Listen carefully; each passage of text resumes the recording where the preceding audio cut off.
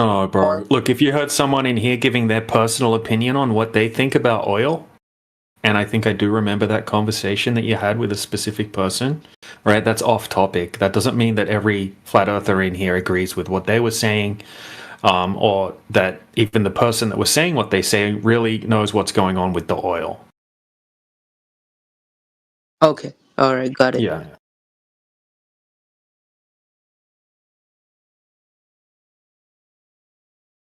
Okay, Cryptic, I posted uh, the tip of the iceberg. Why don't you flip through those? Okay. I'll look at it. I'm looking at it. You need historical context. The OCP is an organization under the president, his cabinet, Operations Coordinating Board. OCB was founded to be a psychological warfare operation after World War II.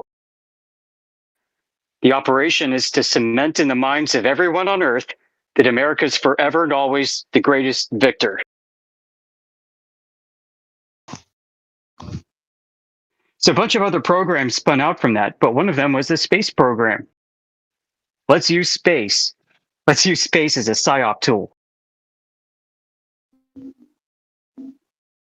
So right now, America has a lot of debt, right? And they have to and people have to keep holding the U.S. dollar for them to be able to print more money, right? So if is all of this, yeah, like including the NASA propaganda machine, a way for America to project superiority so that they will continue to like borrow as much as they want and continue to stay in power no matter what, because like they're superior and they have like this image of superiority. But if this propaganda is destroyed, then that image is also destroyed, and that will affect the livelihood of the American nation.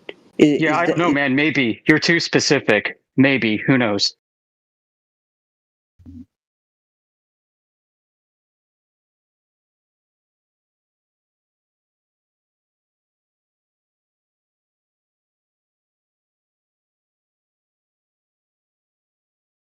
I went to NASA's uh like space center in Houston, and there was this like huge space shuttle at the front. Is that all like fake? Like they just built it for propaganda and all that. I don't know how much of it is. Good propaganda has elements of truth. So I imagine some stuff is true. So that thing can fly, it has flight, but just not to space. Dude, I don't know. Why would I know that? It's very specific. I don't know how specific we can get with this.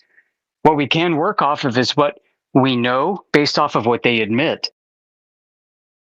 And I sent you documents, so get reading. Research OCB.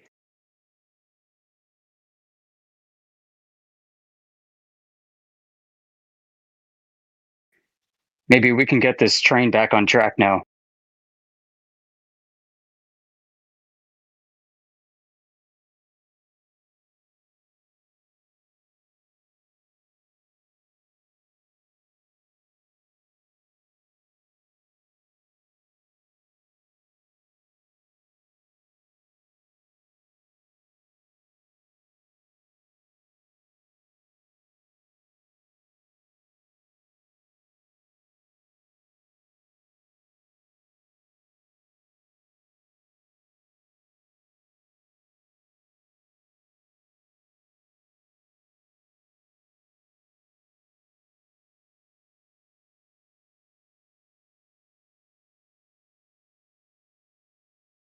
No, we're not here to provide alternate narratives, alternate historical fiction. There's nothing that I want to provide you to give you a sense of belief in something else. What I do want to do is destroy your belief and slaughter those sacred cows of your ideals.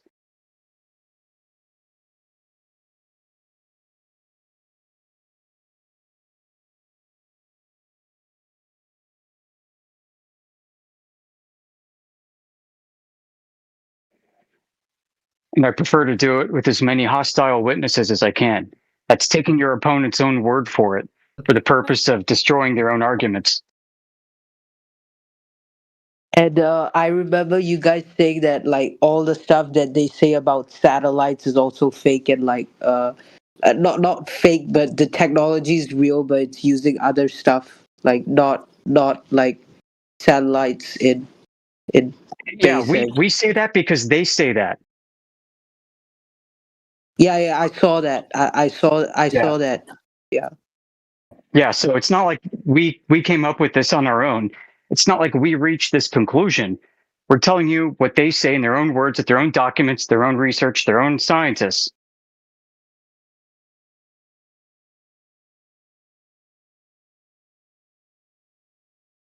And is the CIA involved in like in spreading this global propaganda across like all education systems or whatever? I don't know about that, but I can show you among the documents I sent you includes a letter from the CIA director nominating his right-hand man to lead up the new NASA space agency before they get a director of their own. Why would they need to do that? Well, we know today, as of September, that NASA has been classified as an intelligence operation, according to Trump's executive order, which is to say, in my opinion, that it's always been.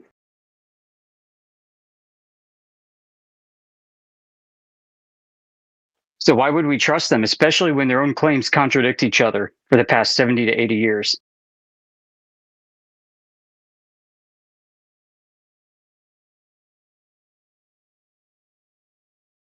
Now we just know why they contradict themselves.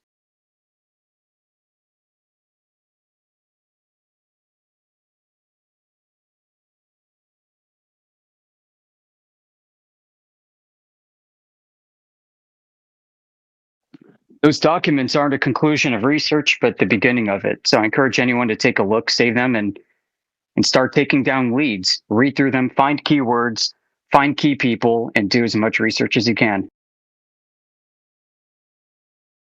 These are public and openly available. There's nothing whistleblowing about any of this.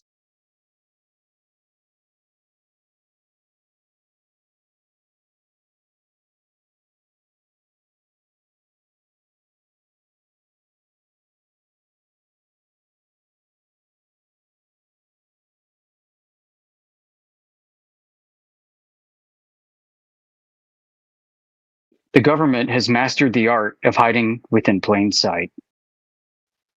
It's called Operation Security, or OPSEC for short.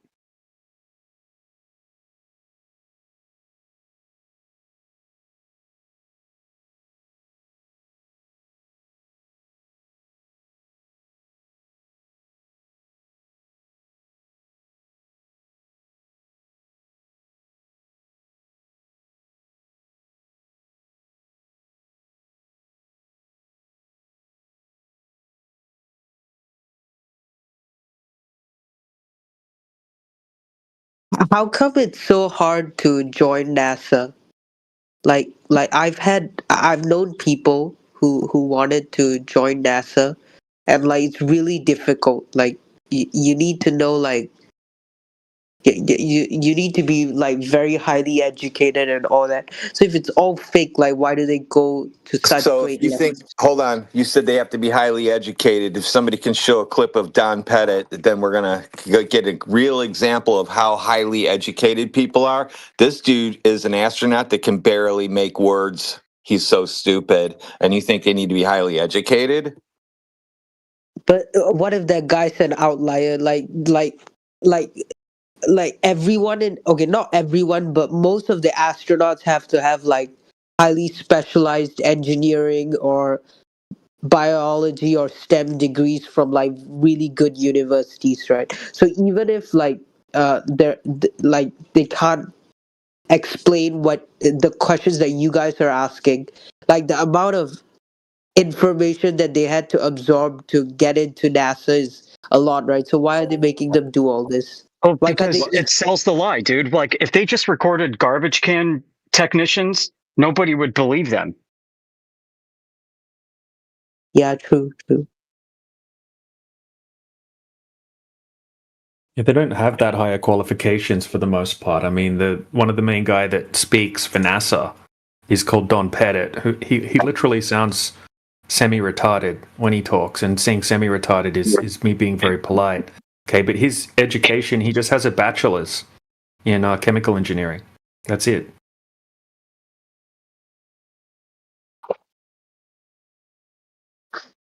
You know, And the that he got in reason the 70s.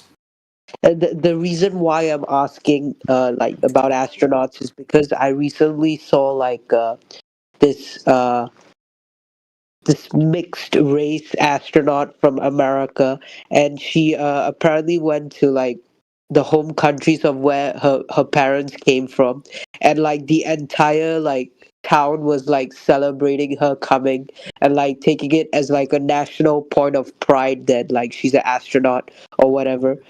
So like like I didn't know like the propaganda could be spread like that. That's how Like you do it.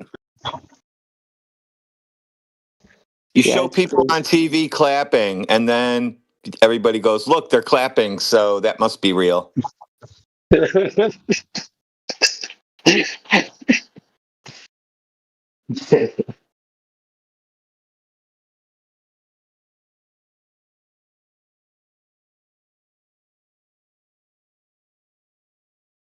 And NASA comes up with a new exoplanet every year. Like I constantly look at the NASA website for like the stuff they put out on interstellar space. I don't know how they're getting all this. Like they don't even know what's on Mars, if there's life on Mars, and they're somehow getting like exoplanet stuff like from out of the star system. Like uh, like unless they made it all up. So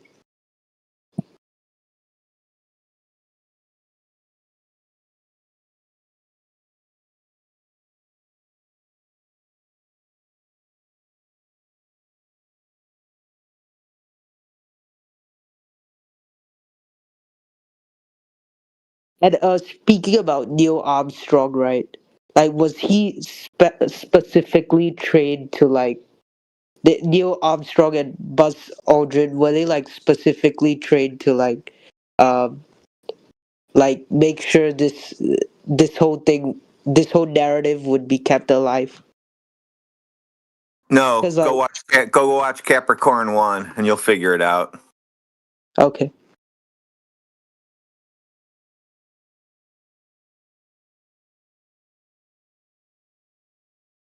I went They to got they I got they got duped into thinking they were going to go somewhere.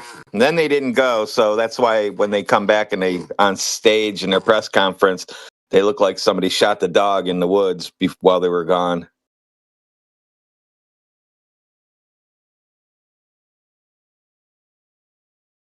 I went to like the NASA place, and like there was this exhibition where they'd show exactly what happened in the control center while the astronauts were landing on the moon.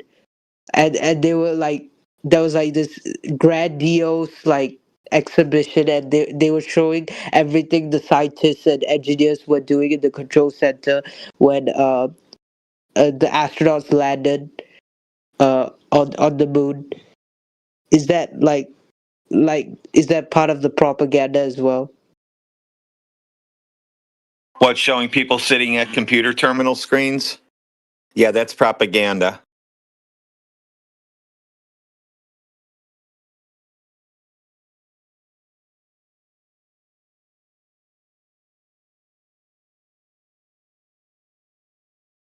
The US military budget, according to what I saw, is like 800. I think it's like $700 billion a year annually. So like why does propaganda cost so much? You got to run it. You got to buy television advertising and social media advertising. How are you going to pay for it? Why are you confusing military budget with NASA budget? Those are two different budgets. But doesn't the stuff that they pay military contractors also contribute to NASA, because Lockheed and Northrop Grumman and all these military contractors are also contractors for NASA. So like the Yeah, well, amount that difference. The military budget, they have to produce a product. The NASA budget, they do not have to produce a product.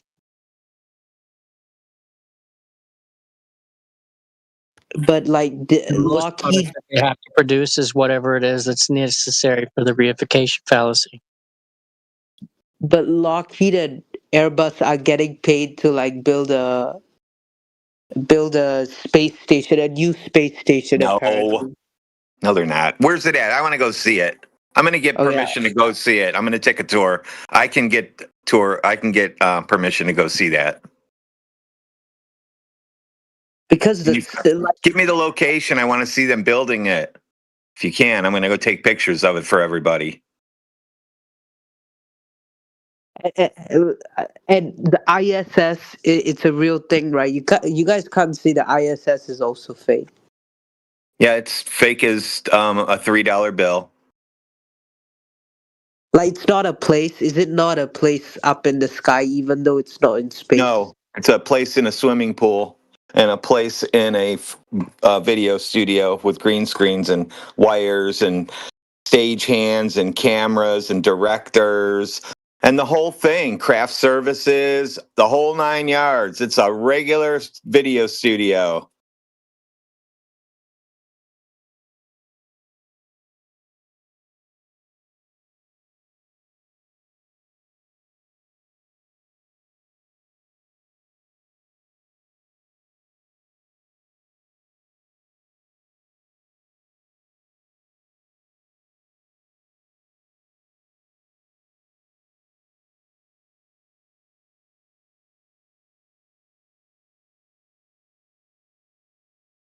What about all the speculation that the government is hiding aliens in like military bases in the US? Like all that's Yeah, they do. fake. They do that so that you think that space is real, and they can still go to space and save us by going to Mars and turning that into Earth instead of just staying on Earth and fixing Earth. They think you can go to a dust ball that's Mhm. 300 degrees below zero at night or something like that, whatever it is, and then 200 degrees during the day. They think you can go there and turn that into Florida with beaches and beach umbrellas and little lawn chairs.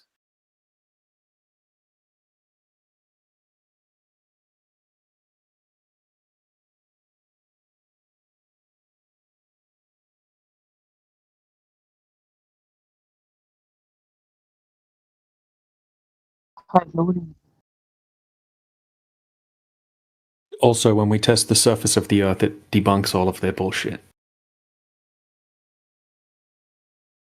Right. Clearly, they have mock-ups. Right. Look in the side chat. Clearly, they have mock-ups, perfect mock-ups of the ISS. They have a mock-up under the water of the ISS. They say they use these things for training and for interviews and things like that. But then we look through the footage and we see all sorts of CGI glitches and people getting caught in harnesses and all sorts of errors, right, that they missed over the years. And at the end of the day, it's going to come down to whether you want to have faith in NASA or not, right? It's not up to us to convince you about that, right? We can show you all of the fakery. We can show you a lot of these things, right? But at the end of the day, it's going to come down to whether you want to trust NASA, because you can never validate any of this stuff.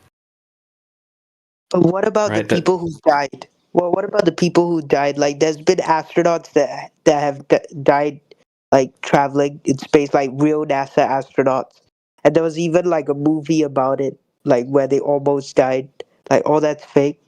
Yeah.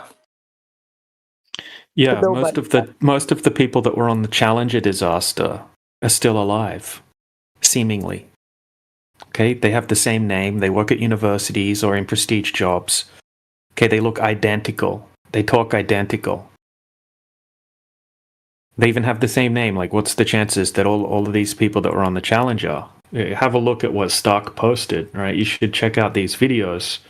Okay, I don't know if someone else has some comparison shots of the people that were on there and the people that live today that look identical and still have the same name.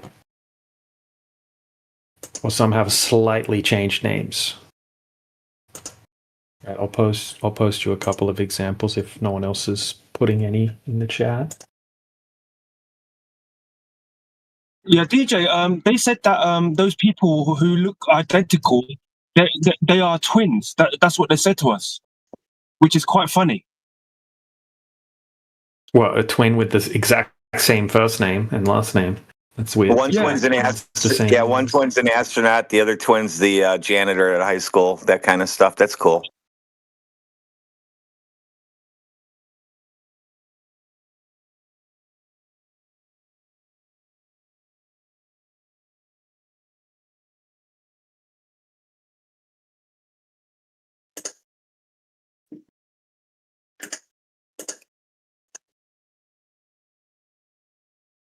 Yeah, it's like, hey, my name's Sharon, and this is my twin sister, Sharon. Yeah, they named us both Sharon. DJ, they are mocking us. That's why they're telling us they're twins and all that. Well, they're not mocking us. They're mocking Cryptic. Yeah, they're mocking the people who believe in the BS.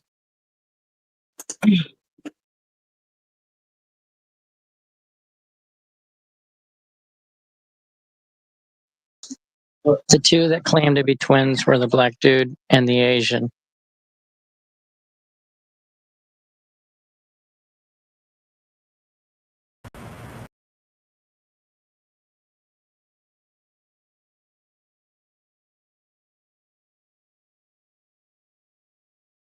I think most people like who simply don't care about space, like about all this stuff, like they don't even care about space exploration, so they obviously don't even question like whether NASA faked it at all.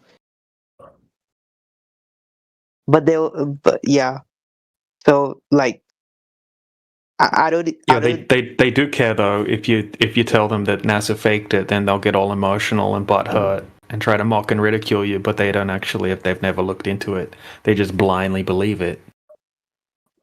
They say they don't care, but they'll come in here like crying about it.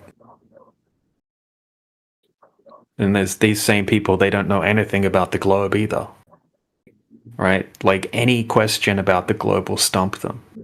Like, does it spin? How many times does it spin in one day? And they'll be like thinking and thinking and thinking, and they get it wrong 99% of the time. Like the most basic questions that we can think of, they don't know. It's just a belief handed down to them from their parents and then reinforced throughout their life. And they never questioned it.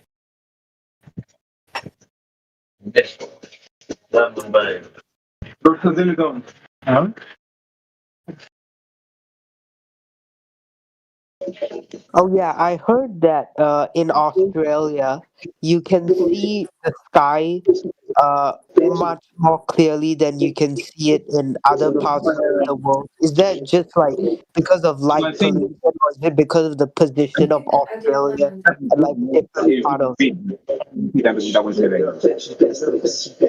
Some assholes hot micing. Just a second.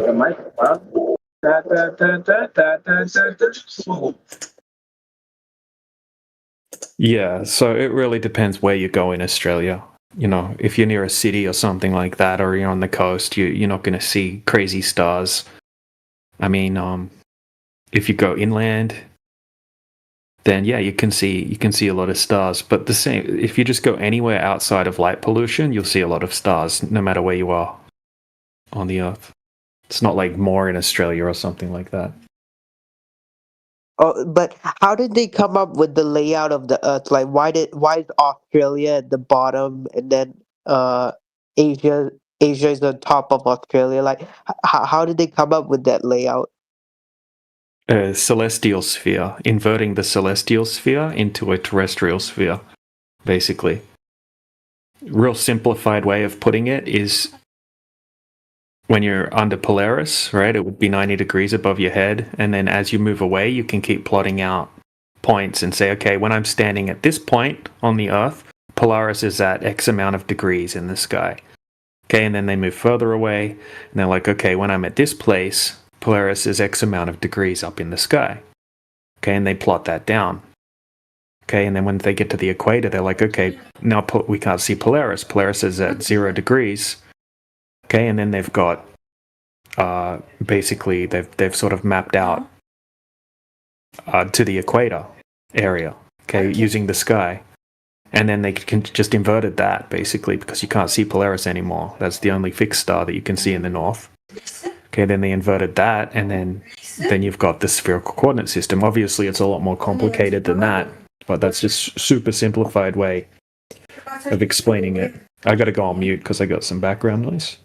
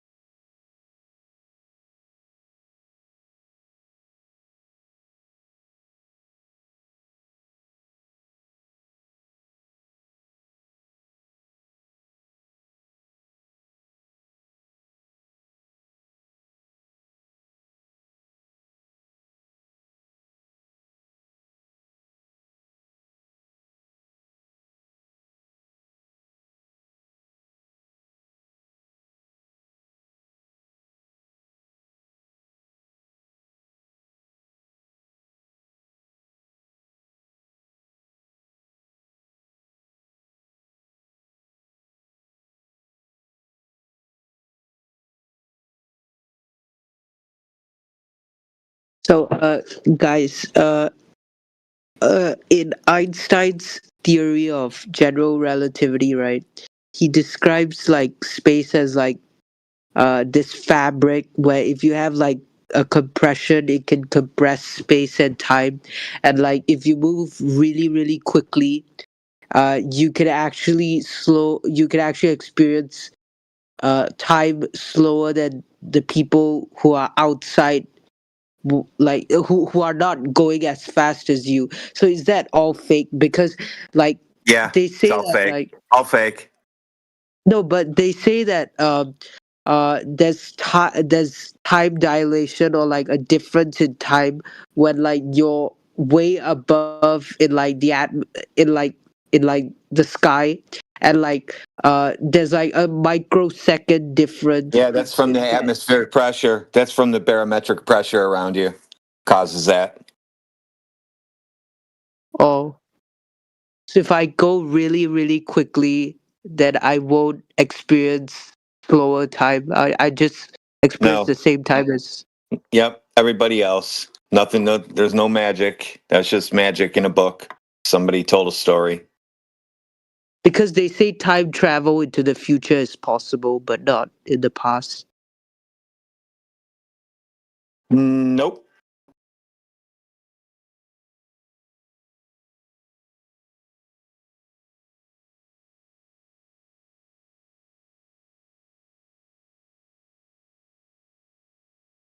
Also, theoretical physicists like are like celebrities. Like a lot of these, like Albert Einstein, Stephen Hawking, all these guys, like but then the actual like experimental applied physicists aren't as famous. Is that like deliberate?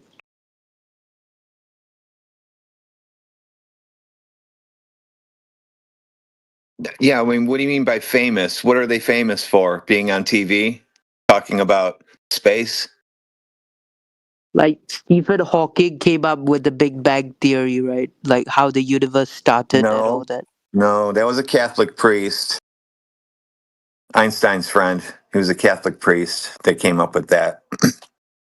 But Stephen Hawking wrote about it. Like he wrote a book. No, no, he didn't. Like Stephen Hawking didn't do anything. He pooped in his pants and ate pudding, and then he was on stage with a. They played sound over a PA like he was talking. but they say he discovered black holes, right? I'm sure he did, yeah, but not the kind you think there of. No, that's just fake. More mind stuff for you guys to believe in space. I'm currently reading this book called A Brief History of Time by Stephen Hawking. I'm wondering if you guys have like any like stuff to debunk it. Like it's the main book that he wrote where he has like all his theoretical science stuff like regarding like He didn't black write holes. anything. You know that, right? But why would he not write anything? He Because he like couldn't when write anything. no, but he has his computer. He writes on No, he his can't do computer. shit. You can't do that now. So how can you do it then? How can you sit there and just stare at your computer and have it come up with black holes and shit back then? And you can't even No, do that now. I can't. I'm listen. I've got 4 terminals in front of me. 2 are running AI right now. I got 2 working on a project for me while I'm doing something else, and I have to tell it what to do. I have to type it in. no, but he has this like he uses his tongue to like No, select I've never keys seen him on use the. his tongue to do anything besides sit there and stare at people like Albert Einstein sticks his tongue out.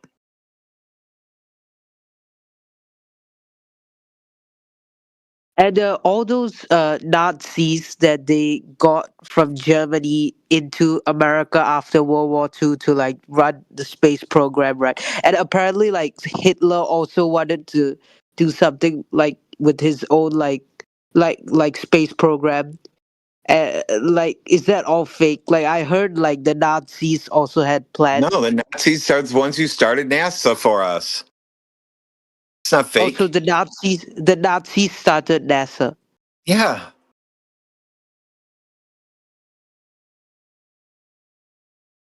Is it the Nazis when they came to America or like still in Germany?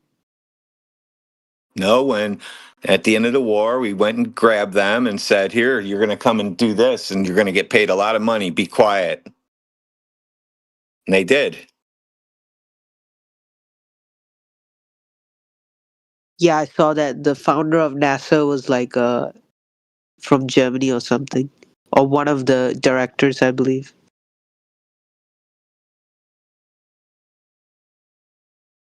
He was a flat earther too. Yeah, they say there was over 100 Nazi scientists working for NASA, and they don't know the full amount, right? That's just the document, the ones that they know, right? There was probably a lot more than that. So, How come yeah. people don't protest about like Nazi involvement in NASA? Like no one seems to care. People do whatever they get told to do by the You're not allowed to media. talk about Nazis, remember? They made sure you weren't allowed to talk about that anymore. So there you go. That's why nobody protests it. You're not allowed to say anything. You can get in trouble. Hey, Cryptic, I if thought you're into America. Stephen, if you just quickly, if you're into Stephen Hawking, there's a very profound. Look, if you could, when you're ready, finish saying what you were going to say. But I posted something at 31 after the hour. Right, I want you to see the bullshit in action. Okay, with this interview Stephen Hawking with a human interpreter. Right, check that out. It only goes for a couple of minutes. I want to hear your opinion about that. Yeah, I'll check it out. His human ESP mind reader.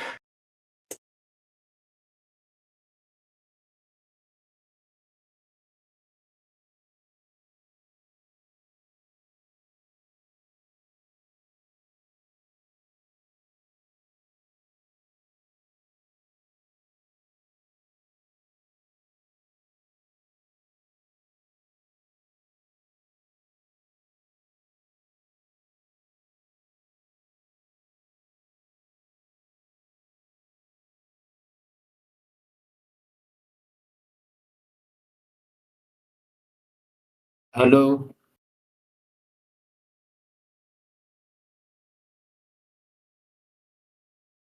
Hi, I'm Steven's interpreter. Yeah, because we're doing an interview right now. I just want to announce he just told me that he wants to go to Dairy Queen to get a flaming burger with onion rings on it. He told that to me telepathically. Oh no! The last time he did that, he dribbled all over himself. And he wants the yellow flaming sauce on it. And I'm not all about that. No, I'm not changing his diapers this time. You're gonna do it. No, it just explodes. I'm just telling you what he told me, and you have to go do it. Well, last time he did it was a summertime, and we could hose out his chair, but it's freezing cold right now. What are we gonna do? I'm just the interpreter. Don't shoot the messenger. Can we Okay, just I replace saw him with an AI now? And a large Coke, he said. I saw the video. Yeah, I get your point on like it being like bullshit and all that. But like didn't he have like a computer where like you could use your tongue to like type out stuff? Like the video you showed, yeah, it looks like it looks like bullshit. Like the interpreter's just like interpreting his modes or whatever. But like Yeah, like he was named as a visitor to Epstein's Island. Oh, That's how you know he wasn't really in a wheelchair. Yeah, that means he's just not he's just an actor in a wheelchair. He probably walks around and does swing dancing and all kinds of crazy shit. He's probably a professional skateboarder for all we know. I mean, everyone that was famous went to Epstein Island, right? So Yeah, that's the way they can blackmail you and they can make you do whatever they want. yeah, even Elon Musk apparently wanted to go. Compromat.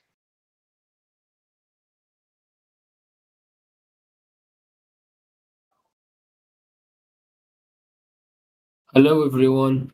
I am new here and I have a question. Can you answer? Hello there. Welcome to Stephen Hawking's Island.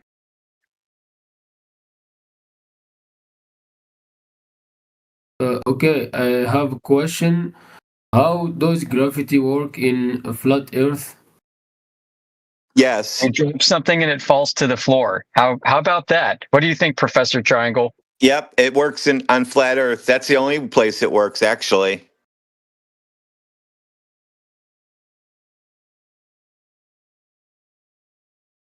How That does was easy. gravity work on a globe? That's the real question. They used Einstein's theory of general relativity to explain like gravity on the globe, but like if you're saying there's no vacuum, then the theory is like false. Like they The use like vacuum's not in his theory. There's no vacuum in his theory. no, but he's using space as like a backdrop, and you put Earth on it, and you put the sun on it, and that creates like a dent in like the fabric of space time, and then It's like crazy how you people understand that shit and it doesn't, and it's all complete bullshit, but you guys like understand it for some reason, and then you at the same time you don't understand it at the same exact time, and yet rely on that as that's what's really happening. Sun and Earth were placed in a vacuum and it pushed stuff around, and now where it's all everything just goes towards the center of balls. And that's just weird. I'm just letting you know that's a weird way of thinking. I think some people simply don't want to, like, including me, by the way. Like, I also don't want to partially accept the reality that, like, we all live in, like, a place where that we can't leave because, like, people get scared. Even in their If the- paradigm, you can't leave. You Can't can. really There's, leave. like, To where? so like, you can go to other planets, other star systems. It's possible, Are they right? habitable? What are you going to eat when you get there? I think the main concern is that people just want to get away from other people. Like, Yeah, I get that. I mean, I think we all get that. But I think that it's still, you can't really leave because you're going somewhere. I mean, as what did you change your name to? Triggering Triangle said. It's a funny ass name. Mars is supposed to be negative 300 degrees. What are you going to do when you get there? Die? What are you going there to do? Die? You go in there to make a beach that you can sit there with a beach chair and sand and the ocean. That's what you're going there to make. You're going there to do that. That's what you're doing. Well, think about it, Cryptic. There's no air on Mars. There's no food. There's no water. There's nothing there. Why would you go there? To do what? There's no plant life. There is water, but it's inside the sand. How do you know that? NASA said. Oh, NASA said. So they know it. The funny thing about going to Mars is when they show us the animations, guess what the first thing they're going to build there is? It's a fucking dome container. That's funny. no, Yeah. but the reason why people are like they don't want to let go of this narrative, including me, is because of like if we're all stuck here, then we have to live with each other. But if there's like a reality where we can all go, What do you think is going to happen to you? You're already living here. You're not going No, but- anywhere. There's not going to be like a bus, already a stuck Greyhound. here. There's not Yeah. going to be a Greyhound station with spaceships that you just get in a line and you sit there and wait and you sit on chairs like a bus station, and then they call Rocket to Mars is next, and then you're like, oh, I got to finish my hamburger real quick, and then you get on the rocket to Mars, and then you fly there while the other one is going to Neptune. That's all imaginary. You notice how they always make it like their little spaceports the same as airports? God damn, if they're going to make it just like airports, I don't want to go there anyway. But No, the 'cause reality then you that got to pay extra to sit in the what's that room when you have the American Express Gold Card? The one I have, I forget what that's called. Anyway, that's Admiral's Club? the only thing you can do that gets you out of the airport is go sit in that room and read magazines. But the reality that you guys are saying, right? That means that like We're not saying it. y- We're not telling you. We're saying it is what it is. Go look around. That's what we're saying is it's just exactly as it appears to be. It's not some mystical I'm saying magic ball that we perhaps imagine in our heads. It's like the reality that we're saying is that narrative is just a complex belief system that has nothing to do with the actual reality we all live every day. no, but if you've read 1984, like the Yeah, George I did. Orwell When I was like novel, fucking 9. yeah, like so, like when you read that and like think about all this dystopian stuff, right? Like one government controlling everything, like that's more possible on a flat Earth than like than if you could go to space, What right? do you think we're So if experiencing, dude? Yeah, we're on a flat Earth, and guess what? That's what's happening.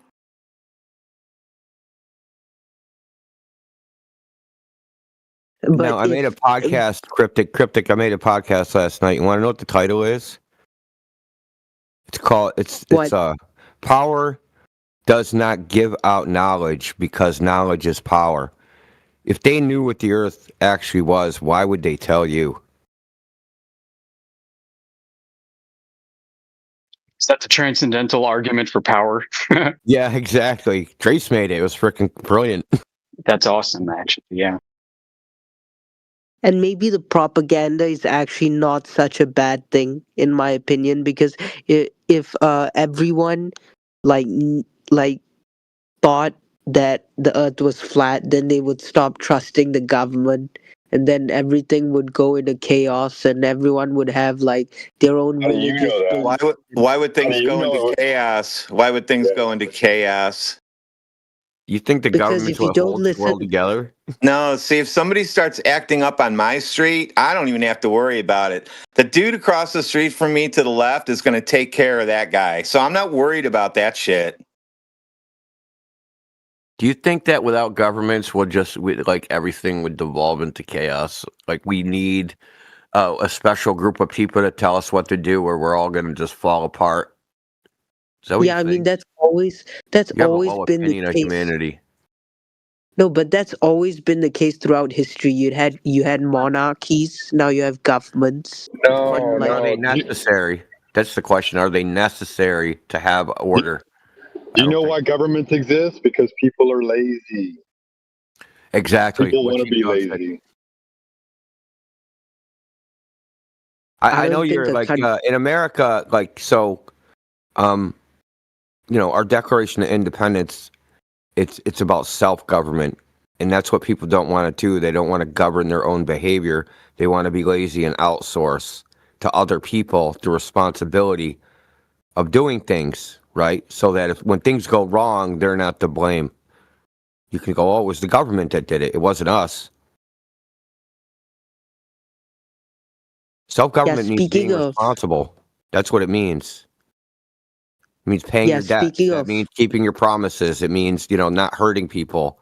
And that if you do hurt people, you make amends. Like those things. People don't want to do those things. Yeah, speaking of America and like the Declaration of Independence and like self-government, right? I think that's what people imagine you go to Mars and do. Like like you can start your own Why would you go there? self-govern yourself. Why Yeah, would I you go think there to self-govern? Because you can't do it in America. Like you could do it 200 years ago. You could do it 200 years ago when it wasn't colonized and it was free for all and Skeptic, anyone where could does do anything. self-government? Yeah, I understand. Where does self-government start? Starts with you, right? Starts No, with the I have to individual. I have to follow the law, right? If There's you don't, laws. Look. They don't have to write every law down. There's unwritten laws. Okay, you can't kill someone for unjustified. You can't, like, if you make a promise, you're supposed to keep it, right? These are what they call the customs of men, right? Like they're unwritten laws. Even in the Roman Empire, they had these unwritten laws. They were called lex non scripta, And in English law, it's called basically the common law. So they're customs that everybody, worldwide. It's what we do, right? They don't need to be written down. Yeah, make a deal, shake on it, get it done. Yeah, I mean, like, yeah. You don't go take someone else, like, even if you're in the rainforest and you saw some other person, you wouldn't just, like, walk up to them and take all their stuff off their body and say, this is mine now, right? That would be wrong That's anywhere. exactly what don't- some people do. Well, I mean, that's just they're criminals. I mean, And they get dealt with too. There's something called street justice. Yeah, like If there all the was- things we do would still happen. They would just happen in a different way. But here's the main thing of these things like representative government. The foundation of a representative government is you elect a representative. He's supposed to represent you in the lawmaking and enforcement of the law and all that stuff, like your congressman, your senator, your president, whatever. They're supposed to represent the people. But why do they need to represent the people? Oh, because the people are incompetent. They can't represent themselves on an individual level. Well, think about the contradiction there that you are only competent to elect somebody to rule you, but you're not competent to govern your own affairs. That makes no sense. The whole foundation of representative democracy or republic or all that, is based upon a contradiction. That you can elect, that you're competent to elect somebody, but you're not competent to govern yourselves. You're only competent to pick your ruler, which is stupid. Okay? I'm not against government per se. I think there's advantages to it, but there's also disadvantages to it. And I just think people need to talk honestly about what you're actually getting. There can be good emperors that make great empires, but you're taking the risk that you're going to get a horrible one that makes people suffer. And we need to just tell the truth about it. That's all. You agree with all that, Cryptic?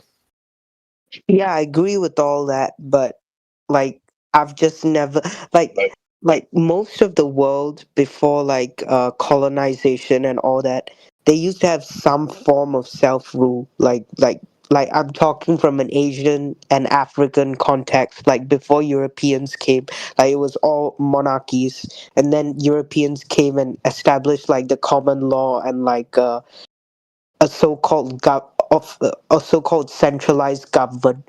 Like before that, there were monarchies, but in your own village, you could do whatever you want. Like there was no way to enforce the law. But Well, people had customs, right? And like the village would, like, if you did something bad, like say you violated a woman, the village would just grab you and and murder you, basically. They'd come together, and then they would corner you, and then they would have a street trial, and it wouldn't be like some formal judgment or anything, and then they would carry out the punishment based off of what they saw fit. Yeah, that's the law of the jungle. That's the yeah, law. we know that. We know that. We know that. It gets to my point. My point is, a lot of these, like these colonizing empires, the way they actually colonize people is because of their administration of justice was better than the one that was before that. They were just better, and so people wanted it.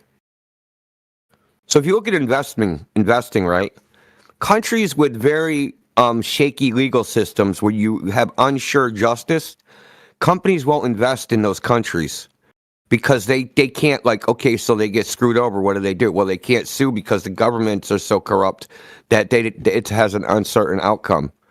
That's why people will invest in Europe and America, because even though our justice is flawed, it's very certain about what the process is. 100%, you know what the process is. The Romans had a saying is, through administration we shall rule.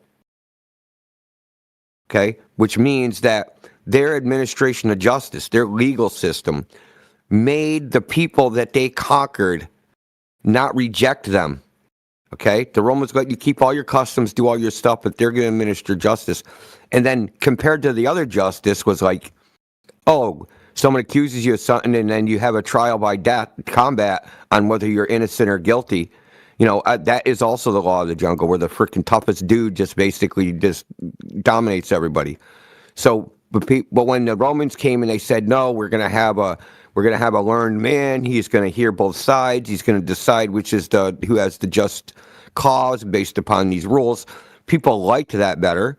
So they didn't really fight against the invading people as hard as they would have otherwise, because they got better justice. They liked their administration of the government. You see what I'm saying?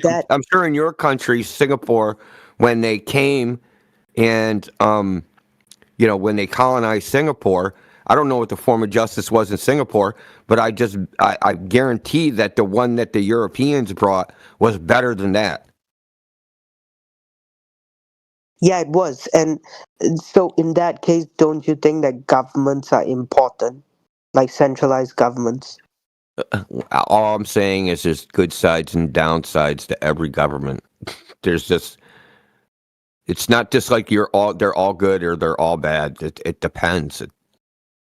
Like if you look at Somalia, they don't have a proper government. Like the government can't even enforce the borders properly, and like people can come in and go out anytime they want, and people can do whatever they want. They govern themselves, right? And the country's in chaos. So like, doesn't that mean the government? When you say it's in chaos, what does that mean? They're in chaos. They're not building rocket They literally kill each other. They kill each other and take kill their each other stuff. everywhere. People get killed everywhere. Yeah, we have a pretty good government here, and like we have lots of murders, but not to the scale where people's lives are disrupted, like on a massive scale. Well, I mean, I think that places like Somalia, because they're very tribal, right? It's like family first, and then the local area, and then the larger government. That's how their loyalties are. I think that they have feuds the same way that we had feuds in America when America was first colonized. You ever hear of the Hatfield and McCoys? You ever hear of them? Yeah. So it was two families, and they feuded for like 100 years of like killing different members of each other's family. There was like a feud that just lasted forever and ever. And like I think that things like that happen in Somalia, where there's just these retribution killings. Someone gets killed for whatever reason, or hurt or maimed, or or their daughter gets violated, or who knows what. And then there's retribution, and then someone gets even for that, and then someone gets even for that, and they're just all going back and forth. And that's because, like you did say, they don't have a proper administration of justice. But you have to think about to what end.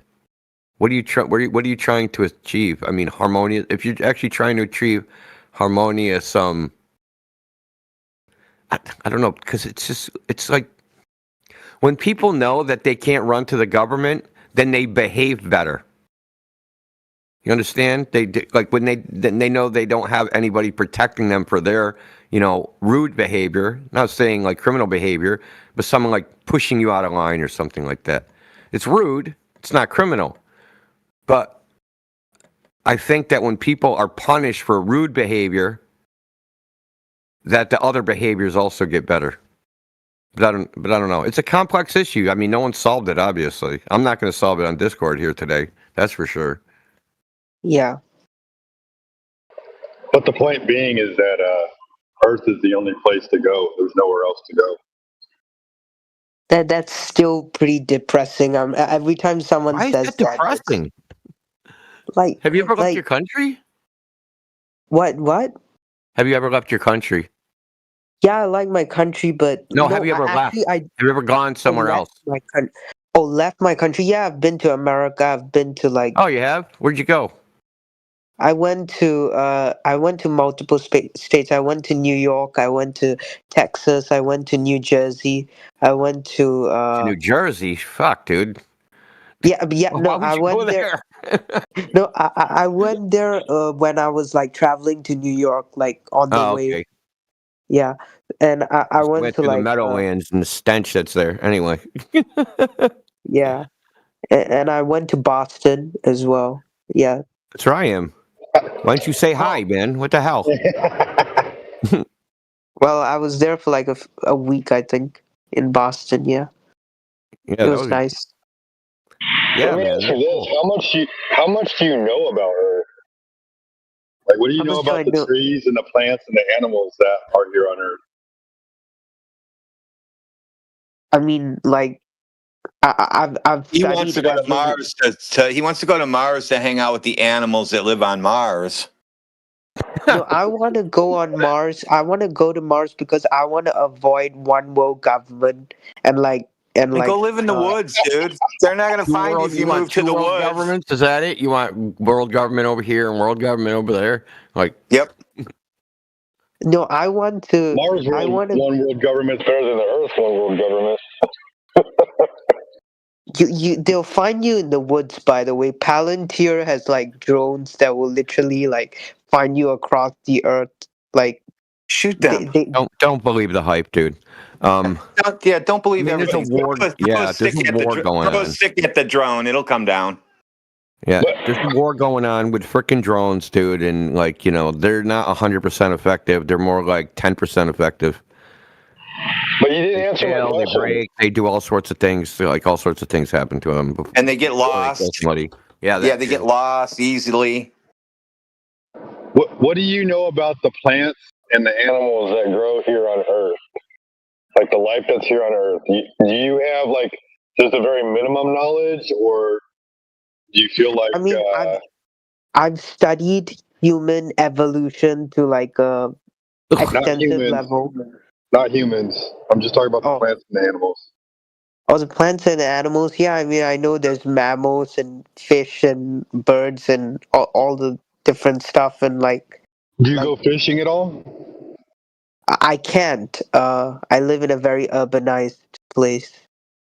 Okay. I mean, that's always a peaceful thing for some people to do is to go fishing. Some people like to go foraging. Some people like to go hiking. There's a lot to go and explore in this world that many people have never even thought about doing because they're stuck in their home and next to their room, next to. Well, he has no solution to that. He has no solution. He's in basically a giant city that he can't escape. He traveled to America, so if he traveled to I know, America, and then he went to other nature. cities. Yeah, and I'm then sure he went to there's other cities. Freaking fantastic. I went from one city to another city. Great. Then went back. Said, "Oh, I like it where I like living in the box I'm in." Now I live in. So, well, hold on. Before we go by, which place is more likely to have easier to set up a one world government, Mars or Earth? Absolutely, Earth. Like Earth What? has like. They Yeah, can completely control your life on Mars, your food, your air, your water, everything. Right?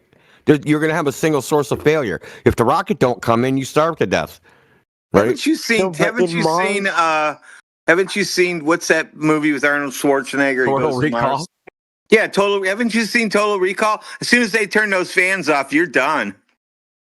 no, but I imagine going to Mars as like similar to how like the first like Americans went, if the first Europeans went to America, like they had like it was free for all, right? They could do whatever Okay. they want. They didn't like Hey, have any. Indio, check this out. Okay. How would you like to just be dropped off in the middle of the desert when it's about 120 degrees? A helicopter just drops you off and leaves you there. That's all you get. You just went to Mars. Yeah, I'm going to salute the flag and be like, I am an intrepid explorer. Bro, you're going to die. Look, but here's the real problem. He saw The Martian and didn't see Total Recall. That's his problem. That's the problem. Yeah, I saw The Martian. I didn't see the movie you're talking about. Do you like potatoes? Droning your own No, poop. not really. Well, you're going to have a problem because it sounds like they're just pooping potatoes up there. Yeah, it's potatoes.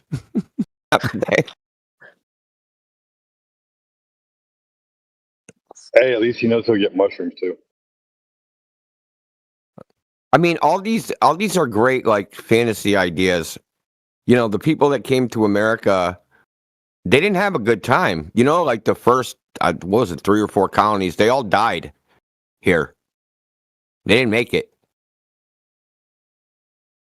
I mean, yeah, but Virginia colony, all they found was like a frickin' wooden sign, with like, I think it was Croatoan scratched in it, and everybody was gone.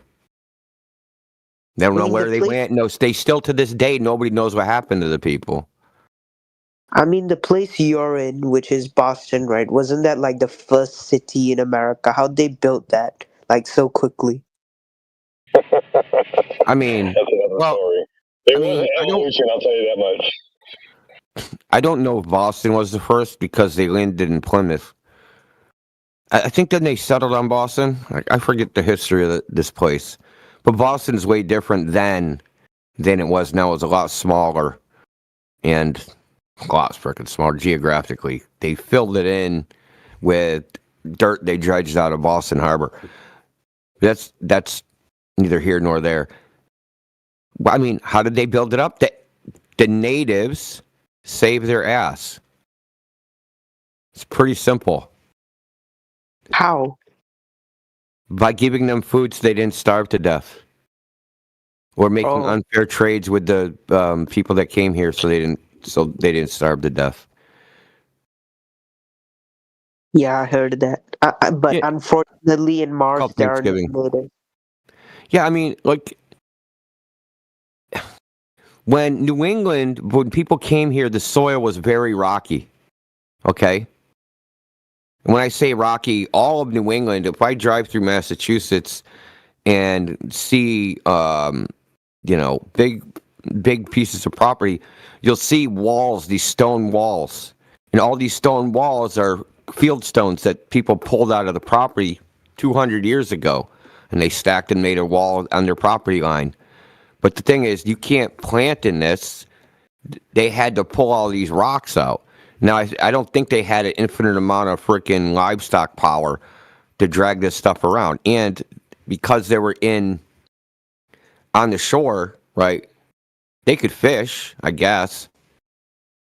I guess they could fish in Boston Harbor back then. But this area was a tidal estuary. You know what that is? Tidal estuary?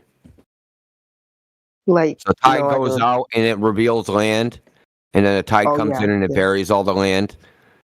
And basically, all of Boston was like a big tidal estuary. The only reason Boston existed as a place is because it's uphill. It's basically a hill.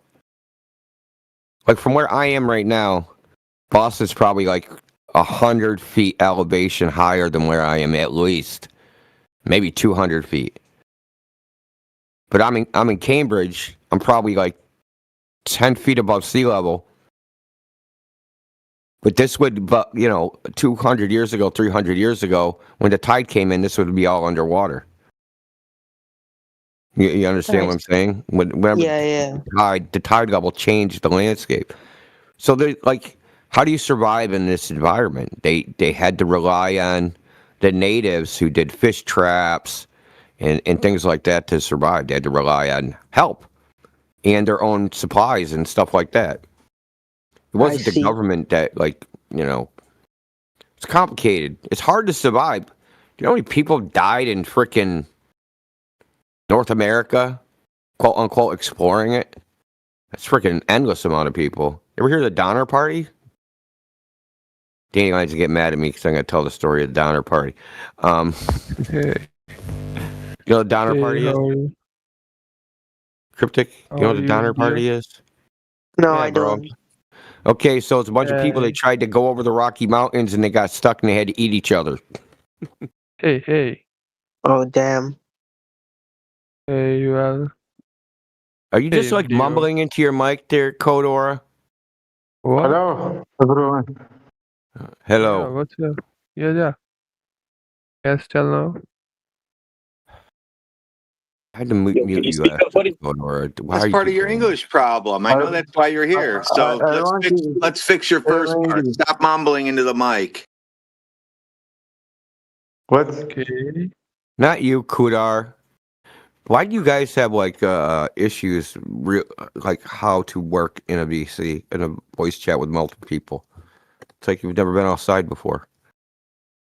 Okay. Okay. Oh, you want to learn English? Kadar, this is an advanced English class or channel. If you're not advanced Code English, Aura? you're not gonna It's Code Aura? That's his name. Code Aura and Code Aura. I mean Kudhar. Yeah.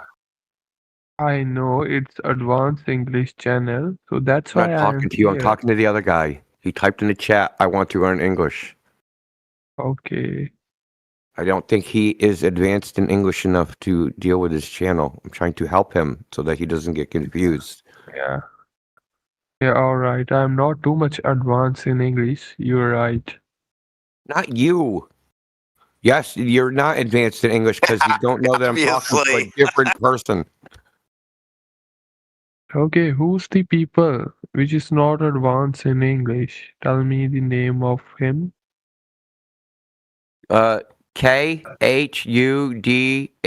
Khudhair. He's right under me. His name. Good hair. Okay. He just Now Quderaser. practice your English with Kudhair. It's I really weird that understand. his name sounds like your name. Okay, I understand now. He Kudara. slept. He slept now. Yeah. Isn't that like the blind leading the blind when you say that, Indio? Yeah, pretty. Yeah. So, Yeah. Indio, That's me. Yes. Hi. So what about me? Am I good in English? You're Whenever pretty I good. You're speak? okay. You're passable. You could come to America and have a conversation with people. Oh, Yeah, you because won't get beat up or anything. okay, so my reason is that to telling you this question because I am preparing for my IELTS exam. So that's why. Is that written English or spoken English? Yeah, all right. Which There's no? 4 parts. There's 4 parts. There's reading, writing, speaking, and listening for that All right. test. Yeah. Sucked at listening. Yeah, I'm good in listening. You don't listen But to what we're saying. What? I'm good in listening or writing. I'm just preparing for my reading and speaking to enhance my band score. What do you think is the hardest? What part? I think only speaking is hardest for me recently, but currently with the help of search engine like Google or ChatGPT, helps me to use the multiple vocab and connectors, which and also help me to enhance my grammar. So that's why I am here able to speak with you in a accurate way. These things from recent time now currently I improved by myself with the help of these technologies. Wonderful. Yeah. I would say the Yeah, only. I'm also taking that test to like go to Australia, and Okay. yeah. Yeah. But I'm a native. Okay. I'm a native speaker, so So where are you from? Which? Singapore. Okay, Singapore. Okay, in Singapore, you're already born in Singapore. Yeah, Okay, that's great. yeah. I'm a citizen. I also just want to improve my vocabulary. Don't worry, if you can use ChatGPT, if you have a skills how to put the questions to the ChatGPT, it is absolutely work for you. Because if you have a skill how to put the questions to this technology, it is good to you, good for you to give a good answers, good guidance. Well, ChatGPT Instead will of- also. It also has voice, right? I mean, not more than ChatGPT. If you use Gemini, I know Gemini has voice where it'll talk to you, where you can No, talk to it. ChatGPT uses voice. You just hit the voice button. I don't. I mean, I No, use it it's not sometimes. perfect. Voice part is not a good, I think. No, it's really good. It's actually really good. You use advanced voice, and it can speak to you No. really well.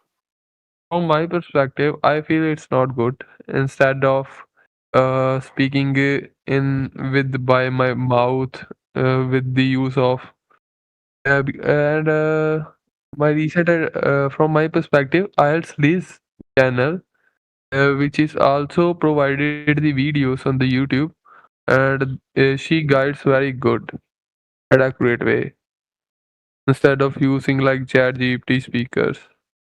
Wait, why are you taking the IELTS? Which country do you want to move to? I want to just like US, Australia. If they'll deport you in the US, dude. I wanted to go to the US, but they're gonna deport you, bro. Not if you come here legally, No, they will people. literally deport And you we're not going even to if start you're this again legal. with you because I remember you telling us they'll beat the shit out of the people that sneak into your country, but you're mad that you can't sneak into ours. Fuck you, bro. No, I don't. No, they're gonna deport legal people as well. I've seen people with like legal status being revoked, like people who go to university, and then all of a sudden there's like no more foreign students. You all have to go back. Well, we can't have. Listen, someone could have a legal status to come in your country, right? What if they started talking? What if they started saying political stuff? Would they remove them? Yeah. Yeah, and that's why these people were removed because they were engaging in. Now, I don't agree with them being removed. Now, listen, I don't agree with them being removed, especially for them saying stuff. They were removed for saying stuff about frickin' Israel. That's not even frickin' America. I do agree that though that they came on here under certain conditions, and if they break those conditions, they should have to leave. They agreed to it. See, this is the thing where people don't want to be responsible. That I was just talking about. They should have read what they signed. They signed it. Okay, I want to go to America. I want a visa. Okay, here's the conditions. Sign it. Then when they get here, they don't want to obey that. They want to change the rules once they're here. No. Whatever you agreed to, you agreed to it before you came here. They agreed to not engage in political activities. It's against the law here. You can't. Foreign nationals can't engage in political activities in America. Just like foreign No, nationals but probably can't engage in political activities in your country. no, I get that, and I get that, and that's completely fine. But Trump is literally putting ice in like the streets, and like they're literally grabbing people off the streets, threatening them, Not and that's legal. even if you have legal status. Even if you have legal status, and on top of that, they're revoking job visas. Like, and I get that, Americans don't want to be replaced in like by foreigners in like jobs and all that, but they're removing the job visas. They're cutting the student visas. They're like, there's ice in the I streets, and they're threatening people even with legal status. So like, yeah. Look, well, well, that all being said, they're trying to get control of a problem. Okay, we have a serious immigration problem in America. They say there's 14 million illegal immigrants. I think it's way higher than that. I think it's probably like 50 million illegal immigrants, at least. Now I live somewhere that illegal. I live in a sanctuary city, so I see more illegals than probably the most people because just where I live. So it's a serious problem. Like look. You When I go report to a them. government, You listen to me. report When I them. go to when I go to City Hall, right, Cambridge City Hall, and I Yeah, talk to the people behind the counter, they're not American. yeah. Think Right. about that. When non-Americans are administering government offices, that isn't okay with me. That I have a problem with that. You should have Yeah, to be a that. U.S. Yeah. citizen to work in a government frickin' job. Yeah, yeah, I completely agree with you on But that. that's how bad it is. That was my point. Is that's how bad it is? You think like the very fact that they can diffuse into government jobs means all the other jobs have been taken over. I mean, I can just look. I could go to store after store after store after store, and there's no Americans working in there. Like Yeah, yeah, I get that. But you live in one of the most liberal states and cities in the Yeah, entire of thanks, dude. America. Thanks Like, for the news. No yeah, sarcasm. I know Well, where I like live. your well, governor. Wait, your well, but government, your mayor's the Asian chick, right? Like, Oh no, that's Boston. I live in Cambridge, which is even more liberal. Our mayor is Denise Simmons, who's a black lesbian chick that's been in office. I don't know, like probably like on her 8th term or well, something. well, but America government cannot provide the green card in less time because it's very hard to get this green card. Yeah, I'm sure it is. Um, well, you can get in. It's called there's a visa called Alien of Extraordinary Talent. So if you have a unique talent that nobody else can do, they'll let you in. But I doubt any of you guys have that. So I don't even have that. Well, yeah, nobody I will. changed my. I But changed do my. you you are already a citizen, I think. Yeah, I am a citizen. I'm saying I couldn't get the visa, and I live here. You know what I mean? Yeah, yeah. So They you wouldn't give help it to to me. I'm the not qualified. can you help to the other people come from the other countries, which is your friend only, to get a green card easily? I don't think there is a way. It's like winning the lottery. I'm sorry to tell you that, but that's the way it is. Like getting a lot of things in the United States when it comes to getting some sort of government grant Yeah, speaking is of like winning the lottery. immigration. It's like gambling. It's like you win or you lose. Like it's just the way it is. Because Yeah, there's so many speaking of. people. There's so many people. It's like they don't actually have there's not actually like a waiting list. The waiting lists get corrupted by corrupt government officials. I hate to say this, but if they have a friend, their friend will jump people on the list. It's just that's the way it is. It You don't means want to move to Boston, though. You're freaking, you'll die poor it here. means it means people spending the money on lottery section. So if they will got visa or they will not got visa, then those people those who are not who will not get a visa, and they will lost our money. They will lost us money. So then those people who get a lottery ticket of the citizenship, it means Yo, they get a benefit. I think it's I'm right. I'm not sure. But Lefty, what are you talking about? Only white America? What do you mean only citizens get jobs in mates, the what government you said was literally bullshit. You know that too, don't you? in America? What do you mean in America? Like you said, government jobs. You went what? You went to City Hall. You said. Yeah, You City said Hall, the Cambridge people City working Hall. behind a desk. You said the people working Well, behind it's a the window, desk but are not Americans. Like what do you they're mean? Man? not. They are U.S. citizens. No, Government they're jobs are not. reserved for U.S. citizens. What do you No. mean? What are you talking about? Individual It is. Government municipality, jobs are reserved for U.S. citizens. not Yeah, and you is local already government. right. Not local If government you jobs, meant dude. by why no, if you meant by why you don't see a white Show person me the behind that law desk, that they then can it only makes hire U.S. sense. citizens. Post it in the chat right now. Post it in the chat. They can only hire U.S. citizens right now. Post it in the chat. I mean, I will show you if you give me time. It's Yeah, literally real. you're gonna need forever because you're never gonna Government show jobs me. are only for U.S. citizens. No, It's they're proven. not. What do you mean? Yeah, I've seen it with government my own jobs. two fucking Well, eyes, dude.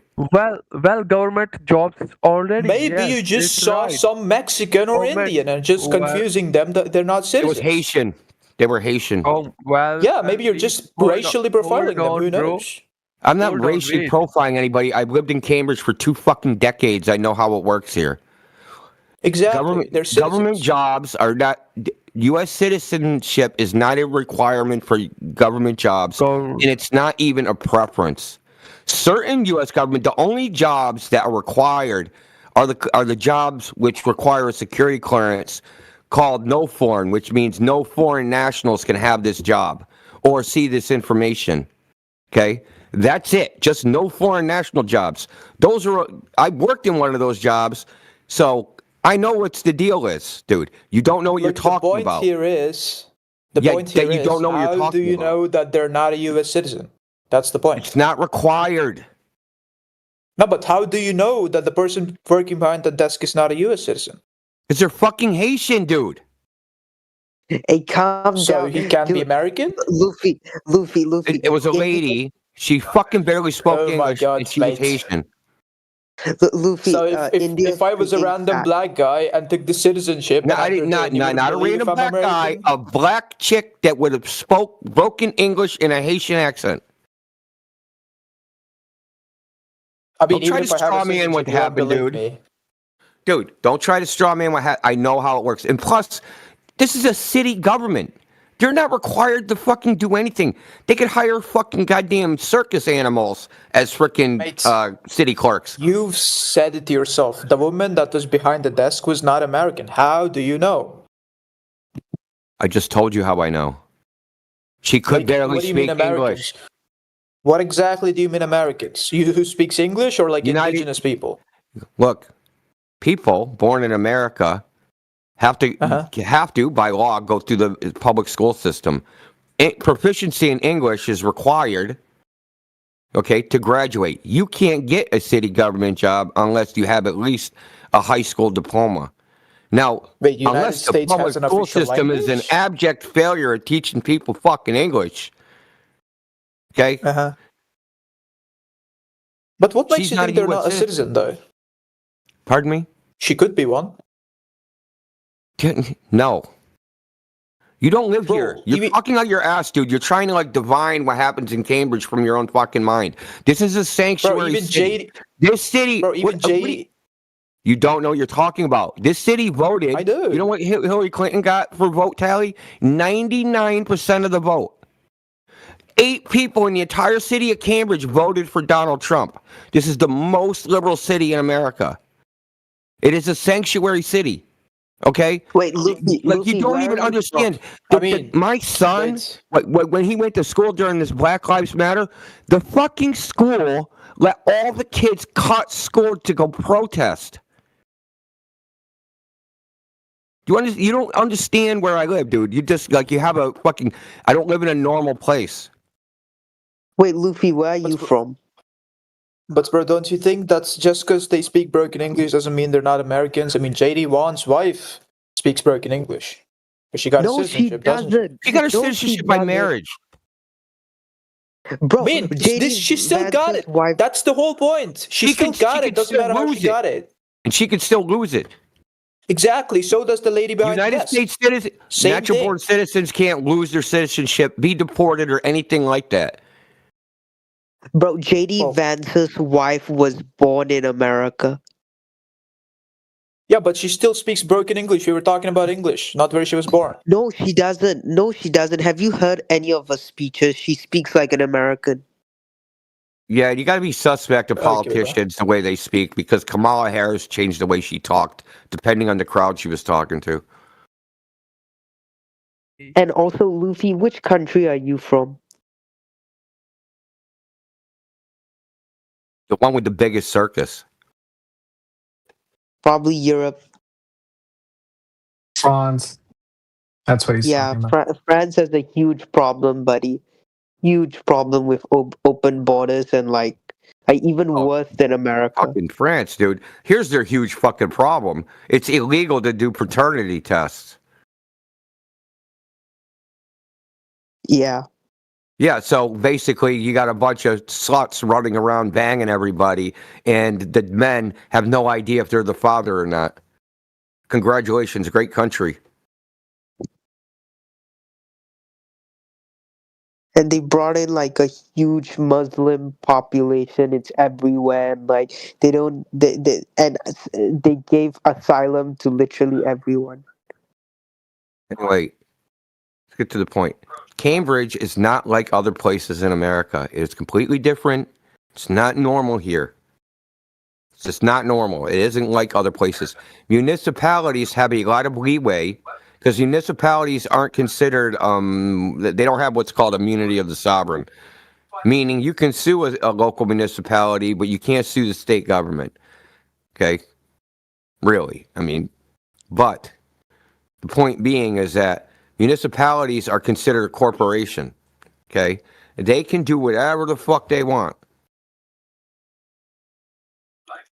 Okay. Well, Indio, what you were said, only citizens. I can barely hear you. I don't know what happened to your volume. I'm just asking. You were recently said that only U.S. citizens get government job. This is right. I think this is right. Not only U.S. citizens. Only some government jobs are restricted to U.S. citizens, and usually those are federal government jobs.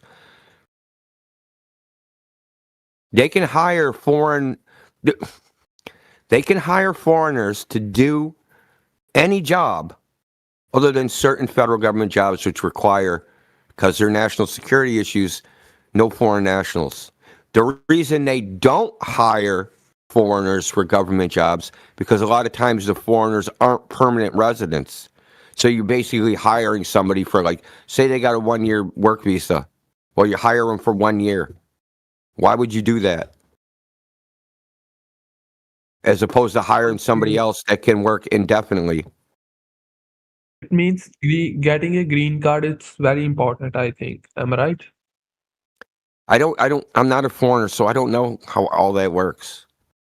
Well, I'm a foreigner who lives in the US, so I can actually speak to it. And I actually defend these policies, by the way. So you don't live in the US. And which country you are living in? Which policy?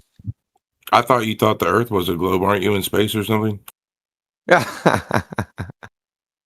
No, continue. Continue. You can continue. Thanks for bringing it back to the topic. Indio, please can't change this topic, please. Yeah, well, I mean, you're asking the wrong person. I don't know a lot about immigration laws. I've never had to deal with them. I'm not an immigrant. I mean, I can tell you what to do when you get here, but how to get here, that's on you. Okay, I know about that. How I can speak like that American accent? What type of the accent you are thinking I have? Oh, I would say India or Mumbai or something. Okay. You think is that right? I think it's not perfect, right? So you don't want to tell me? You want to ask me? Listen. How can I change? How can I get accent like that? You? Well, I was thinking about it because you were like, as you were talking, you talk. Well, there's a couple like. Well, you train on linguistics. Either you learn when you're a child, if not, you go for classes on linguistics and you learn the accents. You can still do that. I will learn the words from Google. How can I speak in this accent? Am I right, Indio? Oh, and like Boston accent? Yeah, I mean you could. I guess. He hasn't got the life of pain to sound like that, though. That's the thing. You just. Yeah.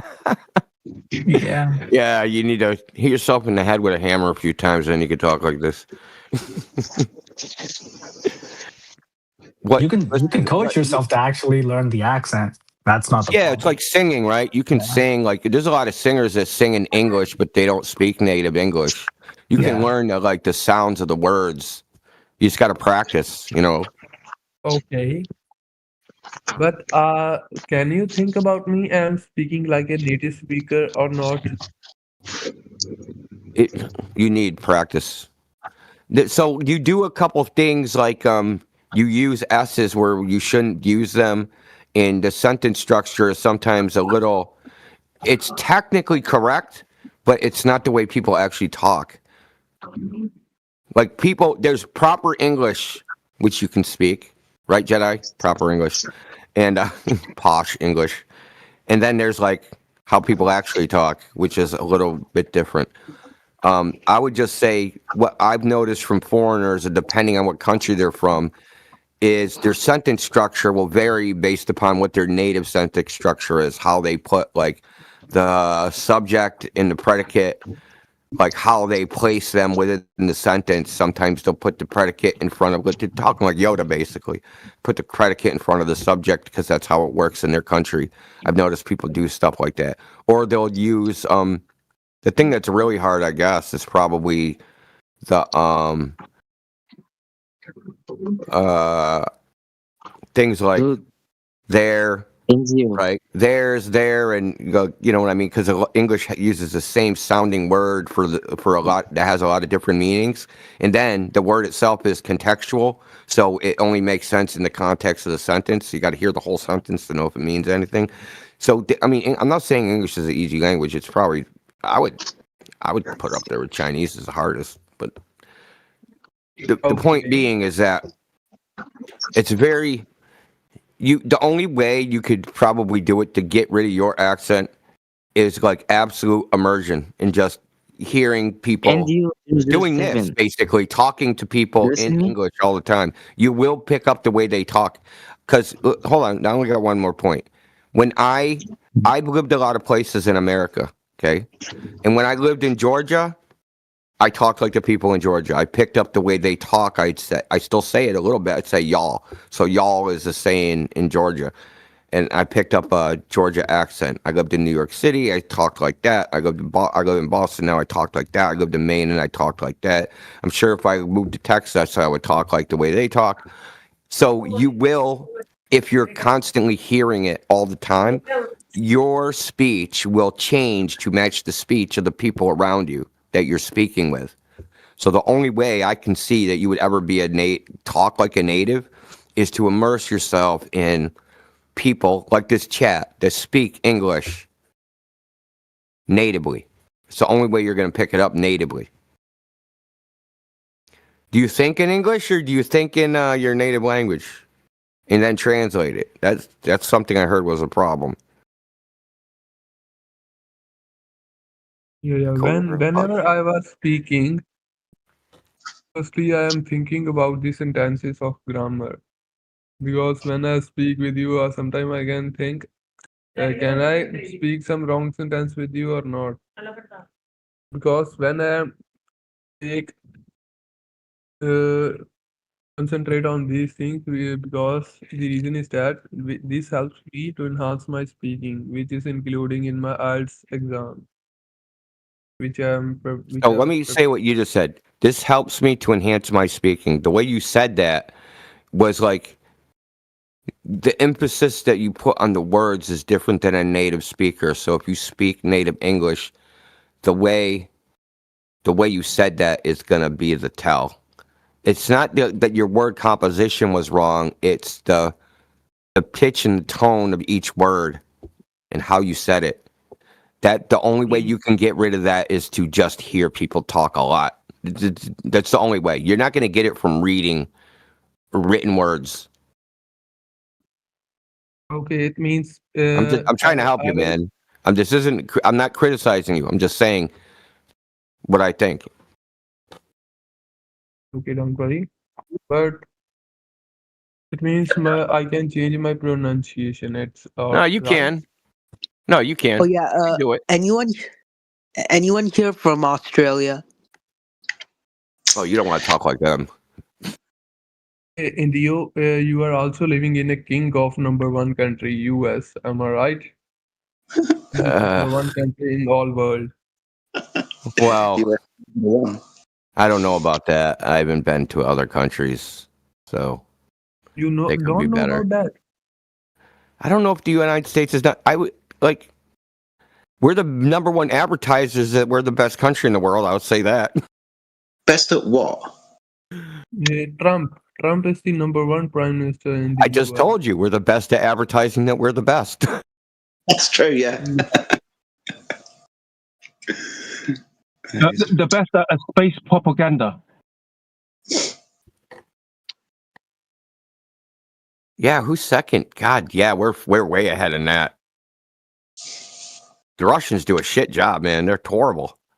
It's a three-way tie for seconds between the Russians, the Chinese, and the Indians now. Man, the Indians need to work on their CGI. what he was saying, Indio? What am I saying? You guys need to work on your computer generated graphics.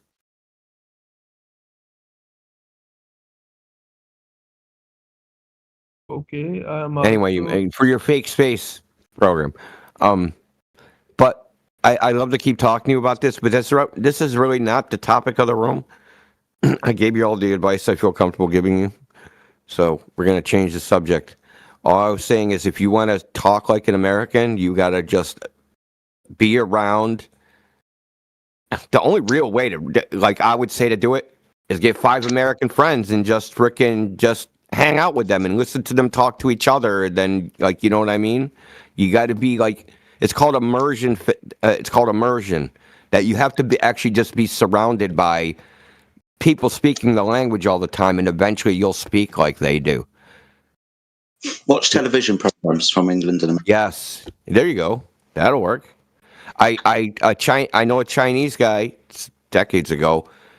He moved to America. He knew no English, and he learned English by watching television. So, Yeah, Indo, what about watching South Park and Family Guy? Is that a good way to learn American accent? maybe they actually cover a lot of different, because they do those cutaways where they're referencing some other thing. It could be, yeah. I mean, potentially. I don't know. I'm not a freaking linguist or speech, expert.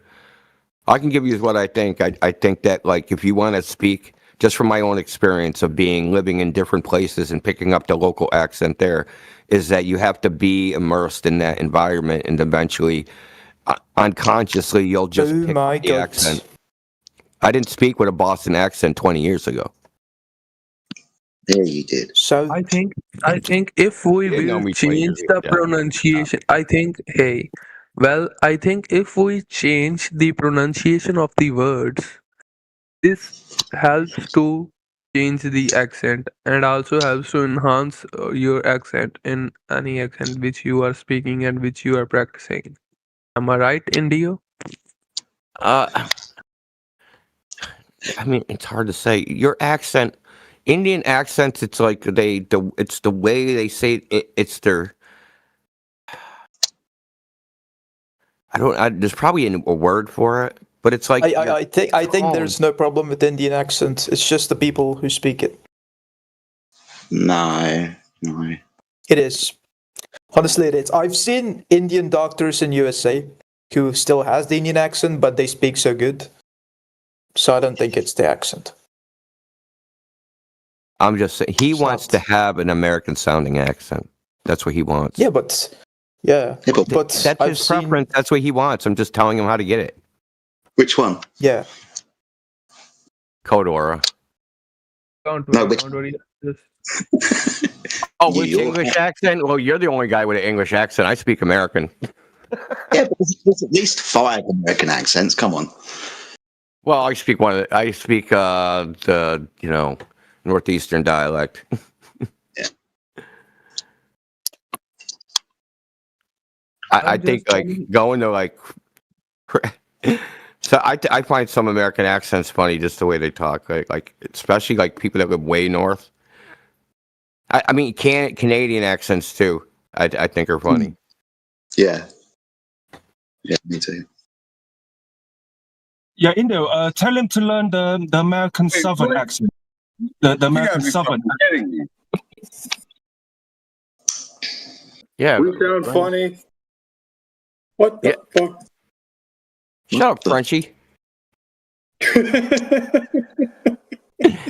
Not you. See, you live in the north, so I'm sure you've noticed that, like, people that live in Eastern Canada talk different than people that live in Western Canada. You've noticed that, right? Yeah. It's weird, actually. The Western Ontario, like that Ontario, accent, or maybe Alberta. Just the way they talk. It starts in Ontario.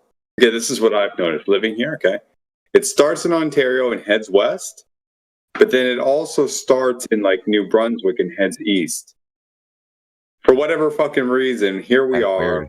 We don't sound like rednecks. I'm sorry, we just don't. But they do. You want to sound like a redneck? No, I'm very grateful. I'm very grateful. I'm just saying, like this Canadian thing I think you're talking about. It's that. You should be grateful. You should be grateful you don't sound Danish. You know, it's fucked up. What's wrong with that? What you are? Are you Danish? Is that your issue?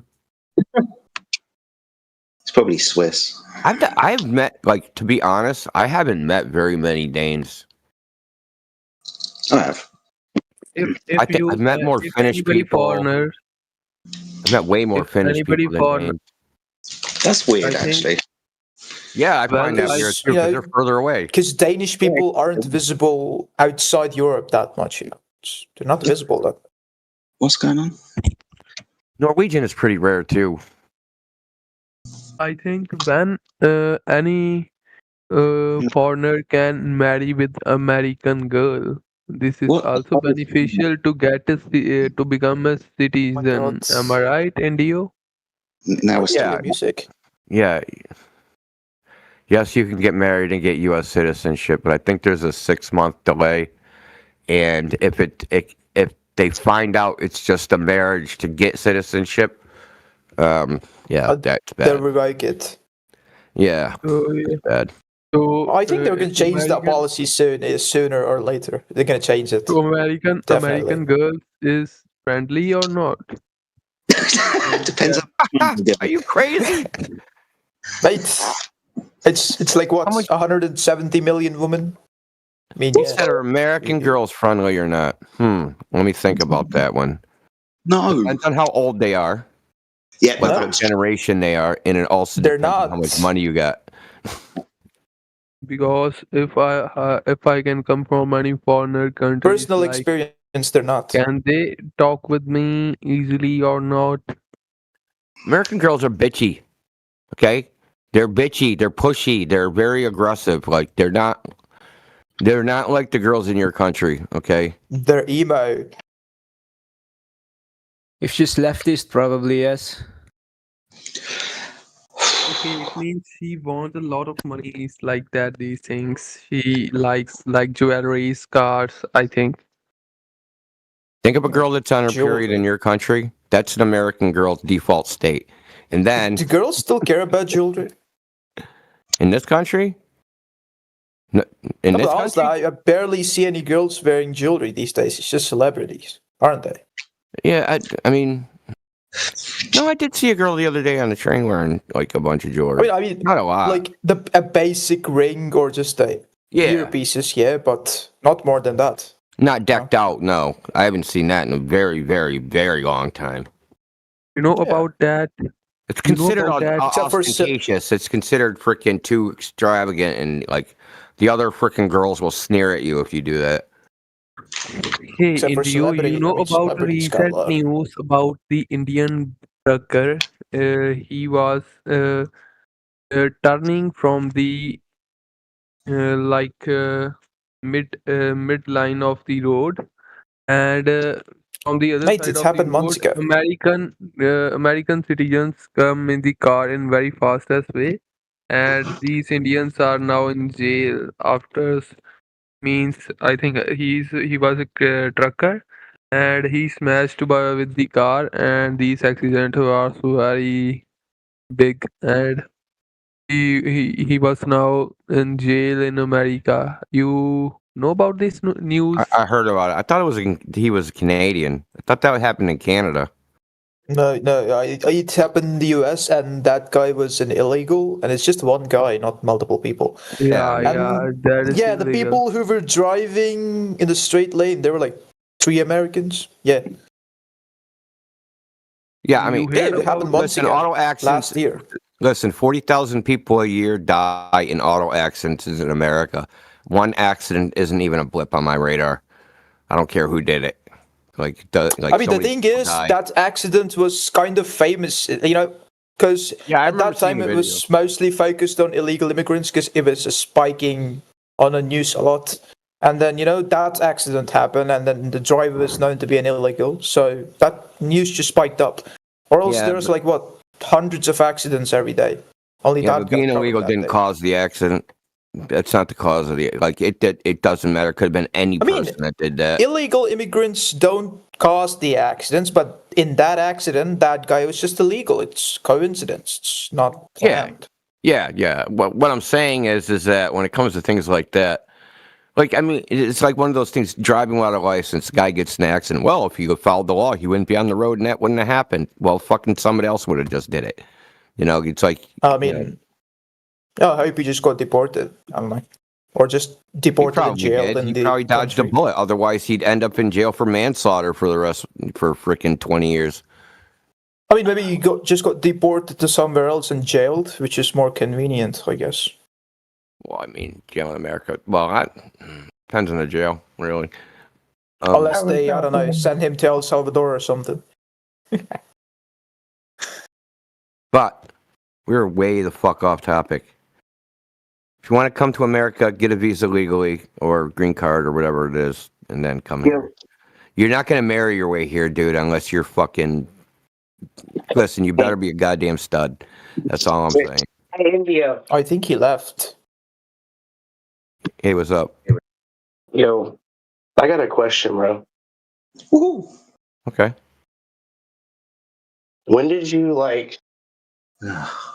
finally make the switch? Well, I went on the internet and I just, because there was a lot of there was information, right? So there was Chicago skyline, there was the Jennifer shot across Lake Ontario, there was some from Louisiana, there was all these, there was the long distance Canagoo photo. There was a bunch of photographs out there, but I didn't know if those people had like an agenda, right? And I did look at some other stuff like geodetic surveying, and that was wishy-washy. So what I ended up doing was, okay, I was like, I'm going to search the internet, and I'm just going to go on Google Images and just look for long-distance photographs. That's it. I'm not like just that random people had taken, just random people. Not, they didn't put it out as anything, right? They didn't put it out as, oh, look, this is a flat earth proof. Like none of that, just random photos. Because you can just go through Google Images and just look for photos and look through the photos, right? So put long distance photo at the ocean. And it probably took me like 3 days to find one that met all the criteria. You know, it wasn't like, you know, because I needed how high the person was, I needed the location, right? Which is people don't put in their photos. It's not something people put in there. And there was a photo from there's a bird sanctuary in the Northwest. I think it was Oregon. It was I think it's on the Oregon Washington state border. There's a large bird sanctuary on the ocean. Seabird sanctuary. And someone had taken a photo, and in that photo was it's a meteorological tower by the National Weather Service, and it was 11 miles away. Now these people, they did the photo they took, they're like standing, like the tide was out, so they're like standing in wet sand. It's just a photo. They didn't say this is a flat earth proof. They're just taking a photo of like birds at the ocean. They weren't trying to do anything. And that was my thing. I just wanted to just get a photo. Just someone that just took a photo, and you know, it doesn't match the globe. And then photo was 12 miles away. There was this tower. I could get the height of the tower. I could get all the stuff. And you could see the waves smashing against the bottom of the tower when the whole entire tower should have been hidden by earth curve. So that was like the final piece of the straw, on top of a bunch of other evidence. So that, for me, that was like the last thing. Plus, I have other considerations other than just there was the physical evidence, and then there's the larger picture.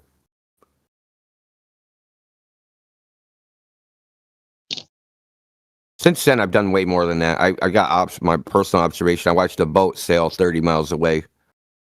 I was 15 feet above sea level, so I watched the boat that was initially 6 miles away, and they have an app called marinetraffic.com where you can track a boat.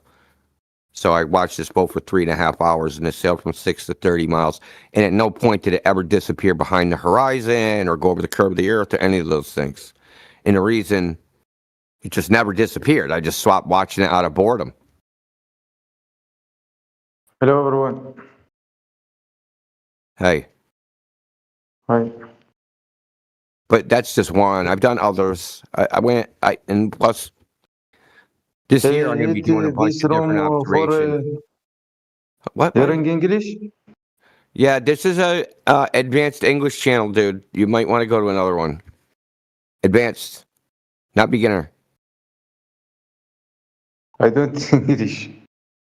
Yeah, I know.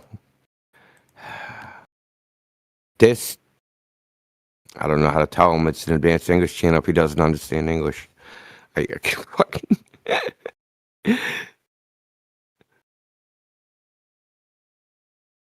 Anyway, this year I'm gonna be doing a bunch of. I'm gonna be going to the Great Lakes. I'm gonna do some more on the Atlantic Ocean. I got a 950 nanometer filter, infrared filter. So I plan on doing a bunch of stuff this year, even more. So, I mean, like we here aren't trying to convince you the Earth is flat. We're trying to give you information that you weren't given. The only thing that's going to convince you the Earth is flat is yourself and doing an observation yourself and testing it yourself. Like, we're not going to do it. Like, we're not capable of doing what they do, right? Freaking endless propaganda that the Earth is a globe. We can't match that. We don't have the budget for that. We have no budget at all, in fact. In fact, my budget's running in the red on flat Earth. But the only way you'll know the Earth is flat is to experience it yourself. So you already have to a degree, but you should go out and confirm it. The globe is just a story. That's all it is, just a story. It's a lore.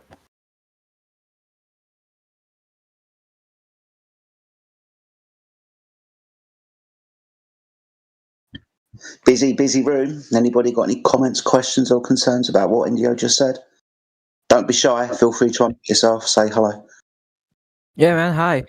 What if you were invited to get into a rocket to go out in space? Would you want to? I'd ask you what makes you think you can do that.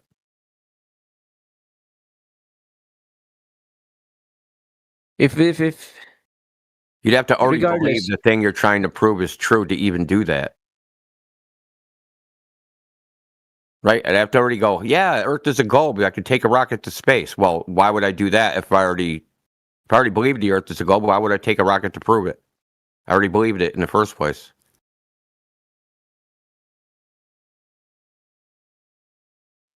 But yes, if I took a rocket to space very far away from Earth and seen it was a big ball, I would think initially that the Earth is a ball, but I would have to verify it by measuring on the surface, because if I see a ball, then it has to be curving on the surface. Conversely, can I ask the question, what would happen if we took you on a rocket to space or high above the Earth and you saw that the Earth was flat? Would that be enough to convince you? My friend? Charles. Yeah, man. Hey. A Jedi's talking to you. He asked you a question. Shall I restate the question? Yeah, please. What if we reversed the situation and you got on a rocket and went up in the sky and turned around and saw the Earth was flat? Would that be enough to convince you? Oh yeah, absolutely, man. If Really? it was to if it is meant to witness it being flat or round, then yes.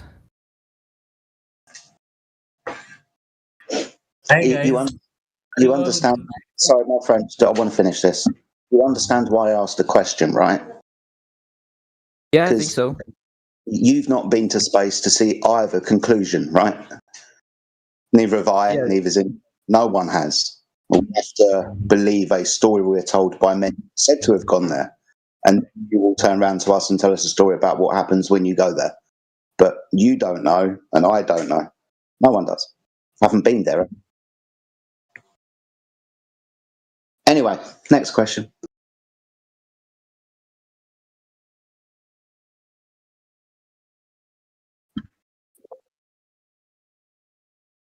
Has anybody else got anything to say? Any other comments, questions, or concerns? I don't like consent. The topic is the Earth and its overall shape. Some people say the Earth is a planet, so a sphere, and some people say the Earth is flat, so not a sphere. What do you say? I don't know. Good answer. I like that. Yeah, flat. I don't know.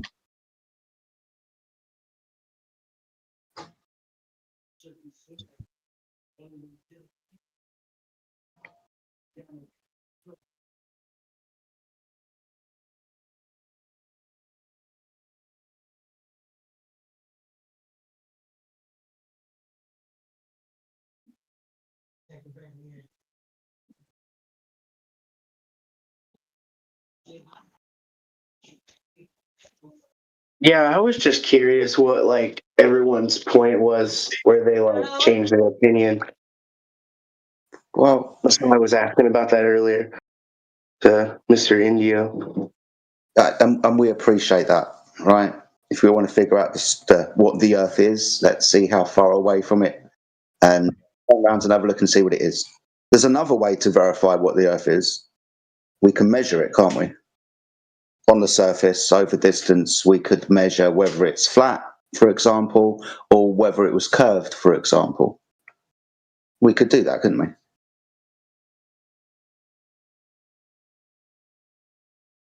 Yeah. Cool. So this is why I asked a question. The hypothetical that you said about going up into the sky, right?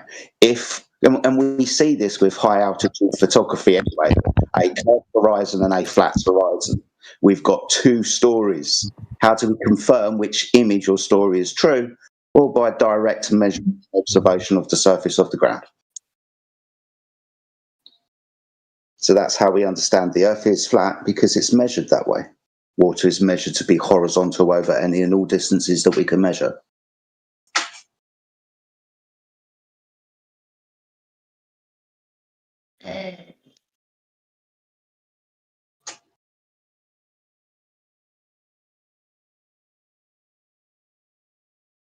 Lots of people jumping into the chat. Welcome everybody to the Flat Earth channel here on the English Hub. We welcome you being here. If anybody has got any questions or comments or points they'd like to raise, please unmute yourself, introduce yourself, say hi, tell us what your name is and ask a question. There are lots of Flat Earthers here. I see DJ's in the house, Indio's in the house. My name is Jedi. Who else have we got in here that's a Flat Earther? We've got Plain and Truth is here. Who else have we got here that's a Flat Earther? I see Yaga Bruno is here as well. Car at the bottom. Yoda, unfortunately, is deafened. There are a lot of Flat Earthers here. If you want to ask some questions to Flat Earthers, maybe you can ask them why they say the Earth is flat. But welcome, everybody, to our lovely little channel. I hope everybody's having a fantastic day. Please, like I said, don't be shy. Thank you, Jedi. Good morning. What's up, my friend? Hope you're doing well.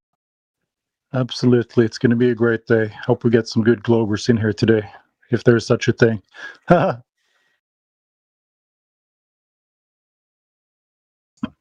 See, DJ's in the house. What's up, DJ, mate? Hope you're doing well.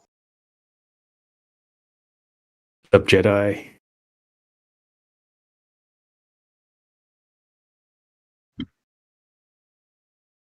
Everything's good on my end, man. We had negative 22 last night. That's crazy. It's coldest temperature I've ever experienced.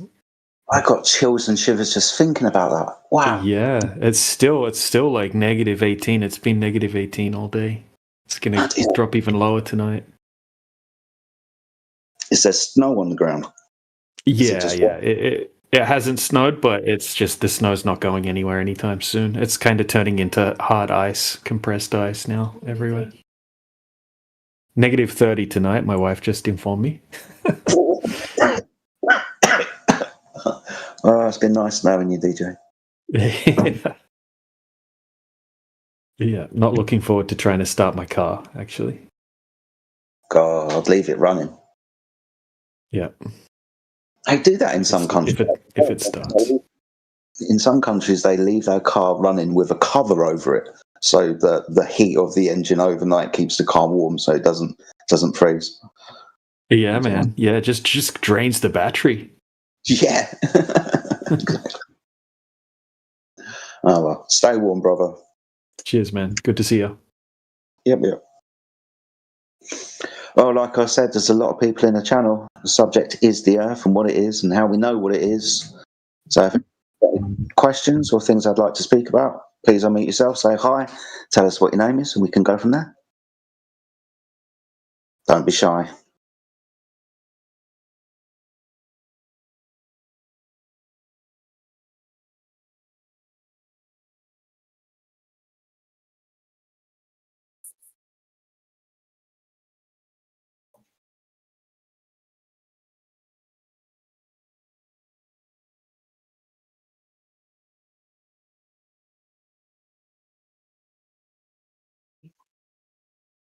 Well, the event is simply a join to ask questions about Flat Earth. Oh, we do have an event going. Yep. Awesome.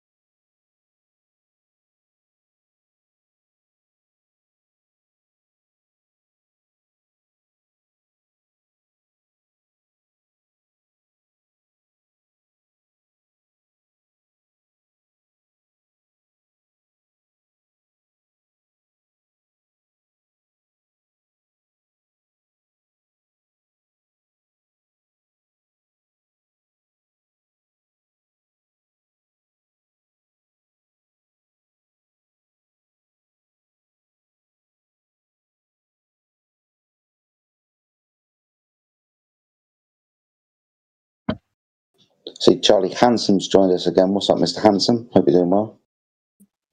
Jedi, how you doing? Yeah, good, my friend. Good, my friend. What brings you by today? Is there something you want to say? Something you want to ask? Throw it to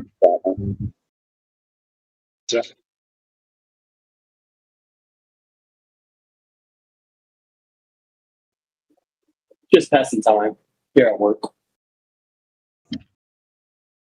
Fair enough, my friend. Well, it's good to see you anyway. Hopefully we can drum up some conversation in some short time.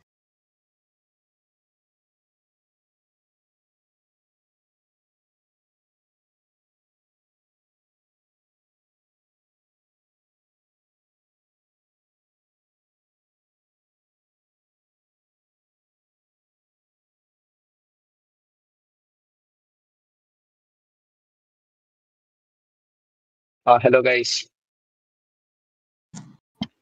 Hello, good afternoon. Hello. Yeah, good afternoon. Can you prove me how the Earth is flat? Yeah, water is measured to be horizontal upon the surface. So if 70% of the surface of the Earth, more or less, is water, and water is observed, measured, and then practically used as a horizontal reference date, and the Earth is flat, would you like to see the measurements?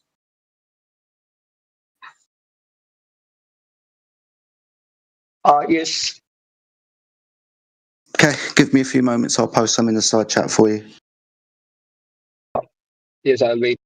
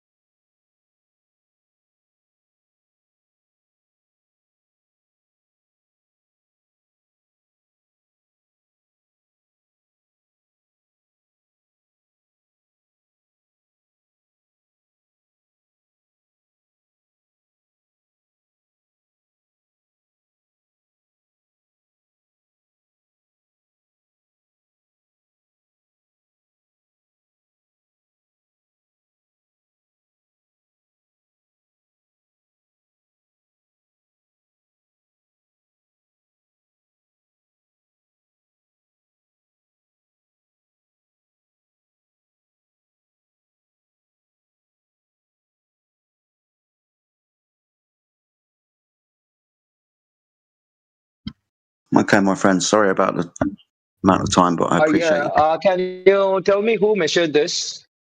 Yes, so you will see the people who measured them because you can watch them measure them. So it will be the individual people who take the measurements who produce the video. It's their video, their results, their observation.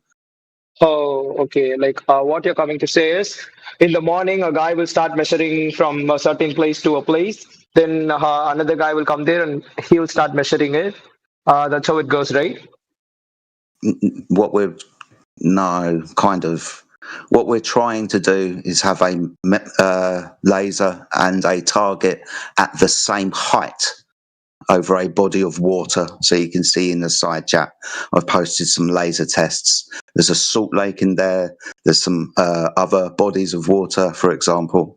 So the premise of the test is both laser and target are at the same height above the surface of the water. If the surface of the Earth was curved, there would not be a direct line of sight between the laser and the target. If the surface was curved, then the laser would shoot over the top of the target and not have a direct line of sight. What the evidence shows is that we have a direct line of sight over distances of, I think it's 20, coming up to 30 miles in some of the videos put in the side chat that should display curvature and don't. So with this direct surveillance of the land, we measure the surface of water to be horizontal where it should be curved if it was a sphere. Uh-huh.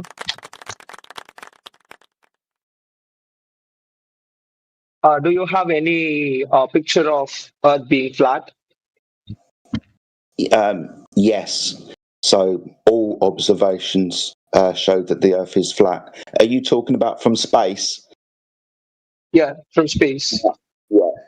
If I was to give you a picture from space, would you really accept that as evidence, or would you prefer to measure the surface of to see what the Earth truly? I could give you a picture of anything, couldn't I?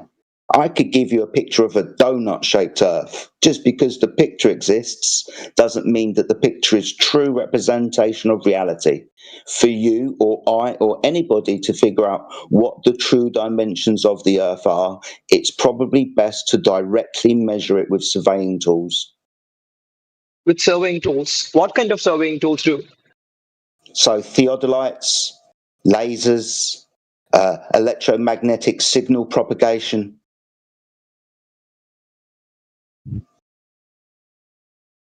Surveying tools.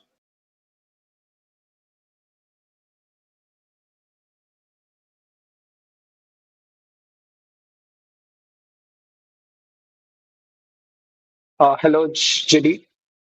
Hello. How are your measurements accurate? Can you give me evidence?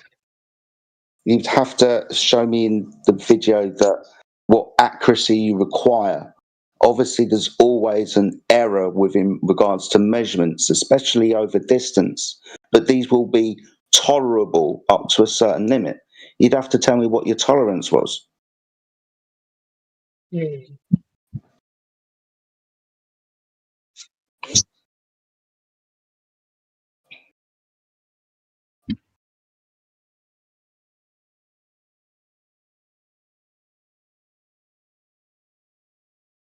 Can you repeat? Hello.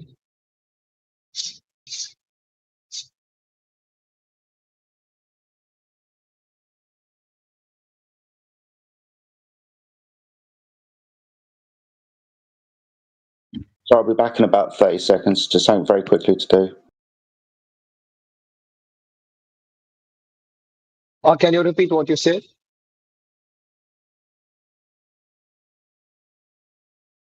Oh, okay.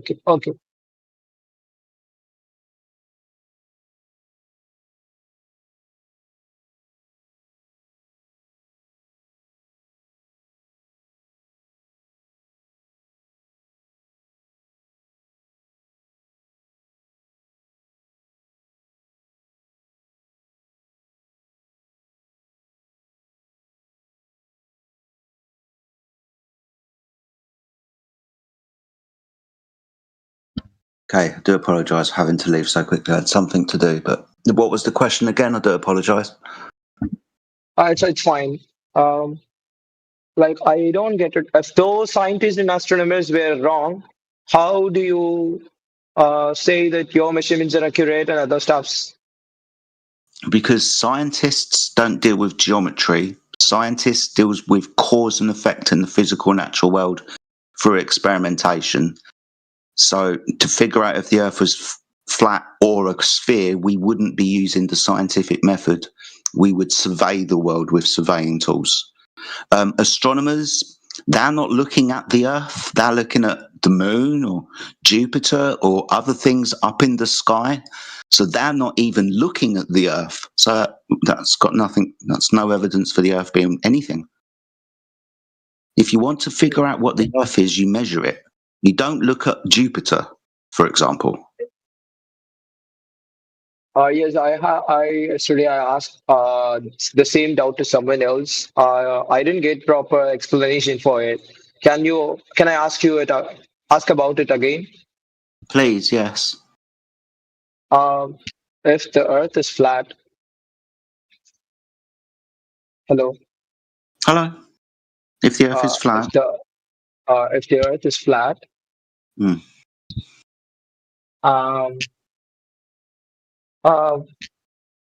let's assume the sun rises at India first. and it rises at UK after some time. Mm-hmm. So how do you like in India it rises at first, and at UK it rises after some hours or some minutes or something. Okay.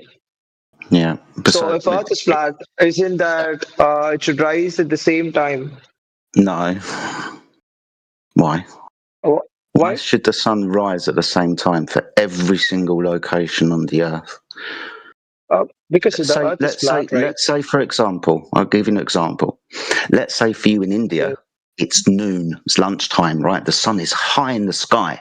Me in the West, in the UK, the sun isn't directly above my position, right? It's further away from me. It appears lower in the sky to me, like on the horizon.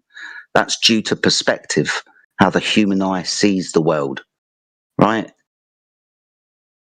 You understand if you to look down a street and you were to observe the street lights above your head, you will notice that with distance, those street lights appear to you to go downwards and downwards towards the road. Now, the street lights aren't actually getting smaller. It's just perspective. So for me in the UK, when the sun is above your head in India, it's like me observing a street light at the end of the road, because the street light, the sun, isn't directly above my head until the sun moves, because the sun is in constant motion above the surface of the earth. So when it's solar noon, for example, in India, the sun will keep traveling towards my location in the UK, for example, or in the West. And as it moves over time, for me in the West, it will appear to come up from the horizon until it reaches solar noon. And then it will be more or less directly high in the sky above my head. For those in America in the West, it will probably be morning time. The sun will appear low on the horizon until the sun moves from the location in the UK in the east from the Americans' perspective. And as the sun moves towards America, it rises in the sky for the observer standing in America. This is just the sun moving and how the observer observes the sun. Okay, so why does time? Why does different countries have different times? Exactly the same answer. The sun. When it's solar noon for you in India, the sun is high in the sky. You can get a sundial out and it will cast a shadow towards the north. For me in the UK, it will be morning. The sun will not be high in the sky until a few hours later, where the sun has moved to a position where, for my position in the UK, let's say London GMT, it appears 90 degrees towards the south in the sky. So the sun will dictate what we call time zones, more or less. It's highly political as well, and there are other factors as well, calendars and so on. But ultimately, the sun does that. Same thing for seasons as well. The sun does that. Sun moves throughout the year, rises and sets at different locations on the horizon to you, the observer. Throughout the year, we have the sun high in the sky at some points and low in the sky at noontime at some points. We call this summer when it's high and winter when it's low. Okay. So let's assume the world is flat, like you said. Then what will happen to the spherical core in the center of the Earth that geographically speaks about? There is no spherical core at the center of the Earth. If the Earth is flat. If you're asking me what is down... Okay, what about gravity pulling everything to the center of Earth? And what about gravity pulling everything to the center of Earth? I don't know. You don't know? No. What I know is the Earth is measured to be flat. So whatever the causal relationship that is happening, things go up and down or whatever, is happening on a measured flat Earth. Okay. You've got a story about gravity that is only really applicable to what do you mean by you don't know? What do you mean I don't know? You have every evidence, right? You asked a question. Oh, sorry, you can speak. I haven't completed a scientific experiment. So I do not know what causes it to happen. For us to figure out what causes things to happen in the natural world, we will apply the scientific method. I cannot apply the scientific method because I can't even make a hypothesis.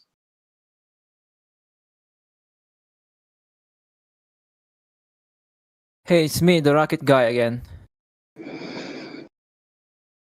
Hi. Yeah, what do you have against nautical miles? Do I have against nautical miles? Sorry, what gives you the impression that I've got something against?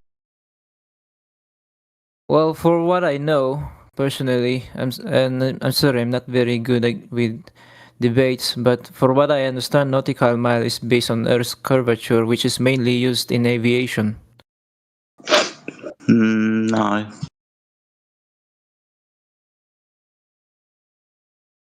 What's no? No, it's not based on Earth's curvature. It's based on Earth's preassumed curvature, based on a celestial sphere model, which is curvature in the sky. Based on a radius given, the consequences, what you can establish as a nautical mile. It's different from a statute mile, but it's only because of celestial navigation. Do you know what the celestial sphere is? No, I don't know anything about it really. Oh, okay. So you understand the premise of, let's say, celestial navigation. That's taking measurements, angle measurements of things in the sky, the stars, for example. Based on their location relative to you at a certain time of year, you can figure out your location on the Earth. Now, the celestial sphere it's a concept, right? It's not physical reality. It's based on how you or I or any observer sees the world, because we want to figure out our place in it, our location.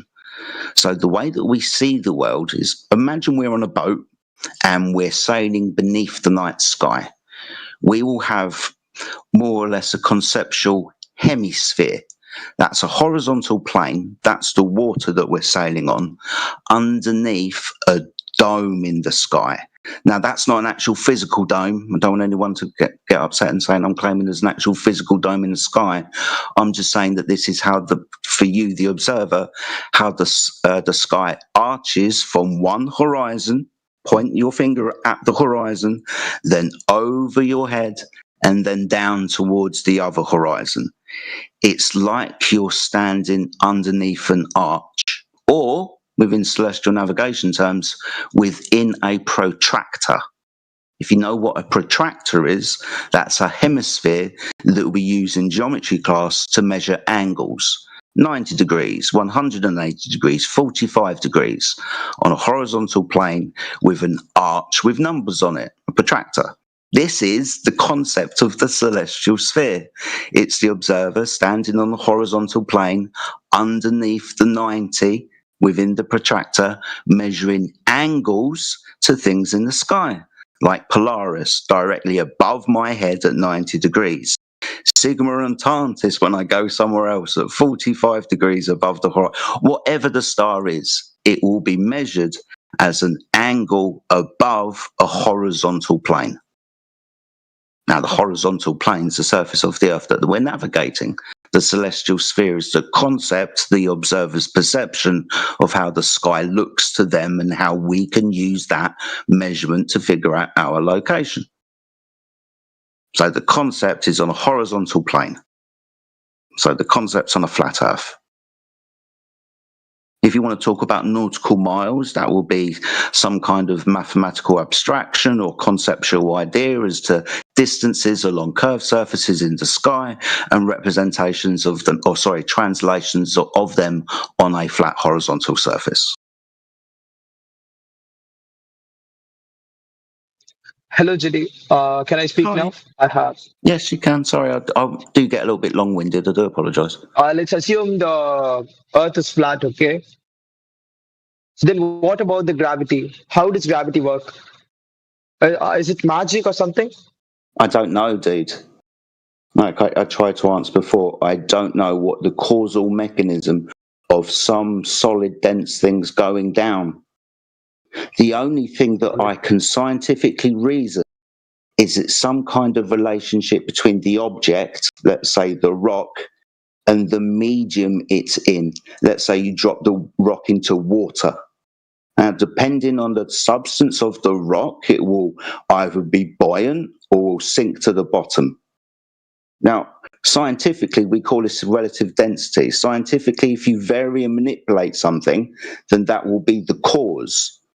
Now, I can't vary and manipulate what you think gravity is. I don't think you can either, right? So I don't know what makes things go up and down. You think So you say that gravity don't exist on this planet? Okay, I tell you what. If I'm going to claim that gravity doesn't exist, it's probably a good idea that you prove that it does and make me look stupid, right? So, do you have a scientific experiment that proves gravity for me to deny?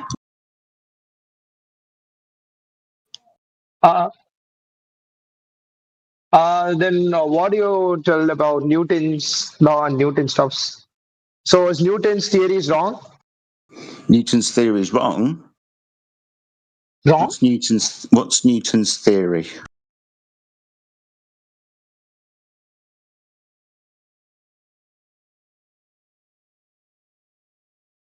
What's Newton's theory? Yeah, I'm asking you what Newton's theory is. I'm not ignorant. I'm just asking you what Newton's theory is. Okay, let's wait, I can't hear you. Oh, okay.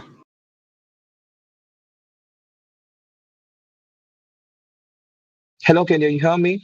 I can't. Hello, guys. Yeah, we can still hear you. Yeah. Can you repeat the question? Yeah, can you prove gravity scientifically? I should prove gravity scientifically. What about law of inertia? No, I'm asking you to prove gravity. You spoke about theories. Okay, let's take an apple. Okay. Okay. I drop it from a distance. Why does it fall down? You Why dropped it. it doesn't go up? You picked it up and you dropped it. For sake of these, can we just say the apple fell from the tree? We're going to get caught up in man causing things if you start picking things up and dropping things. We're doing science, right? That's the natural world outside of man's influence. We're just going to observe the natural world and then ask questions about what caused the apple to fall from the tree. So in this instance, like Newton, he observed the apple fall from a tree, right? Mm-hmm. Cool. So the apple fell from the tree. Okay, I'm with you. And this is your explanation, dude. Remember, you said the apple, so the apple. Every one of us are standing in this world, right? If gravity doesn't exist, hold on. The apple. You brought up dropping an apple. I spent at least 30 seconds and let's say the apple fell from a tree. Please explain why the apple's relevant. Why the apple?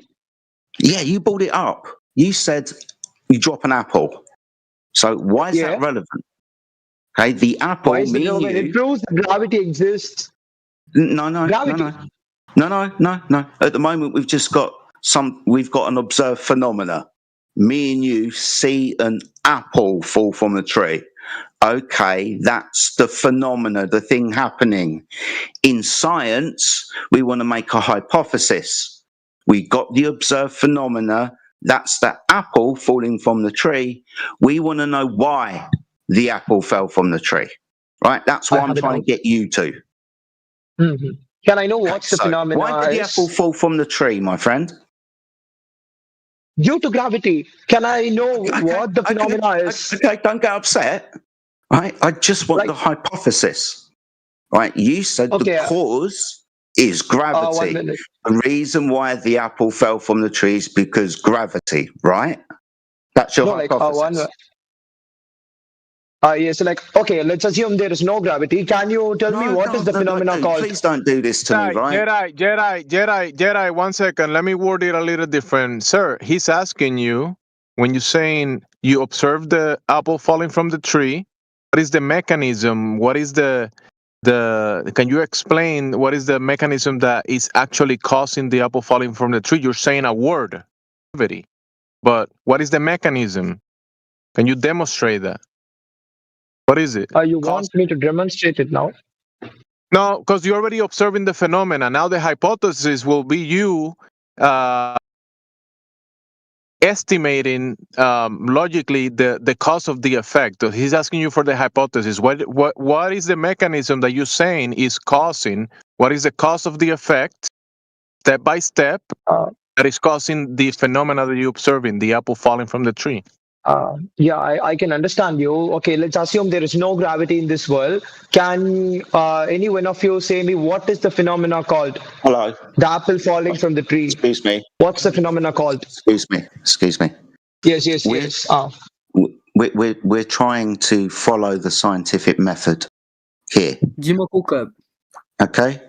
So, in the scientific method, first step, watch, look, see something happen. So far, the apple fell from the tree. Good.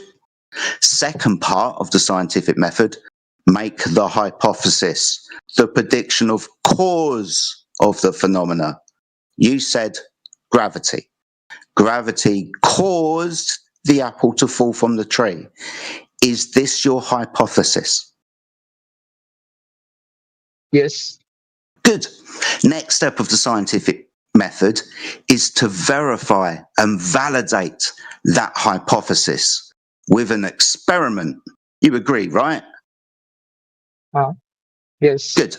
So that means that you, the researcher, must vary and manipulate gravity to turn it on and off again to make the apple fall or not. Right? No one said about manipulating gravity. Hold on. We're doing science here. Do you know what an experiment is? Yeah, I do. Good.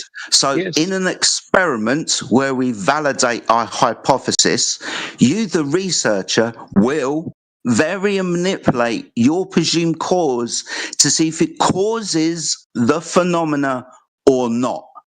Let's take an example. I observe in the morning that the water is frozen outside. I presume that the cause of the water being frozen and turning to ice is temperature. In an experiment, I will vary and manipulate temperature to see if it has a causal relationship with the water. This would be a scientific experiment based on a hypothesis following the scientific method. Now, this is what I'm asking you for gravity, sir. You said the cause of the apple falling from the tree is gravity, whatever that is. So therefore, you must vary and manipulate whatever that is to make the apple fall. Can you do that? I don't know whether I could do that or what, but I have a simple question to you. You talk about experiments always. You believe your experiments are always right, but why don't you trust on the experiments already made? Those are also scientifically proven experiments, right? That's what I'm asking for. An experiment that proves gravity. Now, I'm not always talking about experiments. I'm a flat earther. You don't need a scientific experiment to prove the earth is flat. You just measure the thing. But if you want to give me a scientific experiment that proves gravity, which was what I'm asking for, then please feel free to do so. Or if you want to go on a fool's errand and try and come up with a hypothesis and experiment for a geometric shape, you can do that. We'll watch. You want?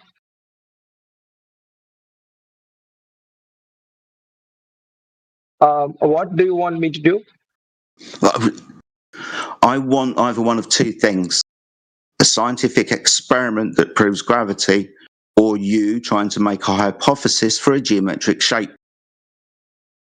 For a geometric shape? I deny science. Science has got nothing to do with geometry. The shape of the earth isn't a scientific question. It's a geometric question. It's the shape of the earth.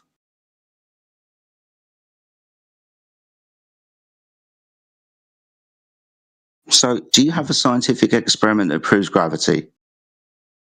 I'm not sure about one thing. Oh yeah, Cyan wants to say something. I'll take that as a what no. makes gravity? It's the rotation. If you see every planet, like okay, in our I'm just going to planetarium, Google this. I'm going to Google this and see if you're correct, that it's only the rotation of a massive body that causes gravity. All right. Do you honestly think that that's true, sir, within your own paradigm, that it's the rotation of a mass body that causes gravity? It's not, for example, the displacement of mass within the four-dimensional space-time fabric that causes gravity. You definitely are going to die on the hill that it's the rotation, right? So I'm pointing out that you're really wrong. Google it at least before you come in here and say shit like that. Wait. So if a person is 60 kg weight in Earth, he is in Moon is 6 times half. Then Okay. how did So that happen? hold on. You've been to the moon, I presume, then. Okay. Have you been to the moon? But our scientists have said No. You're going to come up with mathematical concepts about gravitational bodies and what the power of those gravitational bodies will do to other things of mass, let's say an astronaut. That's a mathematical concept. To prove the mathematical concept is true, sir, I'm asking you very succinctly, have you been to the moon? No. Right. So how do you know then? How do you know?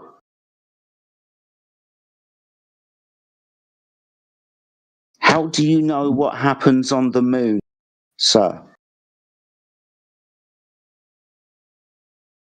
Sorry to interrupt. Can I talk? He's quiet. Okay. Yes. Yeah. Okay. I got science permission. JD. Yeah. Hello. So you're saying that our physics textbooks and theories are all wrong? No. Why do you dump a huge amount of when we start having a conversation, saying things that I have not said? All? That's a massive overgeneralization, sir. Do you want to start again?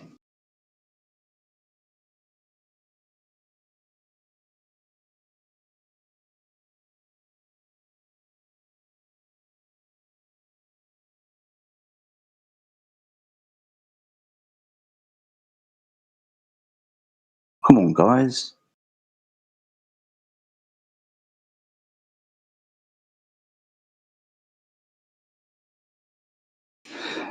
Oh, dear.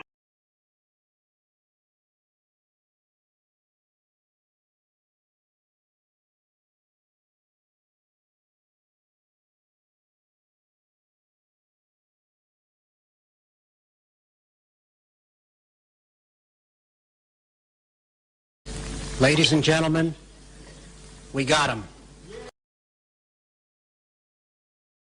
What?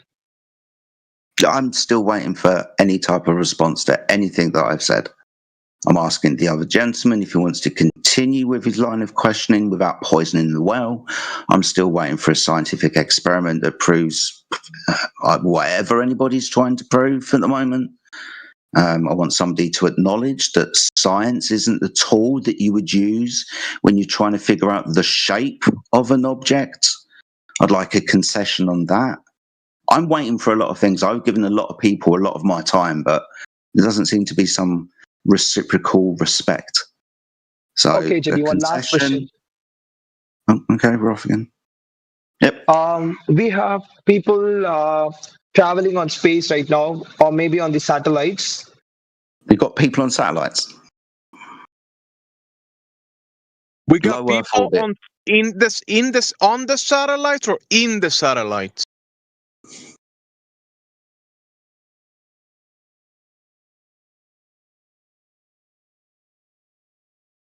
I think he wanna say space stations. Okay, no problem. So there are people in low Earth orbit in the International Space Station. And that's what you're trying to say? Okay. And?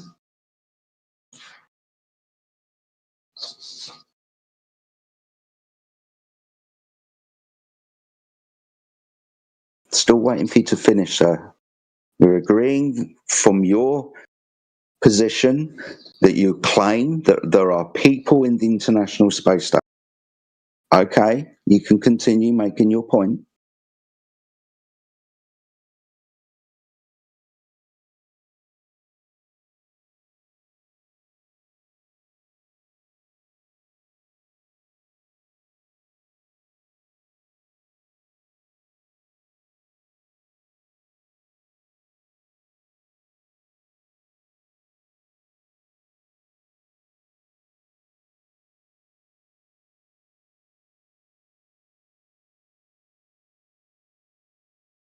Everyone got quiet.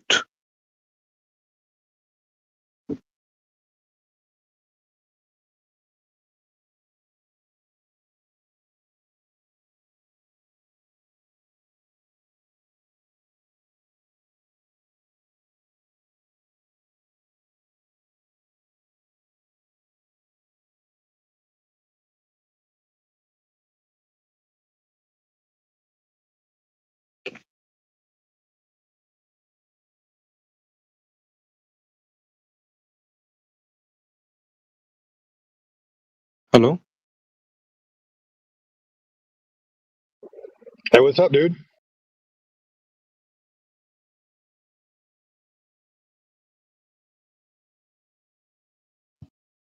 Sorry, yes, hello. Welcome to the channel.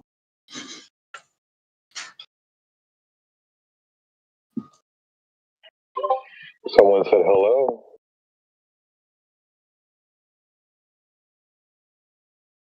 They must have left. Hey, so I'm Jedi, since you're on mic and you can hear me out.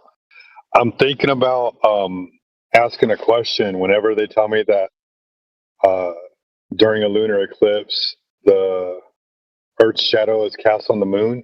I'm going to ask them to provide me a picture of that. Because I don't think that when people say during a lunar eclipse, the Earth's shadow is cast on the moon, I don't think they know what that means. I don't think they understand what a solennelian eclipse is. And so I have a feeling that they're going to show me a lunar phase other than the solennelian eclipse. Yeah, that's what usually happens. So I'm going to start asking that a lot more, just for clarity. That way we don't get stuck in that argument for no reason.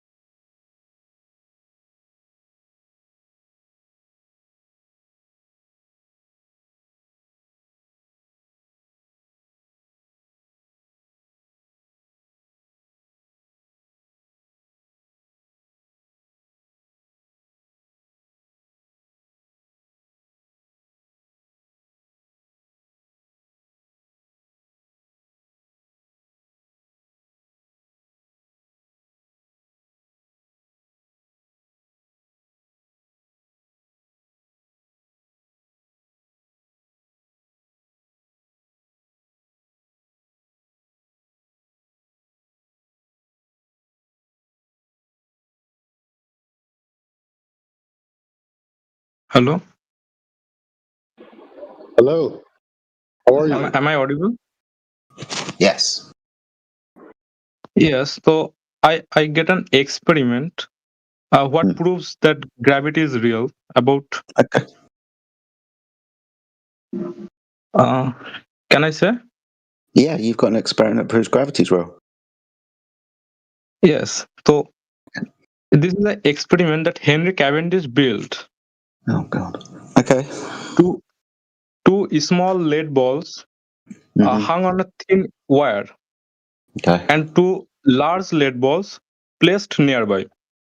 Okay. Everything is isolated, like no wind, vibration, magnetism, electricity, nothing here. And now what I'm in a happened? Faraday cage, is it? The small balls rotated towards the large ball. The wire twisted. When the big balls are, their twist tends. And how you gonna explain this? No earth It's not. involved, no Okay. falling objects, no atmosphere, no assumptions. Okay. First, it's not for me to explain. Second, I will ask you, experimental results conclusive and the same? Do the balls always move?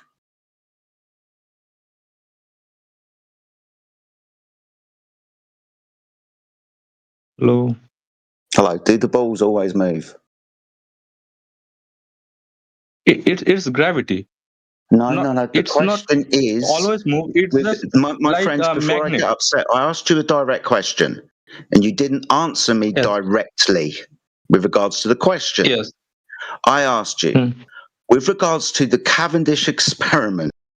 When we repeat the experiment over and over and over again, do we get exactly the same results all of the time, sir?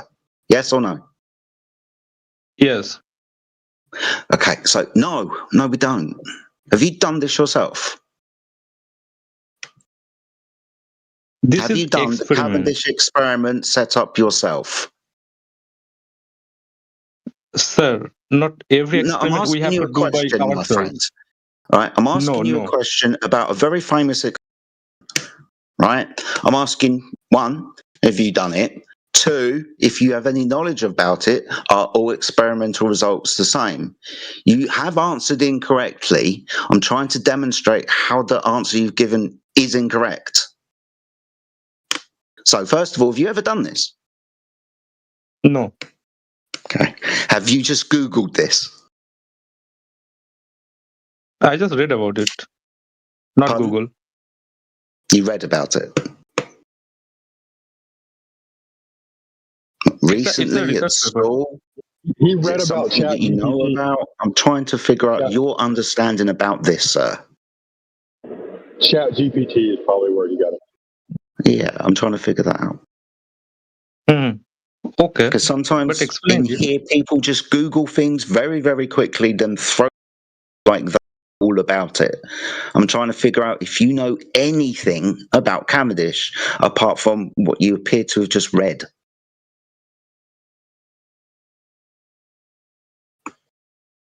So I'll cut to the chase. No, not all experiments result in the same result.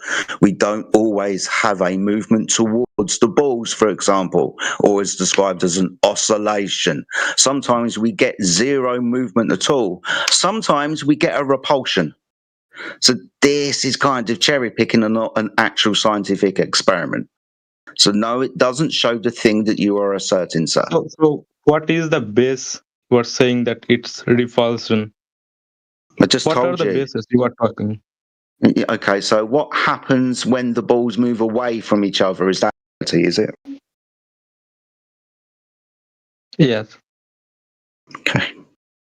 I don't know if I can continue having this conversation. Gravity, according to this Cavendish idea, built on a Newtonian idea, is a pulling accelerational force. You're now telling me that it's fine if it repulses things. Do you think I should continue this questioning with you? Really? If you're going to be this dishonest? Gravity obviously doesn't push things away. How gravity push things away? I don't know. Can I'm you asking give an you to example? explain this in the Cavendish experiment. I said sometimes the balls repulse. Now explain this then. I'll give you an easy one. What happens when the balls don't move at all? Explain that then. See, Small balls rotated towards the large balls. Really? Okay, show me the experiment where they did this.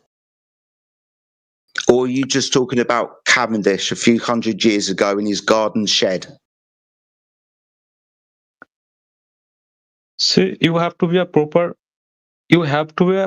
place, like no magnetism field, Please no don't tell me what you electricity, do or you vibration, don't wind. need. Just show me the experiment. Give me the results. In actual fact, give me a variety of results done by different universities at different times. Let's see if we have a correlation at all between the results. Let's do that.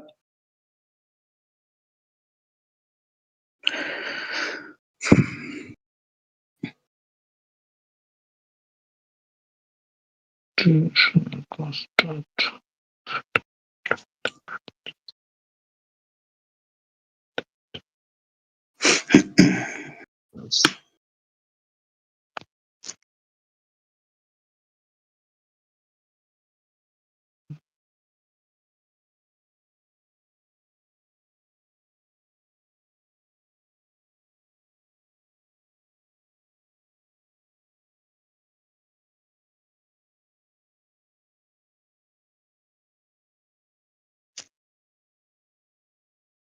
Do you honestly think that you live in a world where if you walk past a mountain, then you're going to start leaning towards the mountain because it has a large mass?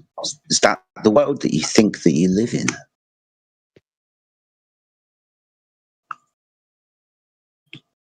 You got a plumb bob held next to a skyscraper. According to your idea of Cavendish, the plumb bob, depending on the mass of the actual bob itself, will be attracted to the larger mass of the skyscraper. You think you live in this world, do you? I just want to know how he eliminated the Earth's gravity from the experiment so he could isolate the two masses in the balls. And then whether or not he did this in a vacuum. Cavendish sets the criteria, like isolated, everything isolated. Only two balls, two big balls, and two small balls. Hold on. Cavendish didn't isolate anything in his garden shed apart from he moved himself away from the objects because he didn't want to have his gravitational bastard influence in the experiment. He didn't isolate, for example, any electromagnetic influence of the Earth's environment itself. That's why I asked earlier, did Cavendish build a Faraday cage around his garden shed? No, he didn't. Please stop making things up and lying to us.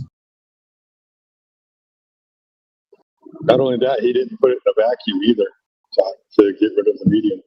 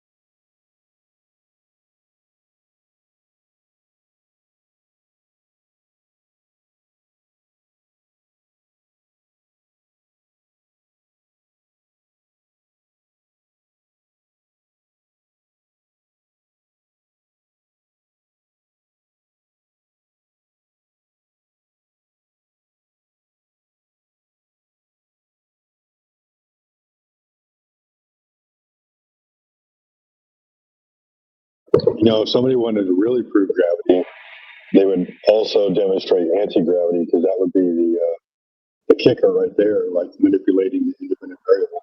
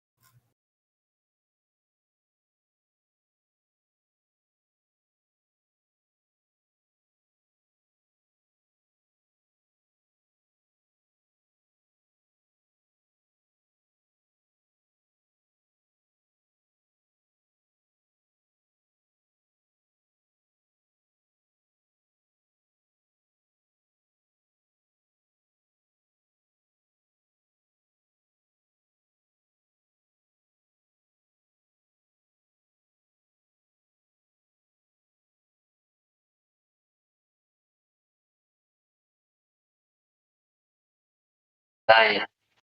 Hello. Hello. Earth is flat. What's up, y'all? Yep, that's right. The Earth is flat. Earth is flat.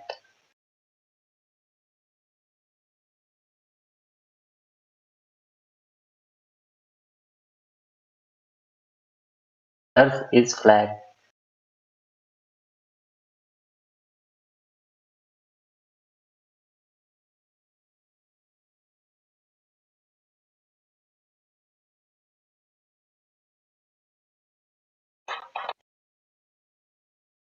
Earth is flat. Yes, Ghost Rider. Yes, The Earth is flat. yes, it's always been a horizontal plane since the beginning of creation. Yes. How sun rises, you wake up from the dream. It's morning. Wake up from the dream. You guys. It's morning. Wake up from the dream. Wake up. Nice dream. Wake up from the dream. Emotional damage.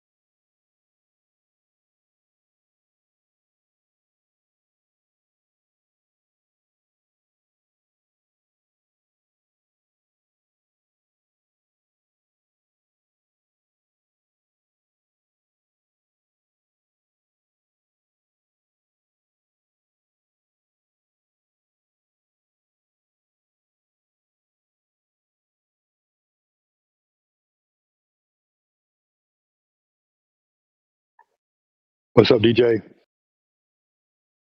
Hey, what's up, sheepdog? Not much. Hey, I was pondering some things recently, like last night and this morning. I just, one of the things that always keeps getting brought up in here is, what's up, Kodara? I'm good, and what about you? Oh, not much. Just hanging out. Okay, you What know brings you me. in here?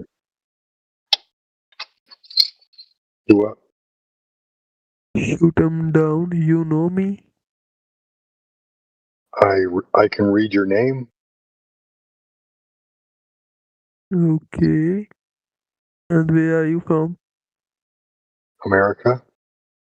Earth. Okay. Great America. Indio is here or not? Do I what? Okay. You are a citizen in America? Oh, I'm from America. That's good enough. Okay, it means you are a citizen. Okay. I'm from South America. South America. Okay, it means you are US. You are also from US. No, the U.S. is in America. The U.S. is not the whole of America. The U.S. is a piece of America, a piece of the cake. America is a cake. The U.S. is a piece of the cake. You are kidding.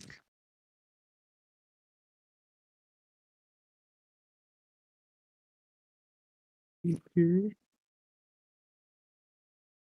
You know that from South America to North America, the water across the whole surface is flat and level? I know all about. Do you know that? Because Chip Duck knows that. In which time you are living? You are living in which time? In right now, in the right now, and not then. What is the time in your country? Morning, evening, or night? It's noon. It's 11 in the morning. 11 in the morning, so it's gonna be noon in 44 minutes. I'm sorry, It means 54 minutes. you are 52 living in morning time. I'm living in the now time, but the time in this area, is 11 in the morning. Now currently in your area is morning. Am I correct? Sure, technically yes. It is still morning, but there's no morning breakfast anymore at McDonald's, so it's not Okay, technically morning anymore. I have lunch, but lunchtime, we are and lunch is at noon. but we are going for sleep. I'm living in night time. Eh? Now I am going for sleep. You gonna fall asleep? Okay, good night. Night. Yeah. Come back later. Yeah, don't worry. In which time you can come here?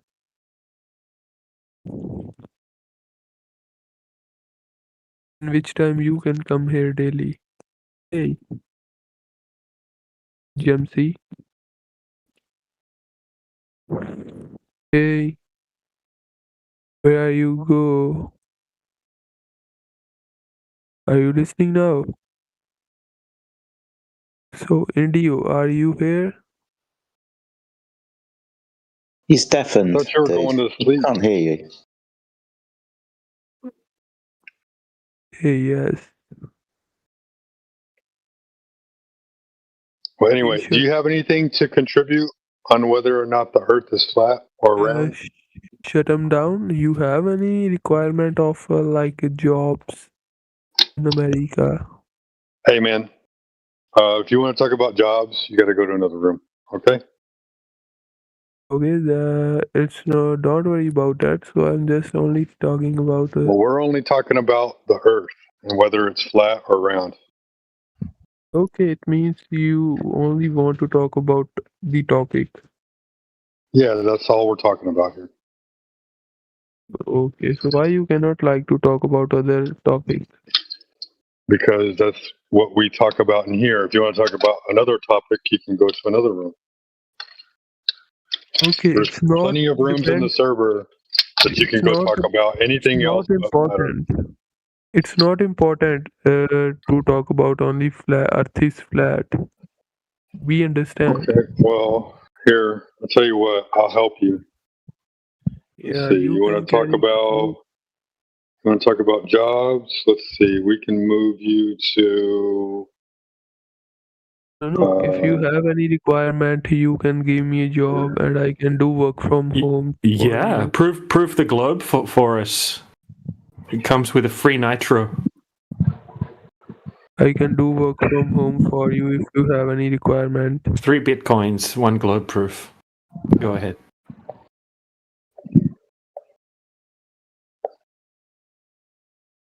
And No, I'm not. $10,000. I have. But you gotta be I'm a careful, web Bitcoin's developer. going down.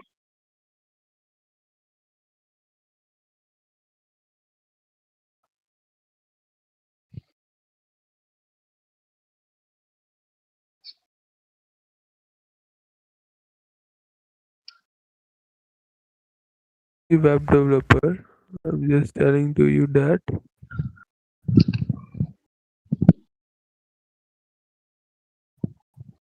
Anyway, what I was saying, DJ, is a lot of people, you know what, Kodora, when you prevent globe proof, when he comes back, let him come back. There we go. He can stay on server mute. When he presents globe proof, he can put that in the side chat and we'll talk about it. But anyway, when people say that the lunar eclipse and the shadow of the Earth being cast on the moon is evidence for the globe, I'm going to start asking them to show me a picture of this event, right? And the reason being is because I don't think they understand what a Selenelian eclipse is. And chances are they're probably going to show me a lunar phase instead of the Selenelian eclipse.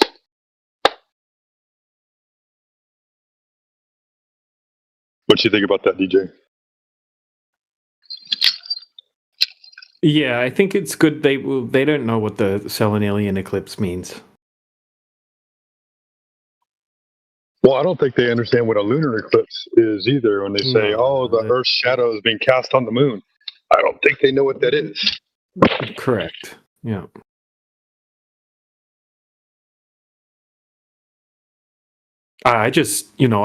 I'm kind of over the eclipse thing. So I just asked them, I say, okay, does that require the surface of the Earth to be curving? Okay, if it requires that, then show me that. Simple as that. That's funny. You took my approach on the whole gravity thing. I'm sure that was always your approach, but I'm just saying it's like I'm like, oh yeah, gravity's real, man. Now let's go prove it. Let's go prove the Earth is a ball. Yeah, I just bring most of them back to the requirements of their claim to be true, which is just the curving water. Hey guys, Kodar says he's going to prove it now. That's kind of exciting, isn't it? Oh yeah, put it in the side chat, and then we'll talk about it. We'll unmute you then.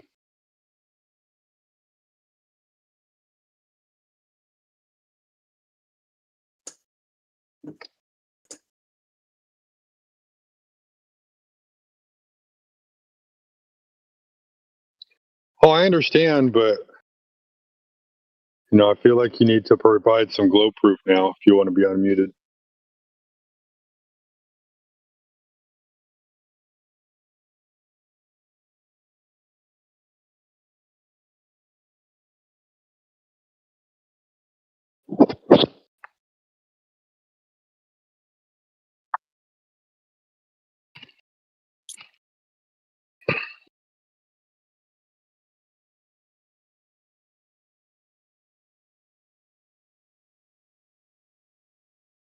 Just waiting for you to post your evidence.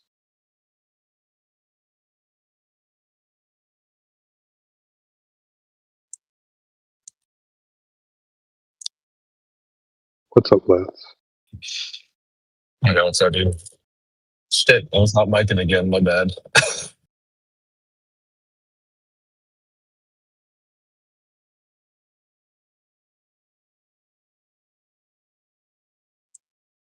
I can hate Discord sometimes, man. Just like unmutes me by itself. I'm like looking down to make sure that I'm muted like every 5 minutes now.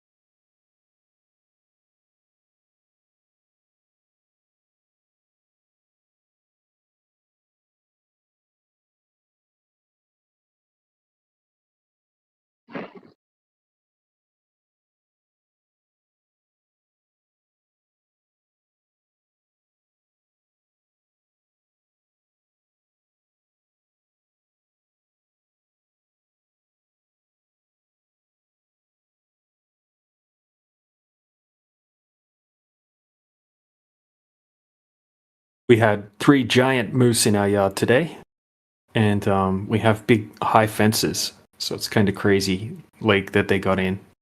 They must have jumped the fences somehow. Fences are at least probably 6 foot tall.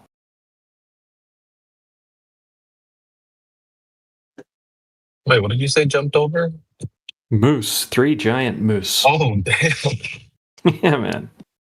Like, Freaking they're beasts. deadly, bro. Yeah. How many people do they kill a year? Oh, the I have number's no pretty idea. high. Yeah. It's crazy how big they are when you see Oh, them yeah, up dude. close. I've never actually seen one in person, but I've seen one next to somebody else in a picture. Hey guys, Pankaj back. What's up, Ghost Rider? Bro, you're back again? Oh my goodness. You were here all day yesterday. Back again. Welcome back.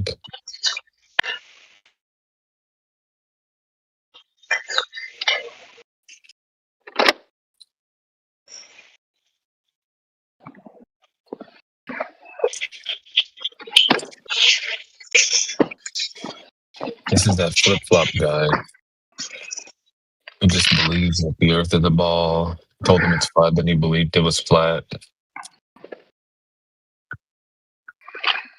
Somebody said it was a ball, said it was a ball again. It's bad. Like a fish out of water, just keep flip-flopping. You guys don't believe it? Earth is flat. No. It is not flat. It is. I think it is flat. Why do you think the earth Obviously. is flat?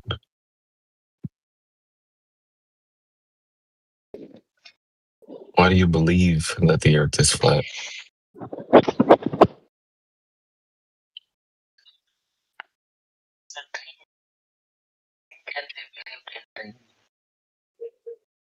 Oh, bro, you're like really far from your mic. I don't think anybody heard what you said. It's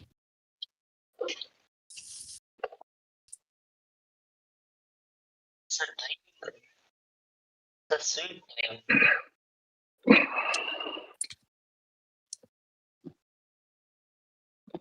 Yeah, I don't think anybody understood that.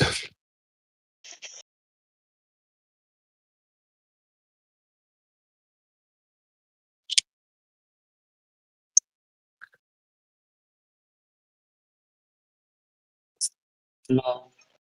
In the same way, no one understood Earth is flat.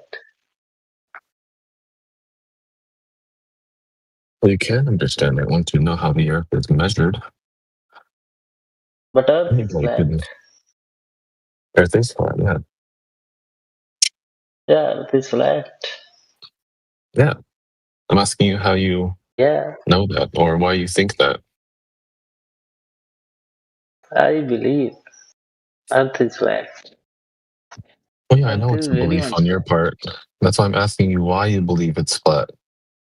Is it because somebody just told you and you just changed your opinion, flip flopping?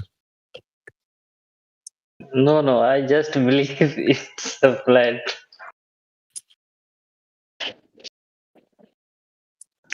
I know, I'm asking you why.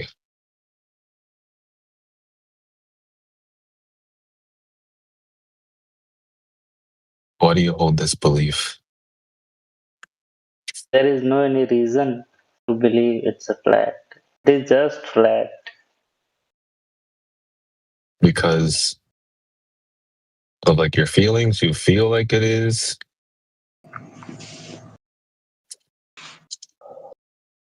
It's because if somebody else told you. No, it's flat. It is just a flat. It's flat like a disc.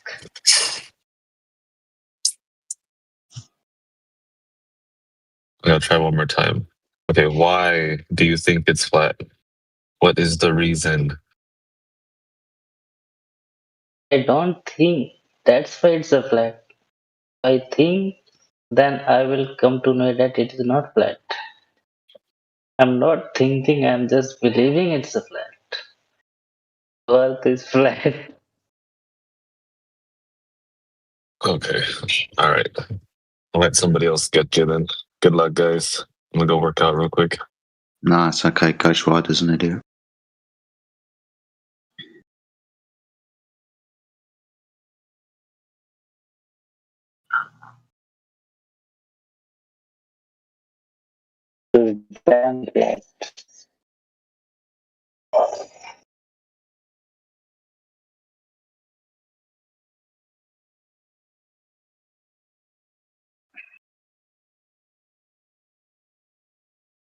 Oh, there he goes. Ran away. Oh, just kidding. There he goes. Oh, muted though. Okay.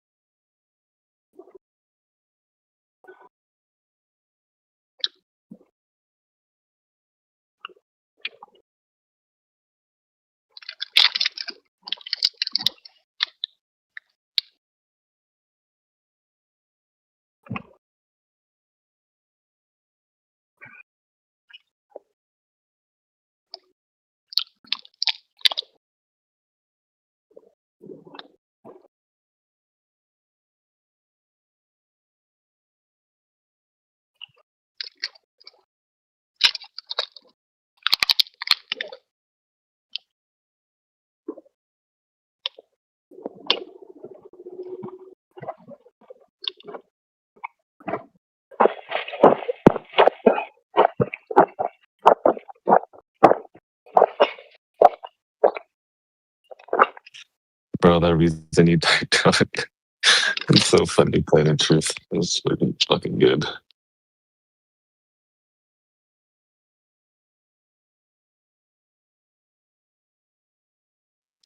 Well, we'll see if it takes.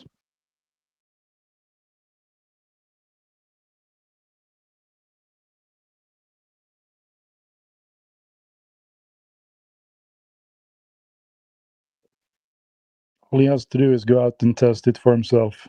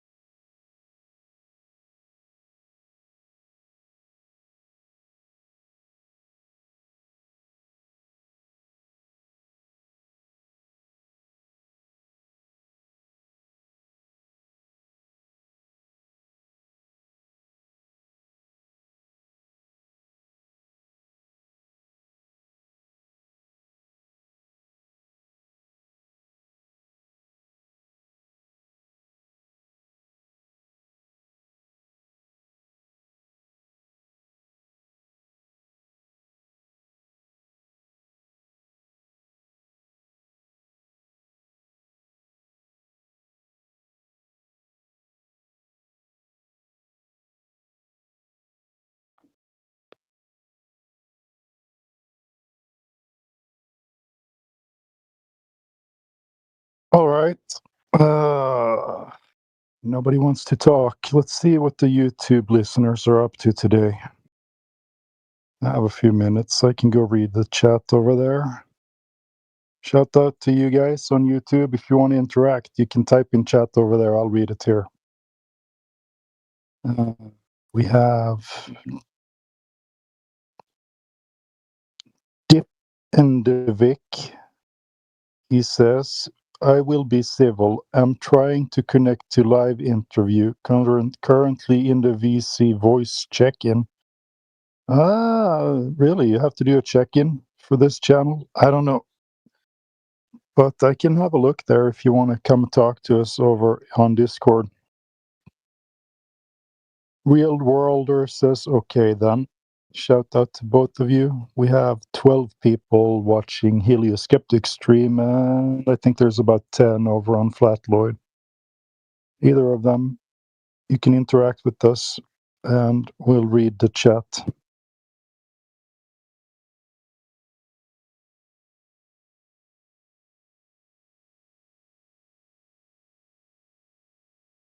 Should we start an event?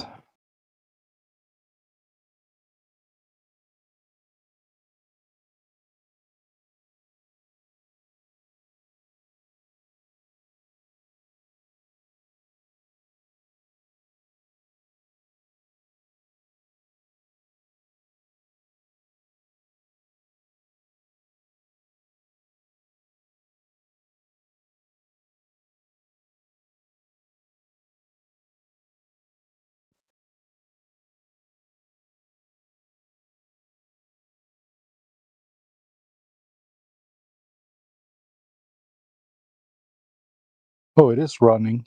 Join to ask questions about Flat Earth. Nice.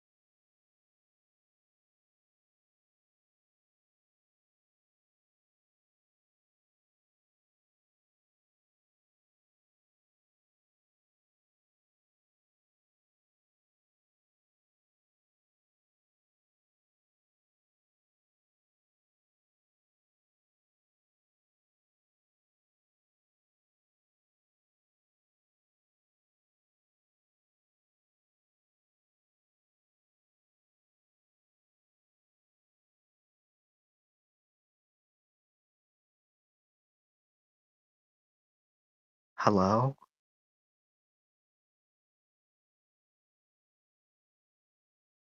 Hi there. Oh, is that a mod? Sure.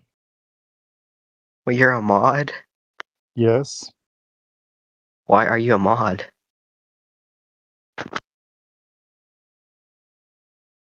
Because your mom said he could be. What? Are you here to 'Cause talk what? about? Are you here to talk about the topic of the room? Like the flat Earth? Yes, like the flat Earth. No, I don't even think it's flat. Really?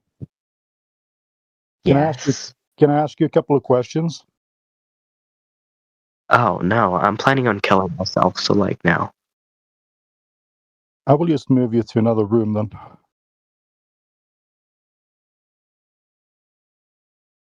That was against the TOS as well. So, well, he left before we had a chance to do anything about that.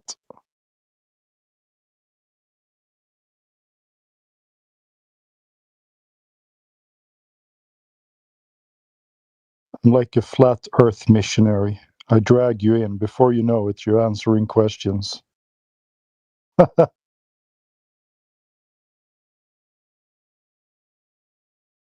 Hello there. I'm a missionary for the Church of the Flat Earth. Would you like to answer some questions about the Earth? Can I come in? Alrighty, you two people, if you want to interact with us, you can come talk to us over on the Discord. We are on IngHub today. Discord.gg/ENGHUB.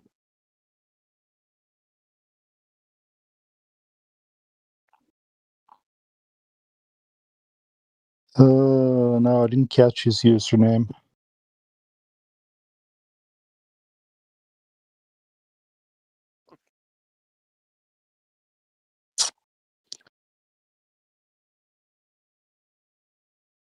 There he is. DJ, if you want to take some action. How can he be so stupid? He came back voluntarily. Oh my god. Yeah, all right. Sorry about that. Got some food in the wrong pipe. Oh, it was funny.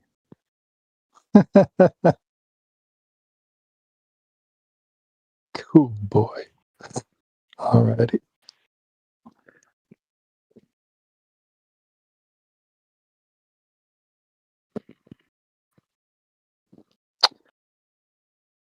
Welcome.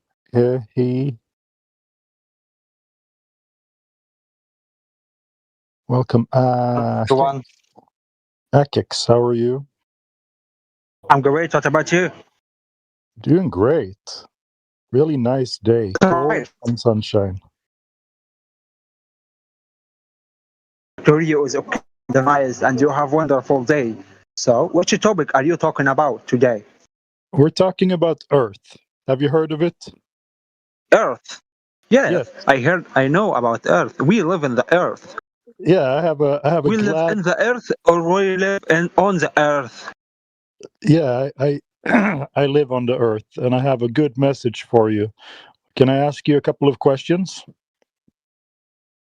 Earth, by the way, first of all, where are you from? Well, I was born in Sweden, but I live in America right now. Okay, Sweden. Okay, I know this country, and I either know United States. So go ahead, Mr. Pardon. What is your name? It's plain and truth.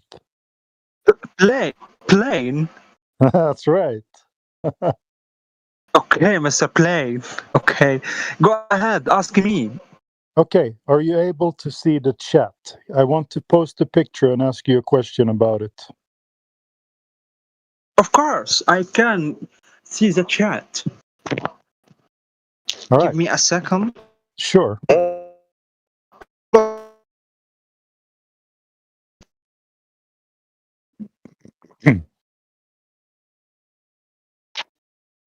All right. Do you see that picture? Do you see Wow. what is this? what is it the picture of? Picture of it's there are many numbers and I don't know. Wow.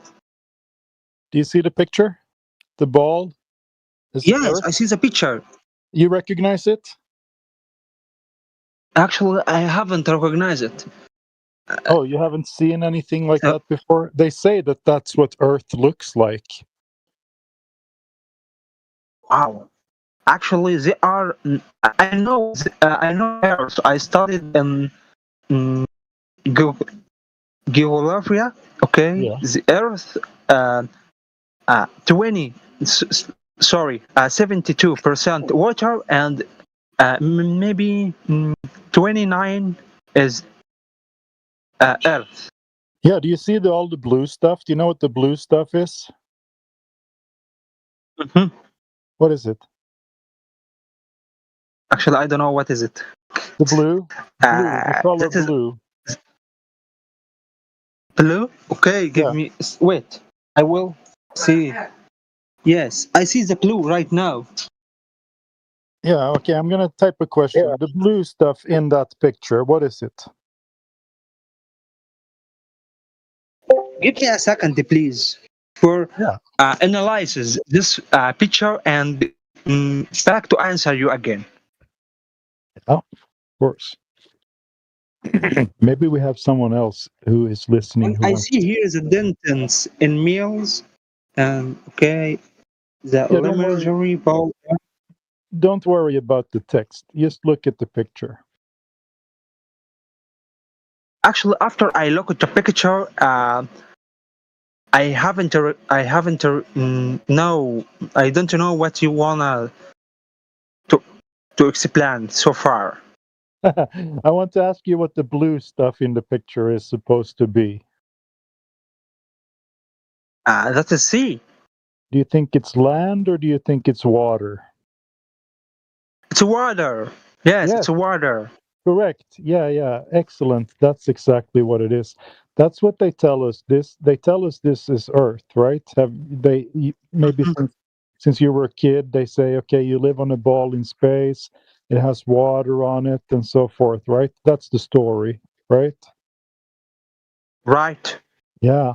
So do you notice something weird about the water in that picture? There's something weird Actually, going on. I haven't see something weird. I see everything is mostly in this picture. Yeah. But see, there is one weird thing. Water in that picture, it's curving. It's not flat. Carving. Right? Yeah. Have you seen curving water? It curves around the ball, right? Come again, sir? Yeah, it curves around the ball. That's kind of weird because usually when you see water, it's flat, right? It's not. It's a picture, okay? It's not real water. Aha.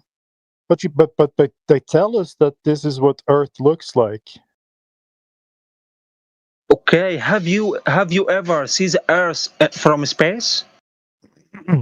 That's what they say that this is. They tell me that this is a picture of Earth from space. And I'm like, wow. Earth. Yes, this is from space. Right, it must be from space, right? So how can we confirm if it's a real picture? Oh, this is. I'm not working in NASA, bro. That is hard question. Yeah. Oh, it's tough. Does anyone know this is from there or not? Right. How can we figure that out? If they say that we live on a ball and there is water curving, did you know what the size of the Earth is? Do you happen to know? Do you have any idea about this? You can give me a hand because. Yes, I can tell you. Do you know what radius is? Radius of a ball. They say Radio? Do you know radius? Radius. Yes, I know radius. They say the radius of Earth is 3,959 miles. That's what they say. Yes. Yeah. That's really confused when you wanna calculate something. Give me a Yeah, second. I'm trying to, because when we talk, I talk so that you can both practice your English and you can understand me. Yeah. So the radius of Earth is 3,959 miles.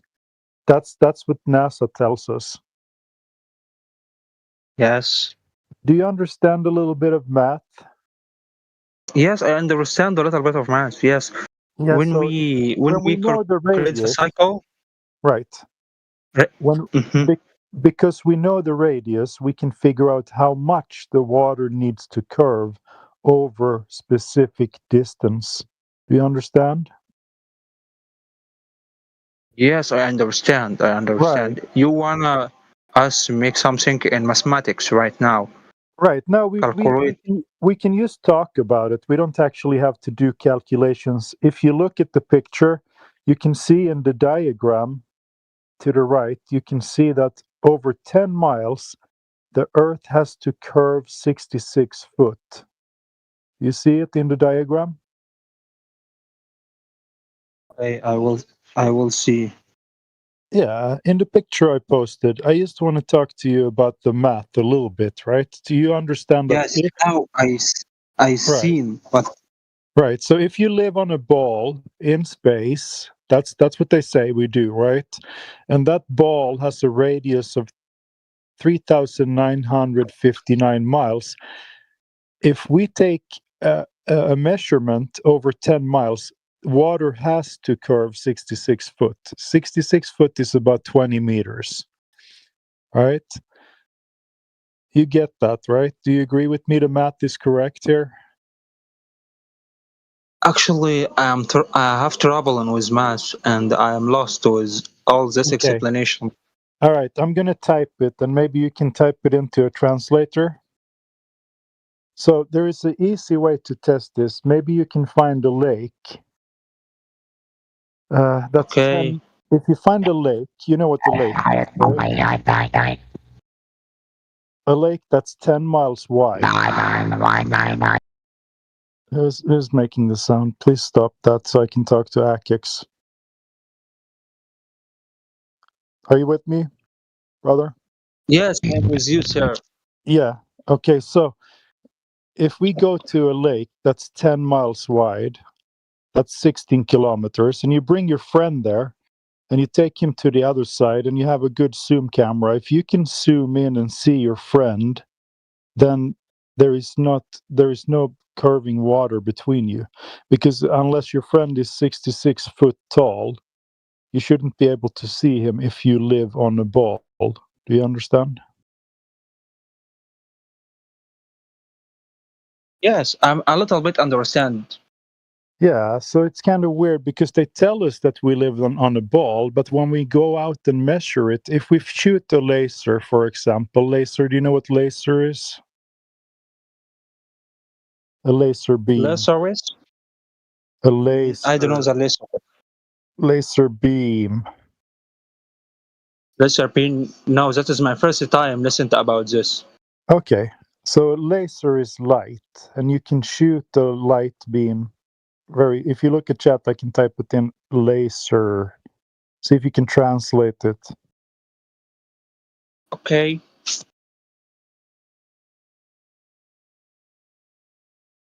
I will look at the chat right now. Laser. Maybe I'm pronouncing it wrong. Laser. Yes, laser. Do you know what laser is? I will translate laser. Yes, I know laser. Okay, laser. 10 miles. If you shoot it 10 miles over a lake, so if you shoot the laser 10 miles over a lake, if you live on a ball, that laser has to end up 66 foot up in the air over the other side. That's 20 meters. That's like a 6-story high building. But guess what, my friend? That laser, if you shoot it 30 centimeters over the water on one side, it's going to come and end up 30 centimeters over the water on the other side as well. Because That's great. water doesn't curve. Yes, water doesn't. Yes, I agree with you. Yeah, yeah. We can use laser to in this operation. We can, absolutely. And people have done this. I'm going to post a video where someone shot the laser 21 miles. Wow. Shot laser 21 miles? 21 Wow, miles. that's It was 5 foot over the water on one side, and it ended up hitting the target 5 foot over water on the opposite side, 21 miles away. That means there is no curving water. There should be 260 foot over that distance. That's a 20-story high building, right? That's 100 meters. Wow. So that means that the pictures that they show from space, they aren't real. Actually, I will see. This is experiment. It's interesting, right? Yeah. Yes. Yes. Very interesting. All right, so you should watch that, then maybe ask some questions afterwards. Of course, I will watch in these videos and take some notes and have a negotiation with you. Absolutely. Go do that. And you can maybe mute yourself while you're watching it, and we're going to talk to some other people when you do that. Oh, of course. I will go. I will watch it. All right, sounds good. Sounds good. Thank you. It's been a pleasant conversation. We have some new people in the room. If you want to talk to us about Earth, go right ahead.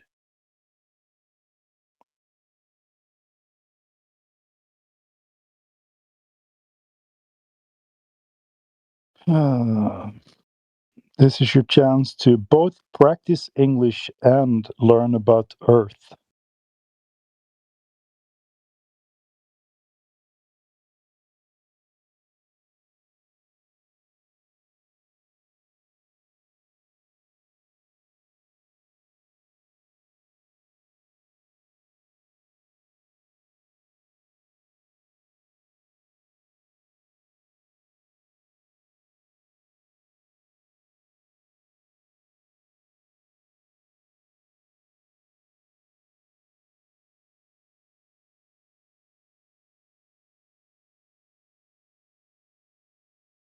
All right, let's see what's going on over on YouTube. Do we have any people watching? Maybe you guys want to interact with us when we have downtime over on Discord. This is your chance. So we're going to go to YouTube and we're going to see if there's anything in the chat over there.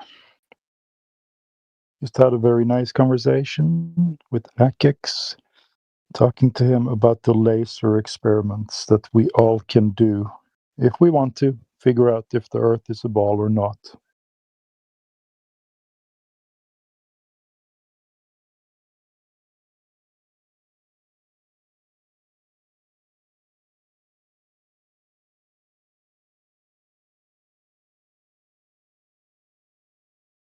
We have 10 viewers over on one of the streams. If any of you guys want to interact, feel free to type something in the chat over there.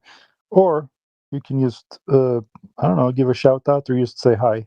If you want to, it's okay if you don't. And if you want to come and join us over on Discord, today we're hanging out on English Hub.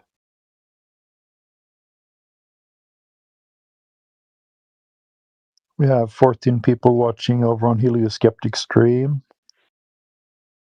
Real Worlder says, where do you log into chat? Good question. You go to, I can actually type it in the chat over there, and then you can find, you can come and interact with us. It's discord.gg /inghub. I'm going to see if I can type it in the YouTube chat. There you go. Real Worlder, shout out to you if you want to join us here. This is where we're hanging out right now. And if you are a YouTube listener and you feel like maybe sometime in the future I would like to talk to these guys on Discord, here's a pro tip. You could log in right now and just hang on the server, because if you do that for a couple of weeks, server will automatically give you like link posting rights, images, and things like that. So even if you don't want to talk today, it might be a good idea to prepare for the future. Down the line, maybe you want to interact. And then if you have been a member for a while, you already have the permissions and things. At least I think that's how it works. I think that's how I got my image posting permissions and things like that. I just hang around for a month or whatever.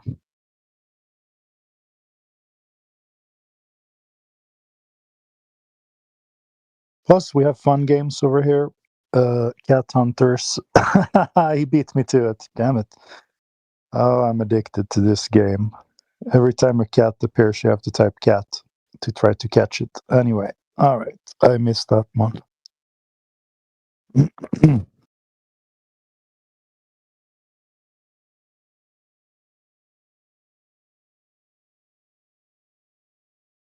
Welcome, a person 6591. What's going on, man? Yeah, good morning to you. Oh, it's almost midday, actually. Here, It's outside. 9 a.m. here. Are you East Coast? Yeah, I'm on the East Coast, yeah. Nice. Yep, it's bright and sunny early in the morning. Gotta love it. Yeah. And I had a few minutes before I start harassing people on the phones. I gotta say goodbye to the real world for a minute. Well, there you go. Yeah. You a debt collector? Oh, no, God, no. Mom did that. It sounds like, and both of my buddies did that. Sounds like miserable work. I mean, I wouldn't know, but it just sounds like it. Well, you said harass people on the phone. I assume debt collector, because that's what they do. No, even worse, man. Car sales. Even worse, Oh, you're I'm afraid. Are you doing cold calling? Some. I go through like internet leads, our prior customers, stuff like that, and try to scrounge up some business that way.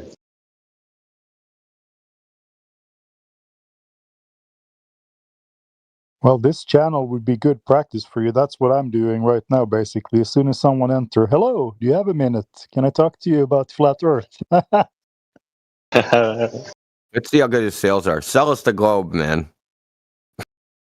Well, your introduction to this you'd want to start off with either ors. Do you want to try to you would talk to them and you'd say, hey, so and so, why are you here today? What brings you by? And you want to introduce yourself. If you're going to do this, do it right. Just be like, hey, I'm Jedi, and what brings you by today? And then get that out of them.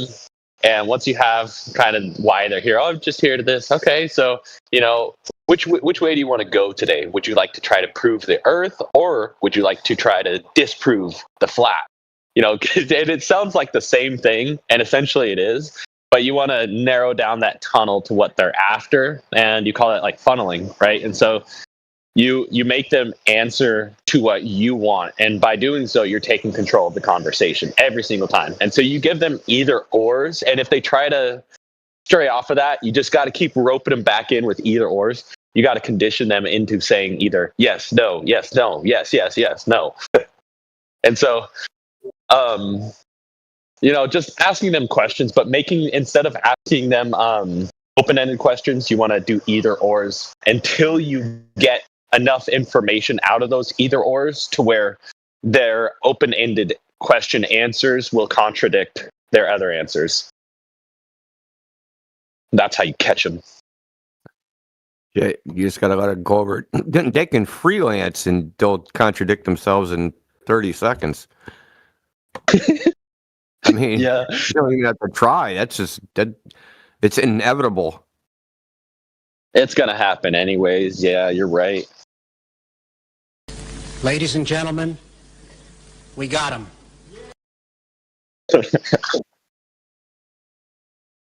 Yeah. Yeah.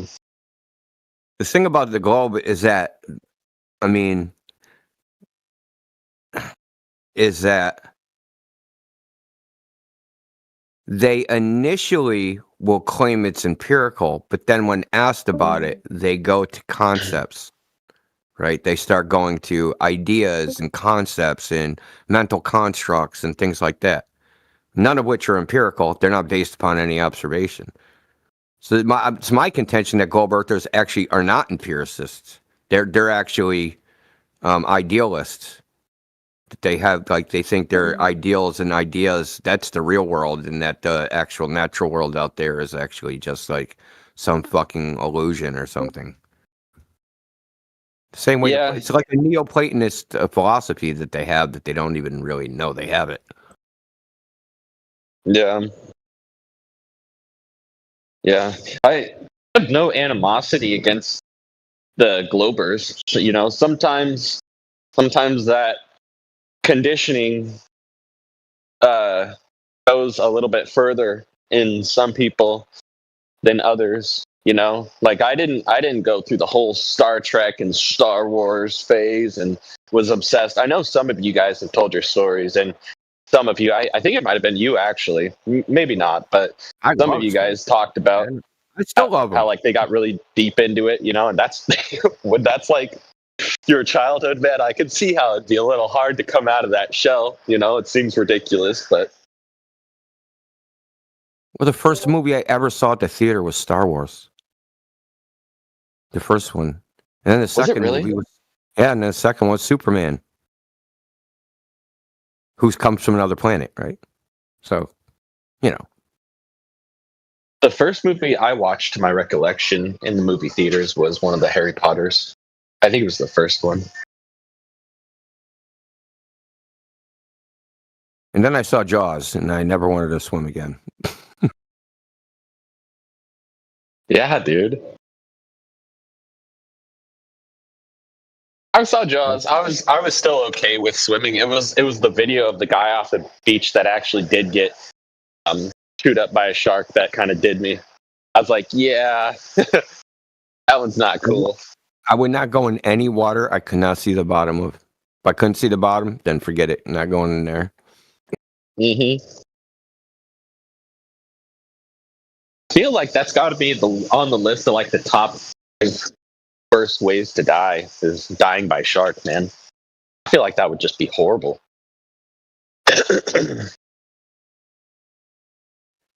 Yeah, there's probably, I don't even know. I'm sure there's tons of bad ways to die. I mean, that depends on how much the shark chews you. If it just like bites you in half, it probably ain't so bad. But like, if it just like bites your leg off at the knee and then you slowly bleed to death in the ocean, that probably sucks. Yeah. Oh yeah. Yeah, I feel like because when I was a kid, I always had like a phobia of drowning, and then come later on in life, I'm like, that'd probably be the easiest way to go. You know what I mean? Like, because realistically, all you'd have to do is just freaking take a good old deep breath of water, and then you're done. Like, then you're going out, lights out. That's how I overcame that phobia. Is like, I don't know, man. It scared me a lot. And then coincidentally, I almost did drown. Like, how old was I? I want to say I was like 26, 27 at the time. And the river that's local to me, it's a pretty strong river. And I tried, we were fishing, and I wanted to fish this other little elbow of the river. And there's an island in between the river that separated it for a little bit. And so to get to the other elbow of the river, which I knew was a deep pocket, I kind of waded in a little bit. And then there was a deeper part to where you kind of had to like almost like a stand swim. You just kind of had to float across, but the water was a little bit higher than normal, and it started kicking me up, and I started going a little bit further down. I was like, okay, I'm not touching where I should. And so then I started panicking, and so I started actually swimming. I still had all my crap on me, but then it started looking like it was going to take me down. And luckily, at the very last second before the dip, which one would have taken me down a lot further, my foot started touching some of the rocks, and I got myself over to the island. My buddy just looked at me. He's like, I thought I was going to have to jump in. Were you wearing waders? No. The water was just super freaking cold. It was super cold. And it was kind of like once your adrenaline kicks in, and it was a little bit bigger. This part of the river was a little bit bigger. And so, like, when I had my shoes on, that was enough to kind of lose some traction, you know? But yeah. But yeah, that about pumped my heart through my chest, man. Yeah, my cousin drowned when I was 5. Oh man, I'm sorry to hear that. How old was he? He was 5. I was 5. We were both the same age. We were born like within a month of each other. That's such a bummer deal. Yeah, that's so weird, dude. Having like, I mean, granted, I've only met him a couple times because like my aunt, his mother lived like in Rhode Island, and I lived in Massachusetts, so we only saw each other at like family events. But it's just really weird to have someone, when you're 5, someone your age die, which is really freaky. But it didn't keep me away from water. It just, I mean, and it's messed up because he drowned in a public swimming pool because the lifeguard was talking to some chick. Oh. Yeah. Oh. He wasn't paying attention. He was at like the bottom of the pool or whatever. And like my aunt, like back then, it was normal to just like, if you're at a public swimming pool, you don't really pay attention to your kids. There's a lifeguard. That's what they get paid to do. They're paying attention. So yeah, he wasn't paying attention. It's things like that why there's no public swimming pools now because of incidents like that. Yeah, that would have freaking tore me, man. Jeez. But yeah, my aunt was tore up, bro. She was tore up. And that was her youngest at the time. She, like my other 2 cousins, her children are older than me. So like they're one's like 6 years older than me, and the other one's like 4 years older than me. But he was my age, so like it was her baby, right? It was like going to be her last child, her baby, and then he freaking drowns. She got a whole bunch of money from the government or whatever. She got a few $1 million. Now you got to remember this like back in 1978 or 9. So that's a lot of money back then. Yeah, no amount of money would fix it. It'd probably give you enough money to freaking drown yourself in alcohol the rest of your life, but fuck's sake. Yeah. She also went on a crusade. No good. I mean, my aunt, she got more than the money. She went on a freaking crusade.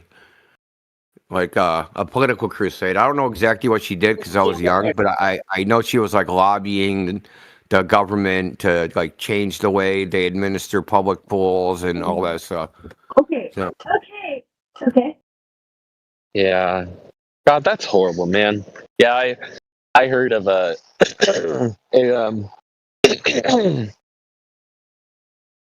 5-year-old that it was like I think it was a freaking 4-year-old, but he had drowned in one of the rivers, and man, I could hardly freaking read through it, let alone hear about it. It was just because I've got kids of my own, one of which is 2 and one of which was 4, and at one time, and just picturing that something would have happened like that just makes me sick, man. And you can't protect them from everything in this world, but I mean, you really have to think about circumstances as a parent, their best likelihood of survival and how to achieve that. And yeah, there are going to be some circumstances that you just can't get rid of, No. What? you're hot, Mike. He, or whoever the hell's doing that. So?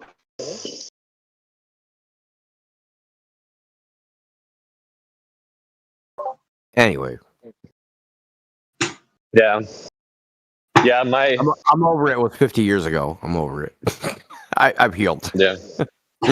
Yeah. It's no matter how old you are, just a thought, because you can get into a young person's mind and kind of just realize the amount of shock of what they were going through and panic, and that alone is just enough to just do your head in. It's just so sad. But Oh yeah. regardless, yeah. I realized my mortality at like 5 years old. So it's like fucking ruined my childhood. Not just because of that, my cousin dying, that happened, and then like my neighbor died of a drug overdose. She was fucking like I've told it. So like this is back during disco, and like she used to come over and babysit me. Man, this girl was gorgeous. So she's probably like 24, 25. Because my mother had me when I was 20, so I was like 5, and she was the same age. So, yeah, she was probably like 25, 26. She's fucking gorgeous blonde. She used to wear these freaking super tight, like, satin jumpsuits. Oh, man, she was hot. But anyway, I remember, like, one night, the ambulance is next door, and I remember being outside, and, they brought her out with a freaking sheet, man. And I was like, Mom, what happened? She was like, Judith died. Like, what?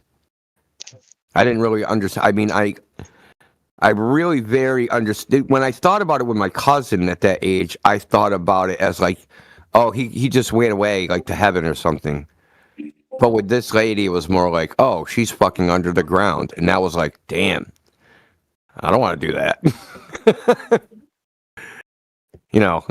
Like I faced, like, there should be an age where you realize you're going to face your mortality, but 5 shouldn't be it. So I didn't have a childhood. Not a real one.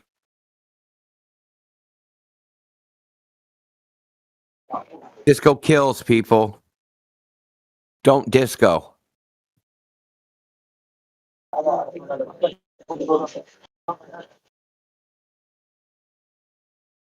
Hello? Hello? Hello? Anyone there? Sprechen Sie Deutsch? Hello? Hello? What's up, guys? Not much. How are you? I'm great. I was watching this video, but later. I was making negotiation with Mr. Plan. Okay, I think you changed topic right now. So what should topic? Is he robot in, or was that just me? It's him. He got worse than Robot. He just died out. He just freaking powered down. The satellite was going too fast. It just flew That's whipped what it right was. by his house. Yeah, too much Doppler.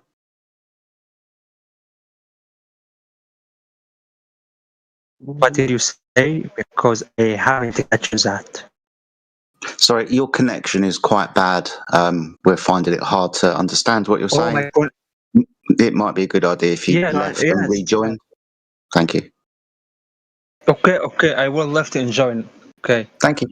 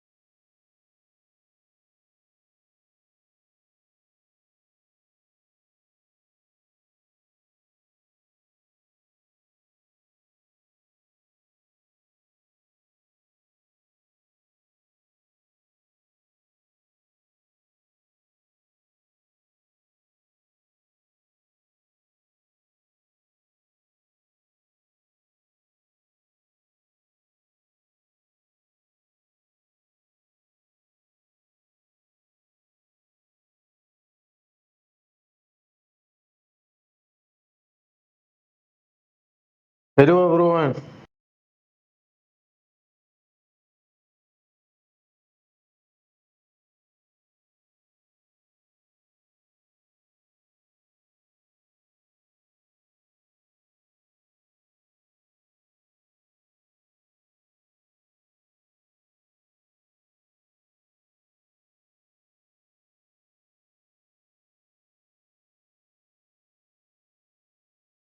Is anyone here? Where are you? What do you need, buddy?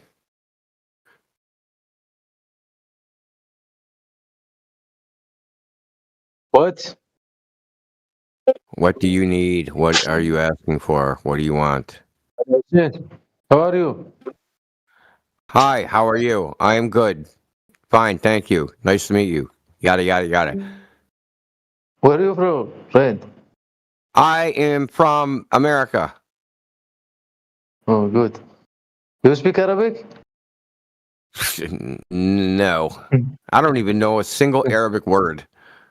You Arabic. Name. Teach me one Hey, Arabic word. this is Say how do I say name Arabic.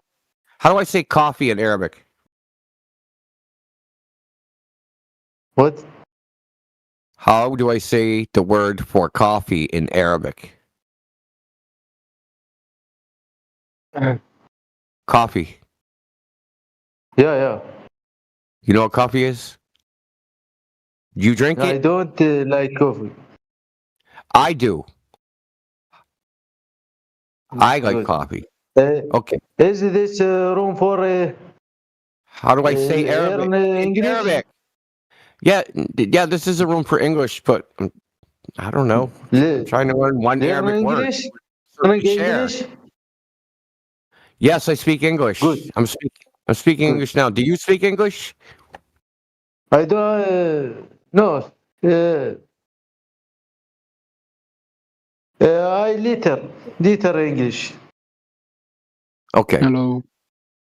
Will somebody tell this guy in Arabic that this is room for advanced English and he'll have a hard time in here?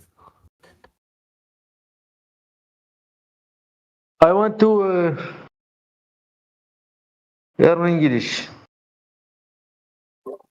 Go in beginner room. This for learn English? No.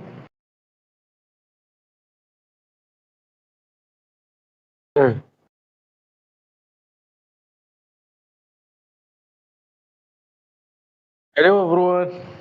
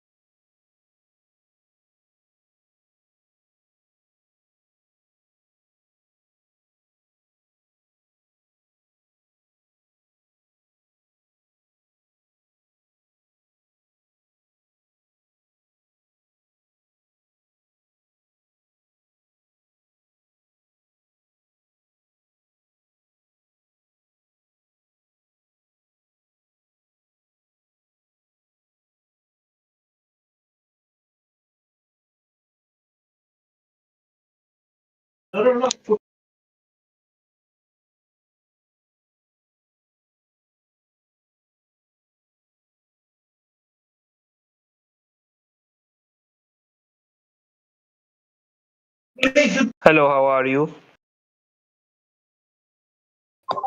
I'm good. How are you? Fine. How can we help?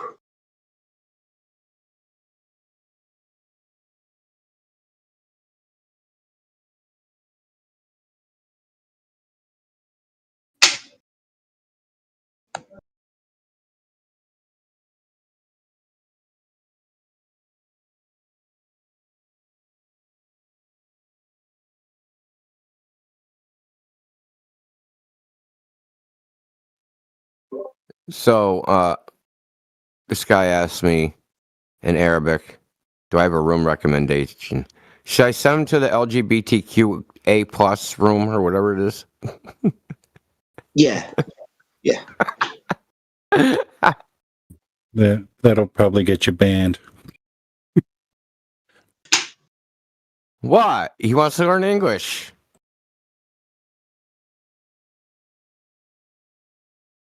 It's on the server. It's got to be okay. All right. No, I spent a week in ban jail here. The server is very strict on certain things. Like sending Muslims to the LGBTQ plus room? Probably. There's only one way to find out. Hey, bro, I want to know.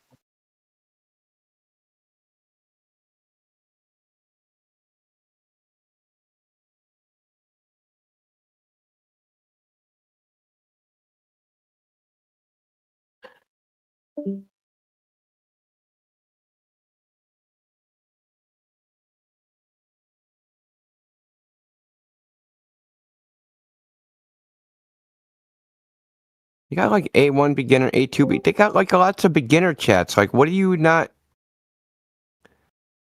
Gosh, They probably darn it. see that this one has the more people in it, so that's why they gravitate here. Oh, yeah, maybe. Oh, channel is full. They have caps, I think. That too, yeah.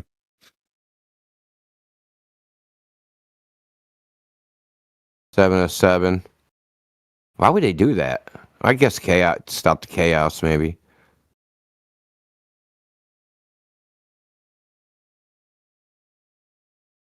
This one ain't full. Yeah, Or they might limit how many people join during specific events.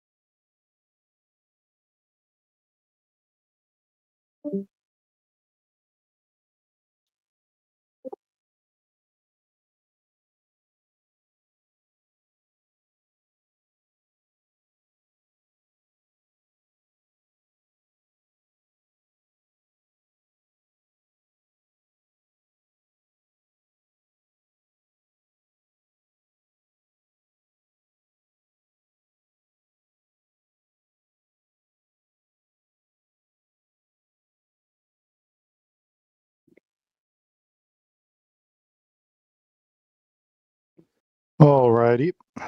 I am back. What did I miss? Let's see. We have any new people? 707, how are you? Yes, I am a new. Good, good. Does anyone want to practice their English? We can talk about Earth.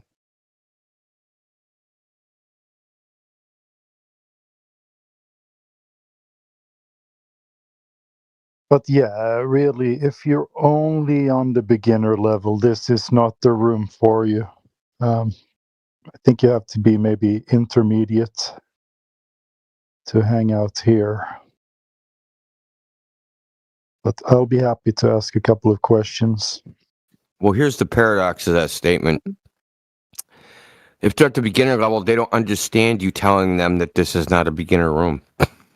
Yeah, you're right about that. Yeah.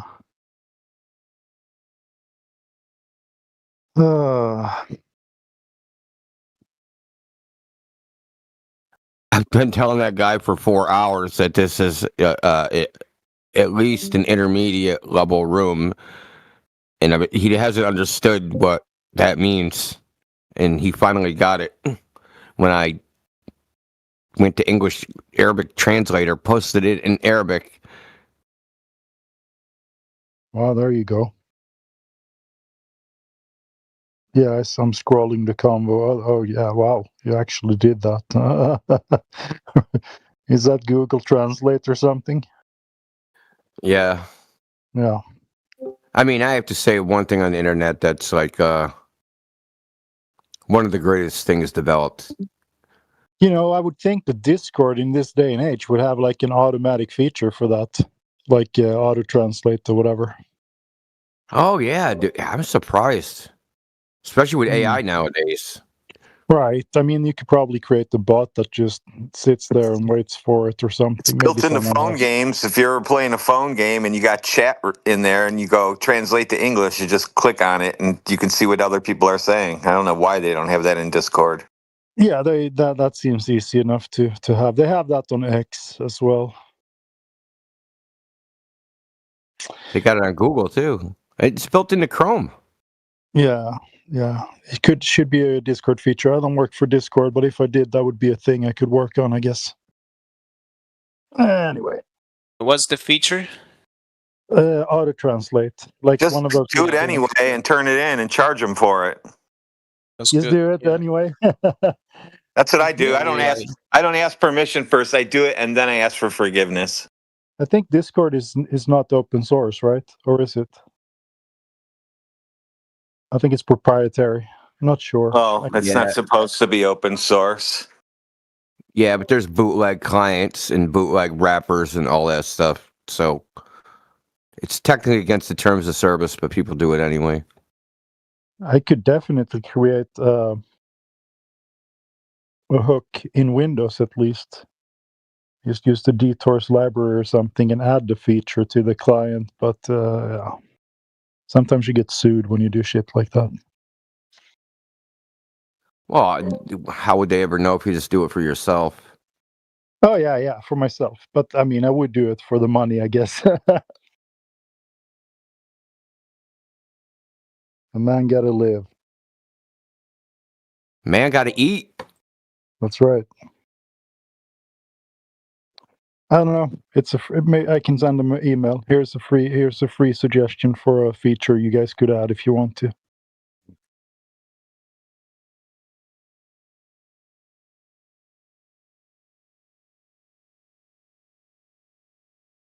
Well, I'm gonna have to brag a little bit, but as far as I know, we're the first Discord server that had a text chat that went along with the VC chat, and then Discord eventually integrated that feature into any VC that you create, any VC channel. As far as I know, we're the first group to do that, where we had a dedicated text channel to go with the voice channel. We did that on the home server. Yeah, we did that. We did that back like in 2018.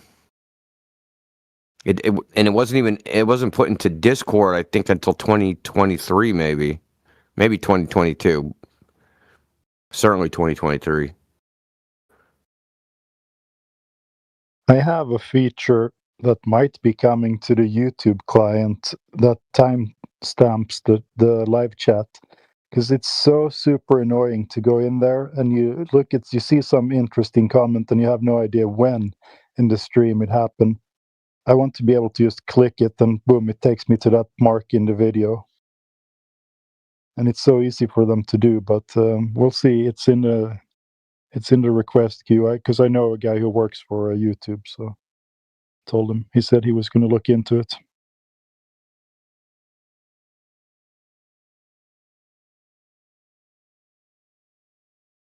Speaking about YouTube, hello guys over there. If you want to interact with us, you can. I'll read your chat. Yeah, I'm a little bit scared, of getting owned. Are you scared? Yeah, in case I could get owned, I could talk some shit and somebody contradicts me. No. Yeah. Oh, I thought you said getting old. Yeah, just like getting contradicted with facts. Don't talk. The best thing for you to do is just keep your mouth shut forever. That's the way I look at it. Yeah, that's what I was thinking. You know, There's a saying: it's better to be thought a fool than to open your mouth and to prove it. like maybe they will clip me, they will upload me to YouTube, and I look like a fool.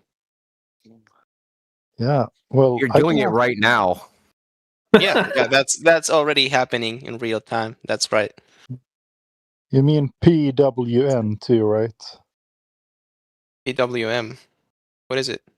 That's lead Why don't- talk. Why don't you just tell us how you know the Earth is a He doesn't know. He doesn't know what that means. Come on now. Yeah. Not really. Hey, Tommy. Yeah. Let me ask you. Give away our secrets. Can I ask him a couple of questions, guys? Oh yeah. All right. Let me see this. Tommy, are you able to watch the chat? Yes. All right. I'm going to post one picture for you, and I want to ask you a couple of two questions about it. Okay. Let me scroll here. And this is kind of fun because we do this a lot, and people sometimes they can answer it, sometimes they don't. So if you don't worry about it, if you can't answer it, you haven't been owned. Okay. I don't think I've ever seen this one. I'm curious. Is it better than Radwin's? Yeah, it's about the same. All right. Do you see the picture in the chat? Okay, yeah, it's about the same. Yes. An Earth's picture. Yeah, it's a picture of Earth, right? It's at least the way they tell us. They say we live on this ball in space. Agree? Yeah, pretty much. That's the story. Do you know all the blue stuff in that picture? Do you know what it is? That's ocean. Yeah, it's water. Yeah. You notice something funny about the water in the picture? Like peculiar, something weird. Not really. No. It curves around the ball. Right? That's a little bit But weird. that's because it's like illustrative. It's not like a real photo, or it's at least like edited. Well, they say they say this is what the Earth looks like, and it has curving water on it. That's what they say. NASA, for example, right? They send us pictures. They send us Yeah, but pictures. isn't from like space. all of that curved? Like not only the water, but the entire. Yeah, everything is curved, but Earth has a lot of water on it, so most of it is water covering the surface, right? Do you happen to know the Earth's radius? That's my second question. Because you answered the first one correct. It was water. The I second think one is if you in kilometers, I think it's like around 18 kilometers, maybe. Maybe it's less. it's actually 6,300 something Okay, kilometers. yeah, a lot less. Yeah. Yeah, the radius, right? So, and I'm in America, so I do it in miles. In miles, it's 3,959 miles. See it, yeah. Yeah, you can even see it there. Yeah, there's some text. So, because we know the size, right? We can figure out with math how much water needs to curve over distance. You understand? You with me, right? Yes, of course. You can easily figure it out. So if you look in the diagram, if Earth has a radius of 3,959 miles, over 10 miles, it has to curve 66 foot. That's just math. It's in logic. You agree? Yes, it's a fact. Yeah. Exactly. Yeah, it is. It is. So here's the thing. They do send us a lot of these pictures. They call them pictures, right? Or images from space. And they say, this is where you live. You live on this ball. This is the size, and water is curving on it. So I thought about this a few years ago, and I was like, okay, great. I mean, really? How can I confirm this myself? So I did the math, and I went out to a lake, and you can do this as well. Anybody can. So you don't even have to believe me.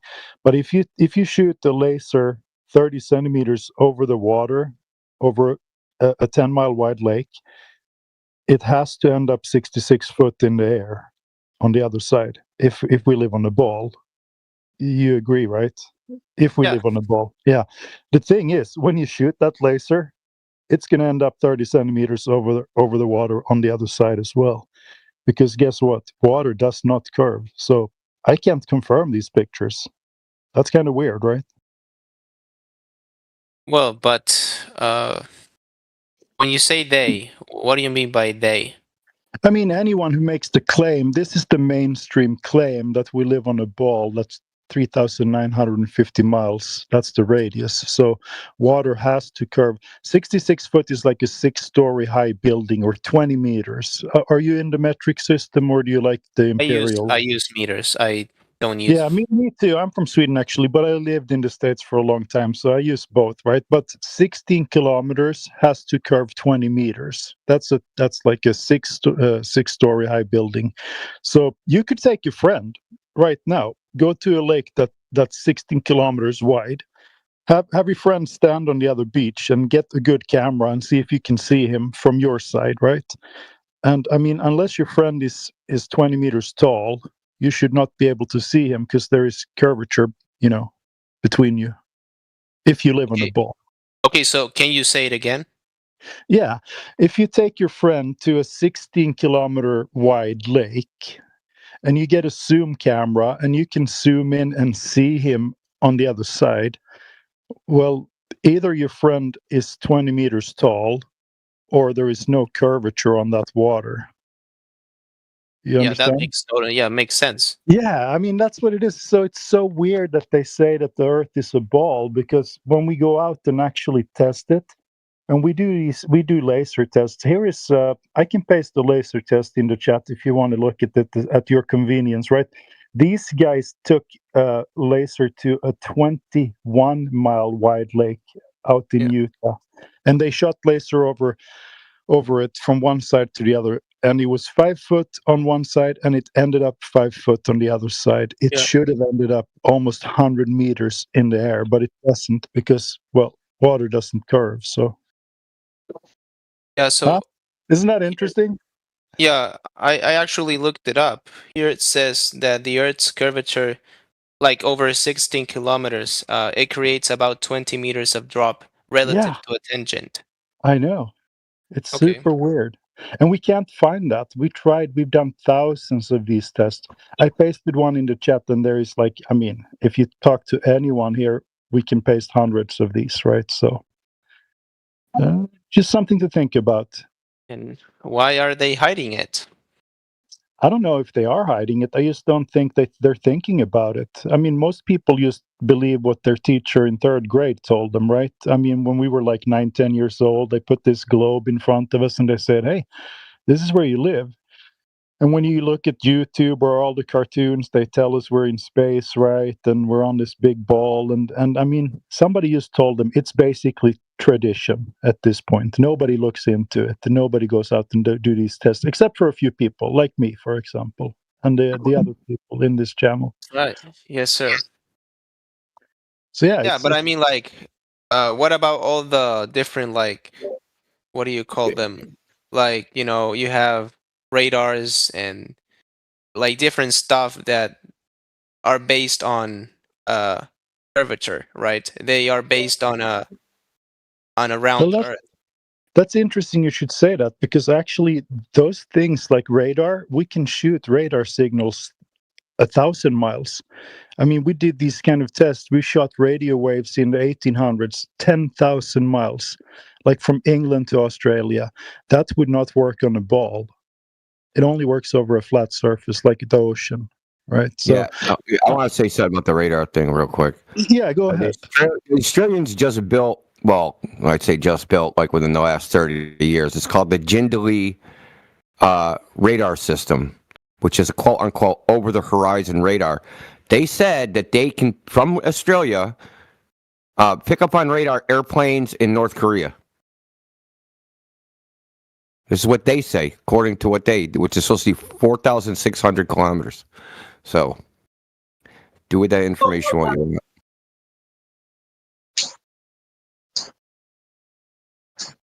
And what about planes? What about planes? They when they travel, they fly. They don't do it in a straight line, right? They use a curved path. Oh, do you want me to handle it? So I can only talk for a couple of minutes because I gotta go. But they don't actually fly in a curved path. That's just projecting onto a Mercator map. So the way planes actually fly in reality is there's these things called international or domestic flight corridors.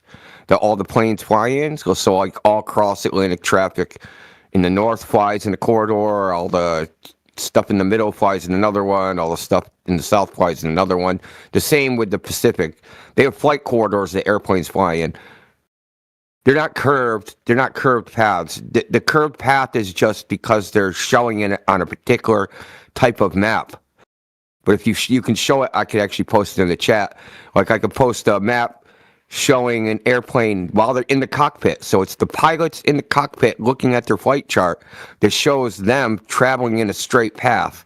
But the only reason it shows them traveling in a straight path is because it's a polar projection.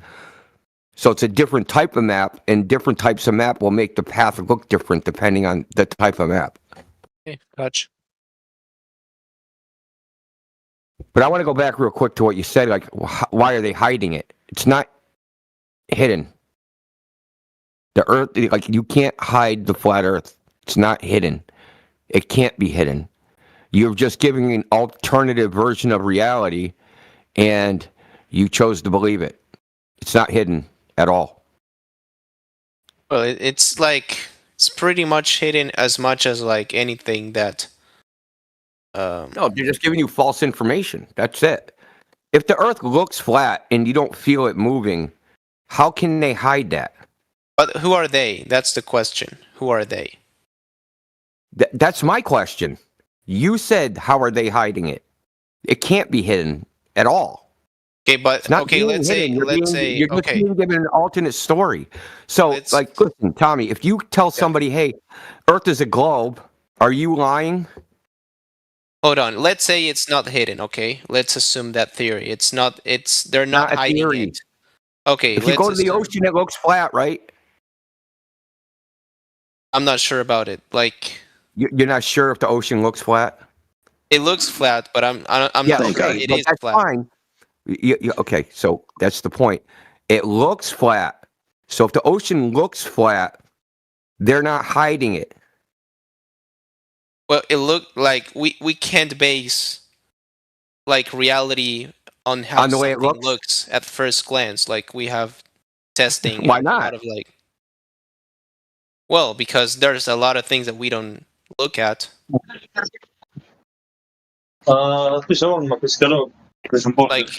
Like Jedi, you got to take over. So I got a bolt or somebody like- else does. I guess our sight is not like it's not Yeah, I'm around. is not really something that we can use to derive like facts or science. Really? Not to its That's fullest.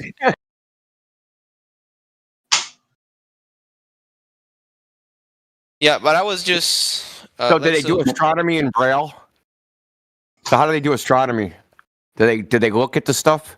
No, they obviously look at the stuff, but I'm trying Yeah, to say so we can't trust our eyes. looking right? at something is not like a definitive proof of something. I never said it was. The point is, it's not hidden. It's impossible to hide. Okay, but let's not touch that. Let's go back to the other topic about they. Who are they? I don't know. Because okay, let's say Like, they. for example, okay, you said, for example, my friend, is it your teacher? okay, but No, please answer the question I've asked you. When you say they, is it your teacher? I don't think so. No, even if they, this is what Injo said earlier, even if they believe something, they're just repeating what they believe. They're not necessarily deceiving you with the intent to deceive you, are they? Sure. I mean, so I'm gonna say, I'm just gonna repeat what you said. You said that they are not hiding it. It's just like an alternate story, right? Hi guys, how are you? Okay, so who are they? Who are the people telling this? We don't know. People. You don't know. We don't know. It looks like a historical kind of argument if you want to look back in history as to, you know, when or how or who pushed the globe Earth and where that came from. Seems to be a theological background. It's a religious idea. But this goes back way into history, dude. Why did you say theological? Because it comes from places like the Catholic Church. The round earth. Yeah, Isn't like the opposite? kind of. If you want to talk about the antagonism between science and religion, but But we I'm have just to saying, like, understand. There what I was no. understand, like, what I the know. Bible. Yeah, thanks, Hold Indo. on, There was no Tommy. All antagonism. that. Okay. Hold on a second, Tommy. I just want to tell you, all that shit you heard about church versus science is a lie. It's a straight lie. I'm not even going to call it a deception. It's a lie. Okay, so if you look at Copernicus, who came up with the heliocentric model, the revolutions of the heavenly bodies, it was dedicated to the Pope, and it starts off to the Pope. It made it past the papal censor. Its forward are written by Catholic cardinals. Okay, Galileo, he wasn't prosecuted for his. He was prosecuted not for coming up with any type of heliocentric model. His actual prosecution, if you look at the trials, which are in the Vatican archives, was for forgery. He forged what's called an imprimatur, which is permission to print a certain book. You couldn't back then. You couldn't just have books printed, so you needed permission from the church to print a book. He forged one and gave it to the printer and had a book different than the one he said he was going to printed. That's what he was on trial for. Had nothing to do with the heliocentric model because the Catholic Church had already endorsed it. Okay. That whole story of science, I mean, Newton was like a crazy religious nut. A crazy religious You're nut, saying dude. the Catholic Church had already enforced the heliocentric model. They endorsed it, meaning they approved of it. Yeah, I understand what it means, but I'm saying, like, yeah, I get that part. They did not reject it outright. Sure. They wanted a model to help them predict Maybe they when were like- Easter was going to be. Sure. You asked who they were. We're pointing out that, with all intents and purposes, again, this seems to be theological, where we have to go back into history to the inception of these ideas. And we can go back further. We can start talking about the Greeks and their idea of perfect plutonic solids. And if God was perfect, he would create a perfect shape. And from their idea, that perfect shape was a sphere. So they saw lots of spheres in the sky, so presume that the Earth was also a sphere, and this was their theological understanding. So it appears to be theological. You can also bring it closer to history and just look at the motion picture industry. And I mean, if you look into the history of like motion pictures, which is directly, basically the bedrock of modern science, is the ability to take high-speed imagery, infrared imagery, ultraviolet imagery. You'll find that there's been a very large conspiracy to cover up the means of trick imagery in the past. I mean, what our parents were shown in the 1990s about when timelines and certain technologies came into existence is just patently false. And when I say patently false, I mean that literally. You can just go look at the patents online and see, like, hey, infrared traveling mats were first invented, or at least first patented, in like 1931. The blue screen process was patented in 20.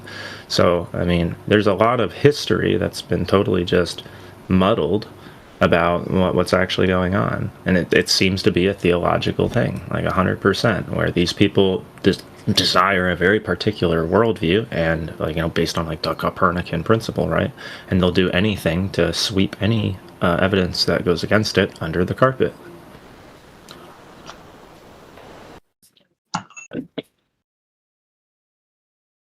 And that's like an international conspiracy, right? Because, like, that's not just like the United States saying, oh, you know, blue screen wasn't in existence or whatever. That's like the Russians not coming out and calling out the Americans. That's the North Koreans not calling out the Americans.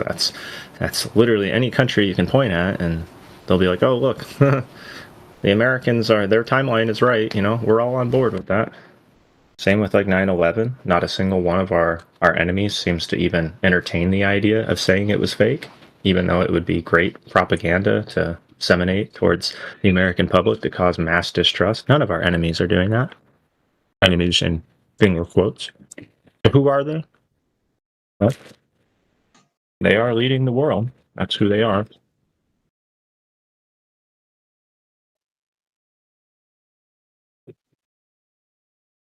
What's up, Lanolin? Good to see you, man.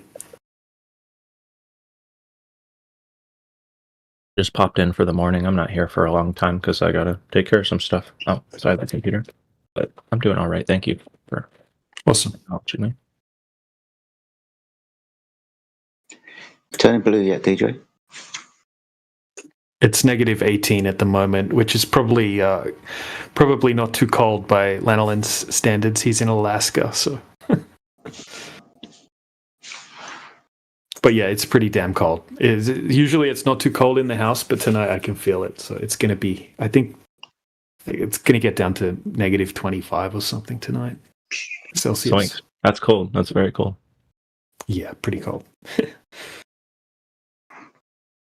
So, who was the guy or person who asked a question about that? Are you still here? I can't remember your name, sir. About what? Yeah. You asked who they were. Do you understand the answers that have been given to you? Yes, I do understand the You got any questions? Yeah, I mean, there are a lot of questions, I guess. Yes. I mean, I can point to one specific guy. If you want one specific guy, I can point you to a guy named Craig Barron, and it's like that guy. He knows he's lying to the American public en masse about the history of cinema. There's no way he doesn't know. I mean, literally, because he's talking about industrial journals and how he's read into them, and the history just shows it. It's like, dude, if you finger through any of these journals with any amount of insight in that industry, which he owns his own company called Matt World. I mean, he worked on The Empire Strikes Back episode 2, and it's like, just to know any of that technology, when you look through these industrial journals, it's like you can't miss it. Like, it's impossible to miss, and I mean it. Like, if you know anything about the field and how this tech works, it's like, oh shoot, yeah, you're just spewing lies, man. Why would he do that? I don't know, but I mean, you can point to some specific people. It's like, yep, they definitely know they're just spewing BS. To spew BS, it's not even debatable. Okay.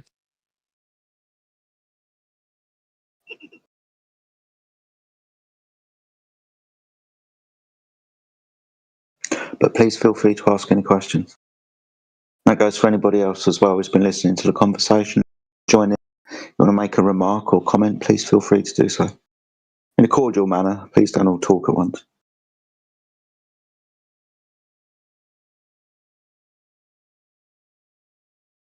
The question on the table was, who are they that lie with regards to the Earth? Put forward earlier that we have to be very specific about this. Right? It's a deception. The Earth is out there for everybody to see. The Earth isn't lying to you, but specifically this narrative that the Earth is not what we observe. It appears to be a kind of theological undertaking and birth. We can look back to places. We say the Roman Catholic Church, but obviously these ideas can come before that time. This was just a mechanism that was around at the time that swayed an awful lot of influence around predominantly the European and Euro-Asian area of the world. So a lot of influence there. So this was the mechanism. But if anybody else wants to comment about who they are, you must understand we're not going to be able to give you names and addresses necessarily of the exact people who are hiding this truth with regards to the Earth from you.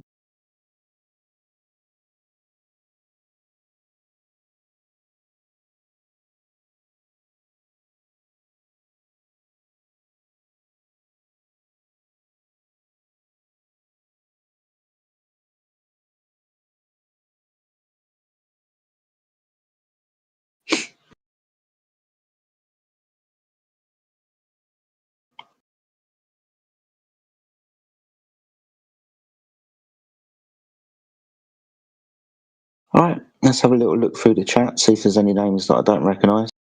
Right at the top, it's probably poignant to remind everybody, it's a 24/7 live YouTube bot. Please remember we are live streaming on YouTube 24/7. That's where we get the name from, 24/7. We're live 24/7. So that's what that is. Right at the top of the channel, we've got 20 Cups. Good to see you, sir. Hope you are doing well.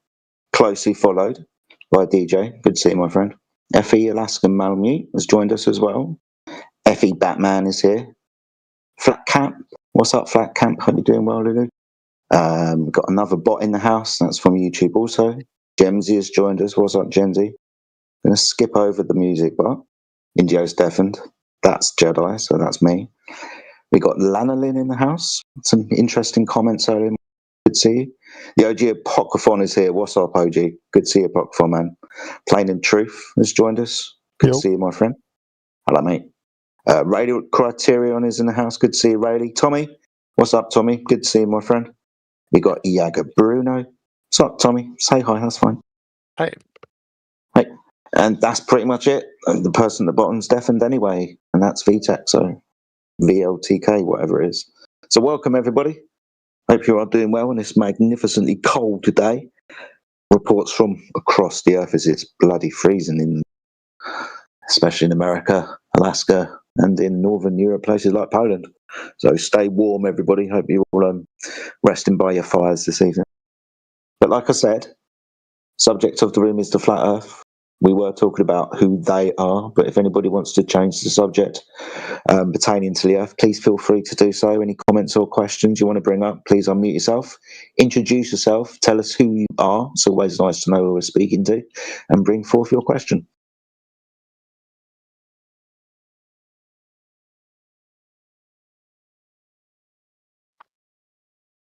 Yeah, I got to say, while we have Lanolin here, I'm super impressed by his side view pictures. Super impressed. We need more of those. Everybody should try to get those kind of pics, even though I understand it's expensive. Hey, I just want to tell everybody, you don't have to go out to a crazy frozen lake to do what we did.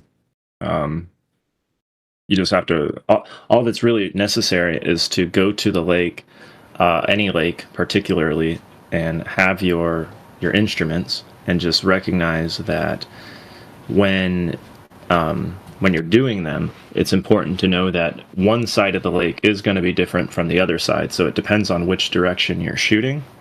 Because so when we, in our observations, it was very consistent. If we're shooting from station C, I mean, it wasn't every day, because there were days where there were inversions, like where the surface was significantly colder than the air, and that would cause light to bend down. But it was very consistent where we were shooting towards the warmer half of the lake, and that means the density gradient is lofted higher. And I mean, it's super simple to know that if it's a warmer area downrange, and you're shooting from a colder area, that the light on a globe would necessarily have to bend down into the ground, because their whole point is it's so based on temperature. It has nothing to do with humidity. We can just ignore humidity in the globe model. That's what they like to say. So if it's based on temperature alone, your light is never going to make it an extreme distance if it's shooting into a warmer area, because it's going to end up colliding with the ground every time. There is no hug the curve mechanism that will stop it from actually finally reaching floor. If you're shooting into a cooler area, of course, that would the whole idea would be that it's going to rise up, it's going to bend up, even in a globe model. So you basically just have to go to a lake, get your weather stations set up. They don't even have to be extremely accurate, because when you're accounting for humidity and the release over lakes or over ice lakes, there's so much humidity leaving the ground that if you can collect your wet term and your dry term, which you can do some simple searches on Google or DuckDuckGo or whatever to try to help you sort out how to do that. I'm sure you might even be able to use AI to help you run calculations. A lot of them are really good at math. It's not really all that hard. It's not out of the reach of people to do these anymore, and you don't have to get in danger. So, and then you can verify it if you have a theodolite, right? You'll be able to calculate how much drop there is in the theodolite during upward refraction, and then you'll be able to see if during downward refraction, you'll be able to verify in the sights of your theodolite, oh, look, at the surface, that's above my theodolite crosshair this day. Then on another day, you can see too far, and it's like, well, it's below my theodolite crosshair on this day. So it's just we got to be accounting for surface temperature. We got to be accounting for the air characteristics. That's what the globe model doesn't do. So. Oh yeah, that's what I'm always requesting from them. And they're making hyper-specific claims as well. They'll be saying, "Oh, this thing off in the distance, 3 miles away, is, it's ever so slightly lower than it should be. Therefore, that matches up with the globe." It's like, okay, well, have you taken all of the potential variables into consideration? They're like, "Oh yeah, we put it into a computer model, and that let us know what the refraction coefficient was." It's like, what? So you just reverse engineering it onto a globe model, or they'll just use standard refraction, and which is basically just guessing. So yeah, 100%, man. I mean, I think it's pretty interesting. If you see the movie, you'll see where we pointed out where in the in climatology maps where they have to bend the contours to the maps, which means you have to be accounting for the surface boundary being like a curved surface if there was one, right? So instead of using genuine measurements, instead they imposed a fictitious value, and specifically it was a fictitious value of the relative humidity. So they didn't like impose a temperature value. No, they imposed a fake humidity value, and it's because of how much of an impact humidity has on the final outcome, right? Okay, no, nothing. Sorry, no, go ahead and do your stuff. So I'd like to point, I want to just take the moment, since I seem to have the soapbox to stand on for a second here. The biggest argument that has been posed for, I think, every year that I have ever been in any one of these lobbies, right, where people are trying to say, well, you need to measure this or you need to measure that, and you need to get like your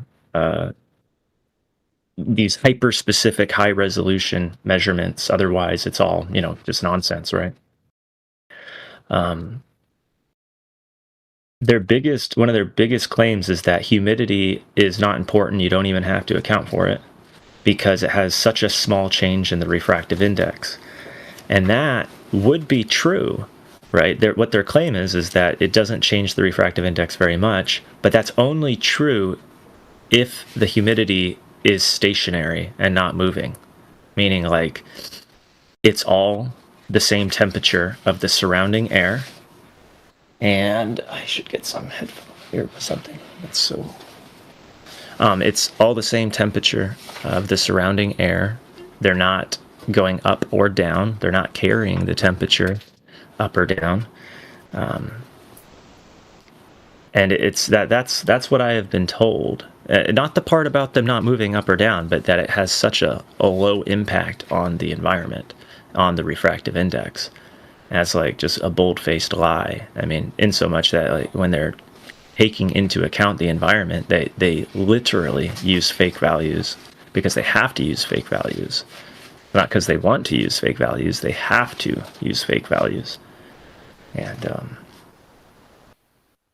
yeah, if you start trying to do like real ray tracing, like density, it's really density tracing, it's not really ray tracing. You're like measuring the density gradient, and that helps you calculate the ray and where it will go.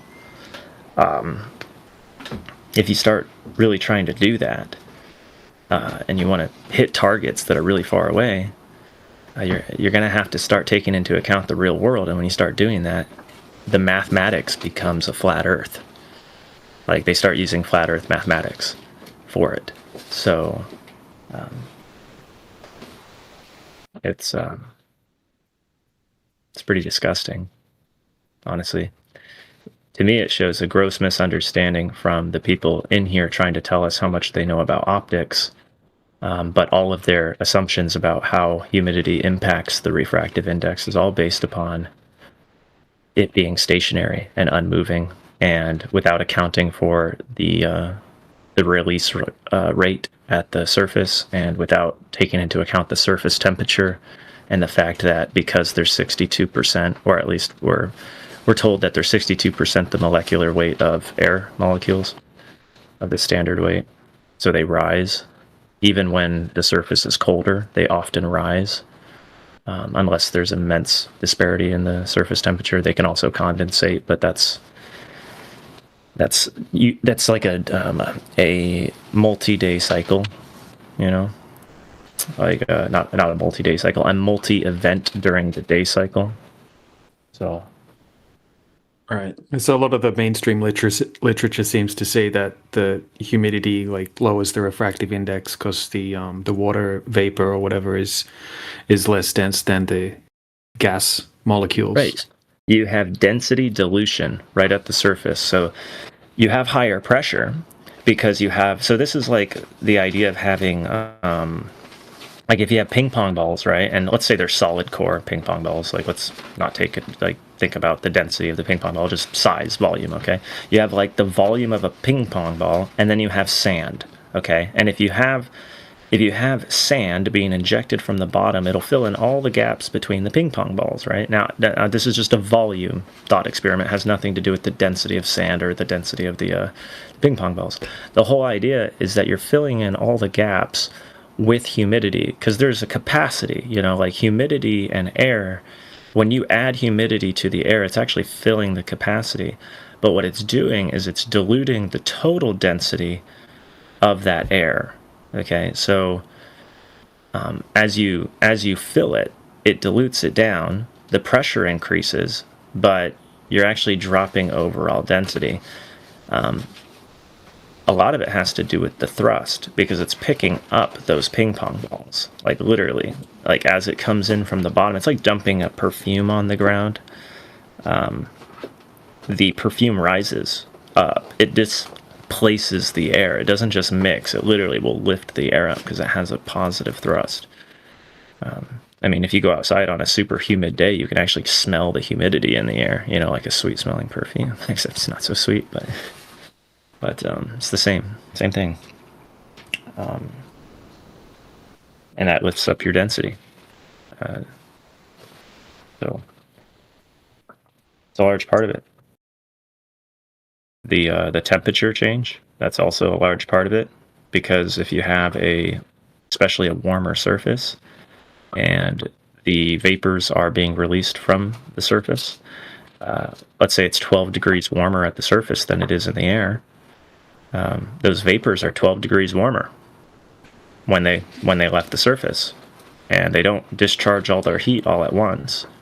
So you actually have warmer vapors in the air, and so you have air that's warmer per molecular weight near the surface. So like the difference between 10 feet and 0 feet in terms of overall pressure and overall density is a very small difference between 0 and 10 feet. But yeah, exactly. Yeah. So the whole premise of these measurements is that it's such a small change that this buoyant force, and it's a measurable force, and that's why historically they measure it as a force, because it is a force, like measurably, and it's historically been done through vent dynamics. The whole idea of pressure vent dynamics, where there is an off-gas effect happening, and it's putting something which is more buoyant underneath something which is heavier. And the Archimedes principle is a very well-known, established part of science, where, you know, it's going to create an upward thrust, and that thrust is being enacted upon the thing that's above it. So, and that isn't just a liquid principle, that's also a gas mechanics principle. So, yeah, it's... So what you're saying is it's going to be pretty rough for the Globers to get a very specific globe measurement. Right. Well, someone said earlier that they went with a theodolite, they measured it, and they said, "Oh, look, it's a little bit lower than it's supposed to be." It's like, for that to even happen on the globe, it means on that day, if it was a little bit lower than it was supposed to be, that's not a globe prediction. That's like a what the heck is going on?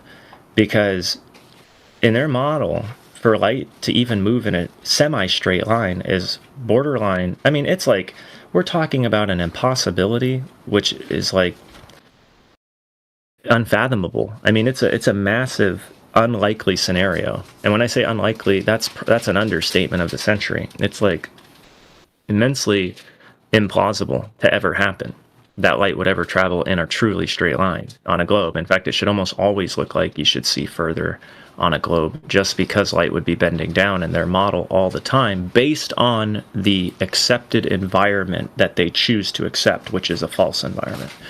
Realistically, on a globe with the true environment that we can measure and do measure, not just can, but we do measure,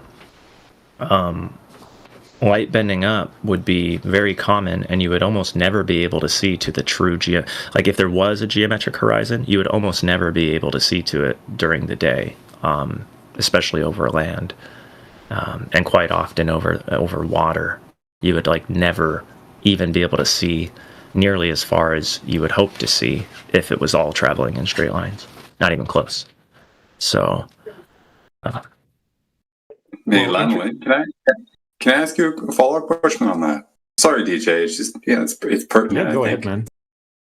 We have a gentleman who's come in here, I think, at least 4 times in the last maybe 3 weeks, who has argued for the globe based on I forget the official name for it, but it's this giant survey that was done in India, I don't know, a couple hundred years ago or whatever, whereby they've taken sections, right?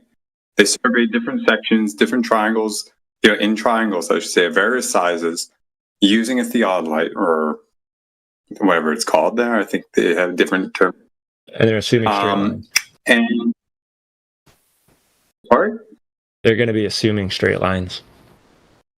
Right. Now, anyway, so the claim is based off of those measurements when they do a series of angle measurements and then kind of add them all up, forming triangles or whatever, and they get an angle, an internal angle sum of something greater than 180 degrees.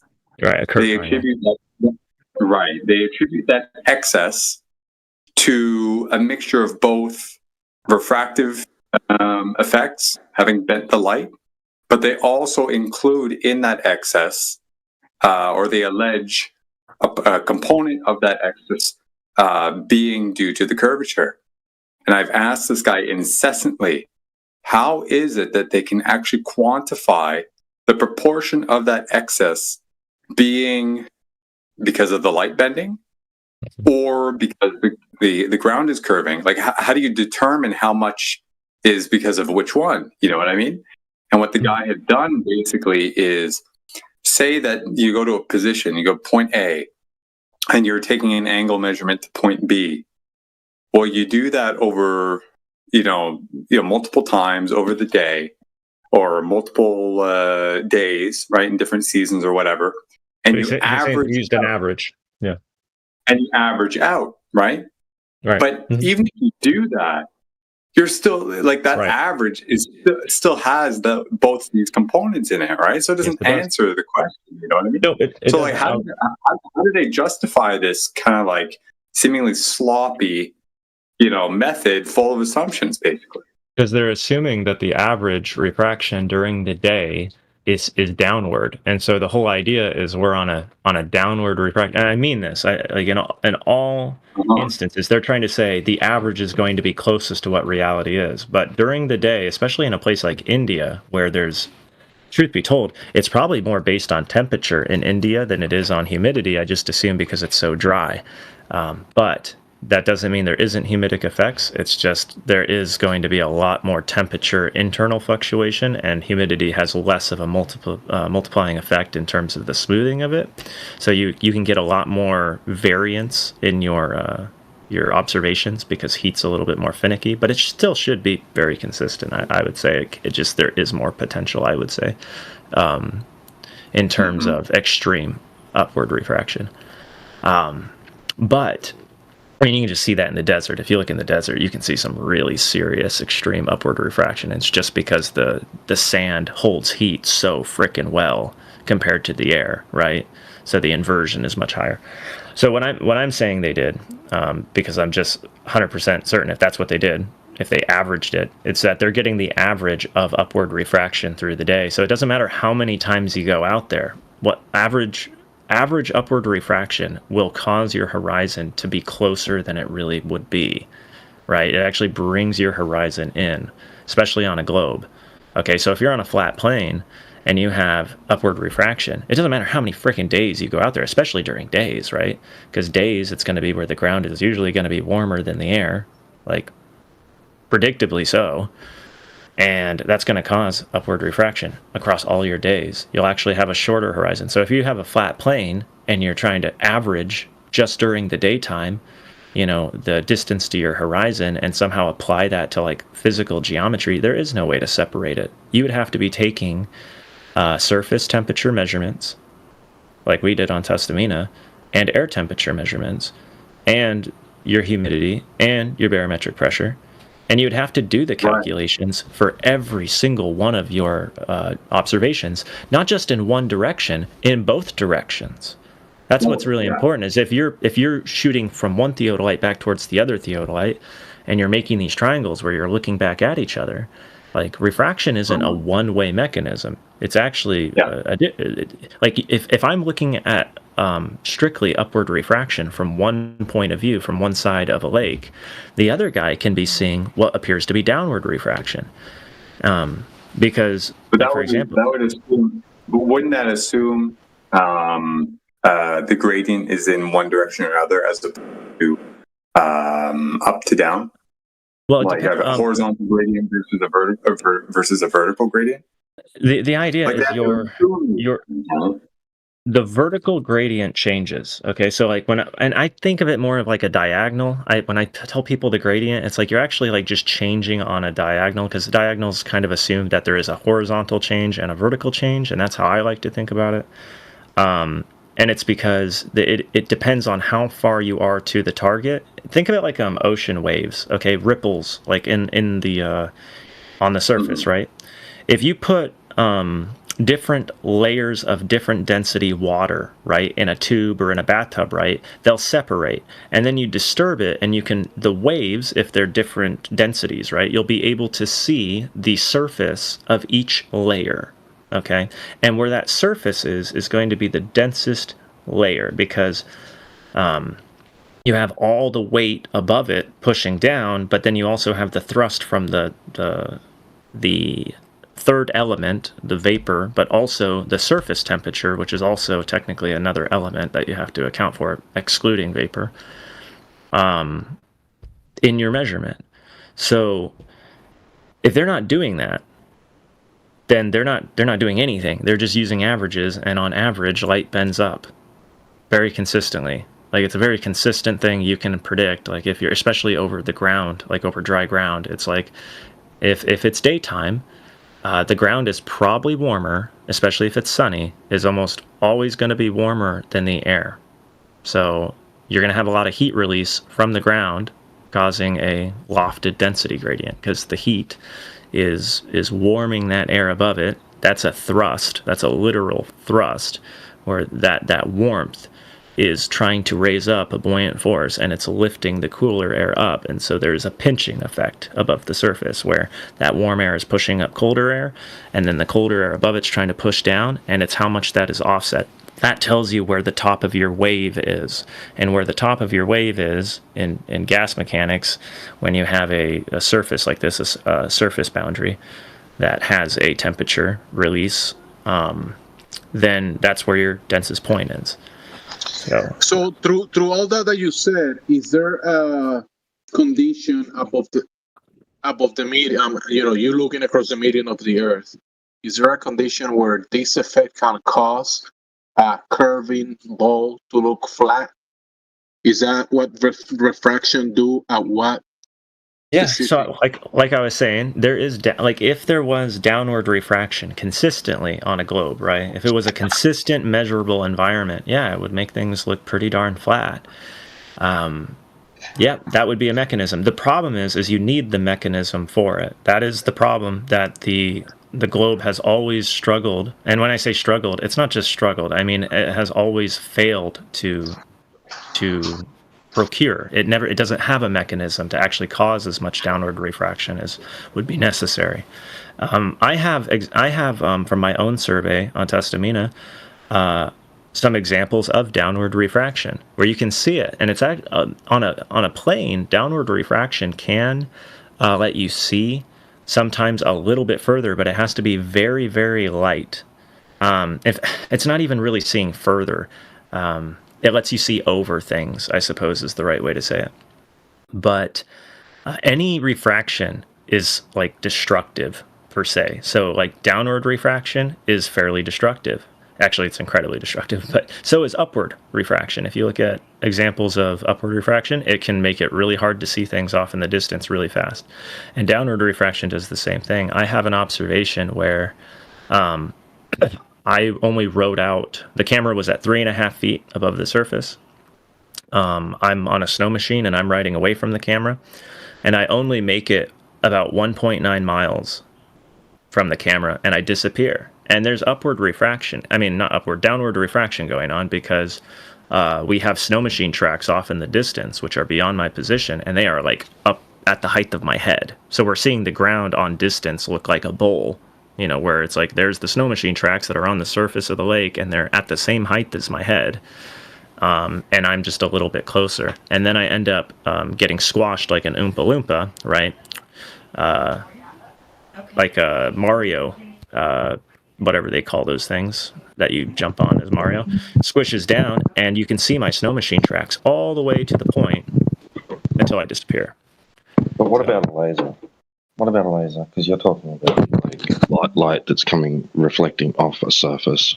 Yeah, so a laser. So if you put a laser on the other side of that, it's going to cave down. So it's similarly, right? Why? Why would it?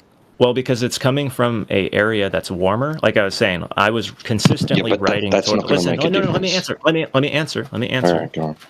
Let me answer. We were consistently aiming towards a warmer environment with the camera, with the P1000 on our observations. So any light going towards the warmer area, right, should on a globe be bent down into the ground. Anything coming towards us from the warmer area, likewise, should also bend down towards the ground as well, even faster, because it's going from warm air to cool air, and the cooler being the surface. So that's not the only thing that's going to dictate the light's path, though.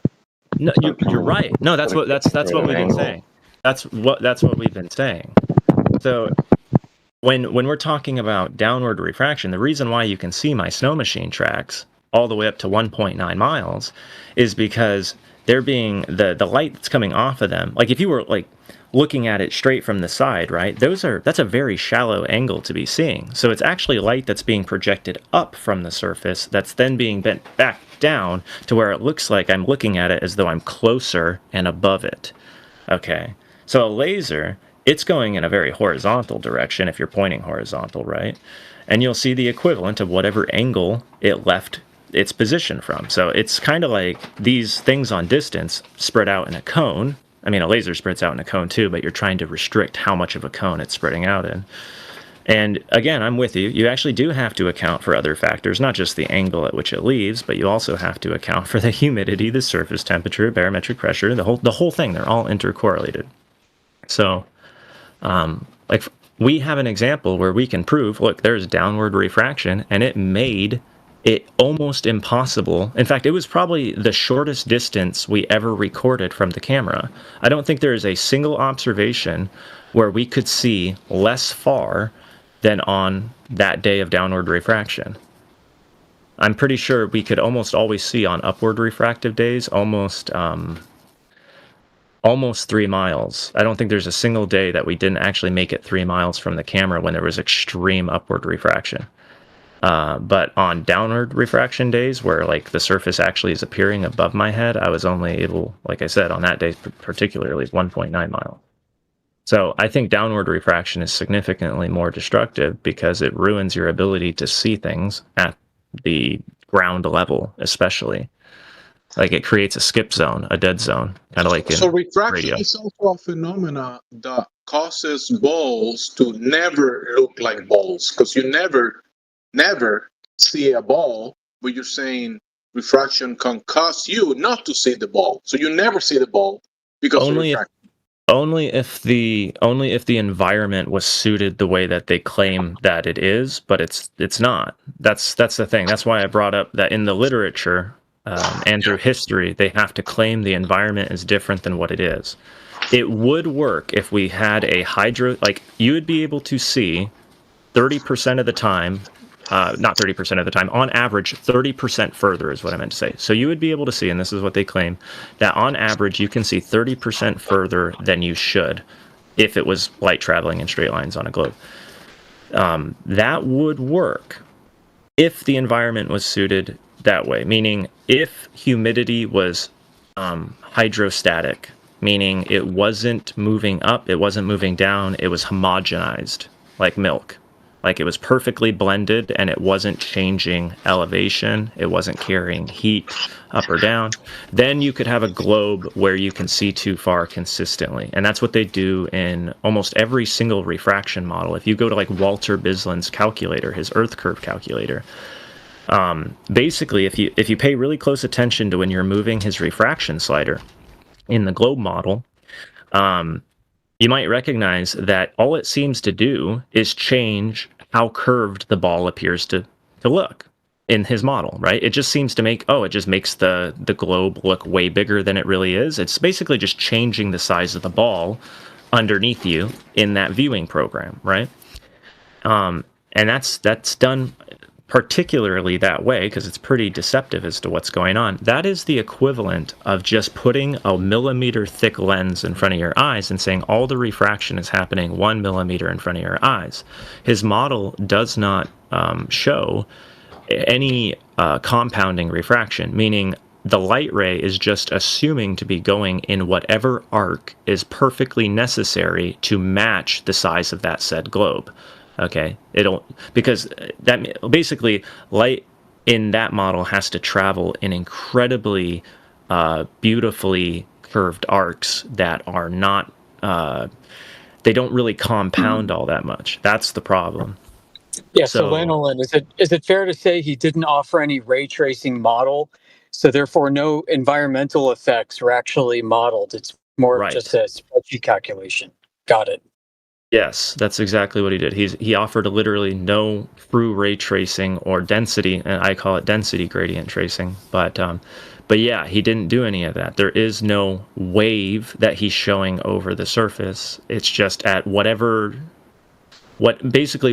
distance you're saying your target is at. He's in his model calculator. He's just assuming that the air is perfectly homogeneous, meaning it's basically a perfectly machined glass lens that you'd build in a factory to where you can always get the perfect trajectory, the entire arc of that spherical surface, so then you'll be able to see your target. It doesn't account for surface temperature. It doesn't account for any of that. It just assumes the air is in free space with a surface with no effects from the surface. And one thing on that, if I may, or sorry, Yoder, go ahead. Yeah, I was gonna mention real quick.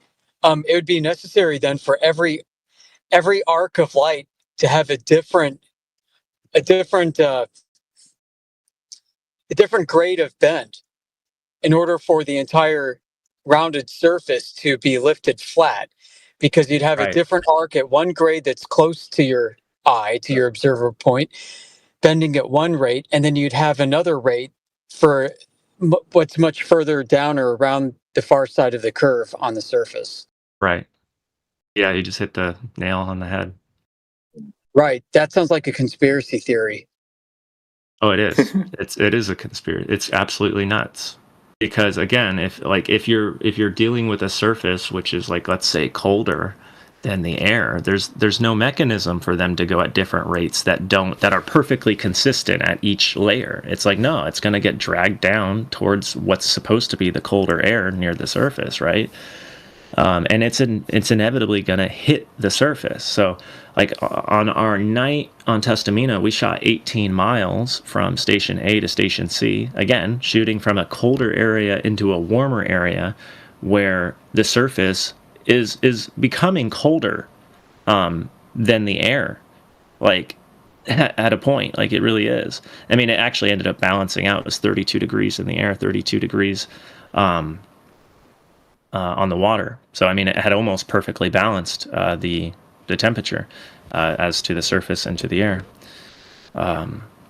But the light started at a certain density gradient, meaning if we're shooting into that area that's warming up, again, the density is simply going to get closer and closer and closer to the ground, because that's how where the density, if density was always close to the surface, like they're claiming, like it's always right at the surface, it just means it's, again, going to get dragged down literally to the surface.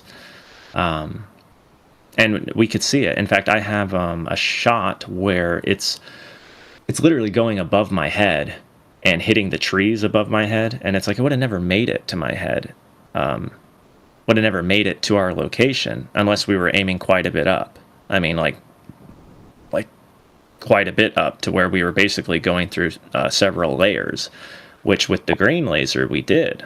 We had, we were free aiming that one, and I'm shooting back towards him, and it was being bent up so much as it left my position that it was able to change its angular direction, right? It's basically the degree at which it's leaving the surface, its slope had changed.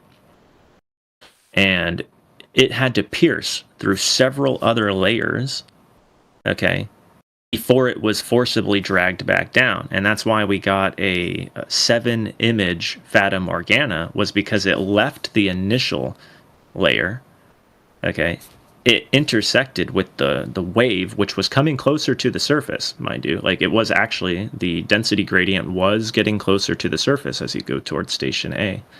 And our laser had been bent up so much that it passed through that layer, went through 7 other layers, and bent back down, and then followed the first layer, the densest layer. And it's amazing to see that. I mean, a 7-tier Mirage, man, I've never seen. I didn't even know it went that high, Nobody talks about 7-tier Mirages. I think the highest I've seen written in literature is a 5-image Mirage. That was pretty cool. Okay, I'm trying really hard, DJ, to get you that raw picture. I just keep getting distracted. So. Oh, yeah, no problem. No rush either. Awesome. Yeah, I posted some pictures of the Fata Morgana laser in the side chat. I've never seen anything like that either. It's pretty crazy. And that's not even, that one's not even up to 7. That one's 1, 2, 3, 4. That's a 5 right there that we got. So what are we looking at there? Like, are we looking at an actual change in direction of light, or just an apparent one where the conditions have made the laser appear to be where it's not, but it's actually just traveling in a straight line? Right. So in the globe model, for that to happen, there has to be more refraction, meaning more change in angular direction. There's no there. Like, you got to keep in mind, even if you're just looking through a lens, right? What you asked would basically be saying, am I wearing a set of sunglasses that have a lensing effect right in front of my eyes that just caused the light to look warped? But in reality, it actually was going in a straight line. It's just the sunglasses right in front of my face causing the problem. And that's what I'm saying. It's like, nope, negative. Light is traveling through that sunglass, which is actually spread across the entire distance, and it is angularly changing its direction. And what we're seeing is the side of it, right, as it goes through those layers. Earth is a cube. Hey bro, Earth is a cube. Just hold up, man. So, what I was trying to say was we are seeing a displaced position than where it truly is because we're looking up through these layers, but we are seeing its interaction with each one of these layers. So you wouldn't be able to just point at any point in that refraction and be like, that's exactly where the laser is. No, that's just the total sum of refractions to our eyes reaching us, showing us that, hey, look at how warped that image is. I mean, it is warped. It is definitely being changed. It's definitely being bent. But yeah, you wouldn't be able to, like, you know, shoot a bullet at that light and actually have it intersect the light probably at pretty much any point you're looking at right there. It wouldn't be where you're aiming. So, sorry, good. Right now, I guess it was a kind of stupid question because, like, yeah, it has to, like, if a light is passing, it's not really. It's something that's changing, like, it's capable of changing its direction, and it reaches an observer's eyes. I mean, the light has literally changed direction. Right. That is the biggest qualm I have with Walter Bislin's whole presentation of how accurate his entire model is he's just lying to people. To be able to code what he did and to be able to to be able to do even what he did on his website means you recognize there's a lot of different variables involved, and he's ignoring the most important, which is the bending at any given point. Like, you actually have to have 2 points of data to be able to make a model like he's trying to show on his you have to have 2 localities. You can't just have one. I mean, you can, but it's only going to work in one direction.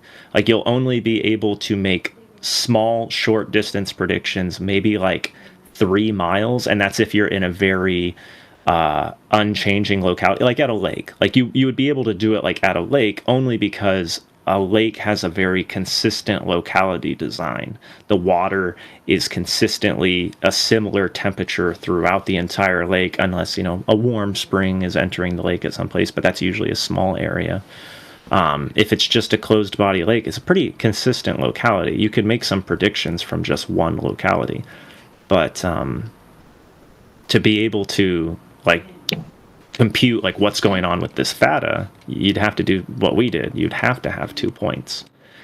I mean, it's just, otherwise you're just spitballing in the dark. I mean, you can model in the sense of you can just kind of guess and be like, well, I believe in this model and therefore this is what must be happening. And that's what they did with the Rainy Lake observations, is they just said, we're just going to assume that it's this model, and we'll put all of our measurements in a computer model and say we measured it. And they didn't. So they didn't really measure it. Now they did the same thing with the so-called black swan, right? The oil rigs. I think there was an article posted on his website where he used his calculator to kind of, like, you know, justify their interpretation of, you know, that observation being, oh, you know, it's just on a globe, but with mega refraction, and the kind of modeling of what would be, you know, the proper phenomena or the actual phenomena to render or to yield that sort of observation. He puts at the top, right, some sort of some diagram, temperature related diagram about it, but he, as you said, he omits the rest, right? He doesn't account for the humidity or the air pressure or whatnot, just temperature. And if you look at that graph that he posts, it's, you know, it's obviously kind of imputed, just inferred, but it's an absurd claim because the graph depicts the necessity of something about over at a certain point in the trajectory, or the entire trajectory, that there would have been, I guess, an on average temperature change of between 10 and 15 degrees Fahrenheit or Celsius throughout, like, a 10 meter or a 15 meter altitude difference or something like that. Yeah. Like, so, and by the way, you said he accounted for the temperature. I can tell you right now, he only partially accounted for the temperature because they assume in these models there is one temperature lapse rate and there is two temperature lapse rates, and that's why you have to account for humidity, is because humidity has its own temperature and its own lapse rate as it leaves the surface. Even if the surface is colder, it has a cooling effect. If it's warmer, it's got a warming effect. So okay, sure. I guess what I meant by like accounting for temperature is, I mean, all he's doing is showing one variable out of the multitude of necessary variables, just temperature. Now, whether he's doing it one way or both ways or whatever, that's a secondary issue. So you know, he's using more one problems. half, and he's even using one half of it. Is what I'm trying to say. Oh, there He's you saying, go. I'm just going to use one. Even worse. Yeah. It gets even worse than that. And just a second, Lanolin will find this kind of funny as well, because what he did, okay, he had like a preset on the Walter Bislin calculator where you can put in the black swan observation, and it's like, okay, if he manipulates the temperature gradients, if refractive index gradients a certain way, it's like, okay, now it works on a globe. But what he had to do, which we worked out later on, was he put in a layer of fog that made the fog, like, that hid the background water. Okay, and when we did the same thing and removed the fog, this is what was in the background. And we added some surface to it just as a joke. But he actually had to add some fog because obviously you never see a scene that looks anything like this. So for him to make it work on his ray tracing, reverse engineering model, he had to have it set up so it had this giant, what looks like a tidal wave in the background, and he dishonestly removed it by using fog. Oh, forgot about the tidal wave. That was hilarious. Yeah, big wall of water like 80 feet high. Yeah. This is a screenshot from his simulator or whatever you want to call it. Yeah, it really is no joke. To see the distance that they're claiming we can see on a globe would make the globe look like a bowl. Straight up. Like, you wouldn't be saying it's going over any curvature ever. And it's just absurd because downward refraction is very destructive because, like what was mentioned earlier, somebody pointed out how it sounds like a conspiracy theory that at all the differing heights, the light has to move in an arc at a different rate, in a nice, perfectly curving rate at each height. And it's like that's the only way to get that tidal wave wall to look like that. And it's insane. You're saying it's much more dynamic and unpredictable? Chaotic. Yeah, it is so much more chaotic on a globe. Nobody, like we quite literally would never have grown up thinking there was a physical curve that you could see. No one would have ever thought that because we would see things day to day that are just so absurd all the time that we never see. That's what I'm saying. It would just be just blatantly in our face that we're not watching boats going over a curve. We're watching them get crushed by the optical phenomena that the globe would be causing. So, yeah. So, what your side views, man? How's the laser visible from you? So yeah, what we did. I have a 4-watt dual diode laser. So it's actually two diodes that are 2 watts, and they're joined in through a beam splitter. And, well, I guess you would call them in this case a combiner, but that's what it's doing. They're being combined, and it's going out through the front as a single beam, and so it's a pretty powerful green laser. It can blind you very, very easily. It's got a half angle milliradian of like point divergence of like point. It's either 0.123. It's like 123. It's like something like that, or it's like I can't remember. I can't remember what decimal point it is. I think it's 0.12. I'd have to go type in my stuff again, and I don't have it written down next to me. But it's basically at 6 miles, it will have diverged like 4 feet, I think. So it's pretty accurate. It's not like military grade, but it's pretty darn accurate. And because usually, like you see on your YouTube videos, and they're showing a laser, they have to like spray some aerosol there or something so that you can see it. Like And I was just like, that must be some in this heavy instance, laser use. yeah, we used a pretty strong laser, and we also waited. We waited for a day where the vapor discharge from the ground was pretty high.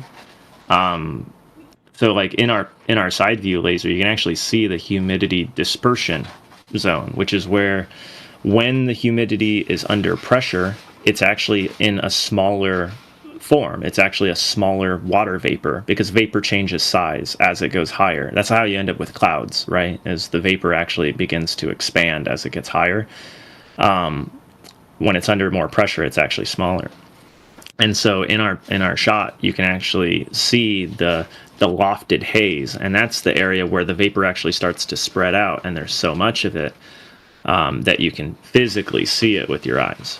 But it continues to rise, and we actually have pictures where you can see that the vapor actually continued to rise through the night. So we were waiting for that night. I mean, we ran out of food on that night. That was our last night there, and we were like, oh, amen, thank you, Jesus, that this happened, because we were concerned we wouldn't be able to see it from the side. Because we did some test shots, and yeah, we could see it. But we also had the exposure on the camera. I had my camera... I specially selected my camera because I had an incredibly high light sensitivity. It's a 3-stacked CMOS chip. So I had bought that camera specifically because of its extreme light sensitivity. Like I said, the lens we bought strictly because it was the lowest distortion lens we could get our hands on. They do make a wider one than the 12 millimeter, but it actually has a worse distortion rating. The 10 millimeter has a higher distortion rating than the 12, so we went with the 12.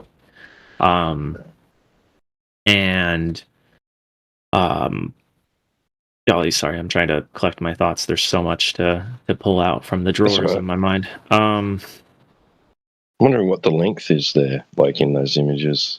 How much laser are we seeing? About 12 miles from left to right. In the side shot? In the side Yeah, in the side shot, yeah. About 12 miles. Whoa. It's a little more than 12 miles, but yeah. Wow. Yep. Like, is that from distance from the beam, or the beam distance itself that we're seeing? Like, how long is that laser? The beam distance itself. So if you're actually trying to say how many miles of beam am I seeing, it's about 12 miles. It's a little more, but I don't want to throw out like a hyper specific number. Okay, but the distance from the camera to the center of the laser and the center of the frame is about 3.5 miles, and then on each side of the frame, it's roughly about 6 miles to each side of the frame. When I say roughly, I mean it's like incredibly close. It's almost exactly 6 miles. It's a little bit more than 6 miles, but it's really close. So, yeah.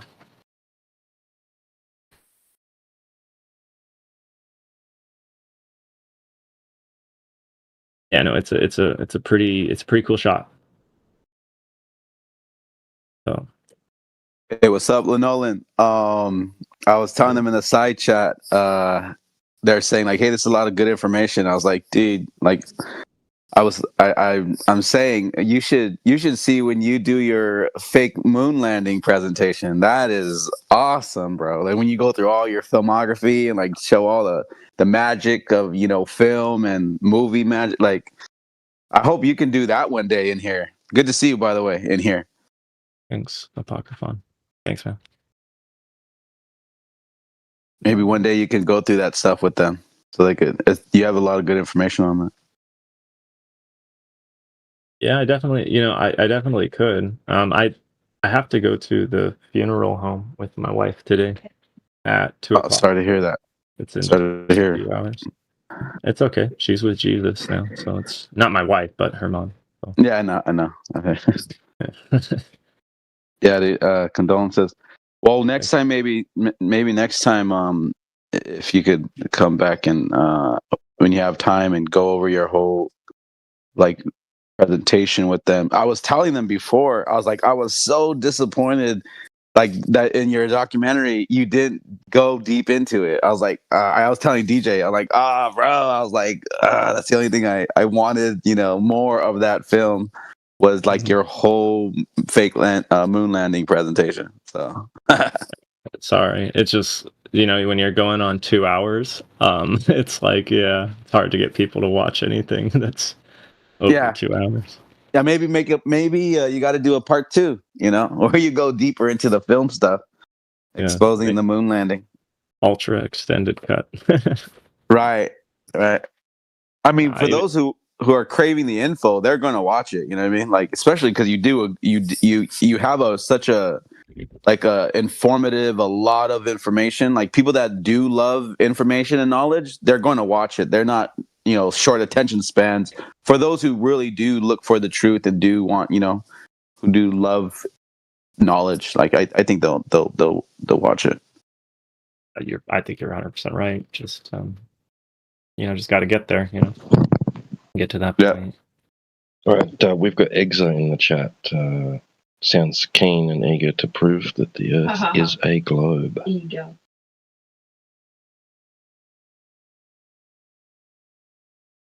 What say you, Exa? You gonna mic up? Have a chat. Sounds like you've got the goods. You've got the proof that the Earth is indeed not what we observe and experience, that being flat and motionless, but rather a big spinning ball in outer space. Let's hear it. Come on, let's go. Said he can't talk English. He can't speak English, but he could type it.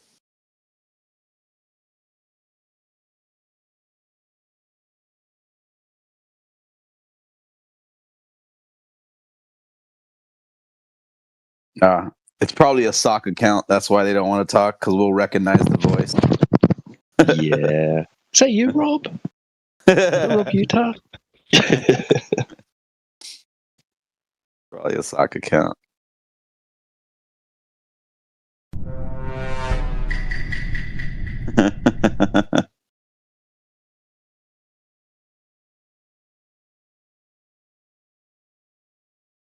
For sure.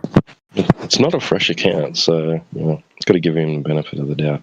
Anyway, he doesn't want to mic up. He doesn't want to mic up. Can't thank him. Yeah. Hey, Lanolan, I'm glad you brought up that how his calculator, he doesn't account for like the conditions that are variable, because you know how some of these like globetards, they're like, flat earthers don't believe in refraction. You know how they make that false statement, but then it's kind of like projection, because they truly believe in perfect refraction, where it's always going to line up perfectly to where they need it to be. But if you look into the math of even, you know, what they're saying, how you can see the oil rigs, like 20 Cups was talking about earlier, one thing that he doesn't have in his calculator was refraction when you slide it. I wish he did. At least I haven't seen it. I wish he would put what the value is, because for the oil rigs to see 10 miles at 1 foot, that's requiring a negative 150 K value. And that's asinine in so many levels and ways. But for Globers just to blindly like believe, oh yeah, that's possible. That's totally normal. That you could have a K value, coefficient value, just be negative 150. That literally becomes like a concave. You know, you're now in concave world at that point. If you're trying to say, oh yeah, everything just went up, you know, at negative 150. So it's interesting that he doesn't have, like, when you slide the refraction ruler, it's interesting that he doesn't do the what that equates mathematically. Because I think if people can see it just going higher and higher and higher and higher, like they'll be like, whoa, like this is not even normal. That's not even reality. You know what I mean? Like that's not even. No one can get that. Again, his model presents it as though it's just the globe under your feet getting bigger and bigger or smaller and smaller. That's it. That's all he does. That's his whole model, is just change the size of the shape beneath you. And in that way, you'll never see like his model. This is a guaranteed way to know that his model is wrong. Is you can go out with a theodolite and you can go to a day with downward refraction, like genuine downward refraction, and something which should be hidden, okay, from an object. Like let's say you're looking, like you have a 6 foot piece of plywood set up halfway downrange, and you're looking like, let's say, 3 miles, and your theodolite is at 6 feet, so you're looking just over the top of that piece of plywood, and then you have something that's only at 4 feet that should be hidden behind that plywood, and you'll be able to see it during a downward refraction day. Well, that means that the world in that instance is looking concave. Even on a globe, that would be a concave day. Well, guess what? None of his model, no matter how much you turn that refraction slider on his website, will you ever be able to see an object which should be hidden behind another object appear to be above it. It will only make his globe look more and more flat. It will never make it look like a bowl. I mean, it's just a straight lie. His whole model is just him knowingly deceiving as many people as he can with the appearance of authority of sophistication, which comes from sophistication. Right. Yeah, even if you were to have like yeah, and you're exactly right. Like in regards to all he's doing is just increasing the size, because when you increase the size, you then have a larger radius with the appearance of authority. Sophistication, which comes from sophistication. Is my thing messed up? What's no, going that's on here? Ocean. I think Ocean was You're exactly right. Like hot micing. Oh, he's like replaying the video or something. Okay, Ocean, you're hot micing. That was weird. I was gonna say that you're right. Like it just makes the Earth bigger, and that's how you're able to see it, quote unquote. Because if you do the math, like in order to see 10 miles from 1 foot observer, you can do that even like at an 8 coefficient, a refraction value of 8, which is also super high. Like that's not even normal. Absurd. It's absurd. Yeah, but that will give it a 66,000 mile radius. So technically, you can see 10 miles from 1 foot observer on a ball that has a 60. This is all just math, obviously. On a ball to see the surface 10 miles from one foot observer height. Technically, mathematically, you can do it if the radius is 66,000 miles.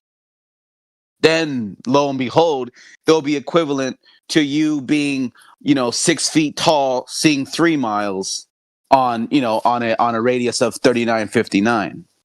So like it's all it's all relative. But no Glober believes they're on a 66,000 mile radius. What did they do? They just yanked the shit out of the coefficient, refraction coefficient, in a negative value. Again, concave. They just bent it up. And then said, well, there you go. Mathematically, it works. It's like, wow, dude. These guys, they're so dishonest. Yeah.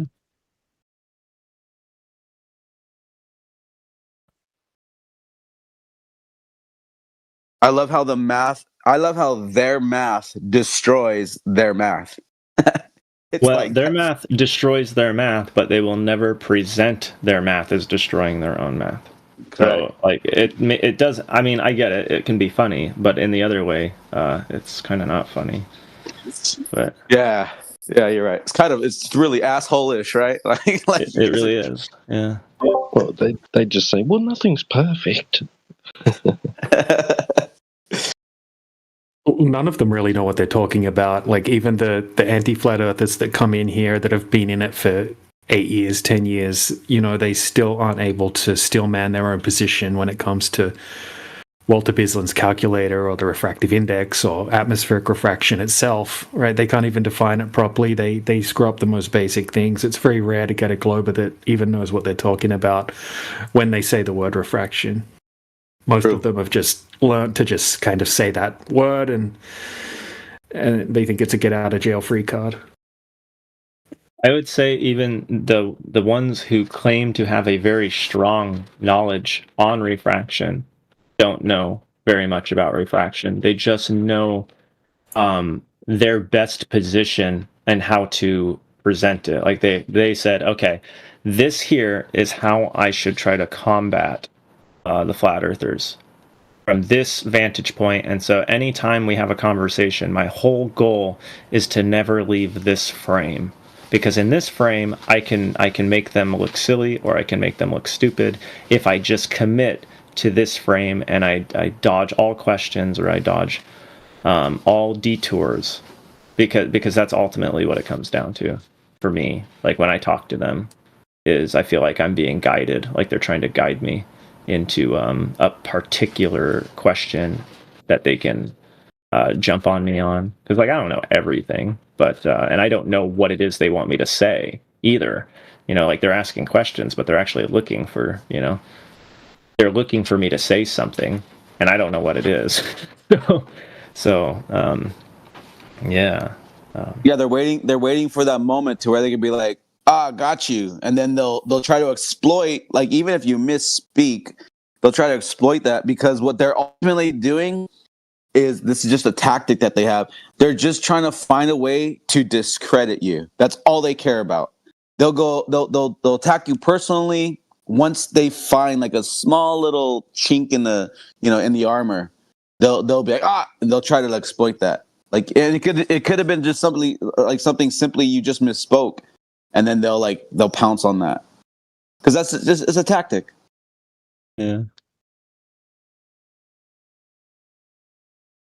All those other Globers, like in the other servers, like you have like Shoebill, and you have the Surveyor guys like Shoebill and Omni, and all these guys that they think they know about. You know, there's even like some that actually are legit surveyors, but because they stand on that, you know, like podium as saying, "Oh yeah, I'm a surveyor." So then all those Globers in that server, like they like bow down to him pretty much, and they go, "Oh, he must know what he's talking about because he's a surveyor." But then but then that guy will turn around and admit, like, yeah, it's a calculated value. But then I don't know why, for some reason, the Globers don't hear him say that. Like, it's really weird. Like, sometimes the guy's honest. You know, some of those surveyors, they are honest, but then they'll go, "Oh yeah, but we just add it." I said, "Yeah, exactly. You change it." So anyways, it's funny. And they discredit all the guys that are on FE that do have surveying certifications as well. So it's like, "Oh, you're a flat Earth surveyor, so you don't count. You don't count." Right. Yeah.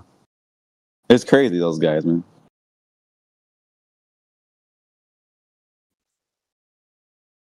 Yeah, after having conversations with, you know, some of these so-called surveyors, you know, a lot of them they're just kind of operators, like entry-level survey technicians or something like that. Maybe they did a 6-month course or something, you know, passed a few exams, and now they're, you know, on Discord saying that they know everything there is to know about measuring the globe, you know, and surveying. But quite often they'll make really stupid errors, right? Like Jay Reese is one that comes in sometimes, and you know, he was trying to tell me that mirages can't happen over small scales, over small areas. It's impossible. And then, you know, I'm showing him ones done over a small scale, like just over a couple of meters. He's like, "Okay, yeah, well, I concede about that, but it can't happen at mid-scale. The distances we're doing over our surveys, it can't happen." And then we showed him some examples, and you know, and then they just try to change the topic, and a lot of them really don't know what they're talking about when it comes to refraction, miraging, that kind of thing, especially miraging. Yeah, I've tried to talk to people who tell me they'll straight up say like, "Oh, we're measuring, you know, we are doing surveys down to the millimeters, folks. You know, with GPS, we are accurate. We are accurate down to the millimeters." And it's like, there is a difference, by the way. And I try to tell them this: there is a difference between the precision readout of your instrument and the accuracy of your instrument. Okay, so when they're doing like their GPS measurements, the instruments will read out a precision value. It is a precision value. It's highly precise. Precise meaning reads down to a very low decimal point. But the accuracy of it is quite low. I'll actually just read an abstract from just if you want. It's just one sentence. It's like literally just like one sentence. Yeah. From the refractive index of air, new equations for the visible and near infrared. And this was by Philip E. Sidor, I think is actually how you say it, Sidor. And in case you're wondering, this guy came up with the density model for the globe with the assumption of 7/6R built into it. Like, this is like a very high up there optictician, if per se. And this is the very beginning of his abstract. It says, The precision of modern length interferometry and geodetic surveying far exceeds the accuracy, which is ultimately limited by the inadequacy of currently used equations for the refractive index of the atmosphere. Just right there. The precision of modern length interferometry and geodetic surveying far exceeds the accuracy. And I think that is like understatement of, that's another one of those, like right there in competition for understatement of the year. Like seriously, it's up there. So they'll say we are measuring these down to the millimeters, and it's like, yeah, you've got an instrument that will give you a readout to the millimeter, but your accuracy can be off by feet. And if you're going over a long enough area, it's very hard to see that. It's very hard to see that. And almost nobody is doing flat grade surveying at any distance where the difference in height is going to be any more than just a few inches, even on big projects. So, yeah. And no one's going to try to do one continual slope the entire direction. There'll be drainage considerations across certain areas in smaller subsections, because they know if we try to get this all in one long survey where everything sheds one direction, they won't be able to do it. That's why they never do it that way. That's why there's always drainage considerations midway through the project of like, this is where the drainage needs to be here, it needs to be over here. It never works. They're not using a planar model when they're doing it. They're assuming that, oh, this is in fact curving, and it's not. Have we got that? Can you share that with us? Have we got that, DJ, Sure. on Pickled Sure. Minds? Here's just, you Nope. can't actually, you won't be able to. I was about to. Go ahead. Yeah.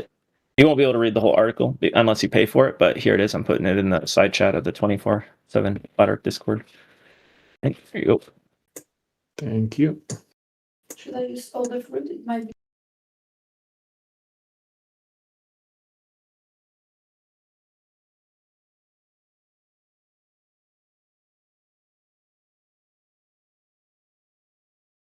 I mean, that's from 1995. It's like if people in 1995 didn't know how to measure the ground, we're screwed. You know what I mean?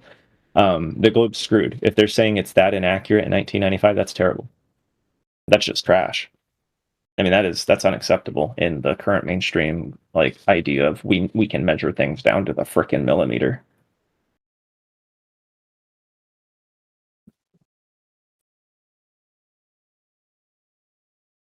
And what distance generally are we talking about that he's referring to when he's saying it's inaccurate over X distance?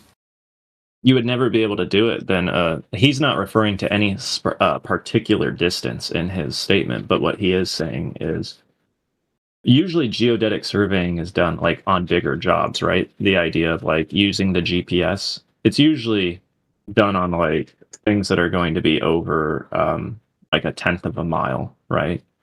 In distance, or shy of tenth of a mile. Like let's say like maybe like a 12th. So that's usually when you stop using the theodolite and you start like strictly just the theodolite and you move on to like a position system. So we're talking about most of the time they're saying they're doing this down to the millimeter. It's like, okay, so like you treated the world basically like it was flat and you're maybe off by an inch. Is anyone going to notice that you're off by an inch? Do you know how hard it is? Well, I'm not posing a question. That's rhetoric, and it's not really a good way to phrase a way of speaking. But it is incredibly difficult to determine if your grade is off by even a single inch across an entire area. I mean, that's very hard to do, because how are you going to measure that with a light? Well, the light is the problem, is that it doesn't go in a straight line. So, it's pretty difficult. I'd say the best way, honestly, to get an accurate measurement is to use a water level. But it's just me.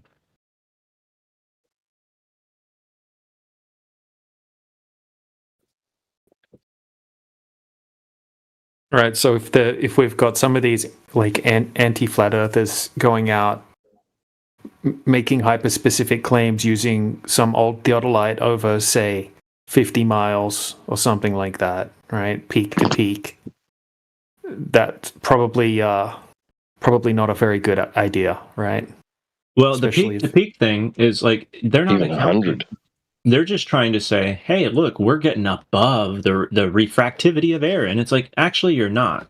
You would have to get out of the air because anywhere you are, dependent on the layer, you can have light bending up towards the density above you because there's different layers. Like the Fata Morgana shows this very clearly that there's different layers going on. And yeah, absolutely. It's also more common for there to be the warmer pockets of air down lower in the mountains and that kind of thing as well, rather than cooler air down lower and warm air above. Well, and you got to keep in mind that also, it's really like they make these claims, but they never, when they do this theodolite measurement stuff, it's like, well, why don't you, get your surface measurements?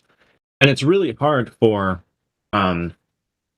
to do it on a mountain. I know this sounds weird, but to actually take a surface measurement from the mountain is really hard because usually a mountain is falling away from you in every direction. So you have this like kind of conal effect happening. You're not using just a flat surface anymore. Now you have to have like, okay, what is the surface temperature maybe at the bottom of the mountain and then also where you are on the mountain as well.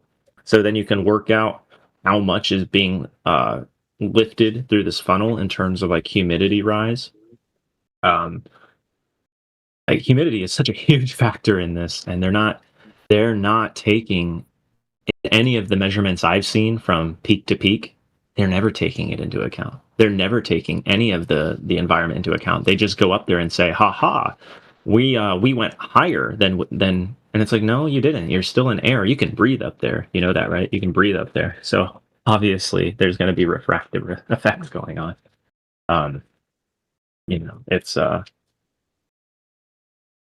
It's kind of sad. Oh yeah, you can even just go to Google and type in mirage in mountains or mirage high altitude, and you can see crazy miraging effects, over mountain peaks and things like that. Oh yeah, because ultimately it's more about the distance. A lot of the times it's about the distance you're looking, and not the overall refractivity of the air. Like on a flat plane, a lot of these mirages make a lot of sense because it's happening over such a long distance. Whereas on a globe, like you guys were saying with the oil rigs, which I'm just going to presume you did your due diligence in that. You have to have a lot of refraction like happening all at once, like in a very short span of area. It's pretty silly. And it's not just a little silly, it's really silly. Oh my gosh, look at that. That's a Fata right there over a mountaintop. Interesting.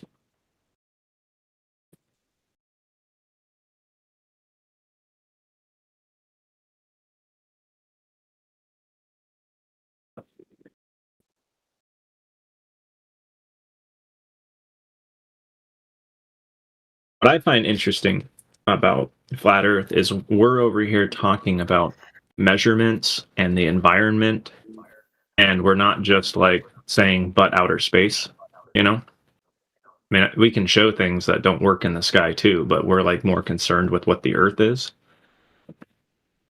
Oh yeah, and I really like that. That's hard. Yeah, absolutely.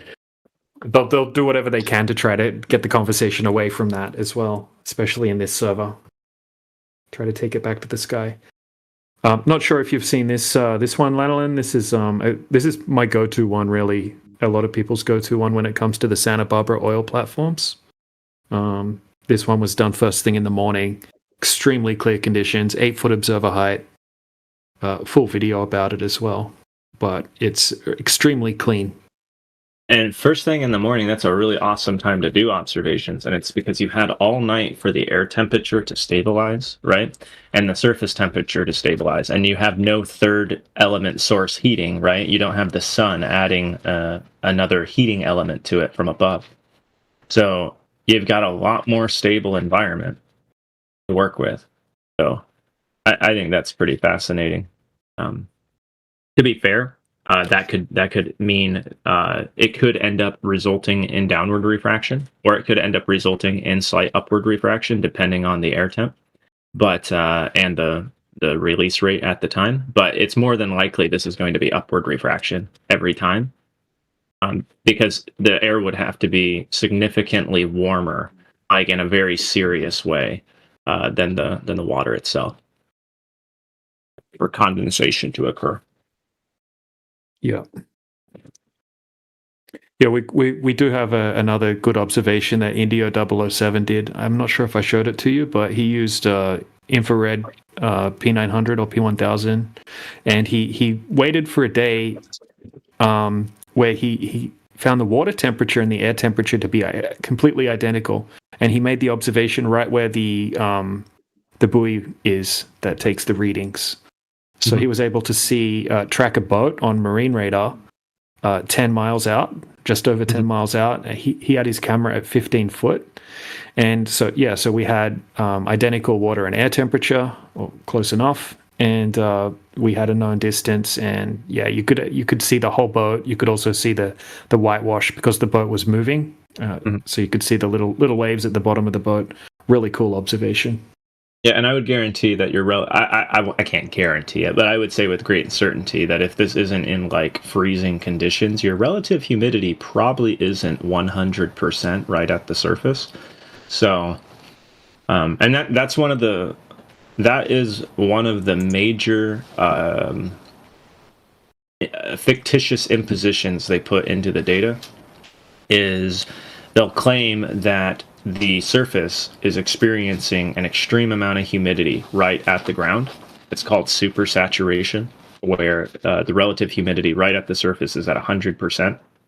Even if just above the surface, it's like, and I mean like 5 inches above the surface, you'll have a hydrometer that says like 50% or whatever. They'll be like, oh no, right at the surface it's 100.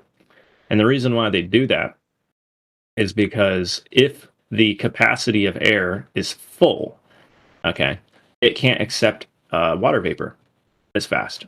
So it's basically a way to dry out the world, to make the world really, really, really, really dry, by making the area right above the surface incredibly wet, to where it can't actually let any water escape the surface, which is just patently false. We'd have no freaking clouds in the sky if that was the case. So, yeah, it's like, it sounds like you're in an environment, if the air temperature is almost identical to the air temp. In fact, if that is indeed the case and your relative humidity is below 100% at the surface, then yeah, you'd be seeing upward refraction. Yep. I think we have in that one direction. Yep. You would need a second point to guarantee that. It was like half a degree warmer water than the air temperature as well. So. Well, even so, I mean, even if it was a half a degree colder, that's so close. That's so close that just the buoyant thrust itself is lifting the density gradient. That's the whole thing. That's why they have to impose hydrostatic environments or supersaturation. They can't actually let the vapors rise, because even if the vapors are a little bit colder, they're actually still lifting the air. Like, it's a literal thrust. I mean, it's a measurable thrust. More buoyancy underneath thing of higher density causes density lift. So it's a displacement upward. That's why they can't have it rise. I mean, they basically have to say when I would say their primary point of contention is at the beginning of the Bible. It says, and then God created the dew. Like the dew came up from the ground, and it's like, oh no, we can't have something God created in our system. We have to make it go away. There's no dew. There's no water coming up from the ground. Yeah, it's a great point. It's actually a point that I never really considered. So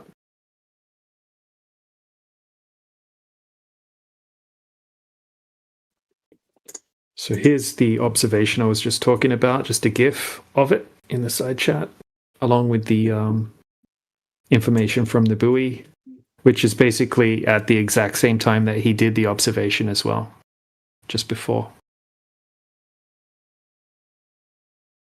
So water temperature 45.9, air temperature 45. It has a bunch of information about the dew point and all sorts of things there as well.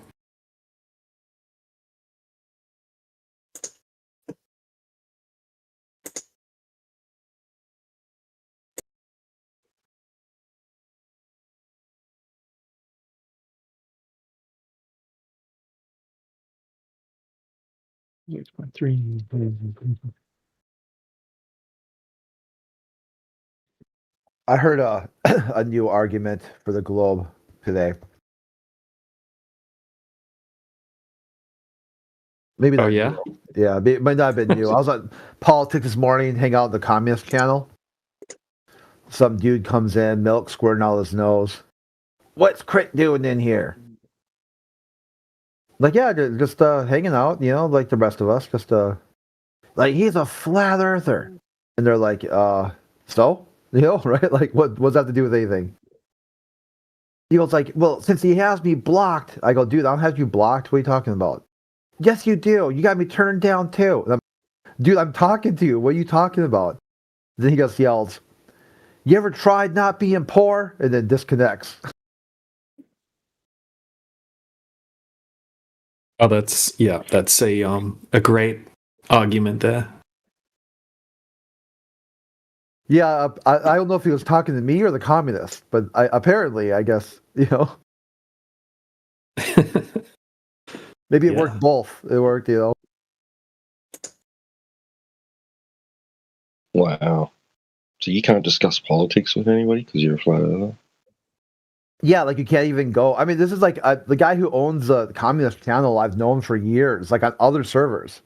And he does, like, for the most part, it's just like a gaming channel. It's just a bunch of communist gamers hanging out. And then some dude just like joins the channel. Like he's incensed. He's like, how could a flat earther be outside the flat earth channel? And I'm like, dude, look at my roles. How long have I been on this server? And then, how long has there been a flat earth channel? That's a clue. Wouldn't that be? Would that be a clue? Try not being poor.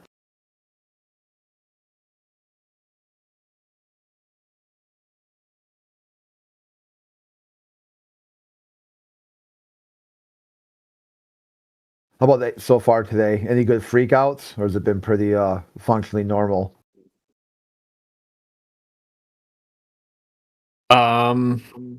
It's just been a lot of unfounded claims, really. Gravity. It's the topic of the day's been gravity. We've had a lot of Indian guys in here today, asking us about gravity and claiming things that they couldn't back up. That's that Toast, that typewriter guy. He came in here and said, "You guys don't believe in gravity." We're like, "Well, what is it?" "Well, I don't know." Like, I mean, paraphrasing. "I don't know, but it doesn't work if the Earth is flat." I'm like, "Well, what's flat Earth?" "Well, I don't know that either." So something you don't know doesn't work on something else you don't know. And he's like, "Yeah." I'm like, "All right, well, that's great." Okay, so what do I do with that?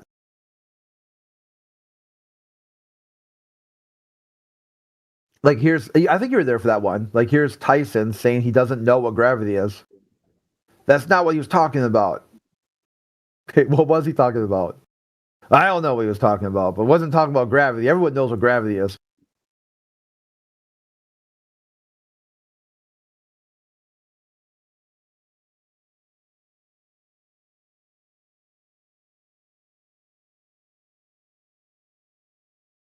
Puxatawny Phil saw his shadow this morning. You guys ready for 6 more weeks of winter?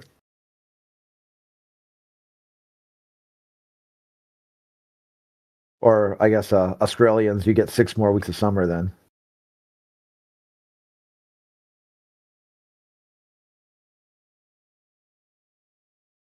What's that, Crit? The Puxatawny Phil, that the groundhog. They do that groundhogs thing. It's Groundhog's Day. Oh. Awesome. Well, that's not good.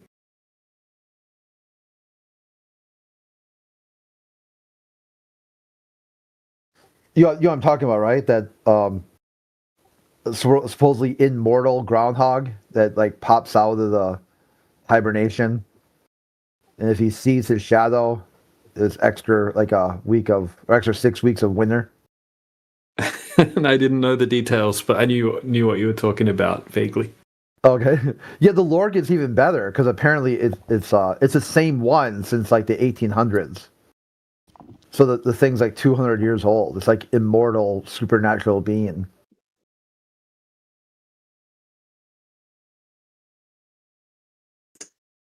Yeah, they probably put them in suspended animation between the February 2nd.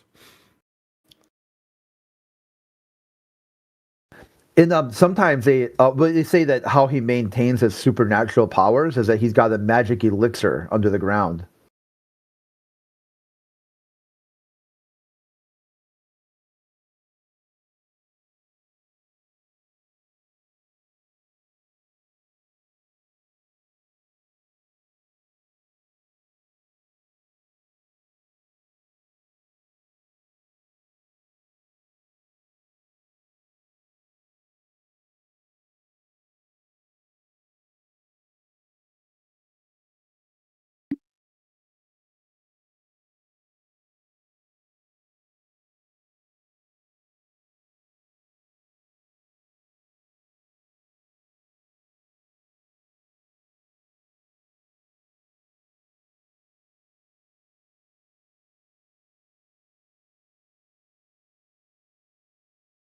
Evil Jar, are you there, my friend? I saw your question in the side chat.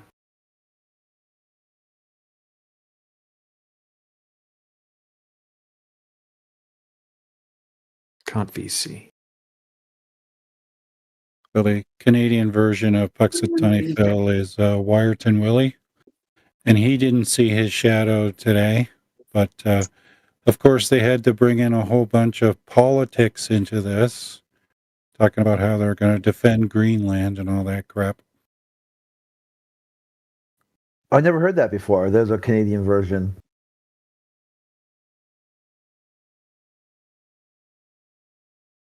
I suppose that makes sense. Probably could have guessed that.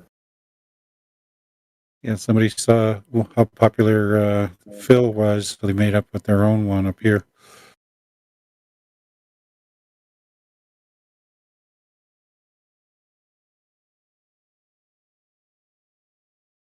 But like that movie Groundhog's Day is like so hilarious, where he kidnaps a groundhog and then drives off a cliff. Yeah, I watch Groundhog Day every year.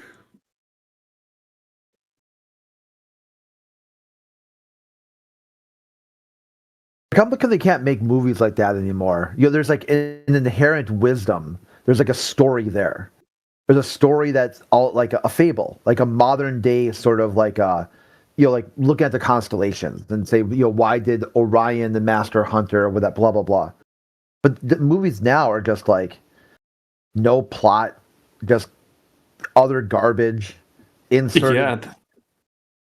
Yeah, they're terrible, man. Like, my wife and I just keep watching 80s and 90s movies, basically. Anything that's, or early 2000s, anything that's past a certain time period just completely sucks. Like, we've got through a lot of movies. Now we're watching B movies, like B grade movies, and they're still better than the new movies.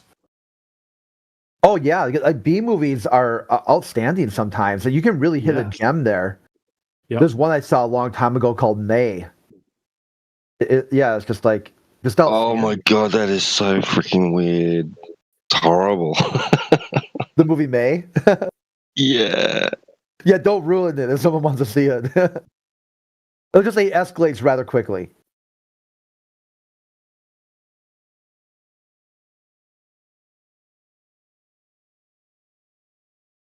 I'm trying to think. There's another one too, where it's like this guy who gets accused of murder, and then he gets convicted, but then later on they find evidence that it wasn't him.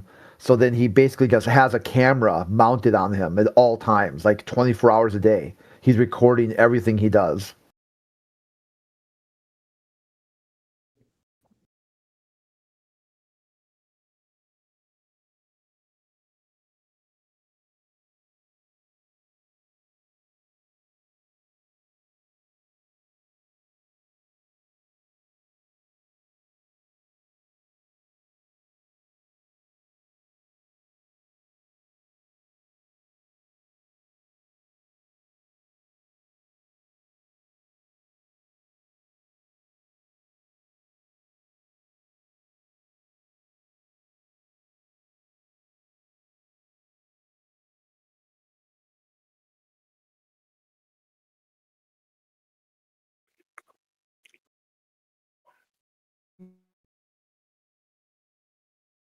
Welcome, Vitan.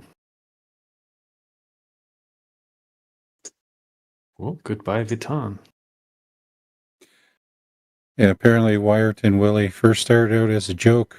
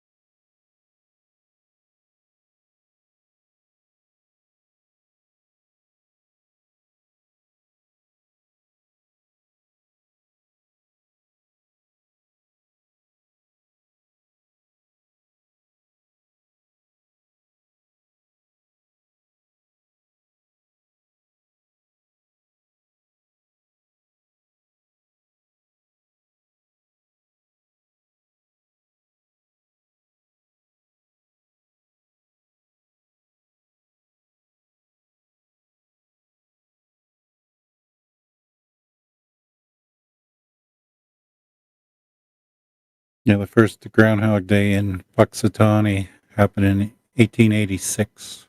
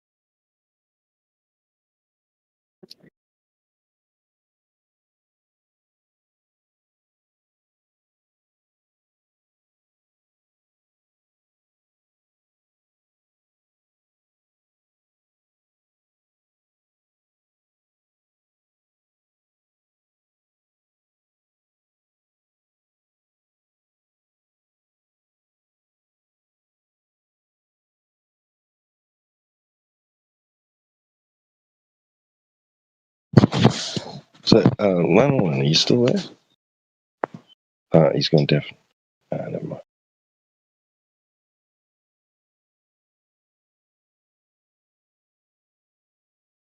He sent me the it's about 46 megabytes, but it's the raw image of the side view from the laser test. Oh, nice. So that's good to have.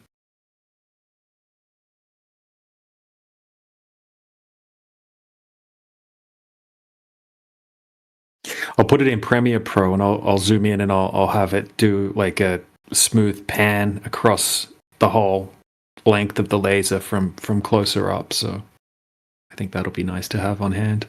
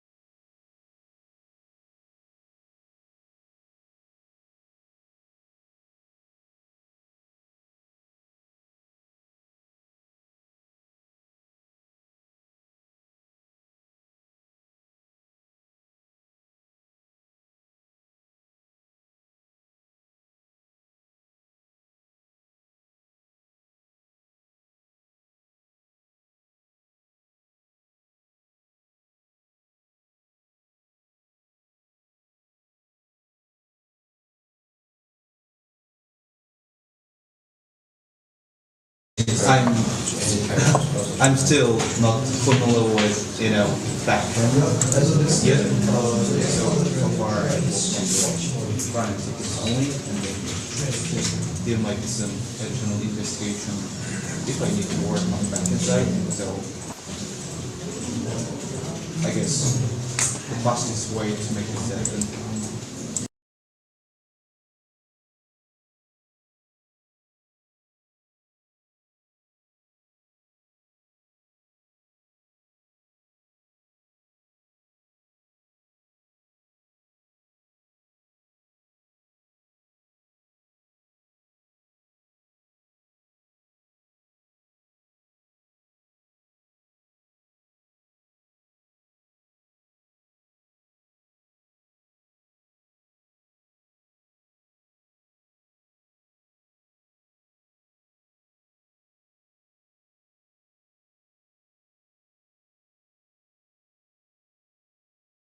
a lot more people would be open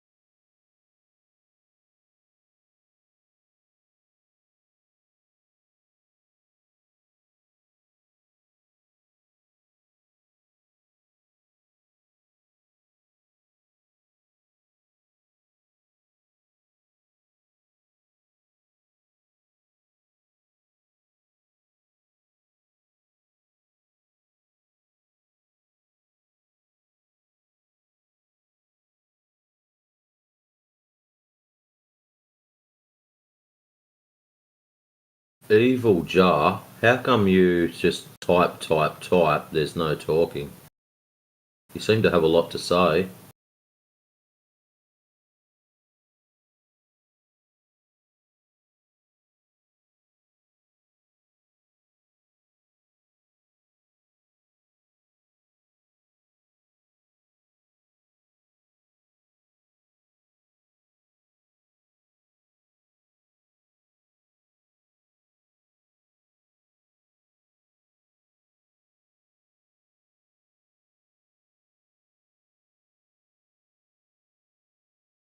Very defensive.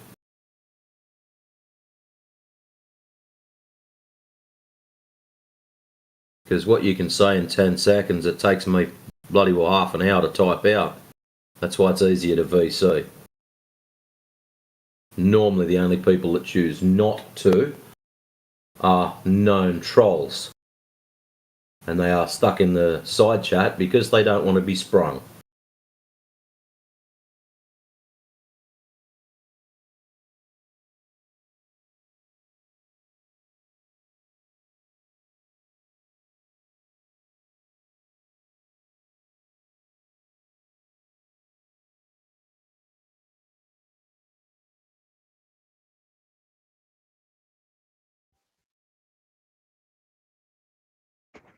Hi. No, you don't have any logical arguments to make. Someone hear me? You have Yeah, we can hear logical you, fallacy. Ashy. Yes, Ashi. Real name? What's up, Oh, Ashy? really? Andrew? I can't. What's up?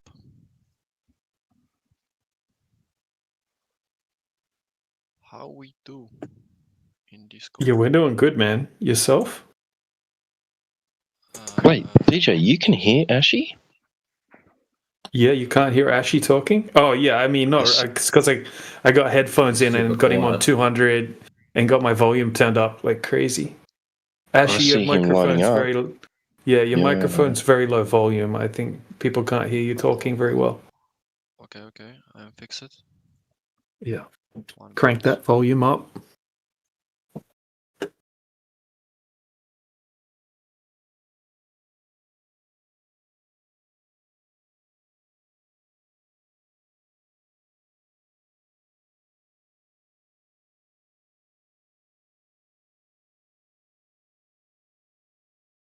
I like that. Good form, Evil Jar. We're trying to make accurate. You failed if you're using Eratosthenes. He had a lot of assumptions. I really think our first question to people that bring up Eratosthenes should be, okay, where did he write these results down for the test? If you can't present that, then you're going to have to pick something else that's been done, that's actually been done. Imagine if we just made up some bullshit, character. Oh, yeah. Flatosthenes, Flatosthenes.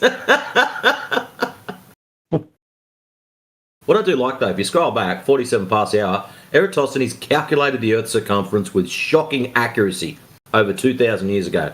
Now, I know that sounds like it's cut straight from Wikipedia, but how do you know it was shockingly accurate? So that means you've compared it to something.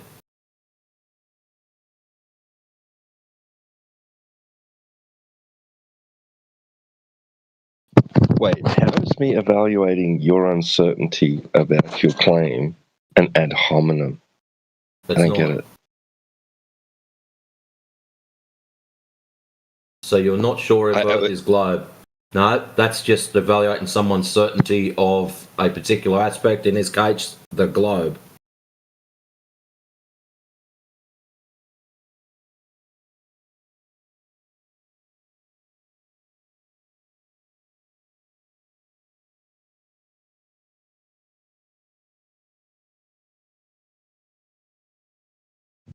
I mean, it sounds to me like you just don't want to admit that that's the case.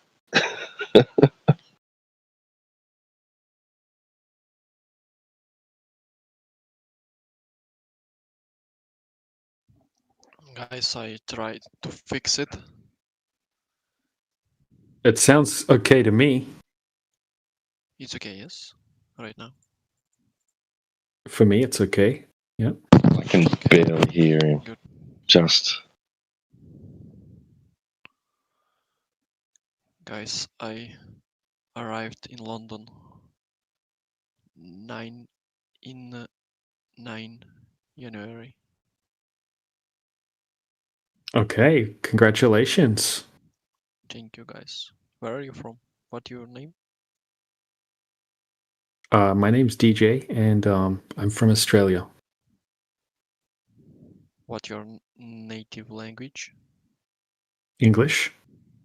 English? Your native speaker English. Oh, good. I'm Andrei. My native language is Ukrainian. I'm from Ukraine. Uh-huh. Okay, interesting. Yeah. I'm next to Ukraine right now, actually. Even though I'm from Australia, I'm in Poland at the moment. You visit Poland, yes? Yeah, I live in Poland. Right now. Yeah. Good. Poland is a good country. Yeah. I was in Poland. Merry Christmas. Uh-huh. Nice. In my family. With my family, yes. With my family. Mm-hmm. Cool. So difficult speaks English. So difficult. Oh, you're doing pretty good. You can speak English much better than I can speak Ukrainian or Polish. So that's you're doing well. Ukrainian and Polish is so easy language. Polish is so easy language for me. I Yeah, for understand you. 50% information in Polish. Really? Yeah. Yes. And you know country Czechia, Czech Republic. Mm-hmm. Near on the left, Polish side. Yep. Left and more left and a bit down. Mm-hmm. I lived in Prague 1 year before. Yeah. Okay. Nice.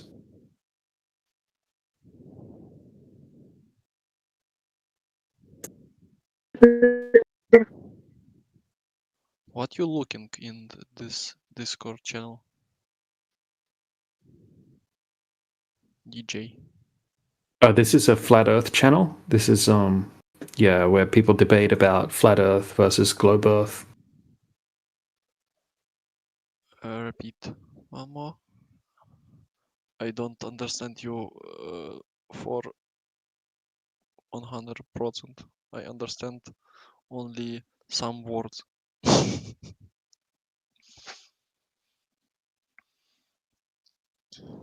So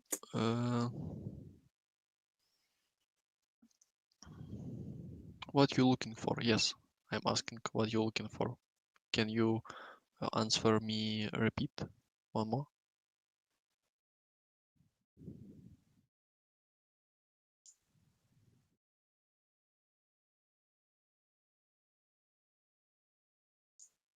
Happy time zones. No cement events news. The month of March insignificant of the calendar as Women History Month. Know that we're 25 years into the century. The English hub felicits 31 exceptional women in our own very small way by naming a channel after this remarkable woman. One each day. The link to the channel is неизвестно. Today we honor the founder of modern nursing. Nursing is a topic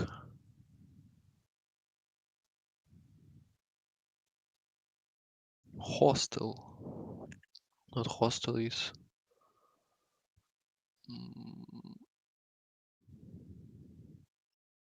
Guys, who hear me? Who hear me? We can all hear you, just at different volumes. For some of us, you are very, very quiet. For others, yeah, we just hear someone talking in the background. You can up volume. Click me, right click mouse on me and a little bit. Okay, just so you know already, most of us fully understand how to operate Discord.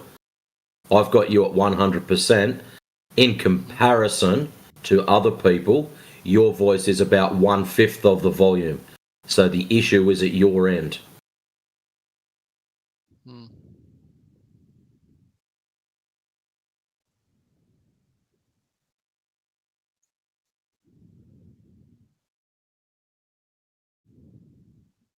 And the only reason I can hear you is because I've got some decent headphones on and it's up reasonably loud. I can fix it. On.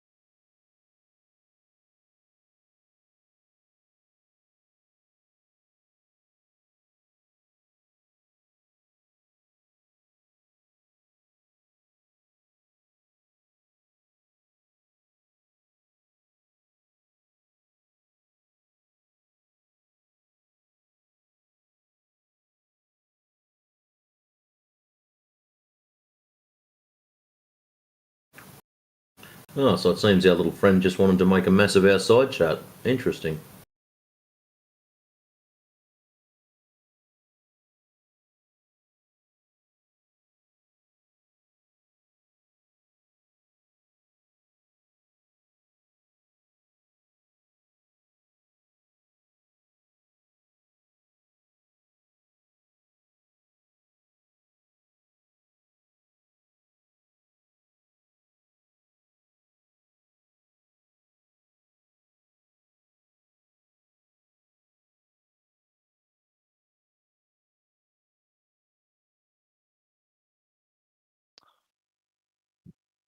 Hi.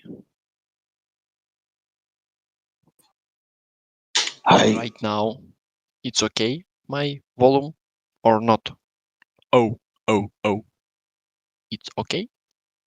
Yeah, it's okay. Oh. Good. Finally. Do you naturally have a very soft voice?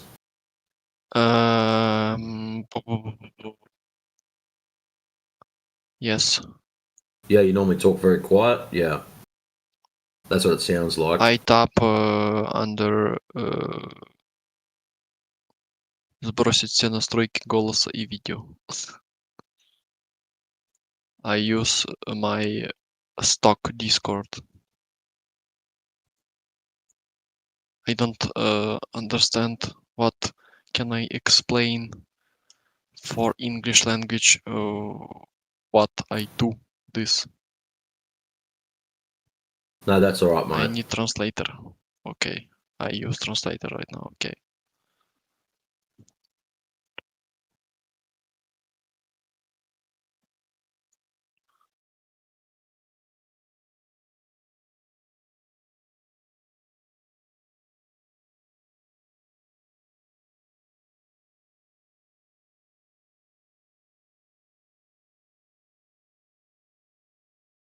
I just reset all settings. Oh, it's I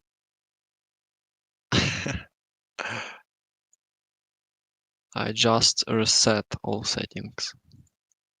Yep, so you've reset all of the settings.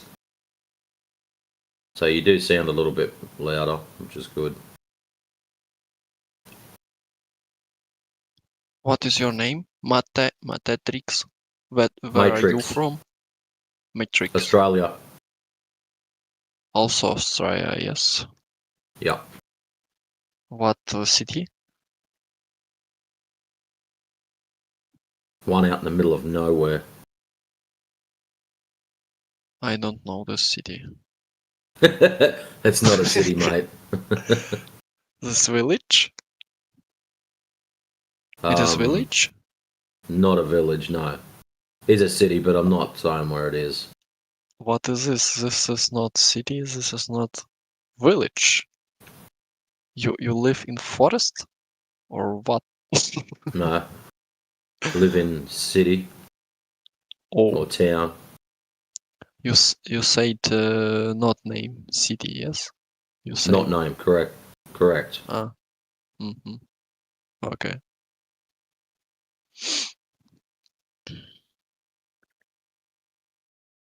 How long will you stay in this Discord channel? For me, until it's time to go to work, so I've got about 36 more minutes. Your accent like American. No, it's not. I normally get accused of being British. Really?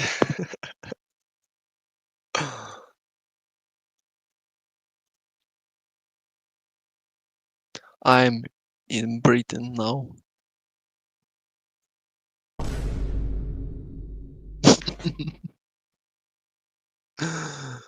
Did you just come over on a boat? Can you say one more? How did you get here? Where did you come from? How did you get it? I don't get you. Did you fly here? Did you what? Did you fly here by aeroplane? A1 beginner. I understand only 50 information. Did you fly here by aeroplane? Plane. I flight. Okay. I have a flight in 8 January, and I leave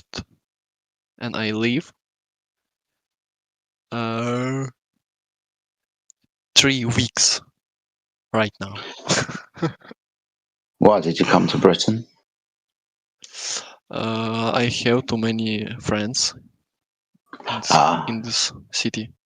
I lived in London right now. 3 weeks.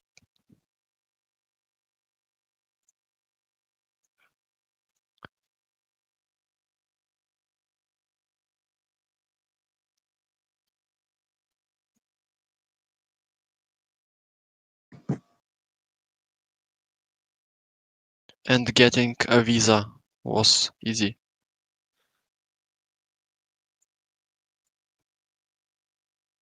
Yeah, there seems to be a bit of that going around. But I'm Ukrainian and British people give me support for Ukraine. This is visas support only for Ukraine's sponsorship. Sponsorship for Ukraine. Yeah, we're good like that. This program is called Ukrainian sponsorship, yeah.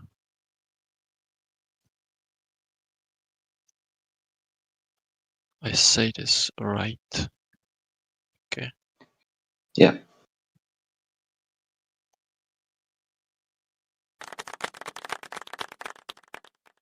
It's so hard to say, really. What, Ukrainian sponsorship? Yes, Ukrainian sponsorship. You say it very well.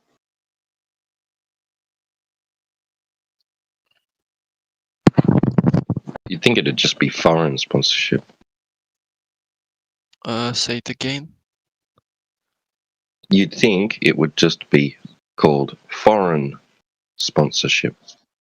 I think what? This is difficult. I'm just saying that one would think that it would be called I need foreign subtitles. sponsorship, not exclusively Ukrainian sponsorship. I would. Я дерево. I would. Would like, yes? You say would like.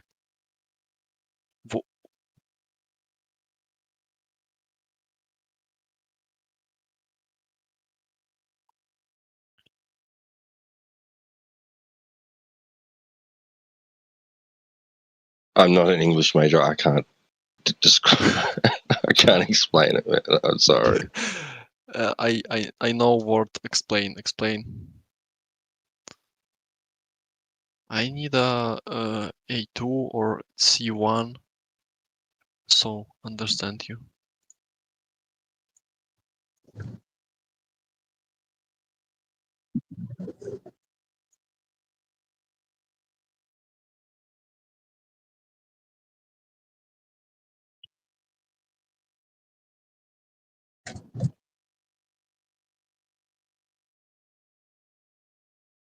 I need a higher level of understanding to understand you.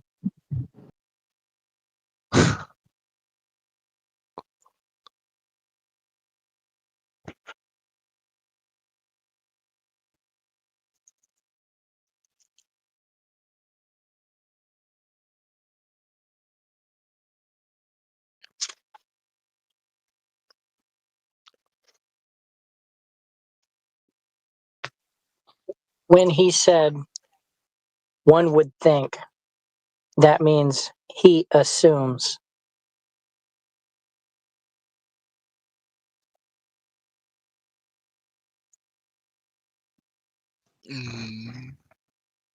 I need a simple words. Okay. I know 1,000 words in English. Only 1,000. Simply 1,000 words.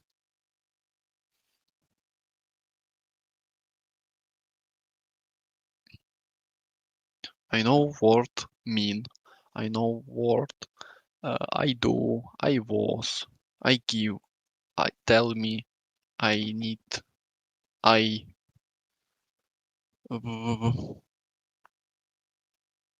have.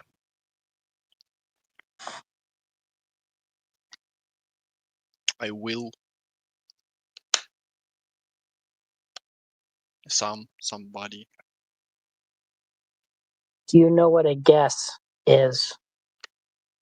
Guess it's Yeah. guess is okay. I know. Guess what's inside the box? A dog or a cat? You guess dog. You open the box and you see a dog. Your guess was correct.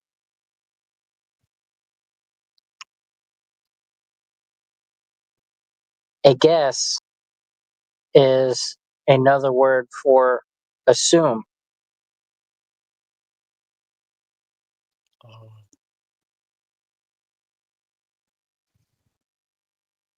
Tita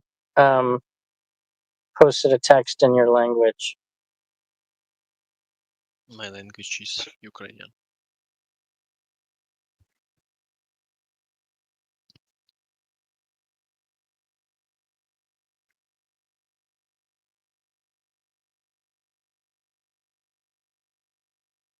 Say it again. I repeat it in translator. You want me to say it in English?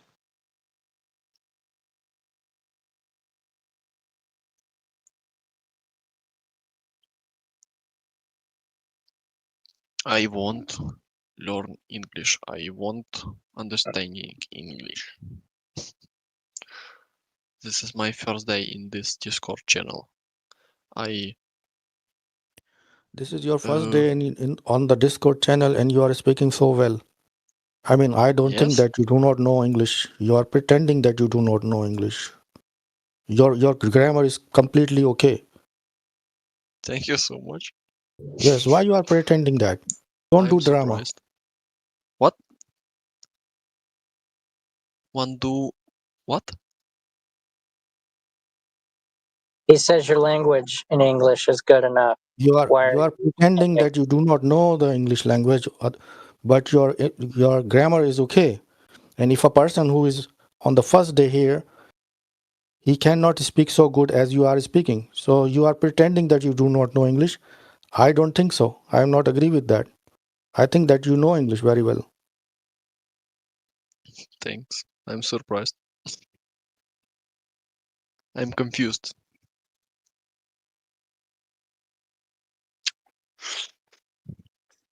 Confused. That's a big word. He knows English. He knows English. He is just pretending. I don't think this is the good idea. Yeah, let's drop the pretense here. You and I, we can talk. Do you mind if I ask you a couple of questions, Ashi? No. I don't get you. What your question? Okay. Are you able to watch the chat? Can you look at the Next chat? question, please. Simple question.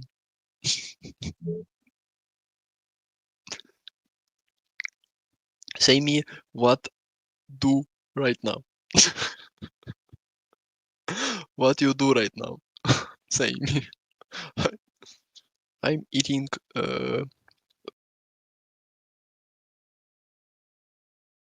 I'll tell you what I did just right now. I moved you to the LGBTQ channel. You can have fun there.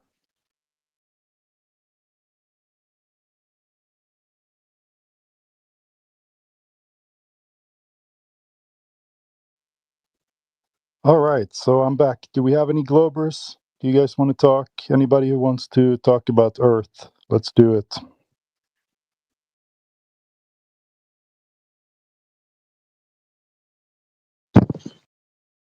We have someone who is very keen. Yeah, up to him.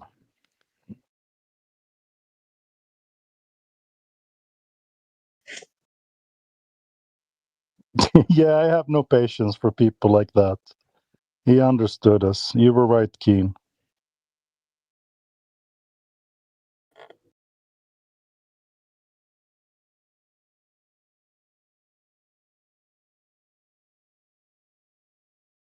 I am actually not keen about the earth, whether it is flat or not. I am here to listen to you, honestly speaking. And I think that you will allow me to sit here as long as I like to hear you guys and what you are talking about, and just to know what is the opinion of you guys. That is all. Sounds good. You enjoy your time in here. That's fine. Thank you very much. All right, we had someone else. Let's see. I'm going to check the people in here. Do we have any new people? No. All right, maybe we can go talk to the YouTube people.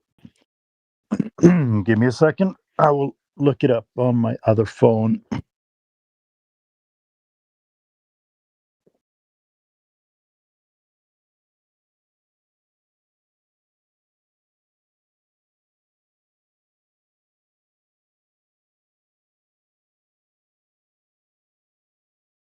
All right, we have 17 people over on YouTube listening in. I hope you guys are enjoying your day.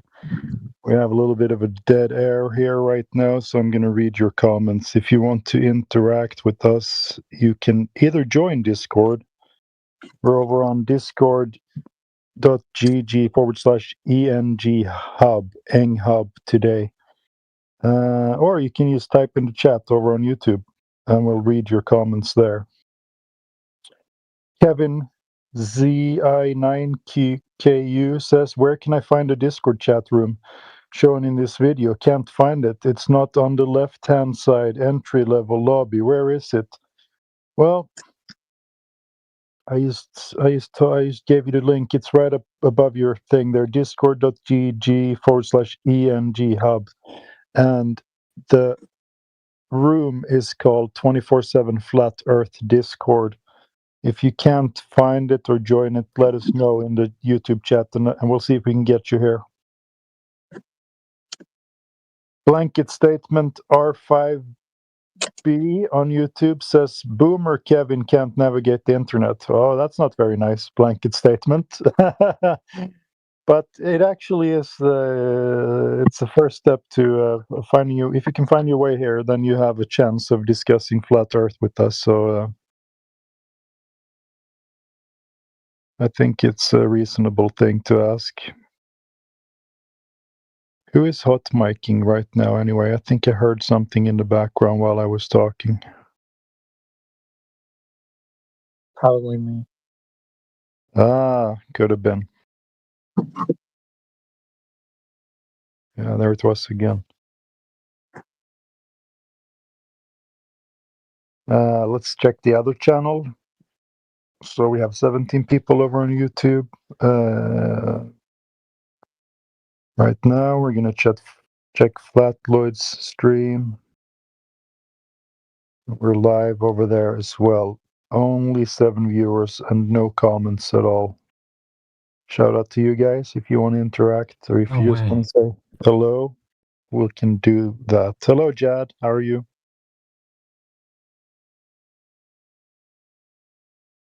Jad 1. First time here?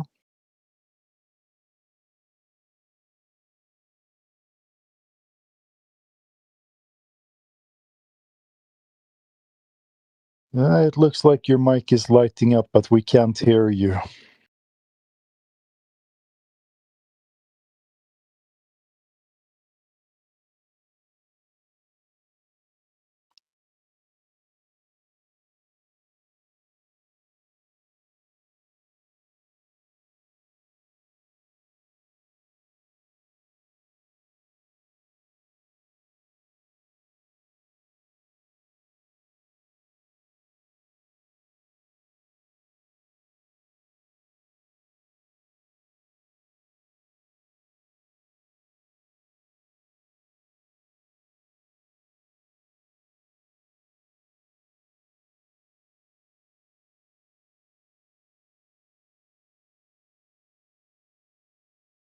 It was a very interesting discussion going on before with Lanolin. He has some spectacular, fantastic equipment and was able to take some side shots of lasers, which is kind of cool. Then you can't claim that the laser is bending when you have a shot that's perfect from the side.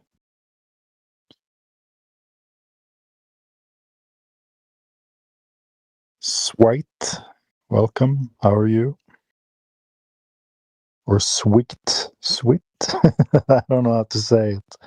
Sorry about that. Swite, I think. Welcome. First time here, maybe? We have Rabin. How are you? Welcome.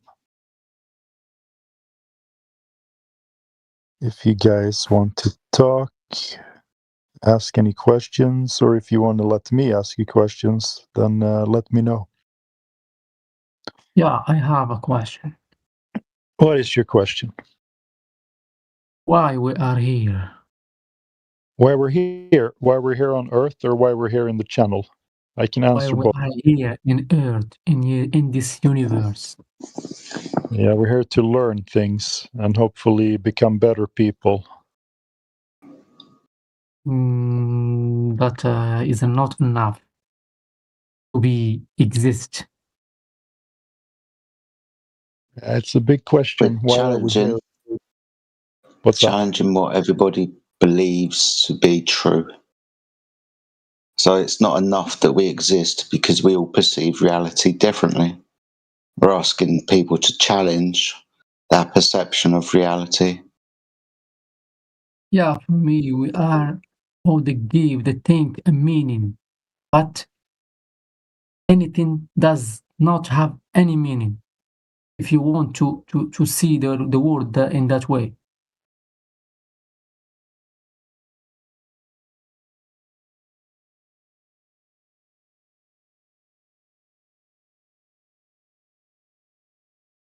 Hello.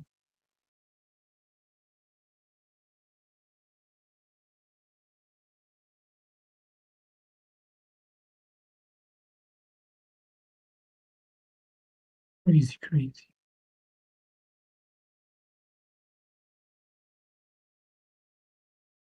Hello. Hi, hello. Where are you?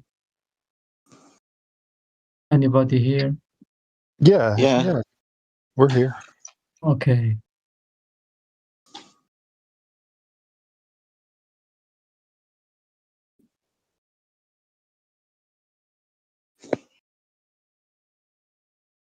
Let's move on to another topics because this idea can explode our mind without find any answer. Sure. Let's move on. Can I Yeah. ask you a couple of questions? Okay, go ahead. All right, this is going to be fun. Can you have a look at the side chat? Side chat? Where? Yes, the chat. You click the chat bubble. Yeah, I will. Okay.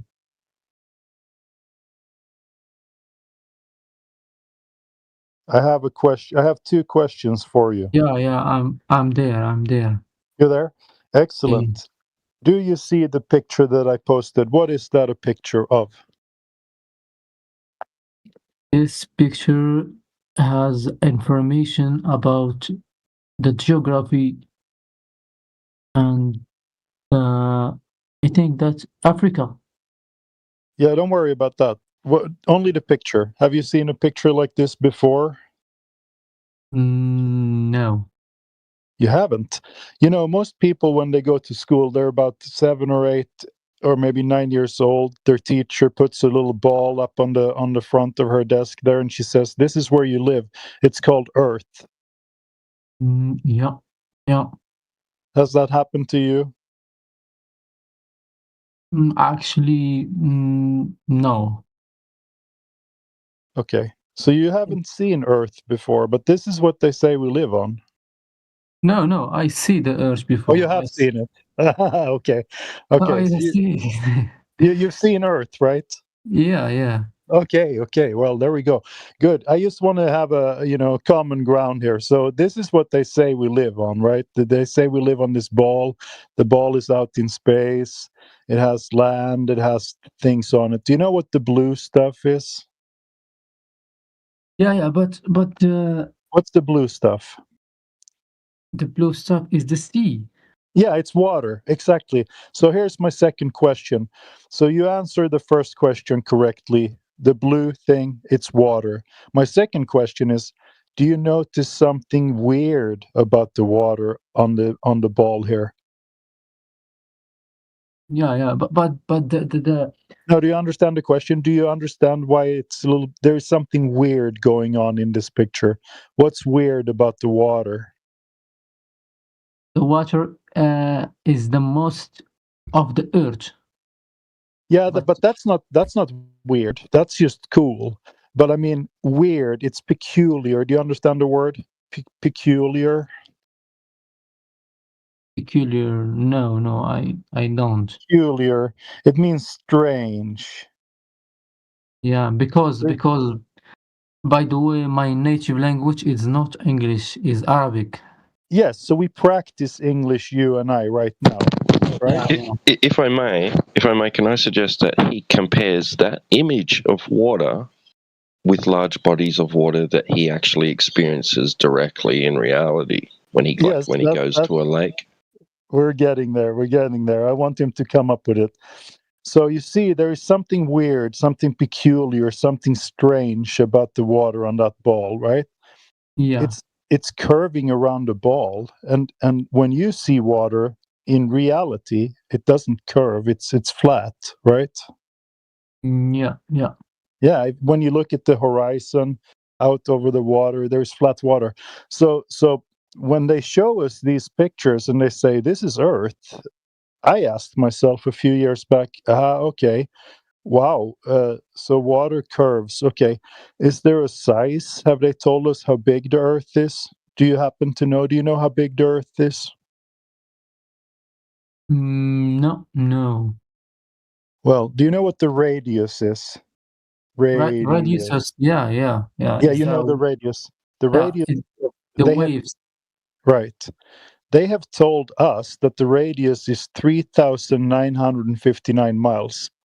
That's over 6,000 kilometers, like 6,300 kilometers. That's the radius of Earth. You with me? Yeah, I'm Yeah, with you.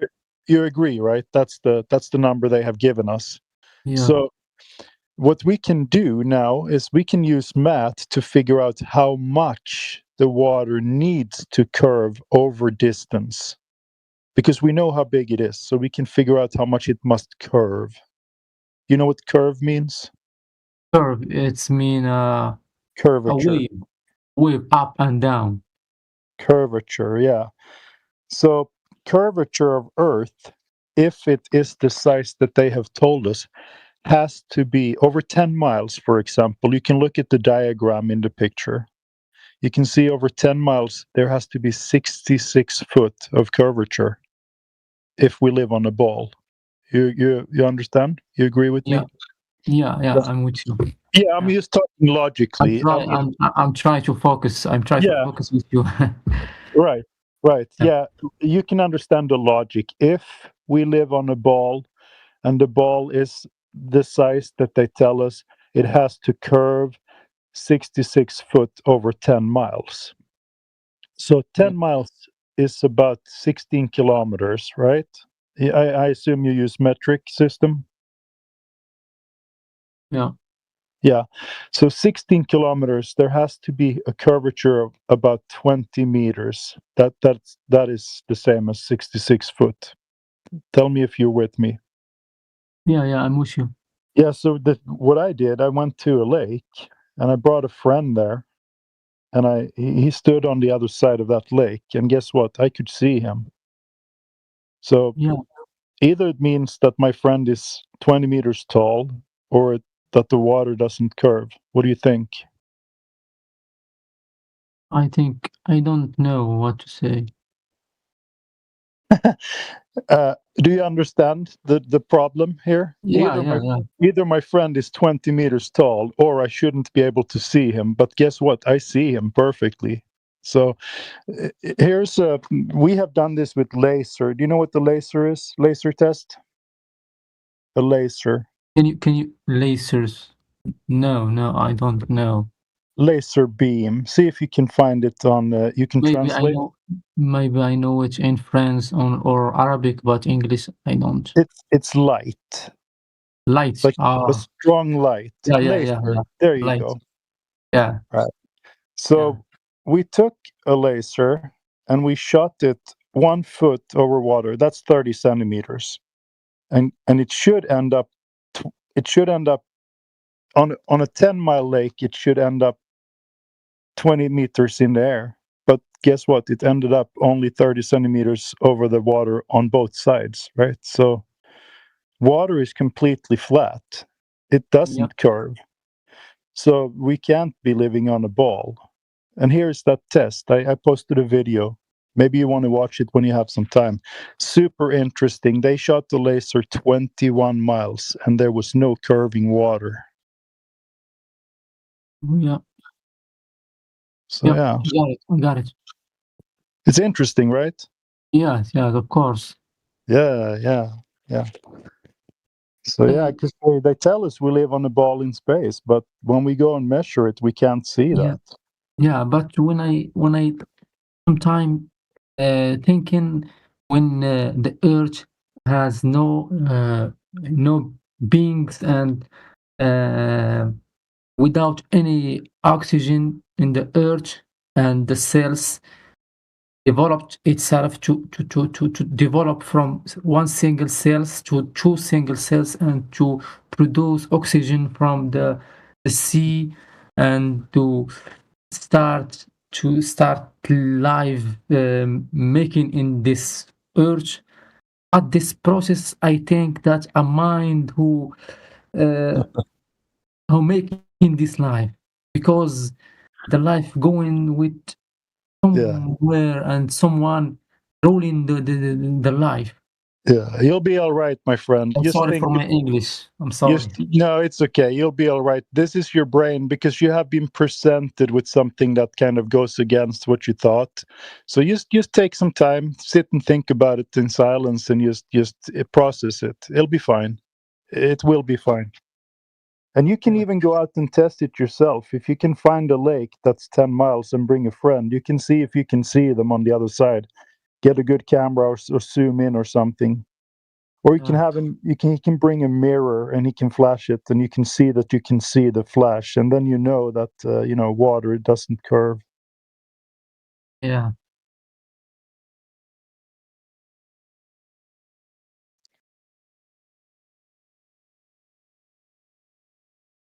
So yeah, it's been nice talking to you. You have pretty good English. You should hang around and listen maybe and learn some more, and you can practice here at any point. We also have some other Thank people you so here. much. Yeah, Thank you're you welcome. Absolutely. Anytime, my friend. We have Swite in here. Swite, did you get some of your questions answered as well? Swite was typing in the chat before. You don't have to talk if you want to type that. It's fine. I ain't got no questions, says Swite. Okay. Got you. There we go. We'll head over to YouTube again. Actually, we have do we have new people here? iNemo, but he has his deafen settings on, so he can't hear me. Hi guys, are you there? Yeah, we're still here. My friend, I want to discuss with you something that I have personal or is France personnel. Something personal? Personal, yeah, personal. Go ahead. I have, and I suffer with OCD and depression, and my life going so hard for years. I don't know why. I see people living and enjoying in their life, but I feel like I see the world overview from the sky, but I don't live it. I just living with my inside my nervous system and caring of everything, and even the small step take me hours to take the actions. I don't know why or how, but it sounds like you're depressed. Yeah. But I diagnosed with OCD start with me from I think 12, 13. Yeah, it happens. It's common. Yeah. I think it's come from genetics or environment. I don't know where, but I'm really suffer with it. Yeah, I'd like to say something about that if I could. Yeah, go. Yeah, because I struggled with depression quite heavily in my life, especially when I was younger. And it was especially because I felt like I was looking at the world, kind of like how you said, from a much further back perspective. So I was having difficulty embracing what everybody else was feeling around me. Because to me, I'd look at it like, oh, we're out here, supposed to be having fun, and I just can't get lost in the moment because I'm sitting over here thinking about how meaningless it all appeared to me. It's like, golly, folks, like, how can you be having fun when in my mind, at least at the time, I was sitting there thinking like all we're doing is running away from the idea that there is no purpose. There is no, like, why are we even suffering to have this fun? Like, it's fun for a moment, but can you even really enjoy that fun unless you're in extreme ignorance? So, I feel for you, man. My biggest biggest hope for you is to try to look for the purpose in your life that is there. There is purpose, and it sounds like you're coming from the perspective of what I call the mainstream worldview, which is, to me, specifically designed to make us feel very small, to make us feel like our actions are insignificant, and it makes it very hard to enjoy anything in life because we're not really contributing to anything that lasts. It makes everything temporary. So if everything's temporary, then there's not a lot of meaning. So yeah, thank you so much. And I think for me, it's not just a thoughts or the way of thinking, because I think because I suffering with this disorder for years, I think the chemicals inside my brain changed, and like serotonin, dopamine, oxytocin, or endorphin that's make you feel happy. I think I have a you know how to deficiency. You're saying an imbalance. Yeah. Yeah, imbalance in my nervous system, and even my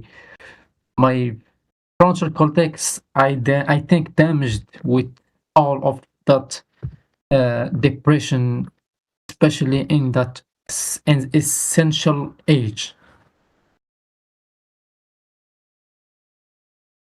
But in other things, I feel I'm good, and sometimes I'm smart. Or, but in other things, I feel like I'm idiot. Yeah, Jad, we can't give you any medical advice here because we're broadcasting on YouTube. But if you eat healthy and if you find meaning in your life, then you're going to feel better. You are not insignificant. I can tell you that I know that there is a creator, and he watches out for us. And if you figure that out, then you will also know that he has a plan for you individually. So I think you should maybe look into that a little bit. But yeah, we got to stay on the room topic. Unfortunately, here we have some new people in here also. If they want to talk, we can talk as well. But we can't go into medical stuff here. Yeah. That's right. I know. We don't need to mention any medications. Right. Is in this room. Yeah, that's very legal and very right. I think if you find meaning in your life, you're going to feel better. Just know that you're special. We all are. There is meaning. I think the medication for long-term use make the situation even worse. Yeah. I think having sport and having fun with your love can make you feel happier than any medication. Yes, you get yourself a good family, good friends, exercise and eat well, and you will feel better and find more meaning. Yes, and learn the true shape of the earth. That helps too, because it really helps see the meaning. So as soon as you figure out that, then you know that there is a creator. So that kind of goes hand in hand. It really does. Yeah. But yeah. The worst thing I think is to scared of everything. Get married, to get girlfriend, to get job, to even go to the market to buy your groceries or something like this. Yeah, as a man, I can only advise you to improve yourself every day. Start working out, start finding a good career, and just work on yourself, and all the other stuff is going to come to you. Yeah. I've been married for 30 years. So I've been lucky. So yeah, get married is good or bad? For me, it's been good. Yeah. I have read a book that make me change my stand about get married. Yeah, you got to find the right woman for sure. Yeah. If there is such a thing. I'm a little bit. I don't know. When I read books, I think it's named The Rational Male by Rollo Tomasi. He make me I don't know. Be careful to get married. Yeah. If you end up with the wrong person, then that kind of sucks. Yeah, but the question how to get the right person. Yeah, it's tough. It's tough. How to know I am the good person for that girl. Right. Yeah.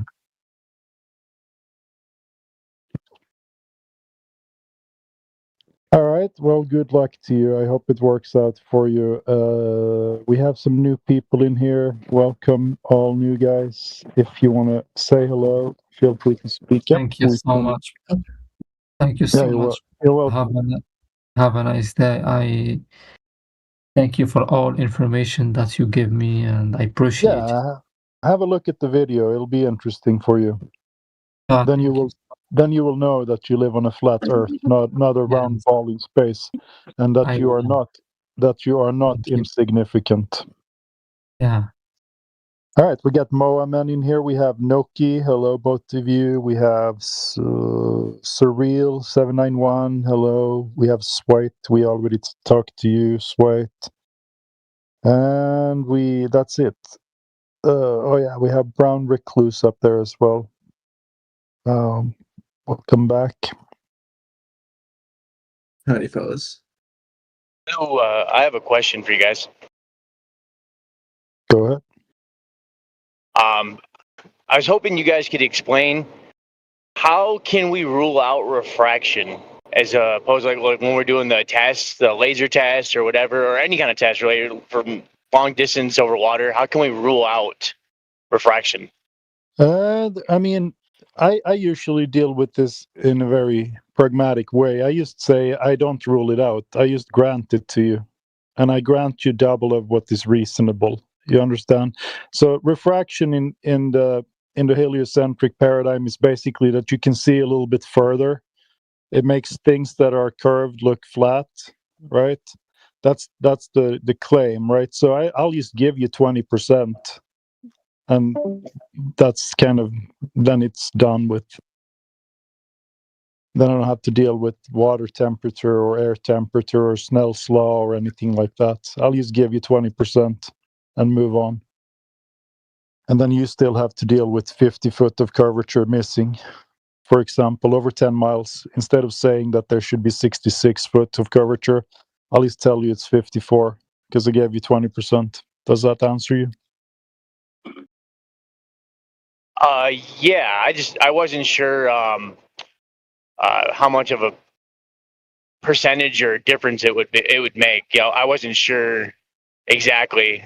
10 to 15% is what they call standard refraction, 7/6, right? So if I give you 20 or even 25, you should be fine. I mean, it's difficult to reproduce that even in a lab setting, but in nature, it's basically impossible. So I'll just hand it to you. Here you go. Take those 10 extra foot or take that extra mile of, refraction if you want to. It still doesn't help. It's not a get out of jail free card, right? What's that? No, it won't. It's not get out of jail free card. You need a couple of things to be true in the first instance for it to be possible to even explain the long distance observations. And that would be one, that the Earth is a sphere, and that two, the conditions above the surface of the sphere are what is exactly the way it needs to be in order for the light to travel through the air above the surface, in order for it to reach an observer's eye or a target, and to make it seem like the curvature is not there. it's a wild stretch of the imagination. That's all it is. Yeah, and So especially over when we 10 have miles, that refraction isn't gonna make whatever's on the other side of the curve that's 10 miles away, say like Chicago or whatever, for whatever example, it's not going to make that appear 66 feet up. It's only going to account for about 20%, or 25, give or take, somewhere in there. I mean, the claim is that you can see a little bit further. So it looks flat over a longer distance, right? So we'll just bring it back maybe 20% instead. And then you still have to deal with, instead of 66 foot of curvature, you have to deal with 54. So, but the thing is, when we shoot the laser over 10 miles, we place it 1 foot over the beach on beach A, right? And we shoot it over to beach B. It should end up 54 foot in the air over that beach, but it doesn't. It ends up 1 foot over the beach on that side as well. So, and that's if I grant you the refraction. So it doesn't, it's pointless actually. I mean, 54 foot is still a 5-story high building. Or if you bring a friend to a 10-mile wide lake, right, and he's on the other beach, and you zoom in and you see him in your camera, I mean, either your friend is over 50 foot tall, or it's the simple explanation is that water doesn't curve.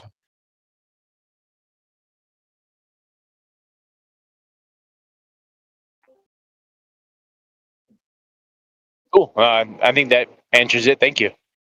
Yeah, no problem. Good question. We get it a lot. All right, we have some people. Swipe. We already talked to you. Oh, do we have some new people? Abdullah, how are you? Good morning, good day. Oh, actually, it's afternoon right now. And let's check the YouTube people. Do we have any interaction going on over here?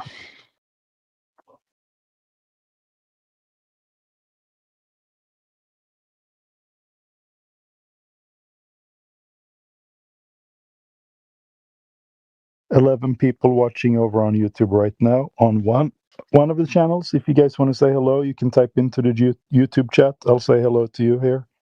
We're hanging over on English Hub today, discord.gg/ENGHUB if you want to come and talk over here.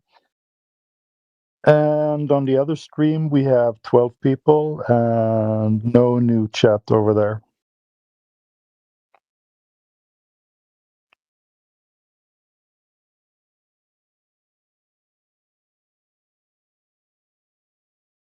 Was that the join? It'd be good if we could relay what's happening here into the home server's live stream. That'd be cool. How you doing, guys? I think technically you can do it. Hello, everybody.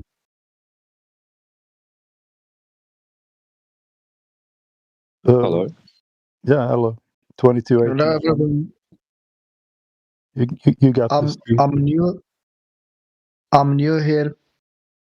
How are you doing, guys? You're new to the server? Yes.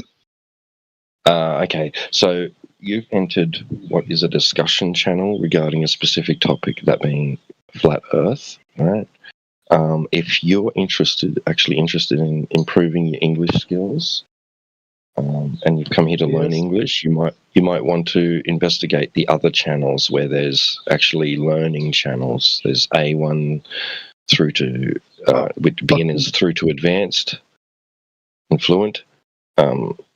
Yeah, this might not be the correct channel for you to be in at the present, although maybe your English skills are well enough to want to discuss this topic. Are you interested in this topic?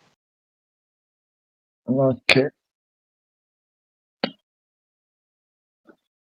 Sorry, but my level in English, when you're talking so fast, I can't understand.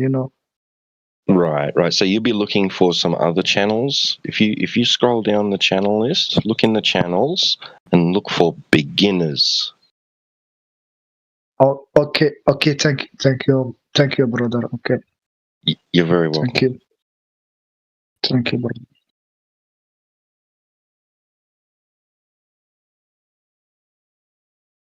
I have another question for you guys. Yeah, go for it. So me and some friends were discussing. So basically, on ground level, right? It's going to be however much above sea level. Is that going to change dramatically, like the curvature, like the drop rate? Because like we were doing the math, right? I was like, it's like 5. Yeah, that's what I thought. It's like, I think we did the math. It was like, so on sea level, it's 8 inches per mile squared, and then on like 500 feet above sea level, it was like 8.002 or something like that. Yeah, we do measurements over water for the specific reason that we don't have to deal with the topography or ground level. So, I mean, are you able to look at the chat? Because I can post the diagram for you. Yeah, so like, would like say like Michigan, right? It's still technically above sea level because it's like on land above like the ocean, right? So it technically would be above sea level. Would it, even though it's minuscule, have a different curvature rate, even though it's like so small? I mean, we're still taking the observation from sea level to the sea level on the other side. So if you look at the chat there, I posted a diagram. You see there's a picture of Earth, right? That's what people think they live on. Do you see the picture? 1 moment. Yeah. Yeah, I see it now. Yeah. Yeah, I mean when you think about it, this is what they have been telling you your whole life. This is Earth. This is where you live, right? So they gave us a size of Earth as well. Do you happen to know the radius of Earth, or no? Yeah, it's 39.59 miles. Yeah, exactly, right. So, and you see all the blue stuff there on the ball. It's water, right? I just want to have a common ground here. It's water, right? Yeah. Yes. Yep. Yeah. So I mean, it curves around that ball. So far we agree, right? And when we know the size, we can do some math. And over 10 miles, there has to be, as we said before, 66-foot curvature, right? So if you're at sea level and you shoot the laser over a lake, that's 10 miles, right? If it is a ball, that laser has to end up 66 foot in the air on the other side. But the problem is it ends up only 1 foot over the water, same as the source, right? So there is no curvature, and yeah, we can't detect it. We've done thousands of tests like this. I did mine in Sweden, for example. And there's a good one. If you scroll up further up, there is a good one from Utah, 21 miles. There should be 266. Me and my buddies, we got in kind of like a heated argument because, well, they were saying like if you're on like land, right? So for example, land, and then you have a lake. Yeah. You know, whatever you're above sea level, because sea level is ocean, right? So, Right. But it took me a while to kind of figure out what they were, what was causing the miscommunication or misunderstanding. You have a larger radius. Yeah, exactly. Yeah, exactly. Yeah, 'cause the radius would be technically wherever your elevation is, right? You're like 500 feet, like above sea level. But then once I finally figured it out, like what the dilemma was, we cleared it up. But yeah, it was just. But we did the math, and it was really like minuscule. Like it's insignificant. Yeah. Well, like Neil deGrasse Tyson says, right, that if you compared the Earth to a billiard ball, right, if you could scale it down to that size, it would be smoother than a billiard ball, right? That's how insignificant the elevation change would be, right? Right. Yeah. Yeah, and they were like they would draw pictures for me, right? And I think they were like kind of like being exaggerative to make their point, but like they would draw like the land being like significantly higher than sea level, and it was just the scaling was off, and it was just like a big miscommunication, honestly. But they were just trying to like drive a point that I wasn't understanding as far as like the being a larger radius. But like I said, the scales were so much different. I was like, okay, but then I was saying, okay, so both examples have the same radius. And then they're like, oh no, like they have a different radius. So I was like, okay, so now I know what the problem was. But yeah, we were literally sitting there just arguing for a while, trying to understand each other's points. But I finally got what they were saying. But yeah, it was so insignificant. It was like 2,000ths Yeah, of a difference. the difference Yeah. shouldn't be that much. Even if you take the highest mountain, like or the lowest, like the hole we've dug is like 7.6 miles, and how high is Mount Everest? It's 7-8 miles or whatever. It makes no difference. The radius of 3,959, and take off 10 miles in either direction, it's not going to make that big of a difference. As T-Dub says, you shrink it down, it'll be smoother than a billiard ball, right? So I think you understand it correctly. So the curvature calculation that we can do on those 3959, they are valid even for places where elevation is a little bit higher. Right. Okay. Awesome. Yeah. Cool. That answers that. Thank you. Very welcome. Absolutely.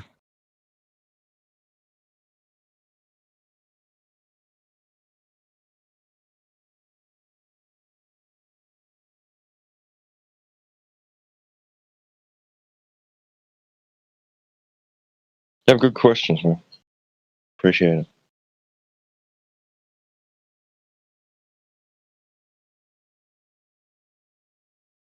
It's good for an audience too. People out there that are too shy, even in here, they're too shy to ask those questions, and you're asking them, and you hear the response. And it helps. It's refreshing, actually, T-Dub, right? Because it's not the usual stuff we get. We get the all the other stuff. Why would they lie? And Earth is too big. And then this guy comes in and he asks an actual good question.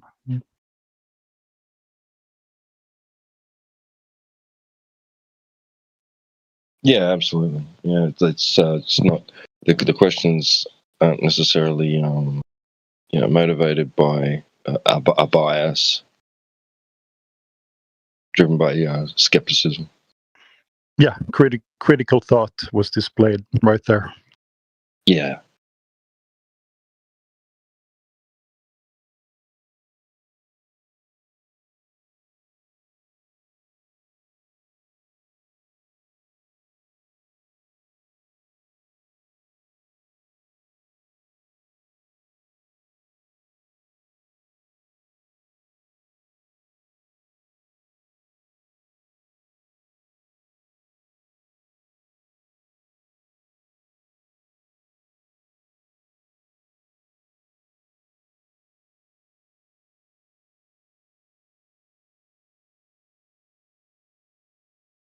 Yeah, a lot of people aren't even concerned with such details. Like, it's good. It is refreshing to know that, like, there's listeners, an audience that's actually like considering the details of the geometric claims that are made, and not just like, oh yeah, I don't need to worry about that. Like, the boat going over the horizon's enough. Oh yeah, like, well, how, at what distance? Oh, I don't care about that. The visual's good enough for me. You know what I mean? Like, there's a lot of people like that. Yeah, a lot of people like that. One of the funniest claim that people make in this channel, and I actually think, I mean, it gives me a little dopamine hit every time someone comes in and says it because it's so ridiculous. It's the one when they talk about Earth's movement. And to prove that Earth is moving, they say, but we can't feel it. We can't feel the movement. And I'm like, that's your proof. So we can't feel the movement, and that is the proof of movement, which it's a paradox, right? You heard it too. Right. But you could be on an aircraft traveling at 500 miles per hour, and you don't feel like you're moving. Right. So you don't feel like you're moving, and that is proof that you're moving. Proof. Yeah. It's a good Cogdis trigger, actually.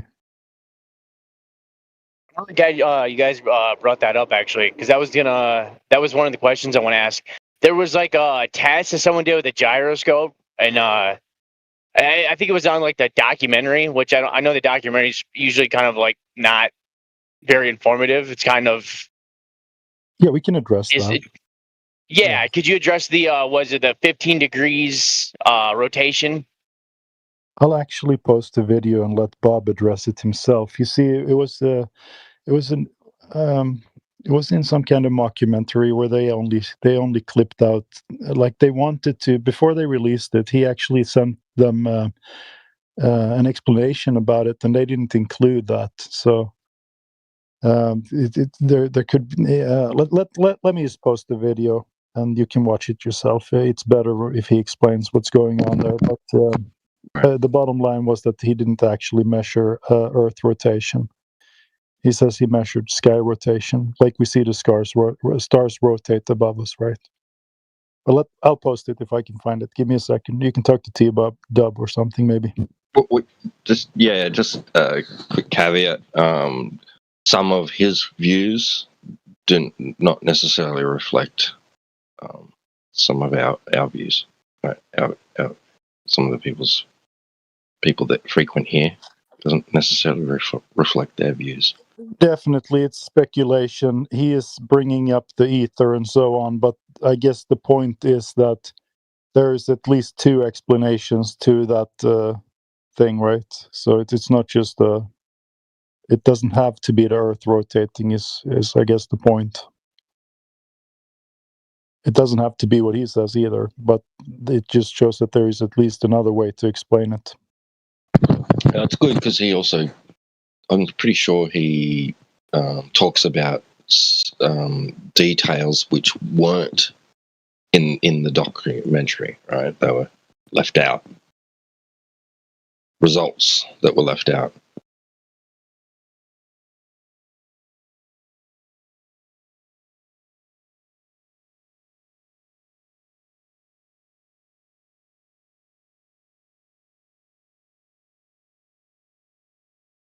Yeah, the documentary makes out like they just did the one test, they got the one result, and that's, leads to a definitive conclusion.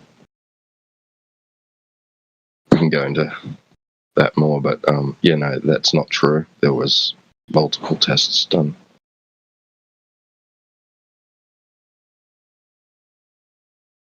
All right, I found it. I'm gonna upload it. It's the same thing that happened to that other video.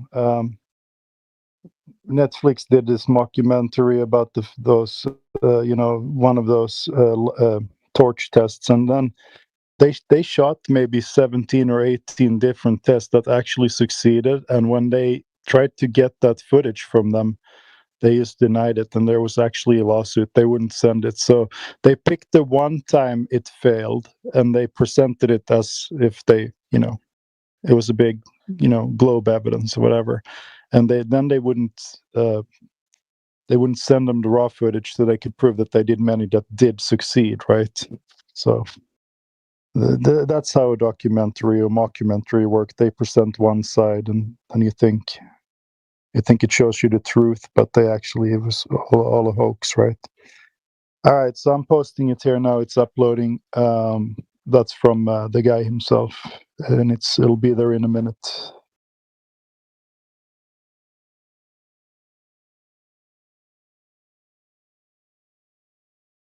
I actually have those emails from Netflix where they clearly tells Jaran that we're not going to send you the raw footage. We're sorry. We should have included this in the documentary. We didn't do it. Yeah. While you're posting that, also I know that there's been claims, whatever, that the satellites are on weather balloons. Is that all satellites, or is that just like just most of them, or what's your guys' stance on that?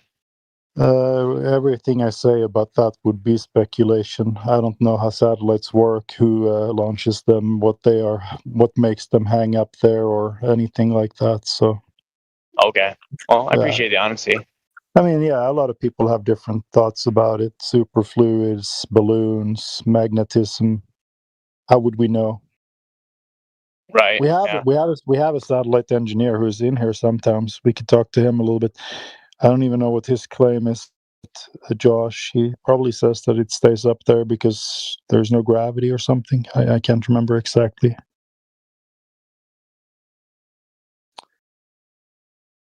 Yeah, I often wondered how that worked too. Like when they're supposedly in space and they're going through space or whatever, right? There's no really atmosphere to push off of, right? So like on Right. Earth, you've got like the atmosphere of the Earth. Water is even more dense, so you've got something to push off of. I always wondered how that worked in space. Yeah, I don't think rockets work in a vacuum unless they have something to push off of. There are some experiments. There's been some videos. By the way, I'm posting those Netflix letters as well, so you can see that they refused to send the raw footage. They did many more tests that did succeed, and then they just picked the one that failed. Anyway, the thank you, Bob, is in the chat as well. There's a video. You can look at his explanation. Yeah, I'll check that out right now. I'll mute myself and watch that actually. Sure. Thank you.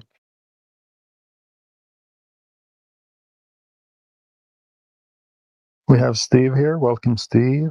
Who else is in here that I didn't see before or say hello to?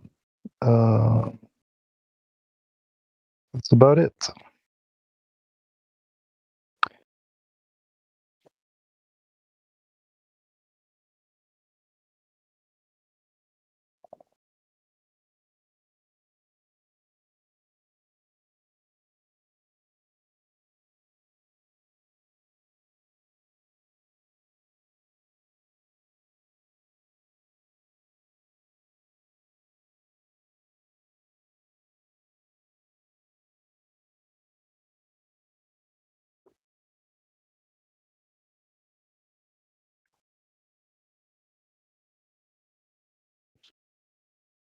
I can't even remember. I think India is the one who had the best presentation on the gyro. He knows a lot about that stuff.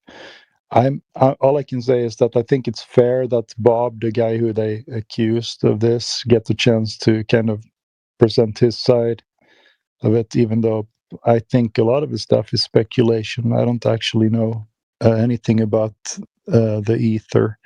I do know that the stars rotate because that's what I observe. So maybe that's what the gyro measured. Maybe it didn't. I have no idea. But maybe Indio comes by here at some point and he can talk more about it. He knows the technical stuff. I don't know that.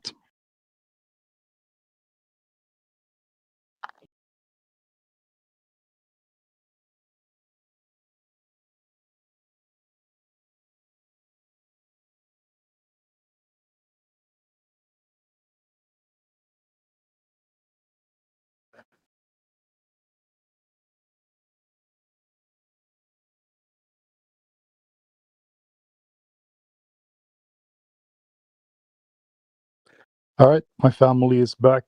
I have to go eat dinner with them, so I'm going to stay in listener mode. It was nice talking to you, Noki, and the rest.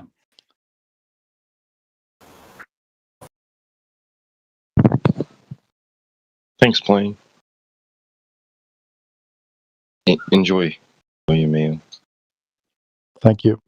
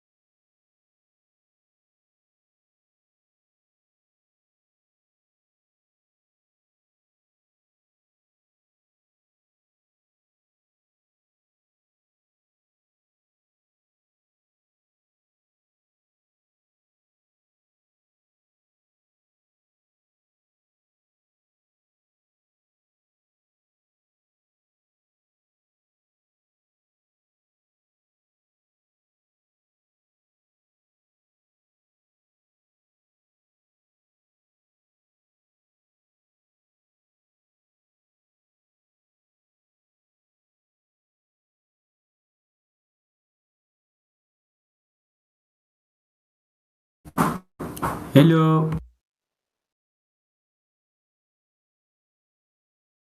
What's up? Hello. Hello, welcome in. What is John asked question about flat Earth? What do you mean?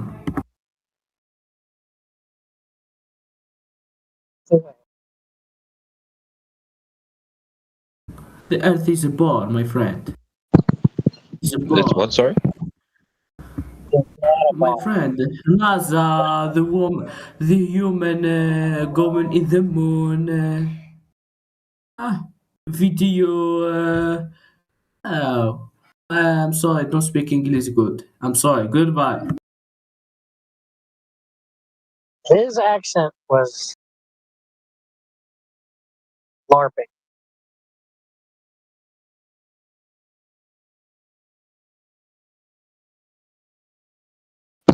Yeah, I can see how somebody might think that. Yeah.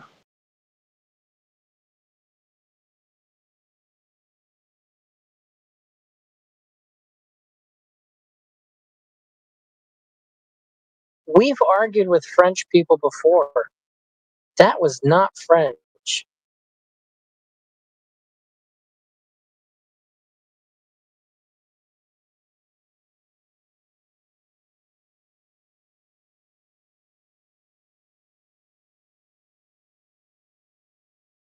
It wasn't even French Canadian.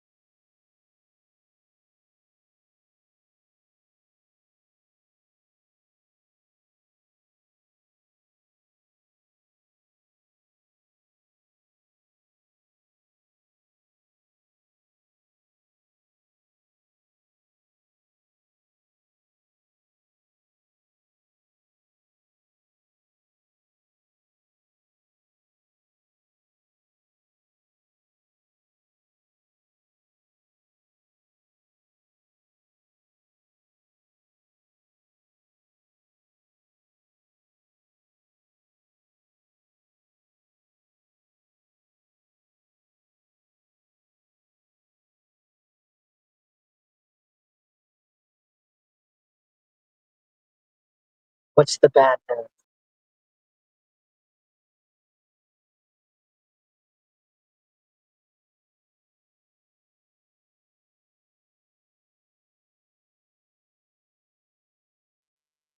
If Earth is flat, why won't the steel leak to space and evaporate fully?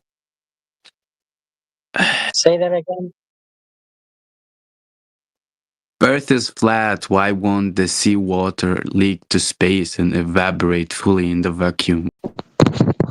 Because outer space is fake and the air is Okay, somebody is contained, laughing, I'm leaving.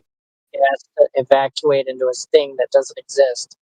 That's why. Well, it's just ironic. That's all. Oh, bro, don't be a. Wait. You're snowflake. saying space doesn't exist? Yeah, we don't think that the Earth is a disk in outer space. That's not what we're saying. You don't Yeah, believe that so if there is outer vacuum outside the space in the If space? outer space doesn't exist, there's no vacuum for all of the air and water to rush off into.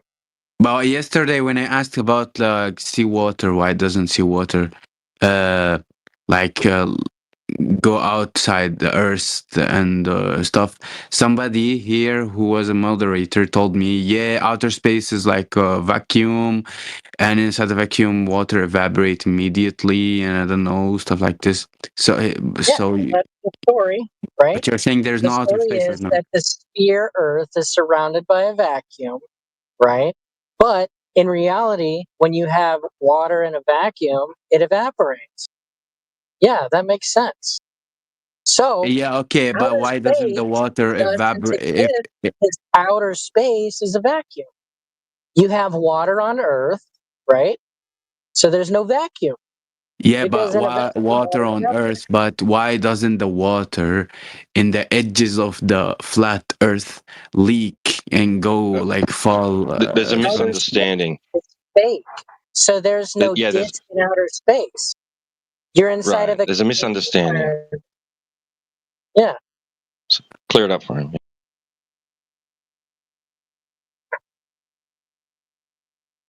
Since outer space is fake, there's no disk in outer space, so there's no water falling off and leaking into outer space. It's a contained system.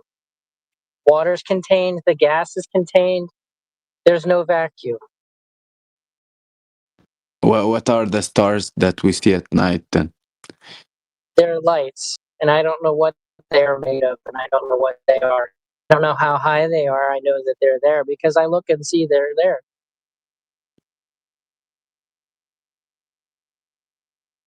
Mm.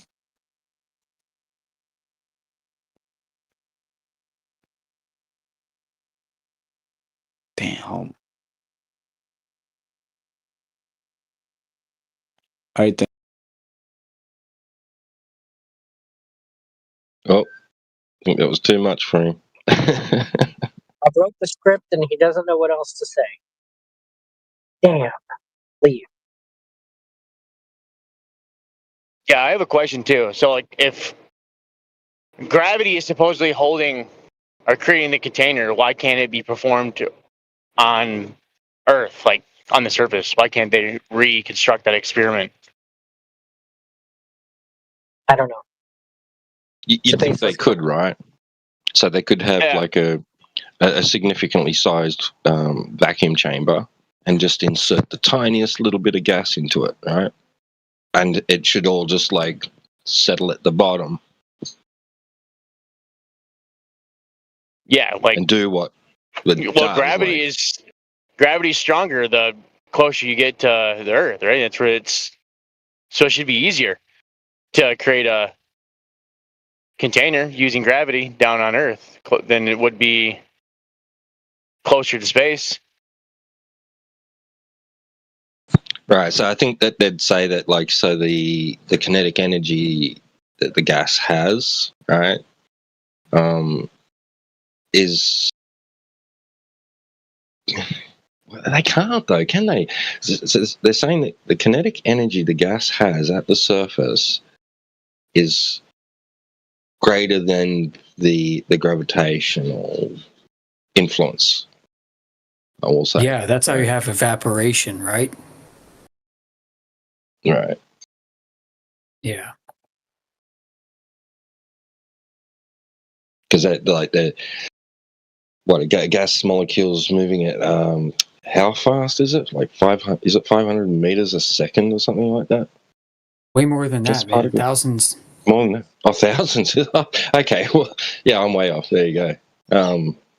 Yeah. It depends. It depends. I mean, like if you cool down a gas and you see it clumping together like in a sink, like let's say you take a say you take frozen oxygen, plunk it in your sink, and you watch it sublimate or something, you're going to see it go from a solid state to a vapor. And it's going to bypass the liquid state altogether instantaneously. And as those molecules heat up, I mean, they're just going to go faster and faster and faster until they equilibrate with the environment. So when it leaves your sink, they're not going to be moving very fast, but if they're allowed to continue to heat up, they're just going to keep going and zooming. Like, you won't be able to see them. Right. So I guess they're saying that so the gas's kinetic energy is very great, but as it ascends, it gains potential gravity energy. Right? Yeah. I don't know what to call it. I'll go with that too, man.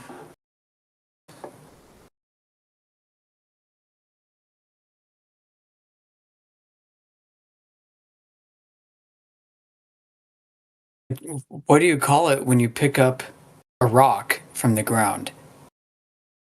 You lift it up high. Yep. Potential energy. Yeah. The rock isn't moving and you're holding it. You're holding it, you're holding it. And they could maybe like set it on a shelf and the shelf is now holding it.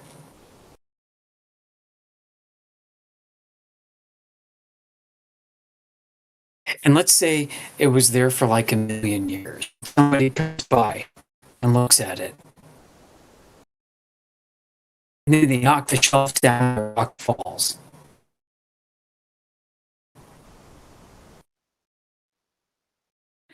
That person's not going to know that the rock's up in place there. That it was imparted this energy in a thermodynamic sense.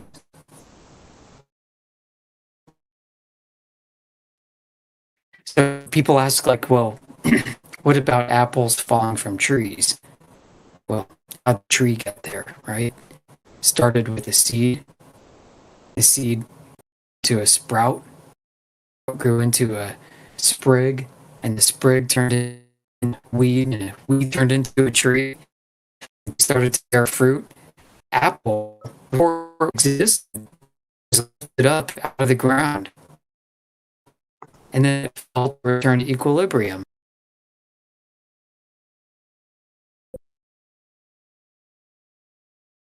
Mic check. Am I coming in? Was I just getting cut off there? My shit made me jump out also. So I think it was Discord. Okay, so I was saying, like, people ask how does an apple fall from a tree? I was going through the process of, well, somebody takes seed, the seed turns into a sprig, which turns into a tree, the tree grows, and then it bears fruit. The apple literally came out of the ground and was lifted up. And then when the apple detaches from the stem, it falls back to the earth where it came from. So the cycle's complete.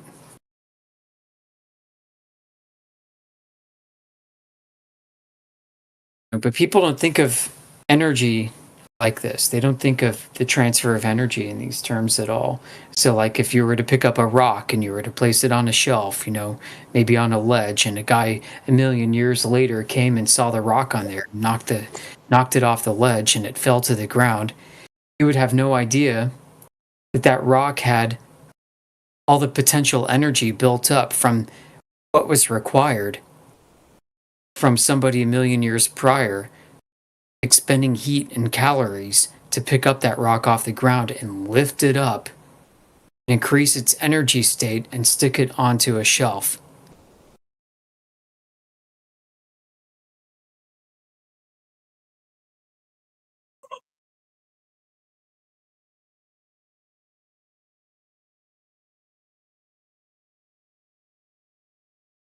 People don't think of gravitation in these terms. And I'm old enough to remember when that's how it used to be taught in school, honestly. mean, it's not saying that and we know what it is. Nobody's attributing like space time or mass attracting mass causes. It's really just an exchange of energy. Yeah, like an elastic band, but without the elastic material. Yeah. Yeah, basically nothing moves. Right? Nothing falls without some type of energy exchange, some type That's of right. It has to be forced out of its natural state of rest by some sort of energy exchange, essentially. There's That's all still it like is. there's people still looking at it as a mystery and coming up with alternatives to what's been presented over the last couple of hundred years, right? Or a few hundred years. Yeah. I mean, I just read an article the other day about it. They're considering it to be more of an entropic effect, right? Love it. Like there's just all these different ideas about it. They're still throwing it around like like it's a ball to be played with, right? Yeah. Yeah, I mean it's funny that they call it an entropic effect when currently when it's been described by people coming into our Discord as a negative entropic effect. It's reversing the entropy of gas molecules.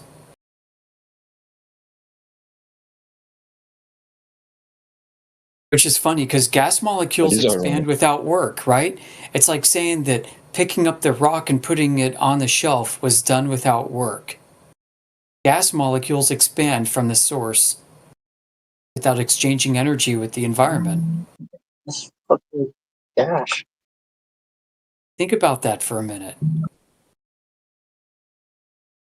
So it's not analogous. Like when when the sun releases like UV light and it slams into a rock and the rock chirps off some kind of nitrogen molecule that then like flies up into the air.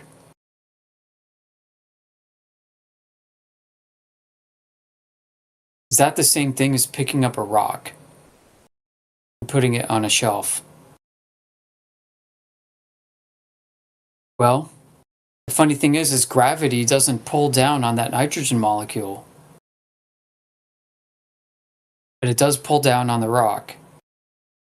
The nitrogen molecule expands without expending any energy into its environment, without that exchange. But the rock that you pick up absolutely does.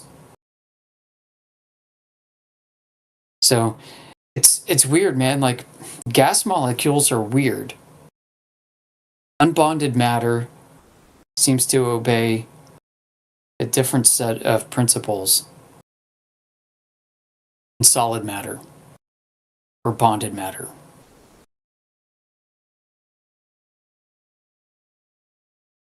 I mean, they call it the different states of matter, right? So the different states have different principles that apply. Go ahead, T-Dub. It's just I was listening to Richard Feynman speak, the other day, and though he's advocate for the idea of gravity, blah blah, even though he'd probably tell you at the end of the day, hey, look, I got no idea what it is, right? But he was talking about the electromagnetic force. He's saying how intricately that is, inside everything, right? Like, and it's like dictating everything. He's like he really loved that force, and he's saying it dictates our reality. He was saying like everything's held together by it, everything or other things are repelled by it, right? Like he's during his little speech on it, on that, he wasn't discussing gravity. It was like gravity took a back seat, or wasn't even invited to the party. You know what I mean? It's funny. That's true. He is like that, and a lot of engineers and scientists seem to have that same sentiment. I mean, I happen to know quite a few engineering graduates from Rensselaer Polytechnic, and one of them was telling me that Anytime gravitation or gravity was brought up on any of his exams, you just ignored it.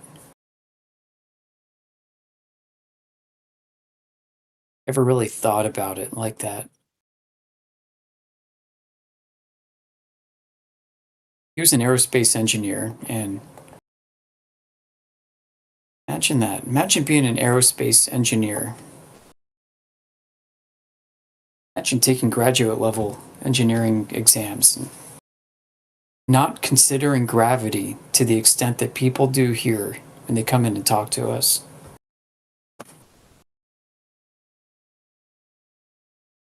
Well, I guess in that field, you're really only concerned about the effect, in the environment that whatever you're building is going to be operating within.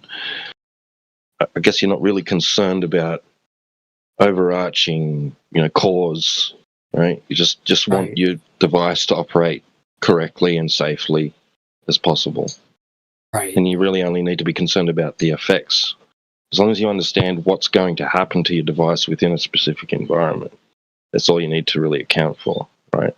Yeah, you could consider gravitation as an effect, as the phenomenon that's observed, and we don't know the actual cause.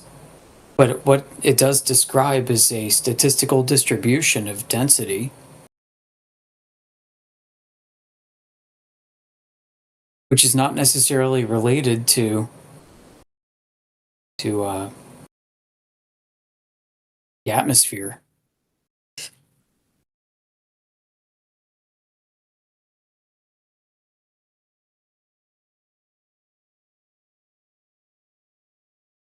Because you can't predict, you can't take the inverse square law, apply it to what the mass of Earth is supposed to be,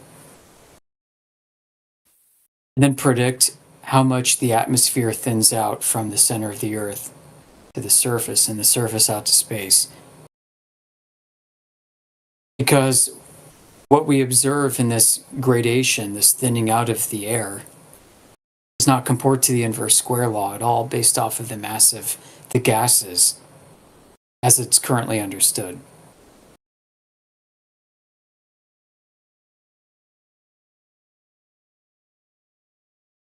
And the ad hoc rescue devices, well, it's a dynamic system, the Globers will say, and they sound like us, and be like, yeah, they're at different regions of the atmosphere, you have different effects happening, and at some point you get to the thermosphere where suddenly it gets hot again. It was warm at the surface, and then it got extremely cold, and then it started getting warmer again.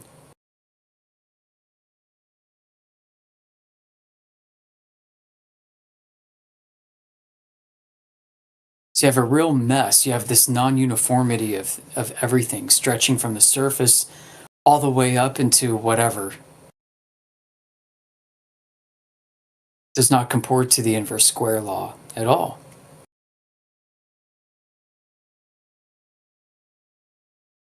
What I find funny too is when they say that, well, the gravitation of Earth allows you to accelerate tangential to a supposed curvature of the Earth. As long as you move in one direction fast enough from a specific height, and your speed your velocity according to that height, you're going to be falling forward.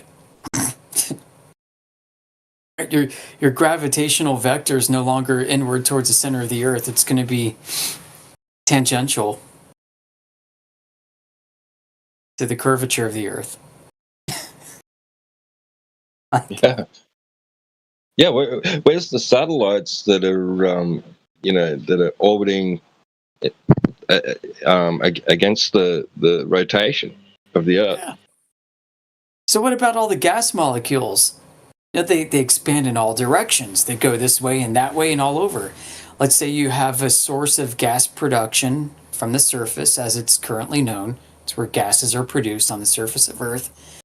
Got a bunch that are going to be flying somewhat tangential to the surface of the Earth at thousands of meters per second. Are they going to be doing geodesic arcs?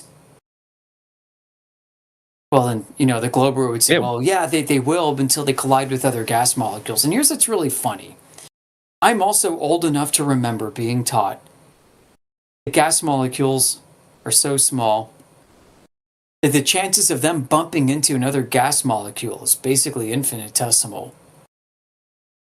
Such as, like, you don't even have to consider it in most circumstances, except for, like, very specific cases, laboratory conditions, and things like that. But in nature, you're not going to expect it to happen.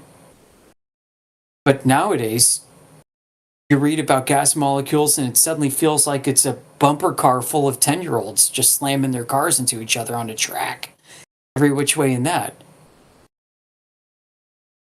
And this is what prevents the claim, their own claim, holding consistently of gas molecules no longer traveling in straight lines linearly, but taking geodesic paths. Before we can even, we don't have a chance to falsify that because it's going to collide into another gas molecule.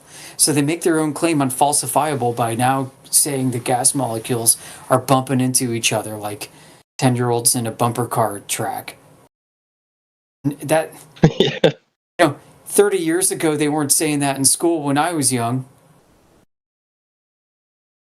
They weren't saying that. They were saying that space is so far spread apart and the atoms, the molecules are so tiny, the gas molecules in the air never even know each other exists. Like, just passing by each other. So, it's funny to see the narratives change. You live long enough and you start to see these changes. Like when I was young, NASA images were always composites, artistic renditions, and everybody knew that that NASA was a big art house. And somewhere around, I would say maybe the mid to late 90s to early 2000s, with the last of the space shuttles and the beginning of the ISS, things started to change. NASA stopped putting these captions underneath these images. I mean, I was a big NASA junkie growing up. We lived in a NASA household. I've got postcards from the Houston Space Flight Center from like the 1980s. I got family members that used to work in astronomy, radio astronomy, satellites.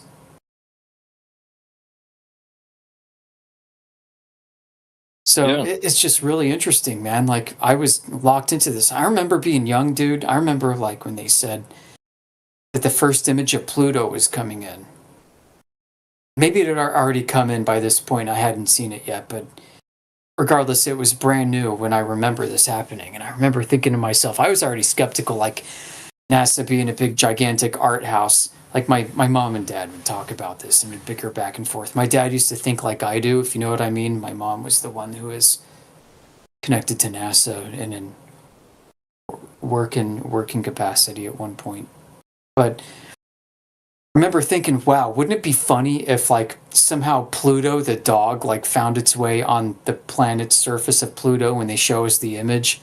And then I looked at the image. It was like in like a Sky and Telescope magazine or something. And then I turned the page and there it freaking was. I'm like, you gotta be kidding. It's a silhouette of a freaking Pluto dog on Pluto. You gotta be kidding me. You know, I was in my teens or something. I remember looking at that and I mean, I was like, this is just stupid.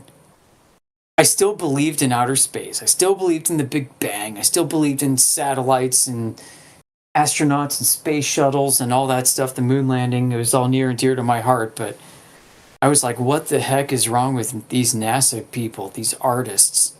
This is just not right. Like, you guys, NASA, you got to hire some more honest artists, because this is terrible. It's so on the nose. And then fast forward on like 15 years when one of the blue marble images of Earth came out with the clouds that had SCX written in the clouds, just like what happened in Lion King, which I think came out a few years prior, the movie with the SCX with the leaves. Right. You know, I'm like, oh my gosh, this is so stupid. You guys, again and again, and my belief started to crack at that point. But And it seems like a recurring trend. I mean, we like around holiday events, and we get images released from the space agencies, like Halloween. Oh, we just happened to find this skull-shaped galaxy. Like look at or nebula or whatever. Like, look at this quasar that's emitting light like a Christmas tree. But Right. didn't they say? Didn't they say Uranus? Didn't they say Uranus stank or something like that? It had like smelled like gas, like farts or some shit like that. I remember reading about that. Yeah, that it smells like methane or something. Yeah, they're like they're literal. Smells like farts. Of Yep. Uranus that open up like sulfuric fart smells. Yeah, like what? Oh gosh, it's gotten worse over the years. I got to It'd be say, like if peak they- NASA was the 1980s and early 90s, and it just got worse. Right. It'd be like if they turned around and said, like, scientists have just discovered that Saturn's rings actually contains a lot of gold, and ironically enough, embedded in it is a giant diamond.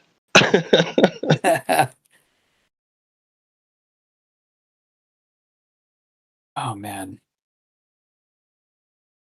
If you ask the internet the question just right, you can get it to say that Jupiter, Saturn, Uranus, and Neptune rain diamonds. And now, like, black holes are they what? hairy. Oh yeah, the hairy black holes. It just keeps digging further into the barrel of degeneracy. It's unbelievable. Well, didn't like Walt Disney and he had like Satanists like Jack Parsons, like didn't they have a what was the Nazi, the German, his name escapes me. Von Braun. Yeah. Didn't they have didn't like Walt Disney have a lot to do with NASA, right? Or did I read that wrong? Disney and Von Braun were best buddies. And then you had like Jack Parsons, who was like a known occultist, who was like known for doing like sex rituals and followed that Friends Thelema. with what was his name? Friends with the Aleister Crowley. Crowley. Yeah, thank you. Tried Crowley. to impregnate a woman. Like on the blood moon. Yeah. Oh, jeez, dude. It's so sick. I mean, that's why JPL's called Jet Propulsion and not Jack Parsons Laboratory, as it was originally named. They had to divest themselves a little bit from that, but they still retain all their freaking weirdness.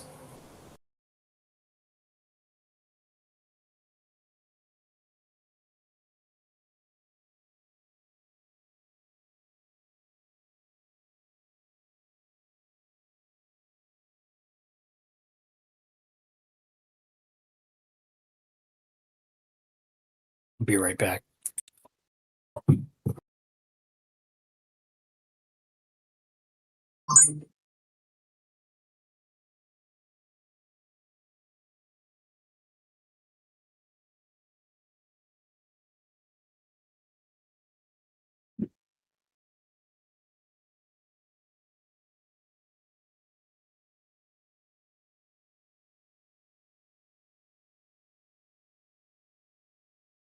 Hello there.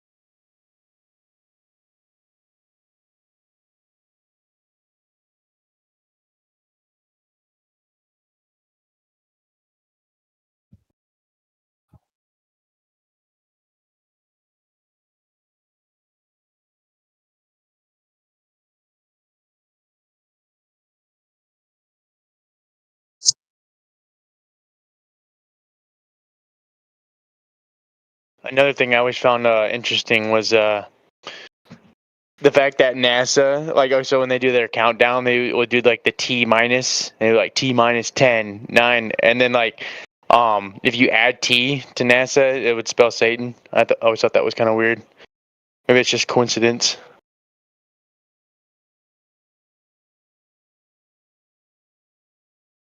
Yeah. Yeah, they minus the T. Yeah.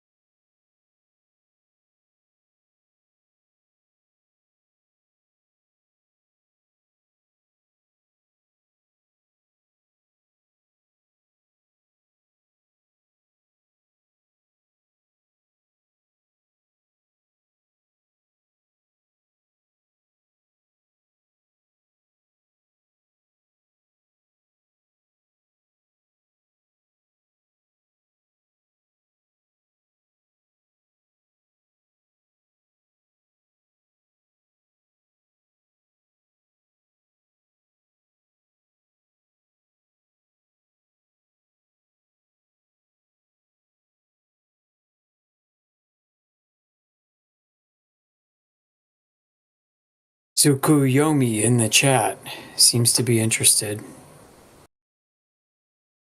Asking questions about the sky and the luminaries in general. It's a mystery, man. I don't know if he's listening, if he can hear us talking, but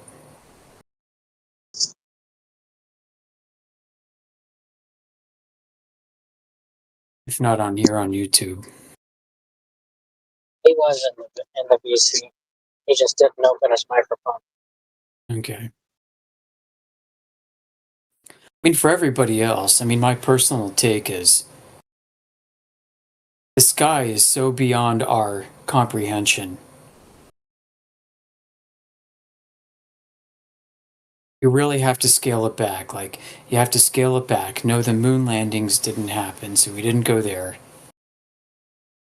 No, we don't have Voyager space probes going out beyond the solar system. That's not true either.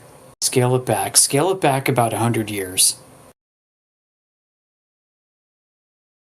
There's a starting point to scale it back further. We don't know anything about these things in the sky at night. The celestials, what their distances are, what their composition is, how they manifest, or anything like that.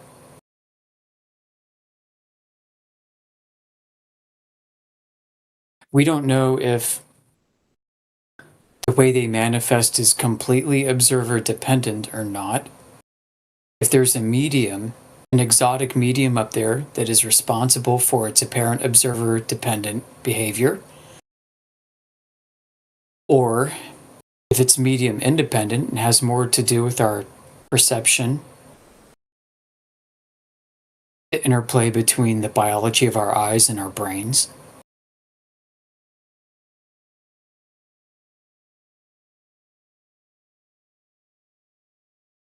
We're in a video game, bro. We're in a video game on. We're in a video game on some kid's computer in his basement. This is all in the Matrix. It's flat if that's the case.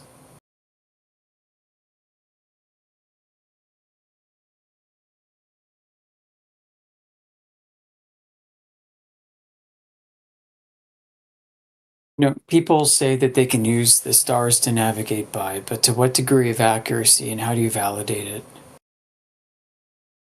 Do the stars like Polaris really shift 69 miles per degree? Is that the same everywhere? Is it symmetrical? Is it asymmetrical?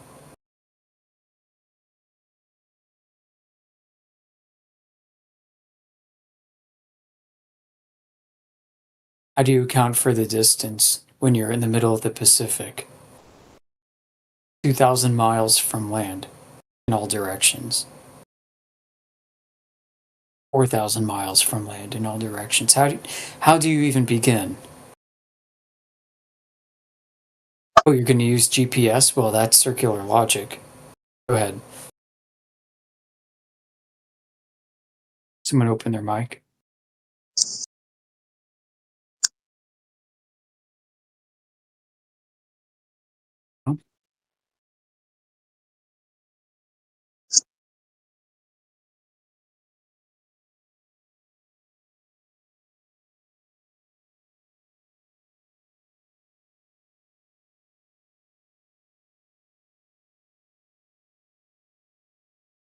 You know, we use the sun to account for time.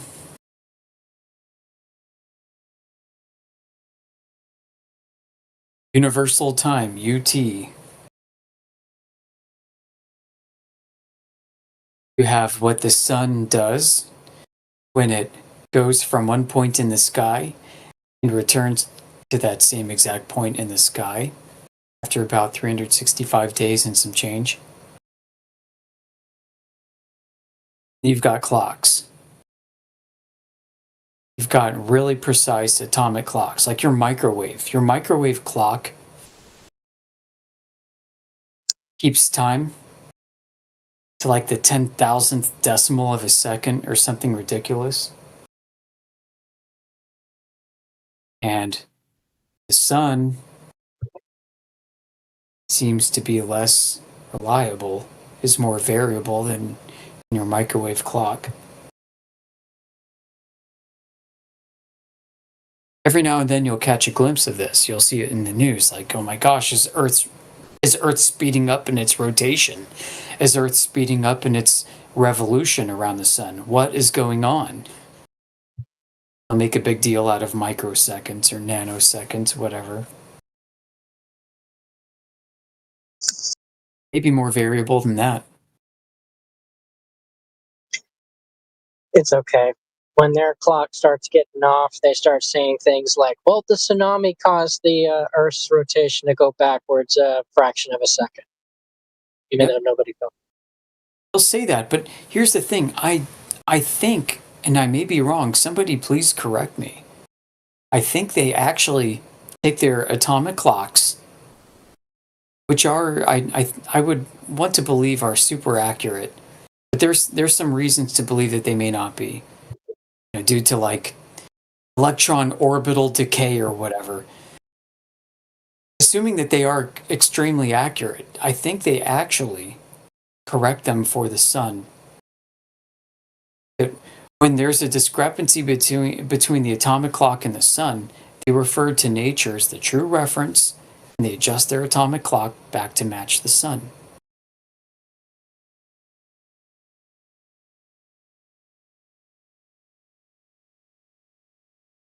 I mean, for practical purposes, it would make sense to do, right? Because if you were to let the discrepancy ride out long enough, you can't correct the sun to the atomic clock. Eventually, you're going to have the clock like showing it's morning when it's midnight. So, yeah, they adjust their atomic clocks to the sun. I don't think I'm wrong about that. UTC versus UT1. I think is where it is, and this gets into the equation of time. How we keep track of time.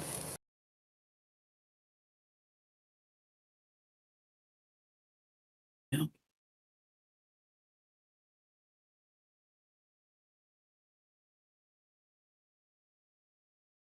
If the sun is variable and if the clocks are variable, then do we have any accurate accounting for time? When you start looking into relativity, reference frames are all observer-centric, relative. There's no absolute time either. There's no absolute frame of reference. There's no absolute frame of reference for you to conduct celestial navigation, which requires time. How do you do longitude without a clock?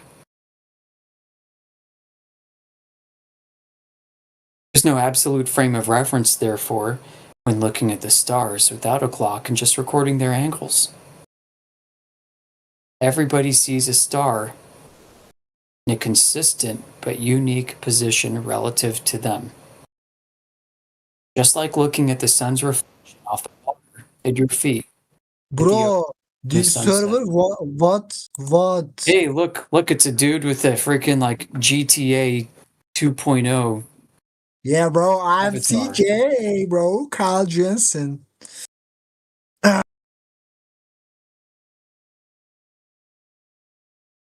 Wow.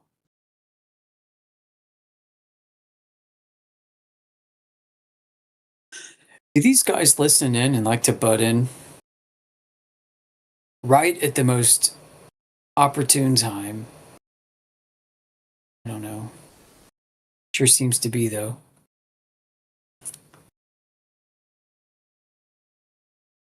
I'm Donald Trump, and I approve this message.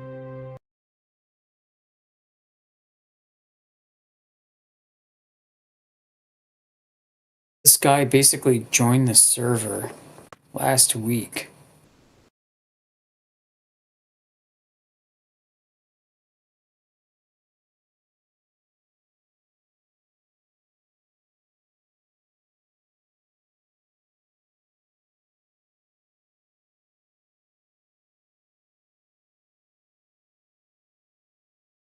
If you guys don't make judicious use of the notes section for users, I recommend doing it. Take 5 seconds, click on their profile, add a note, date the note.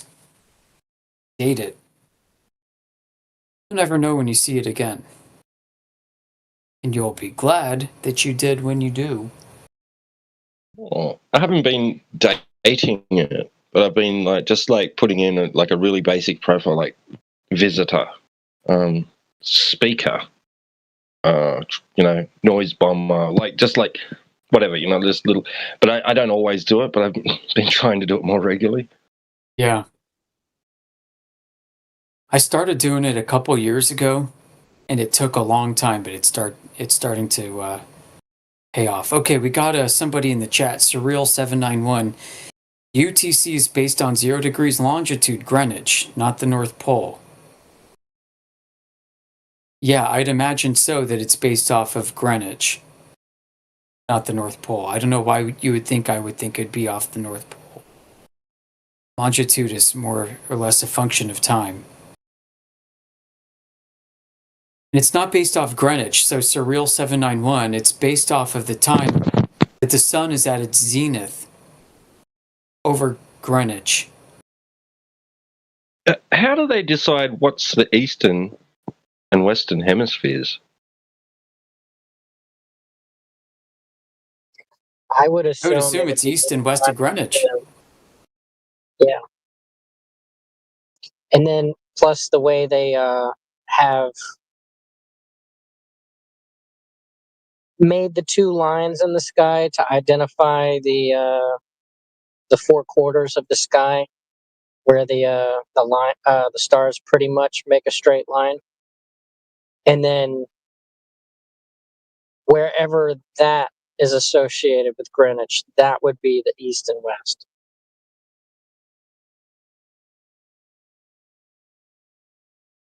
So if Scorpio is over Greenwich, then east and west of Scorpio, respectively.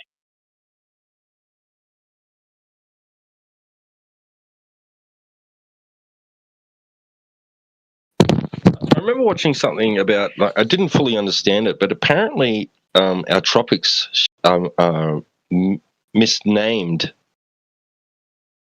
that they shouldn't be called that anymore or something. That's from a time in the past when those circles coincided with those constellations, but they no longer do or something. So Capricorn and Cancer's incorrect. Oh yeah, but we still call them that. Bill Nye explained that in one of his videos back when we were kids. I remember that. I like the idea that it's based off of maps that might be 12,000 years old.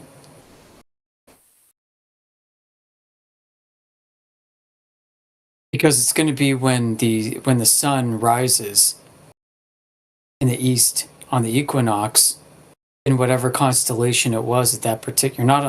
Was it based off the equinox? No, it'd be based off the solstice. Excuse me, duh. Like the sun rising in the solstice, 90 degrees, not 90, well, just off 90s would be like whatever degrees that would be. 90 minus 23.4.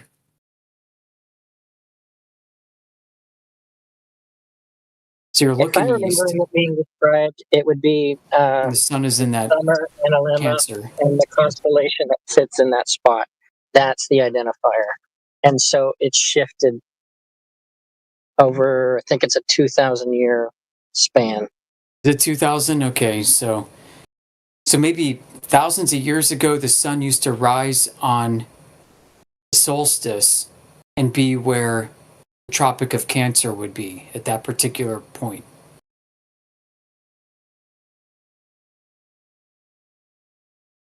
And it's no longer the case. I'll see if I can find the video. And the same with the Capricorn. There's so much like I got this great book, and you guys have probably heard of it too. The Maps of the Ancient Sea Kings by Charles Hapgood. If that name rings a bell, it's because he did all this research into old maps and found that Christopher Columbus took maps, which he got from the Sultan of the Ottoman Empire, who had just recently conquered the Byzantine Empire. So the Sultan got his map from the Byzantine, the Eastern Orthodox Christians. So Christopher Columbus was working off of Roman maps, Eastern Orthodox Christian maps. It had mapped out Antarctica, parts of the coastline of Antarctica, as well as parts of Brazil.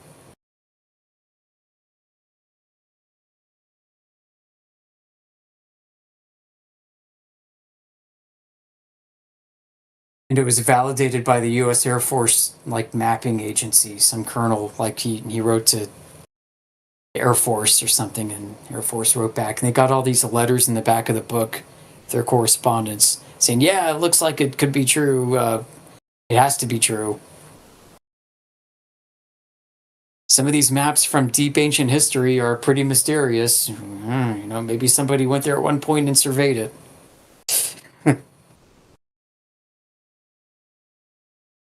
So, these traditions, they would use celestial navigation. So, the Tropic of Cancer and Capricorn probably just kind of stuck from whatever age that was. Probably goes back to the Phoenicians, whoever they were.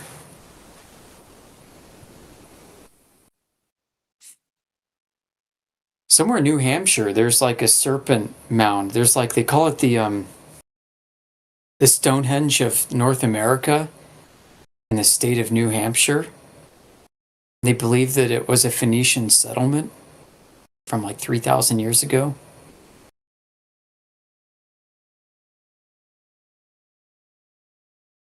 Yeah. Crazy stuff, guys. I almost think that North and South America might have been one of the biggest secrets that all the kings in the upper class, the aristocracy of ancient empires knew about, but never really talked about. Maybe this was a place you could go to get away from your empire. Kind of like a Bohemian Grove. You also have Jekyll Island being a Canaanite island. Oh, I didn't hear about that. Yeah, Canaanites are related to the Phoenicians. Right. Yeah, and over the, I think it's the dining hall, or underneath the dining hall in the basement was an altar. So, where the signing of the Federal Reserves happened was over a Canaanite altar.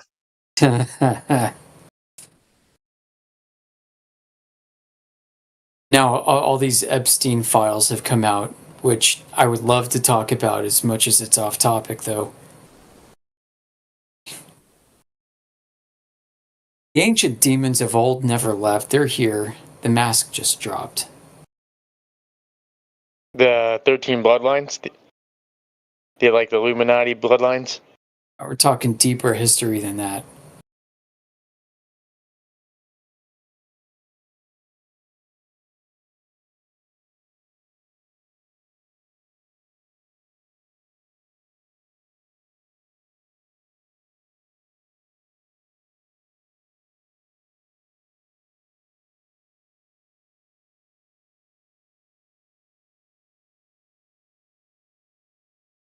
Anyway.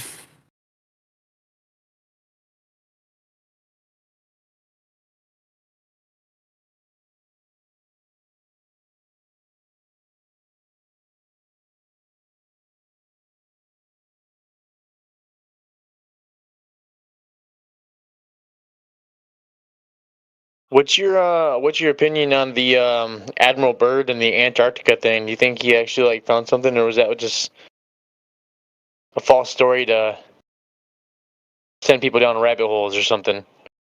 I don't trust him because he falsified his expeditions to the North Pole that took place 20 years prior to all this. He lied based off of what I've researched. He lied about his sextant readings and his positioning.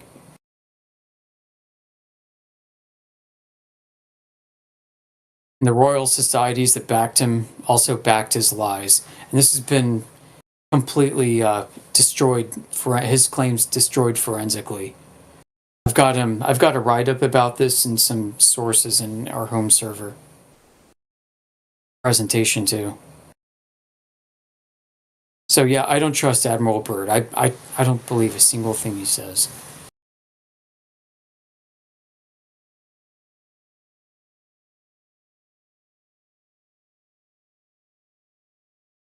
I don't think anyone should.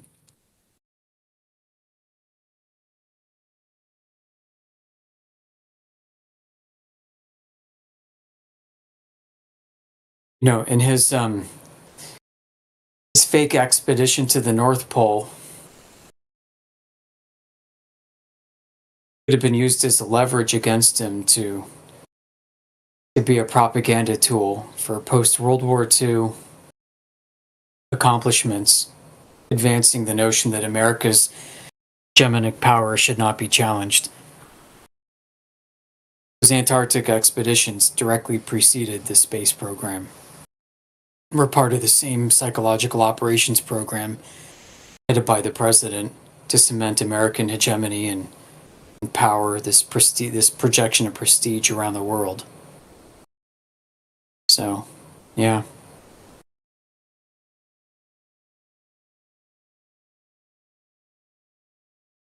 You know, it's not like I'm hand wave dismissing these claims. It's no, I've got good reason to dismiss these claims. Not with the hand wave, it's more with a chainsaw and a mallet.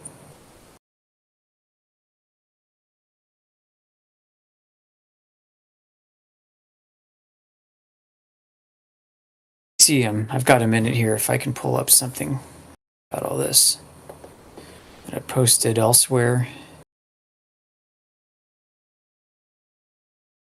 Let's see.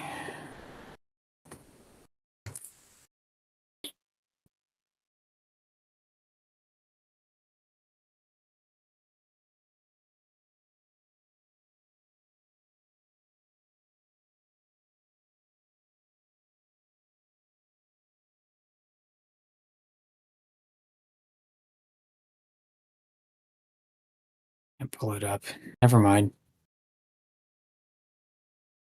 There's a chance I was conflating Byrd with Admiral Perry.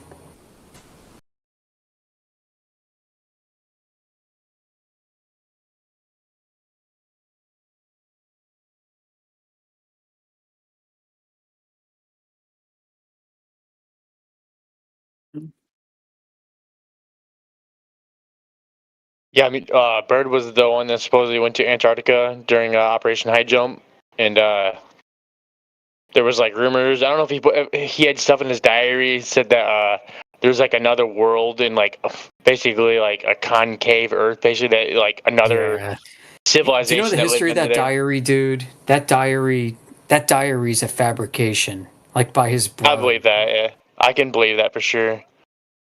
Yeah. So like, I just no. That Well, that's like when diary's so full everything of like crap. Antarctica got like super like secret, right? I mean, that's when shortly after all the nations signed the agreement, right? Whatever the treaty is, shortly after that. So like basically that Antarctica is just like a no-go neutral zone for science and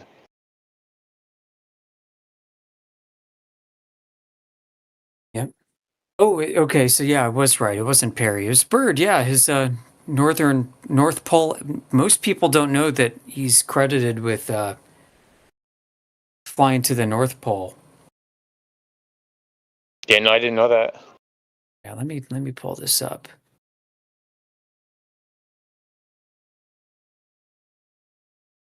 Yeah, and jeez, freaking lunatic.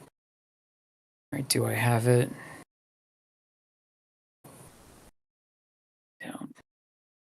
Don't have anything available right now that I posted.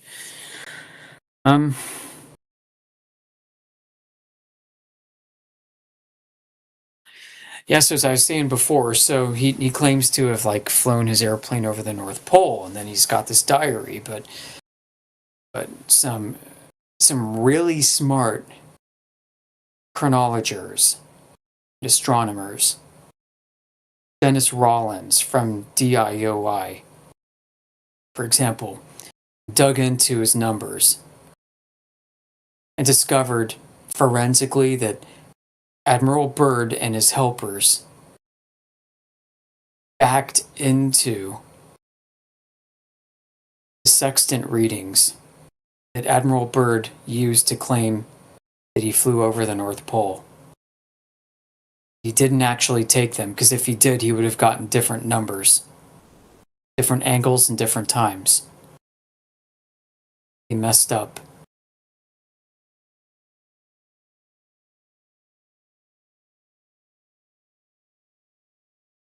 And so if this happened in like the 1920s, like 1929 or something, right? And since he had the backing of the entire like Western world, at least North America, behind him, these prestigious royal societies, these American institutes, these organizations knowing full well of the fraud that existed, why would Admiral Byrd be selected then to go to Antarctica and make similar claims? If not, there being leverage that could be used against him. We own you, Admiral Byrd. We helped you falsify your Northern Pole expeditions. We convinced the public that you really went there when you didn't. You're going to pretend to go to the South for us.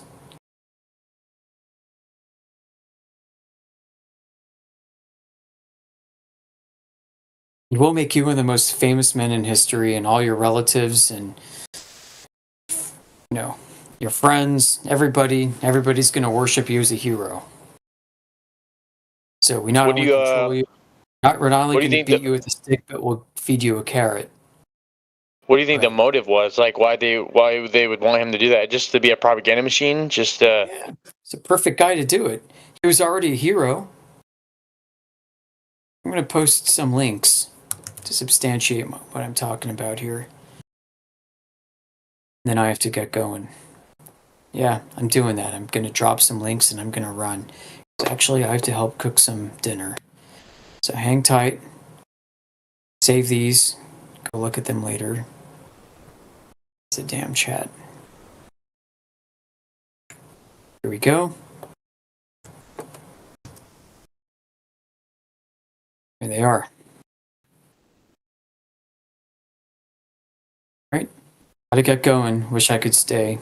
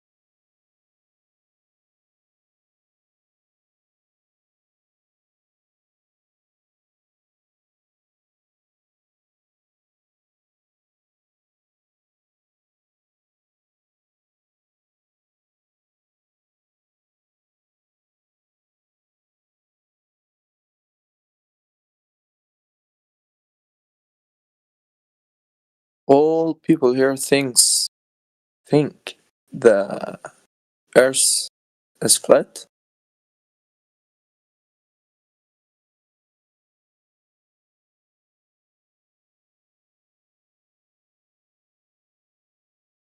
You all sleeping or what? Hello? Currently eating. What? I am eating. I will be back shortly. Eating. What do you eat?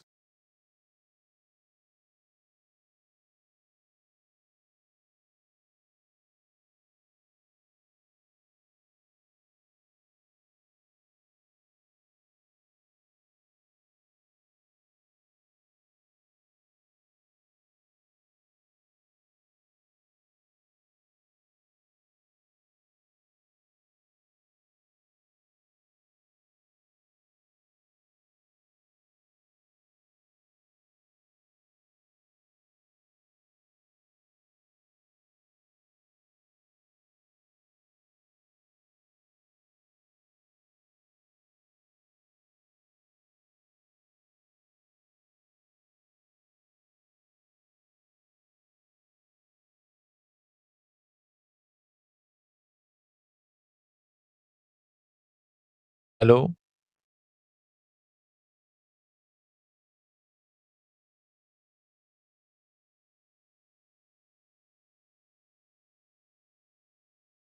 Any someone here?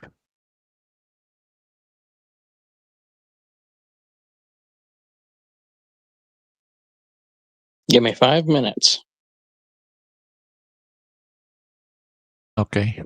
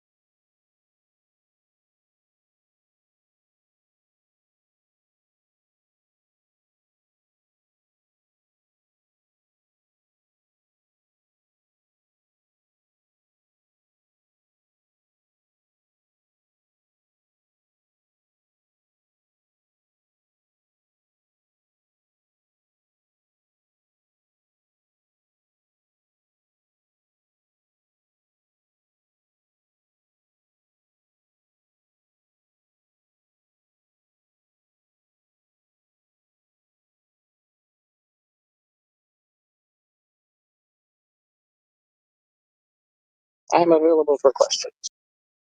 Are you still there?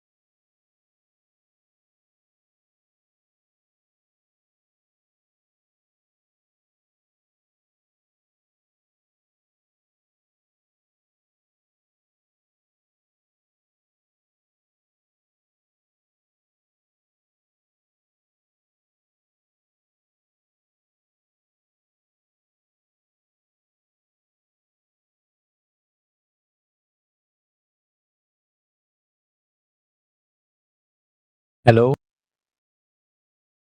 You talking here? What's going on? Yeah, we talk. People got to ask questions, though. You know, communication requires two people, a sender and a receiver. Yes, I wanted to improve my speaking skill here.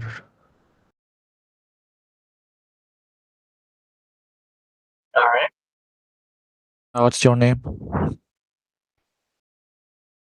Jimmy Will. Yeah? What do you say? Do you think that the Earth is a sphere?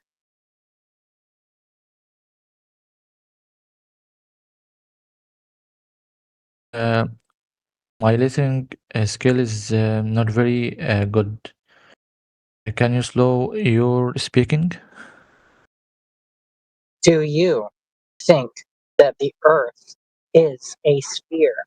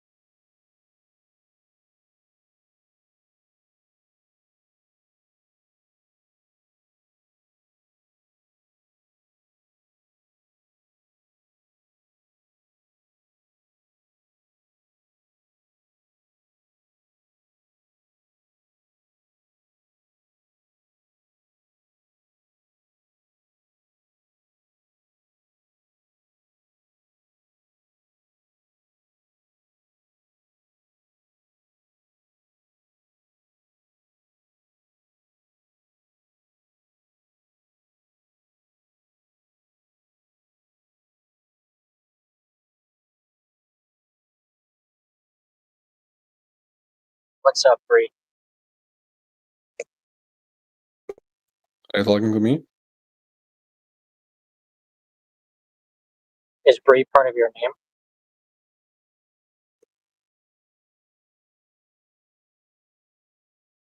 Because otherwise, I'm gonna mess it up. Being like Ibrihi or some shit. Yeah, Ibrihi, it's true.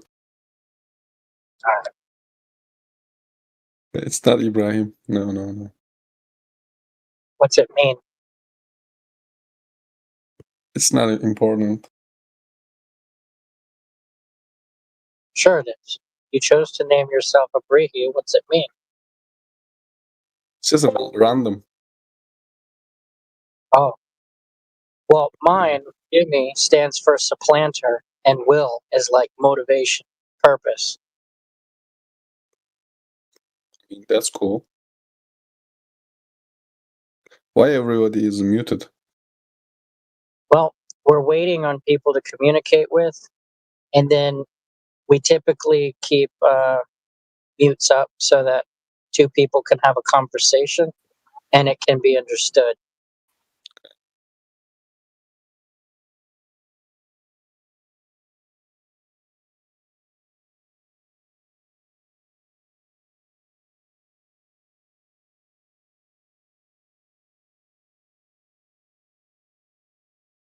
Do you have any questions about the room topic?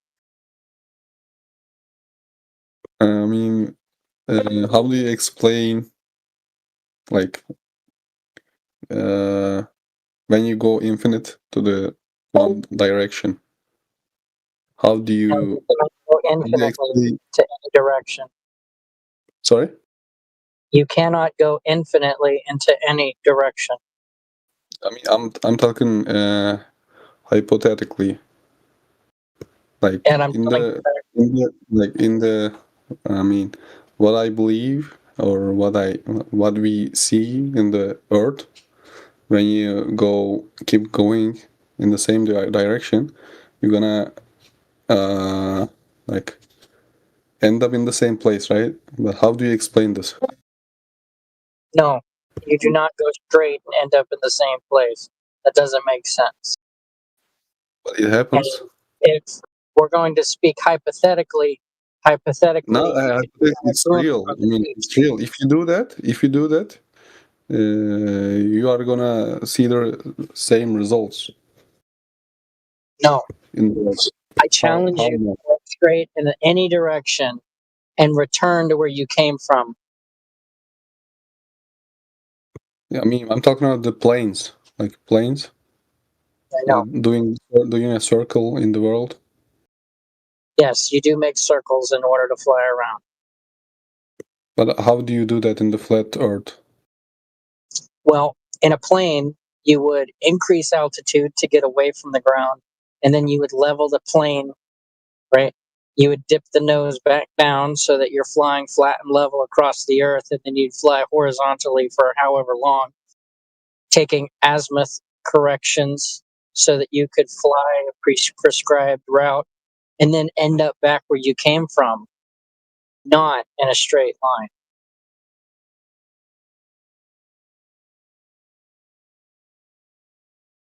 So flying does not prove the shape of the ground.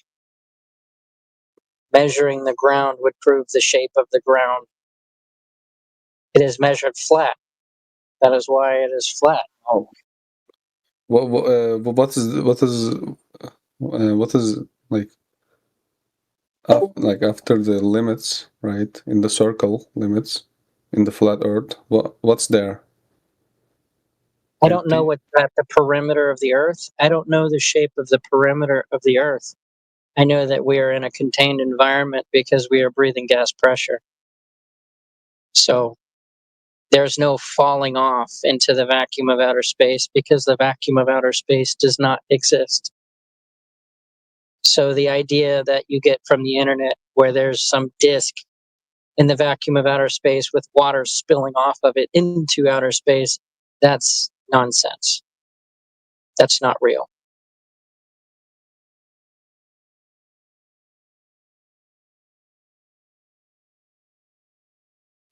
Like imagine you are the space tourist, right? And you are in the atmosphere. Like if you would be there and watch Earth spin, would you believe that Earth is not flat? If hypothetically I was able to go to outer space, see the Earth as a sphere, and watch it spin and orbit the sun, then yes, I would have to conclude that. However, no one has ever been into outer space. No one has ever seen the Earth as a sphere, and no one has ever measured the Earth to be in motion. How So do the you idea of you being a traveler in outer space to look down at the ground and see the Earth as a sphere, that's nonsense.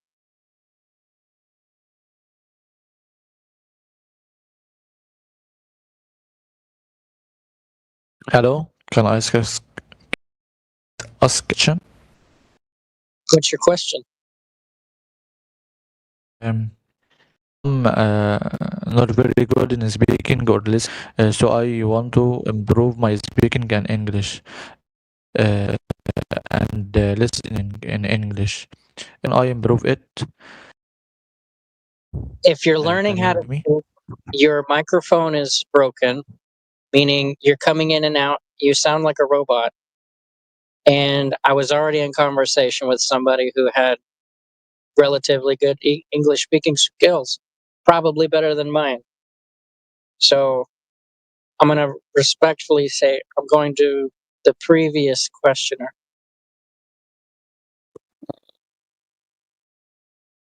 I'm sorry, man. Your microphone is a little bit crunchy. All right. The microphone is not good. Yes. Can you change it or try something else? Okay. Give me 1 minute. Do you have another question?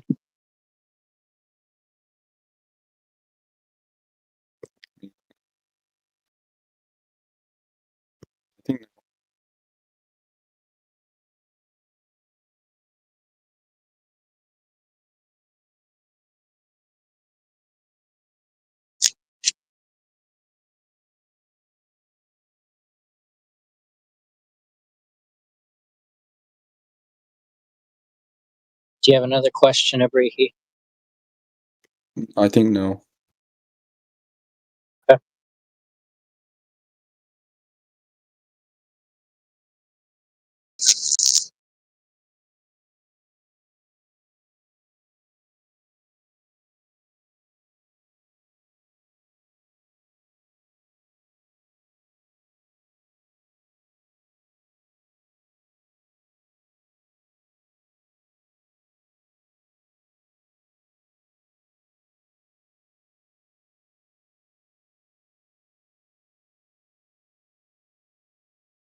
Can you send a picture of what is your like imagination of Earth? You don't have an Do you have any imagination. What I would do is imagination? do Maybe assumptions any of model. how There are no conceptions. There are no images. There are no models. I take models and I compare them to reality. The model will either work or it won't. A model is a reification fallacy. I could make up anything I want, but as long as I make specific variables, make it so that it matches reality, then it works. Just because it works doesn't mean that it's true. For example, you experience the Earth being flat. You experience the Earth not in motion. And you would be told that, well, the Earth is just so big that you cannot see it as a sphere. You cannot see curvature. And it's so big in relation to its motion, you would never feel it. So the model claims that you would never see it to be a sphere and you would never feel it to be in motion, but it's in motion.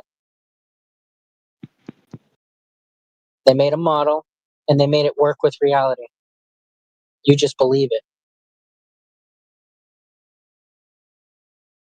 Does that make sense? Hello? Hello? Is recording good now? You sound far away. now Why?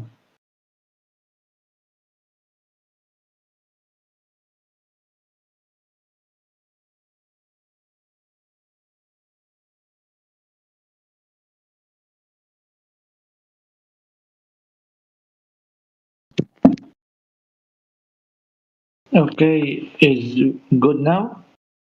Yes. Okay. Um, I asked, how can I improve my speaking skills and listening skills? By practicing. Yes, from here, from where I practice my English. How? I want to make a group of friends that I speaking with them to improve my speaking. It's very important to do my job now or my job in future. But not I not very good in speaking. Okay. Sounds pretty good to me. Um, what I would recommend is finding a room with people who are actively talking with a topic and then engage in the topic. You speaking is a you speak very fast. I'm not understand you very well. Find a room with people talking and then talk to them about what they are talking about. Okay, can I speak with you in different topic? What are you want to do speaking with me? This room talks about how the earth is not a sphere and it is measured flat. Oh yes. I think the Earth is sphere, not the flat. Have you ever seen the earth as a sphere?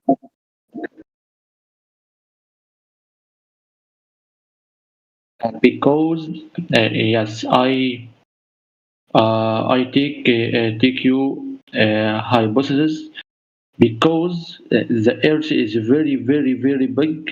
We think is a flat, but is not. Is a sphere. Well, Uh, if you can't, the gravity is attached us, attached people, cars, animal is the gravity, uh, not a flat.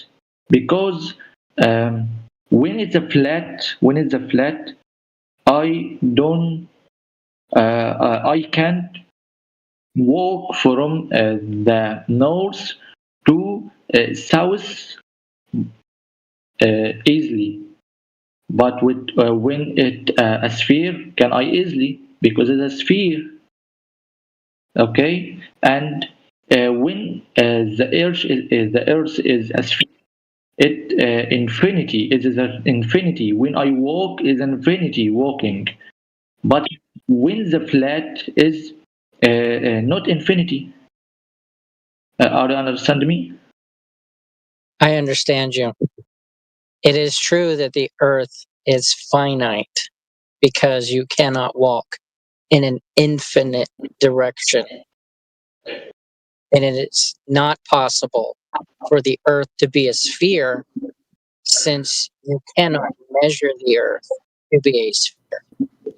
If the earth was a sphere, then you should be able to measure the ground and find curvature because spheres have curvature. No. Sphere is have a curvature, okay, but because the Earth is very big, you not imagine or so any curvature. It's very big. If it is so big that you are unable to measure curvature to verify if the Earth is a sphere, then you just have a belief. It is not verified to be true.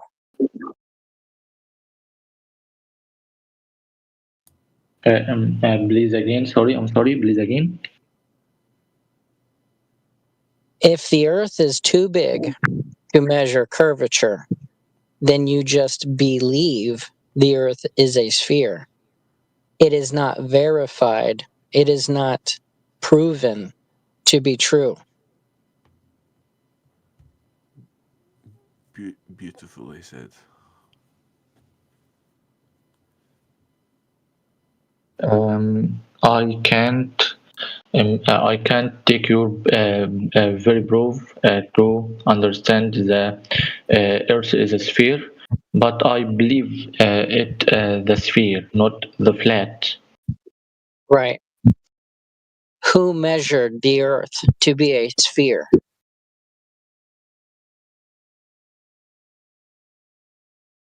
Yes. Okay. Can I take a little hypothesis? How the sun is how the sun we can see it in مثلا okay in a place and other place not we saw because it's the sphere not the flat. The sun is go on the face and other time the other face of the earth. No. The Earth is not like a coin where you have heads and tails to a coin. Okay? The Earth is simply the ground. The sun, the moon, the stars are in the sky. They never go underneath the ground. They go away from you who looks at the sky. The sun goes away from you and it no longer produces light in your area. Just like you can have a street light produce light on a street, you walk away from that light down the street, and the light from the street light no longer produces light for you to see. Then it is nighttime.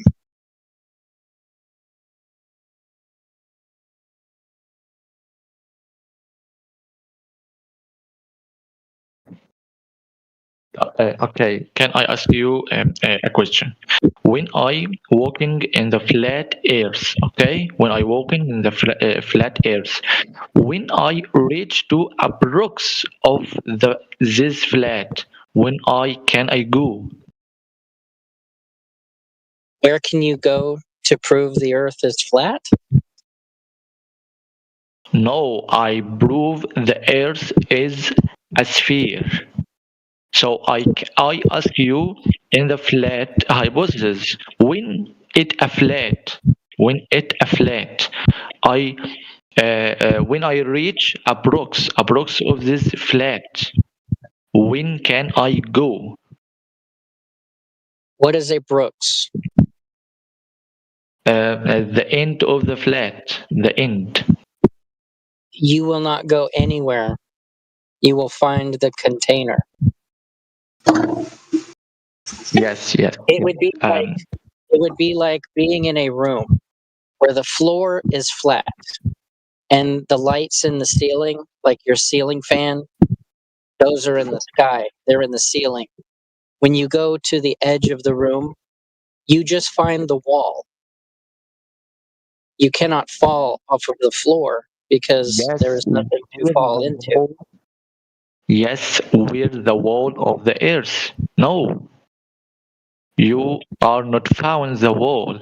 Yes, imagine with me, the earth is a table. Okay, when you reach the end of table, I am not saying the Earth is a table. I will not agree that the Earth is a table. I will agree that the earth is a floor.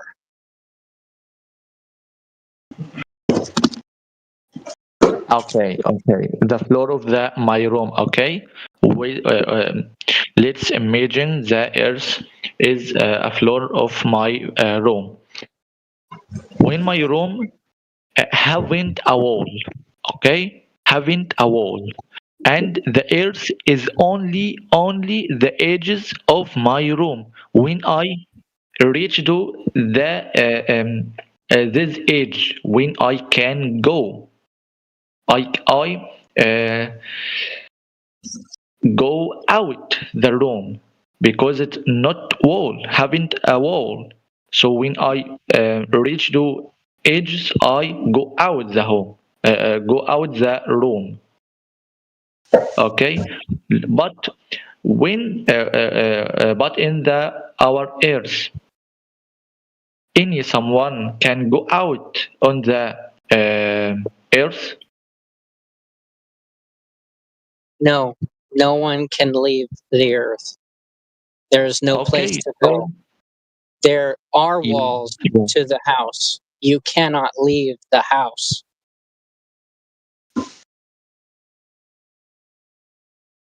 Yes, Mao. When the wall is removed, you go out. But The walls my of home the earth have a will wall. never be removed. They will remain. Where? Where the wall that remain? Where?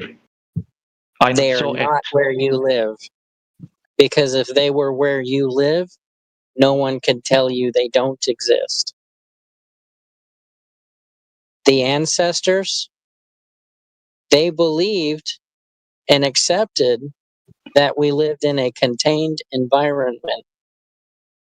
For example, the Bible claims that there is a firmament that gathered the waters underneath it into one place, and that the foundations of heaven are anchored and bound to the earth, and that when Jesus returns, he will break open heaven, which is stretched out like a tent, and the stars will fall from heaven like figs from a tree when shaken, and he will descend, and the earth will melt like wax, making the mountains flat, the hills flat, and the valleys raised up.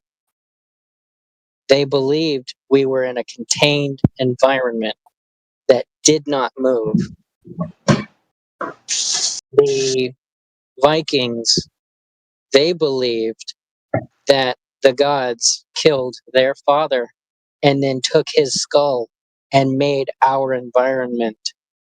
According to them, the trees and the grass are made of his hair, and the water, the seas, the oceans, the rivers, that's all made of his blood. And at the base of his skull, where the land meets the sky, there are doors, and soldiers will march through those doors in the last days. The ancestors believed we were in a flat, not moving, contained environment, and they were not restricted from traveling like we are restricted from traveling today.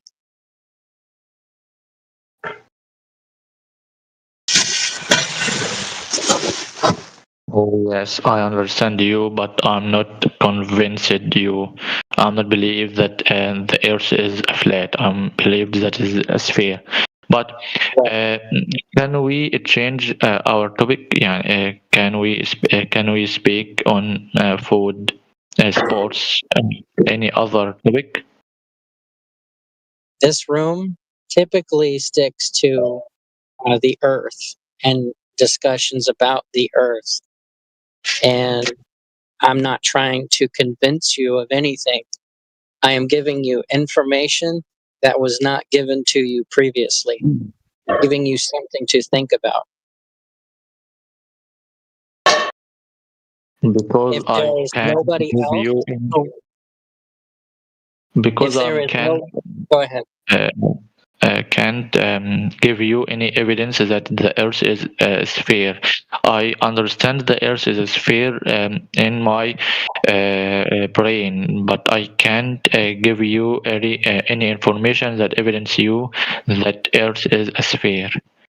So I can, I wanted to speaking the topic can yes that I wanted to speak of any topic that I understand that you that understand it or loved it. Okay, but the evidence or information that I give you information and you give me information to evidence me or convince you. I'm not interested to this topic. The information that would convince me the Earth is a sphere is measurements of the curvature rate to conclude the radius that they have given us. We measure drop over distance to measure an arc so that we can derive a circumference. And from the circumference, we will get the radius value.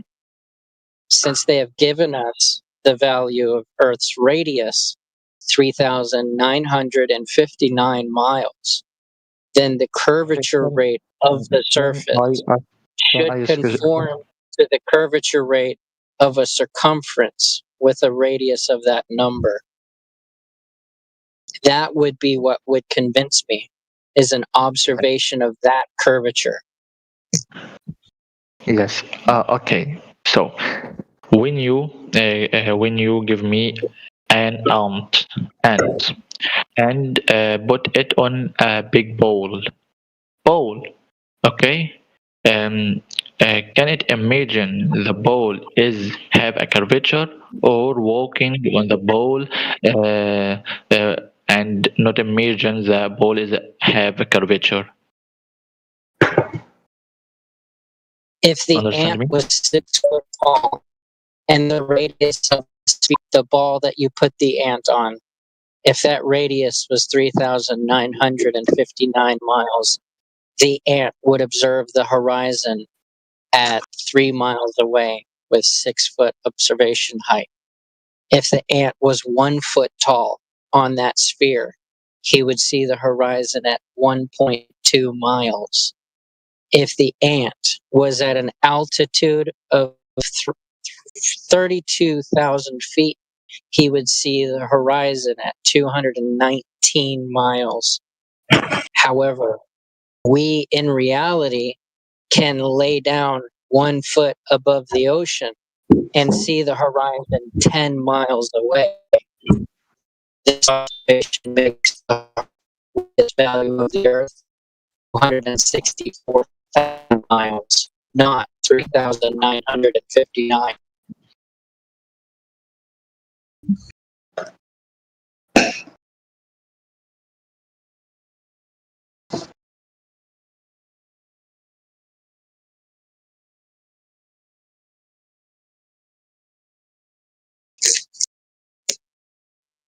I think he's gone. Okay. Does anybody else have questions? I might need 1 or 2 minutes to.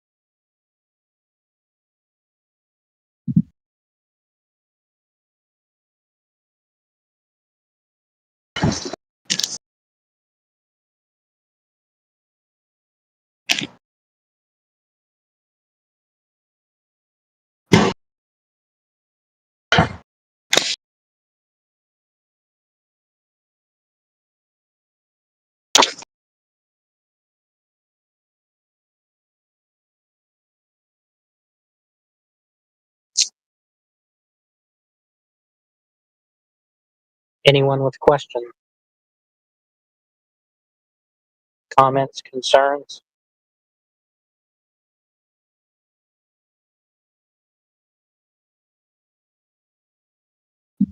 How do you know the Earth is flat, Jimmy? Because it is measured that way. How do you measure it?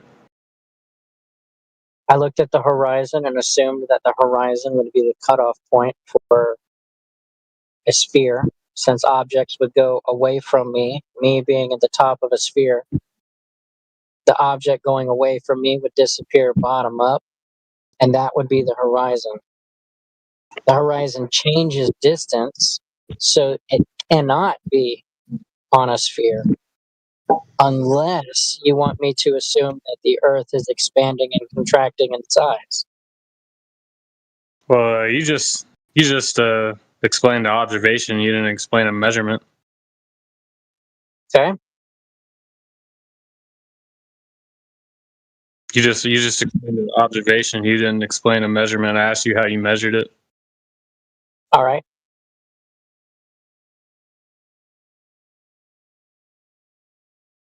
All right, good game. Yep.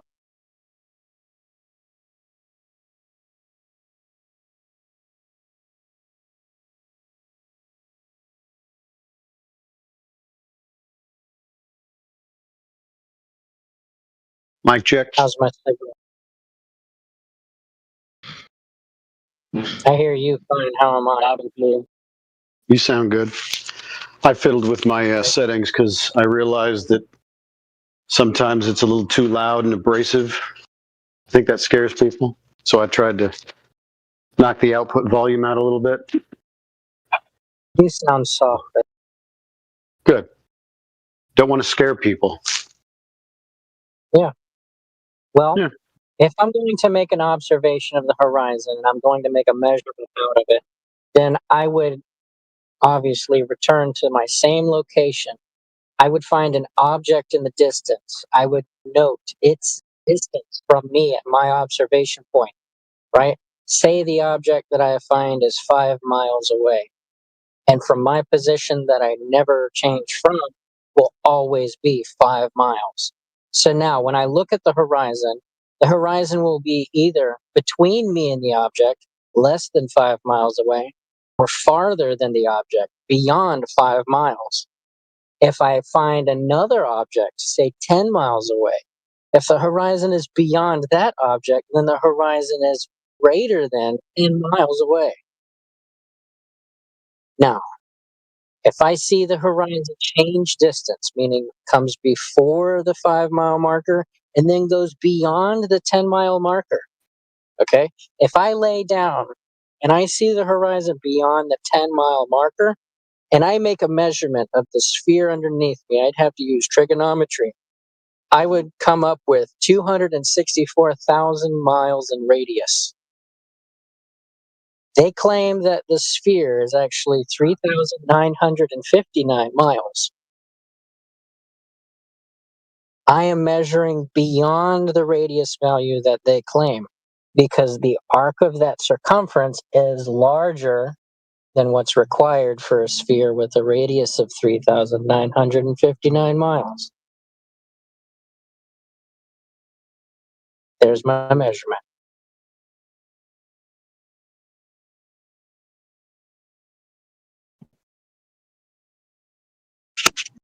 All right, but is the horizon a physical? No, since the Earth is flat and it's not, the disappearance of objects bottom up is not due to the shape of the ground getting in the way, unless I'm going to account for topography like hills or mountains, then no, the horizon is not due to the shape of the ground. So it is therefore apparent.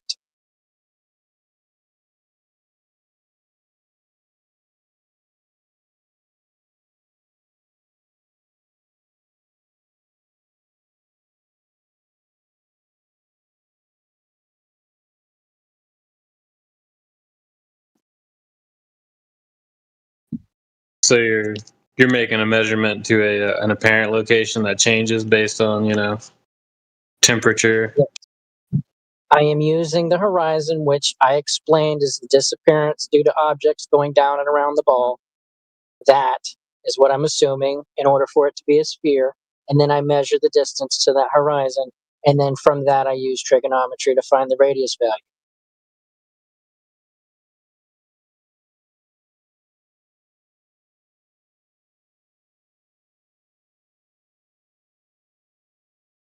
Well, then, I mean, you just contradicted your own assumption because you already said that it's not a physical location, so it can't be the physical location where the world drops away. It's an apparent location that changes. Right. It's not due to the contradiction because I stated in the beginning that I'm making the assumption that the horizon is the edge of the sphere where things go down and around the ball. When you ask me, so is the horizon apparent? Yes, it's apparent because of the observations made.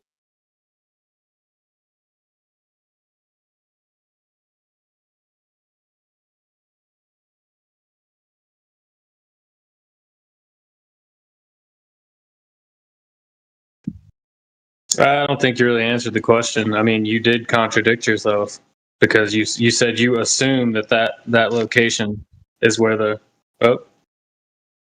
you assume that is where the world drops away, but then right after that you admit that no, it's not. Even in the globe paradigm, that's not the location. So in your measurement there, you're making a mistake because that's not what it is. Okay, so then what is the right way to do it? Well, I mean, I'm asking you for your measurement. I gave you my measurement. You don't like it, so tell me the truth. Well, it's not that I don't like it. I'm assessing what you told me, and I'm pointing out something. You're saying it's a contradiction, so give me the non-contradiction. I haven't measured the Earth, so I don't know. I'm asking you. Okay, so go do it for yourself, or give me the non-contradiction. Pick one.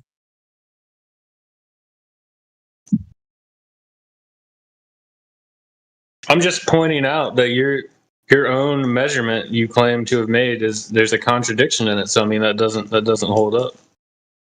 The observation made, 1 foot observation height, assuming the Earth's the sphere with a radius of 3,959 miles, like they claim, which you accept.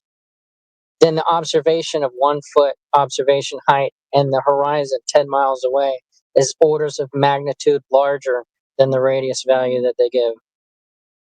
Which is why we ask, where is the measurement that proves the radius of 3,959 miles?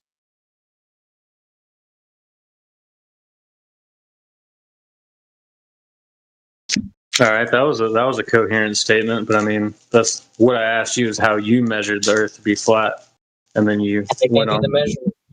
Yeah, you went on to explain. Well, there's a contradiction. Okay, yeah. So give me the non-contradiction version. You don't have one. Yeah, I don't have one. I was just telling. No, I'm not blowing. So I'm telling you, there's a contradiction in the way you claim to have measured the Earth to be flat.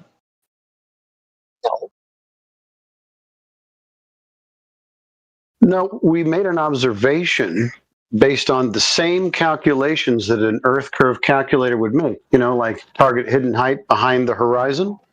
So if you think that the Earth curve calculators are now contradicting themselves, you should probably write a strongly worded letter. Yeah, why would they all lie? Where is their measurement? Where's the calculation coming from? Do you know?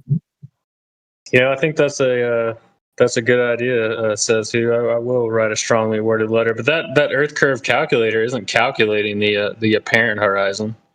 That's not what it's doing. So I mean, that's what is it? What is it?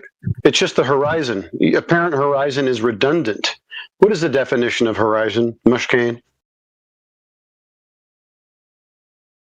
It's the point at which the sky appears to meet the ground or the water. Right. So calling it an apparent horizon would be redundant. The horizon is what is defined to be an apparent location. Well, no, because when you're using that Earth curve calculator, you have to you have to what's the word I'm looking for? Believe. You have to make sure that you're not referring to the apparent horizon, because that's not what you're calculating, because the apparent horizon changes. I mean, constantly. It's constantly changing. Like I said, apparent horizon is redundant. You can just use the word horizon. The word apparent is already baked in. So they use the horizon. They don't say apparent. They just say the horizon, right, is going to be blocking your target.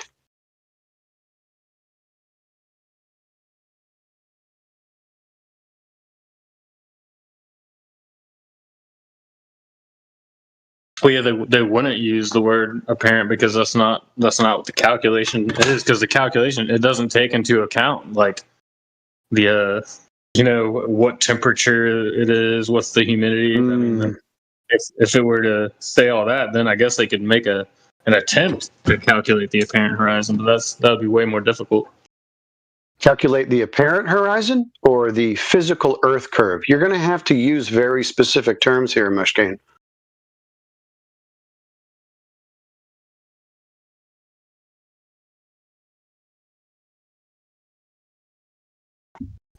I was just trying to argue with Jimmy, not you. What's the problem? He didn't like my answers. I mean, I'm not saying anything different than he was saying. I'm just wording it differently. So if you don't like that the Earth curve calculators are not factoring in things like, humidity or even, that good old-fashioned refraction, then once again, just write a letter and say, how come you guys aren't giving us the straight juice?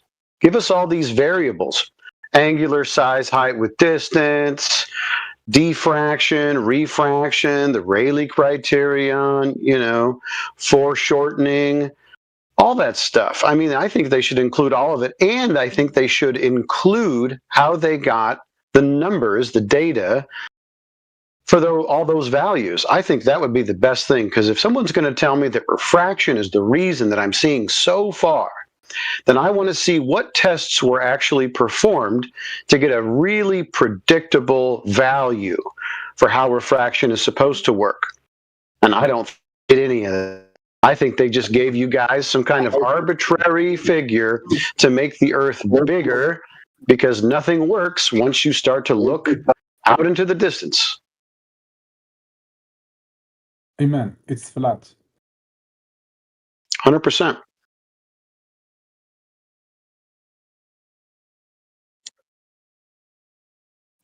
Yeah, that sounded good to me. I'll concede on that. All right, buddy. Good to have you.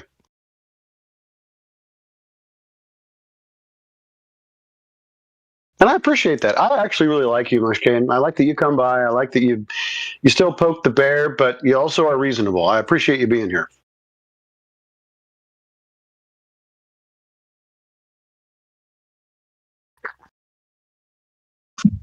Yeah, I like to see the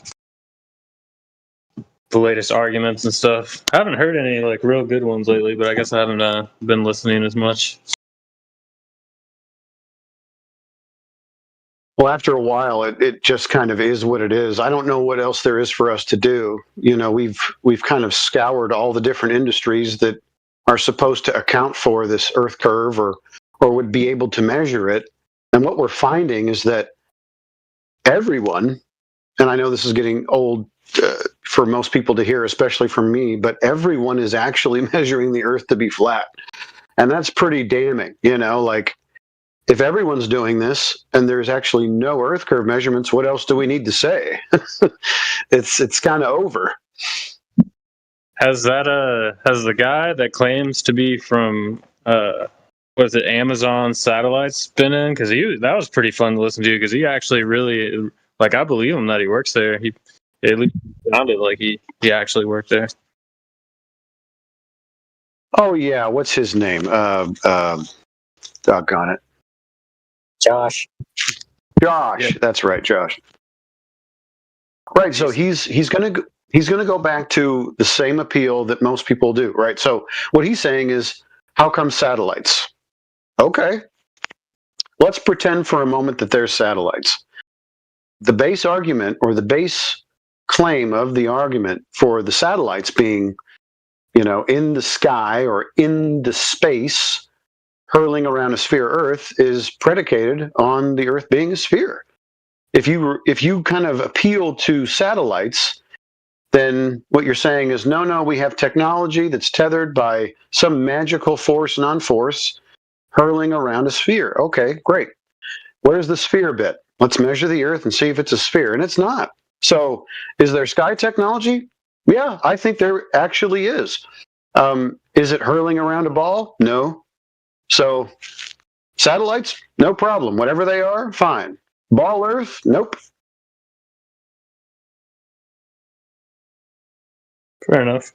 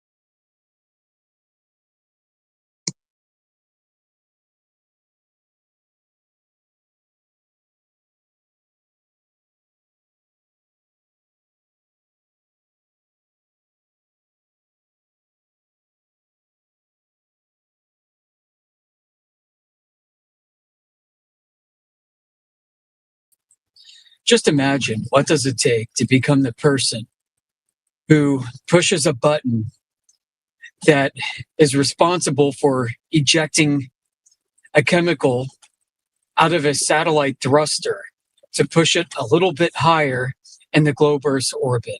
What does it take to become just that guy who has that responsibility? Anybody know? Not a clue. No. Yeah, it's like, does anybody have a clue who that person is or where they sit? What is their job title? What's their career track and path like? What kind of education do they have to have? Do they work for the government? Do they have a clearance? What's going on? Yes, man.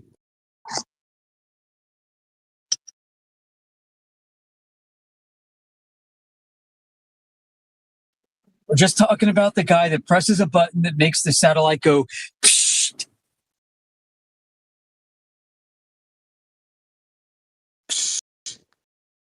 Yeah, like that. And then, does that guy necessarily know anything about a globe firsthand?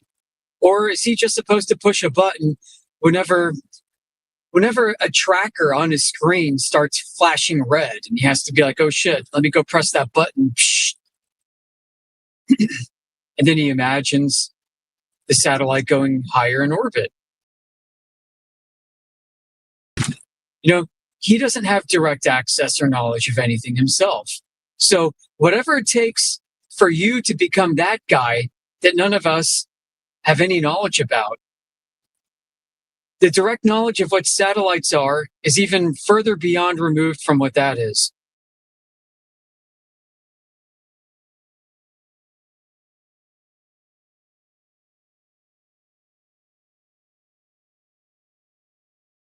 I agree.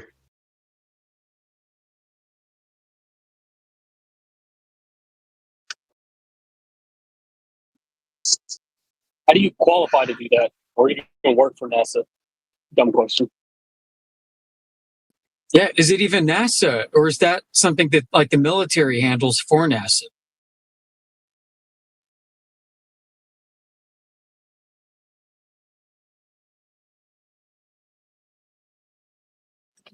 Or if it's not the military, is it something a private contractor does, like Lockheed Martin for NASA? Or for the military for NASA? Starting to see the picture here.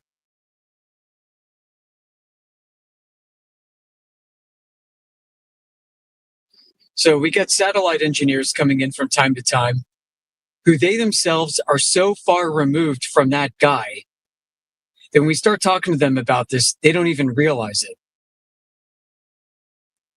And for their entire careers, they thought that they were so close to the technology themselves. It's not the case.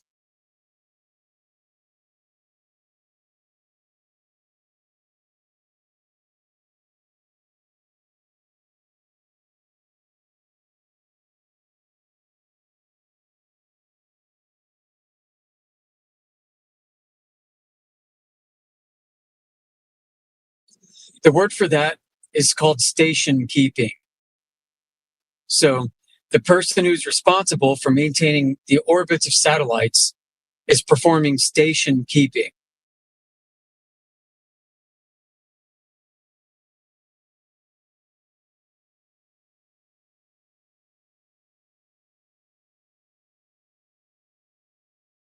What's the requirements for a station keeper? I know there's probably some kind of advanced individual training that teaches you what you need to know about pressing that button.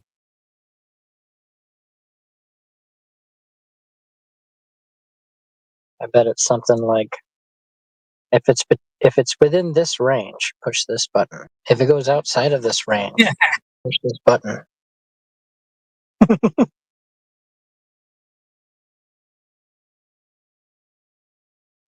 Yep, and the guy basically watches a screen, and the screen has a wire mesh ball of a globe, and it shows little blips going around the globe, and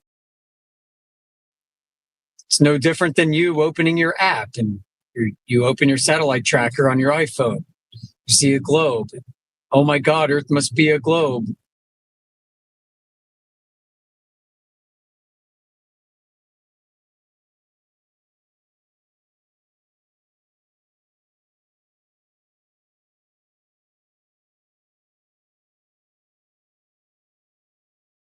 Is it possible that the guy who's even responsible for pressing that little button that goes psh, to push the satellite higher in orbit, that guy's not allowed to tell anybody that that's his own job?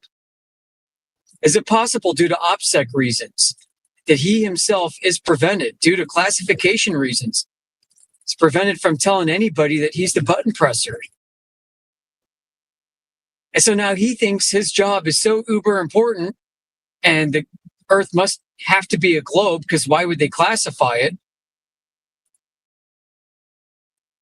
That when he gets out, he's done, and he goes into the private sector to do something else, that he believes, well, I worked on satellites. I know Earth has to be a globe, because I used to press a button that goes psh, and I was not allowed to tell a single soul about it.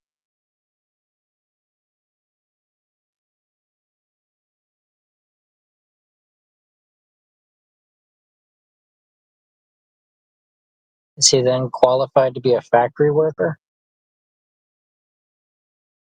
Yeah, maybe making the device that has the big red button on it. Hello, everyone. Hello. Anyone speak here? Yeah, we were just talking. What do you speak? What's your topic? Speak. You speak.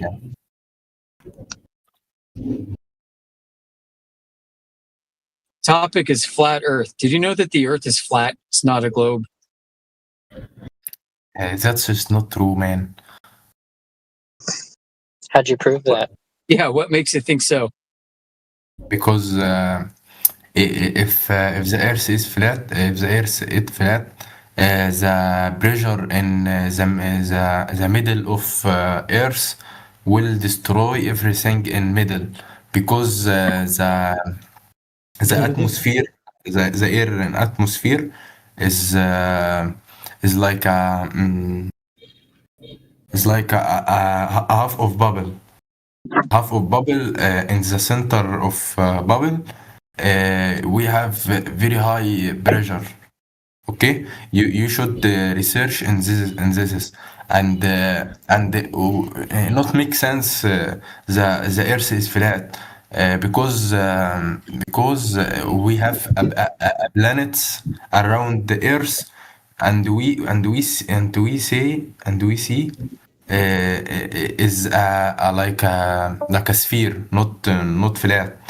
Yeah, what makes you think Earth is a planet in outer space, flat or globe?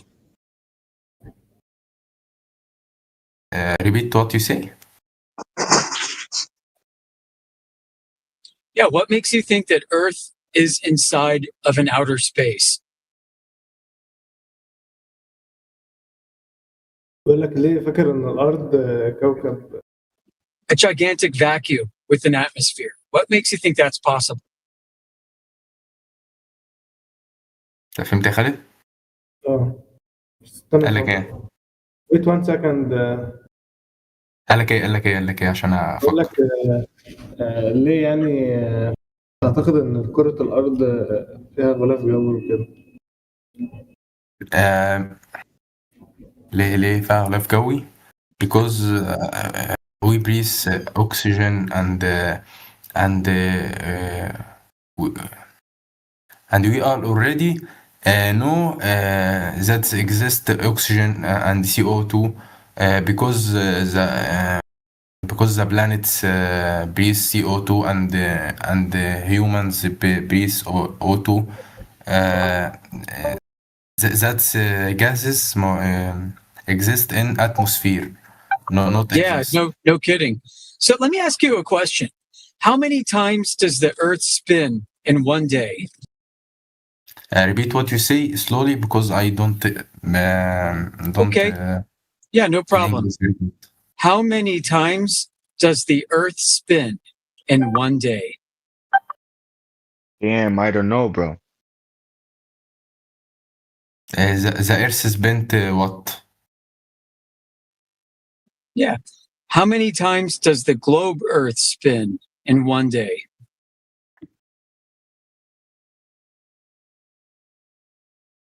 I don't know because it's that thing You about don't know. number of humans and number of planets and. Okay, let me ask a different question. Does the sun rise in the east or rise in the west? You say why? That is in the. Yeah. Does the sun rise in the east or does it rise in the west? Because if the planet is a sphere, you know the Antarctica and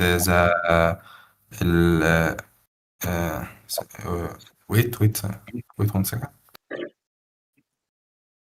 It sounds like you don't know. North Pole and South Poles. This is things in sphere air. This is like a circle. Weight, like a weight in north and weight in south. That makes the Earth balance.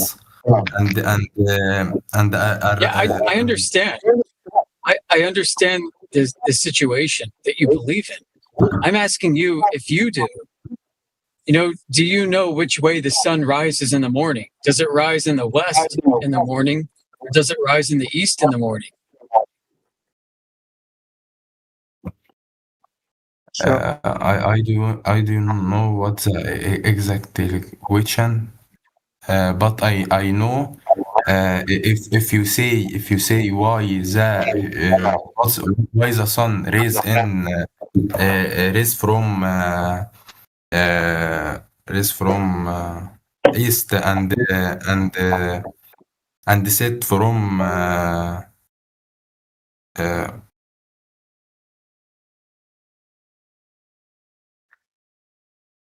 west. That's So the sun goes from east to west, right? You say why? Your question is why? Why you? Yeah, the sun rises from the east and sets to the west, right? Correct? Okay, I answer that question. Okay. I say Okay, good. the poles Just in confirming. the poles in north and south is make the planet is balanced. That's make the rotation of plane very routine, like the sun rays from east and set from Maghreb. If That's correct. If this is snow, if this is snow, if this is snow in south,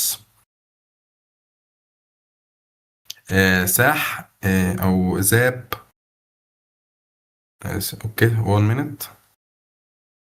Melted. If this snow is melted, the sun will opposite.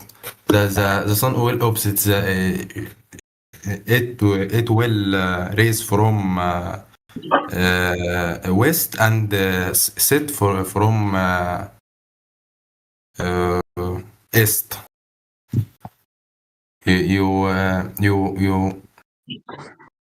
You understand what I say, or I speak not good in English? I understand what you're trying to say. Several times you said that the sun rises in the east and sets in the west. Except the last time, you said the opposite by mistake. Yes, because if we melted the snow in the south and melted the snow in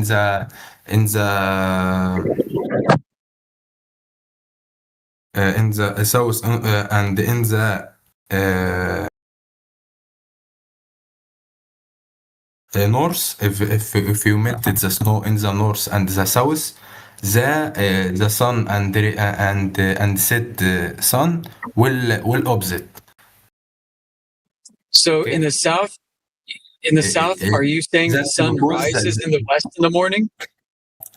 Okay, repeat what you say. In the south, do you think the sun rises to the west in the morning? Do you look west to see the sunrise in the south?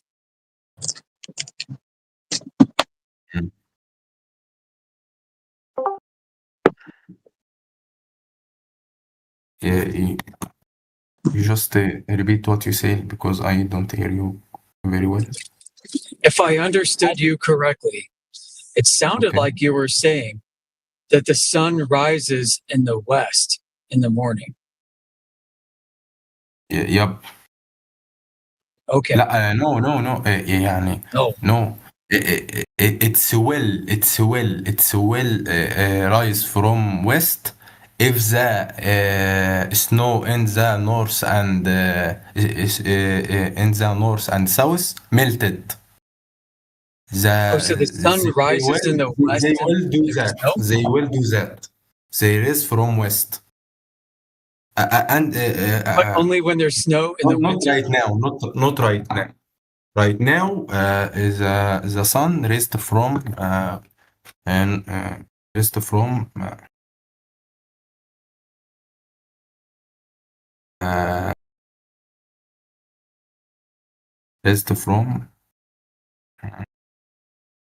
east, not west. Correct. How about the moon? Does the moon do the same thing? Or does the moon rise in the west and set in the east? Because moon have the same rotation. استنى بقى عشان الراجل ده تقلان عليا وحتى ما فهمش في الانجليش كويس فمستنيني يعني. The moon because the moon have the same rotation like sun. It's have the same circle he walked in. Right? Okay. You understand? Well, the moon rises in the east and sets in the west, just like moon the have sun. the same path from sun. The same path. That's why the moon. Very close to it. Yeah, it's a slightly different path, but it rises in the east and sets in the west, just like the sun. west. Rises in the east and sets in the west. This is good because guess what? Flat earthers agree with you. The sun and the moon move. I need to tell you something. If That's the true, Earth, right? The sun moves and the earth moves, or the sun moves and the moon moves. The earth doesn't move. No, the sun not moved. Wait, you just told me it rises in the east and sets in the west. I forget. Yeah, no, you're honest. You're being honest, like a flat earther. I need to tell you something. Because I don't think in English. Yeah, the sun moves. No, it's not moved. The sun It's moves. fixed. It's fixed. The And earth the is. moon moves too. I need to tell you something. If the Yeah, you're Earth, right. if the Earth is flat, Welcome to flat Earth. if the Earth is flat, Listen to Khalid. when I look at Paris from England, I can see Paris Tower. It's But say I can yeah. see. It's say I can see from America. From another, I can see. from America, I can see another country. Paris. If Earth is flat. Yeah, too much What do you mean weather, if, bro? too much fog. Why I don't see? I don't see it. You say the Earth is flat. Yeah, because of the weather. Not weather. No. Yeah. Yeah, in England, it's always foggy and gray. There is another country, no foggy, not. No foggy. Then- Like Africa. It's Okay. in the desert. In the desert, we don't have cloud, very much cloud or Virgo. But you don't say if we. I can see I can see Everest when I live in Egypt. Why? You need bigger binoculars. If you get a biggest, you can't see. Not big enough. هشام ما فيش عقلية خالص. تعالى نغير الشات. لا يا عم، ما عندنا بنهرت. اسمع بس، لا في شات تانية حلوة، ادخل بس معايا. Okay, man, you should receive yourself about flat Earth and spherical Earth. You should know more about that and research. You will know the flat Earth is a bullshit. No. NASA is bullshit. The American NASA is bullshit. NASA is bullshit. Yup. NASA is bullshit. You are bullshit. It's fake. A lot of information. But if we Emotional uprising from the other guy. Say what you say. Oh yeah, it's bullshit. And then whenever he tells you no, what you believe is bullshit, then you just dismiss him, and then go on a tirade about whatever else it is that you wanted to blurt out. Does your friend love American astronauts? Why is it that you and your friend won't go and measure the Earth for yourself to verify the Earth is a sphere?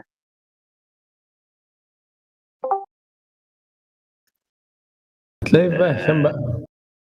ايه؟ Go measure the Earth. في شات هشام عليها مخ كده، ادخلها. اسمها ايه؟ اولها BSY. Okay, man. Nice to meet you. You too. This was fun. That was Hope you fun. have a good day. I don't good in English and I can't speak very good. That's why I very angry right now because I don't. I understand. I don't help you to say the truth.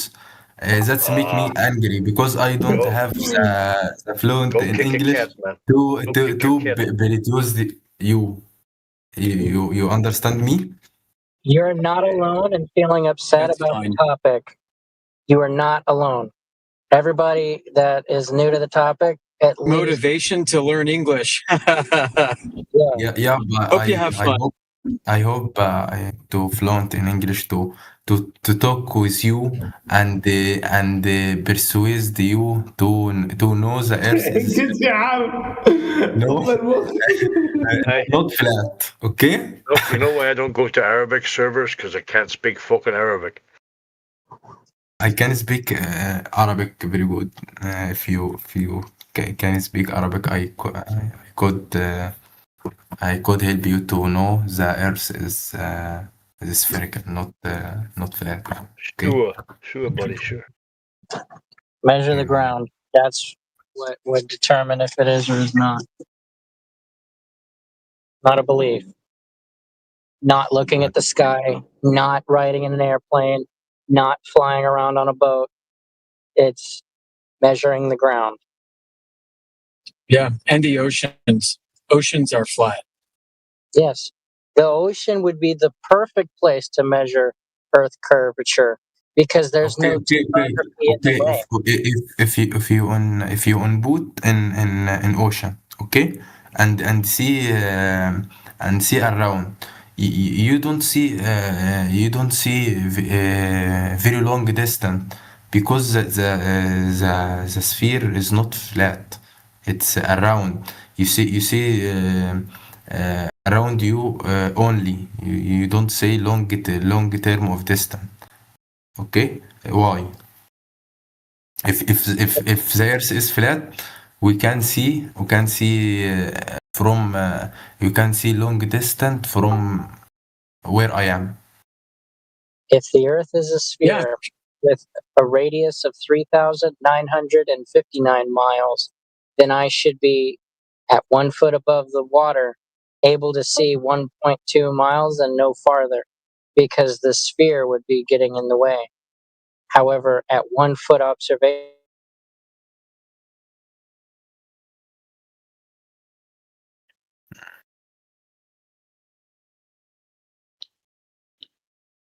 At 1 foot up survey, you cut out.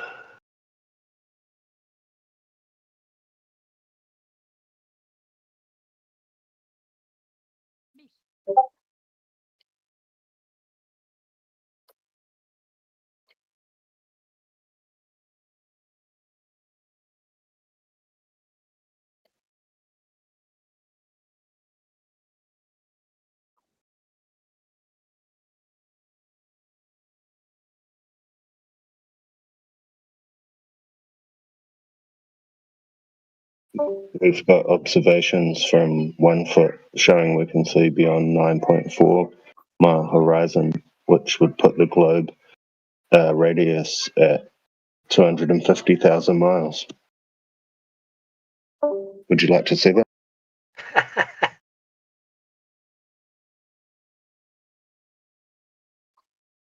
You talk about my question or what? Because I don't understand you very well. Yeah, you said we should be able to see a lot further. I say question about if I am in the ocean and see around me, I can't see the long distance because I heard your question. I heard. Okay, brother, I heard you, and I'm telling you we can see further than you're saying. Would you like to see it? We can see further. You can. Would you like to see it? See what? We can see. Yeah. With our eyes, we can see a lot farther than what what should be possible if Earth was a globe.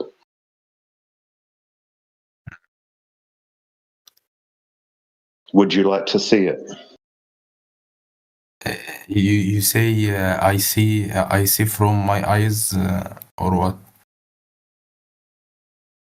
And with our eyes, yes, with our eyes, but also we've got cameras that have very good zoom, and we can zoom 20 miles and see across the flat water. Okay, you say I say from eyes I can see very good distant from my eyes, Hisham, right? Hisham, how long have you been studying this subject? Have you just come in here and started talking? Not very much. No, I can hear that. You need to go and study a lot more, bro, about how far we see. I feel I don't speak well, and that's make me Yeah, but you can't speak from a place of ignorance. Like, if you have no fucking idea about the subject at all, besides, measurements and how far and distances and stuff, there's no point coming in talking to people who know all this stuff. okay. It's just like explaining it to a child all over again, Okay. Go research a bit further and then come back. Okay. I'm sorry.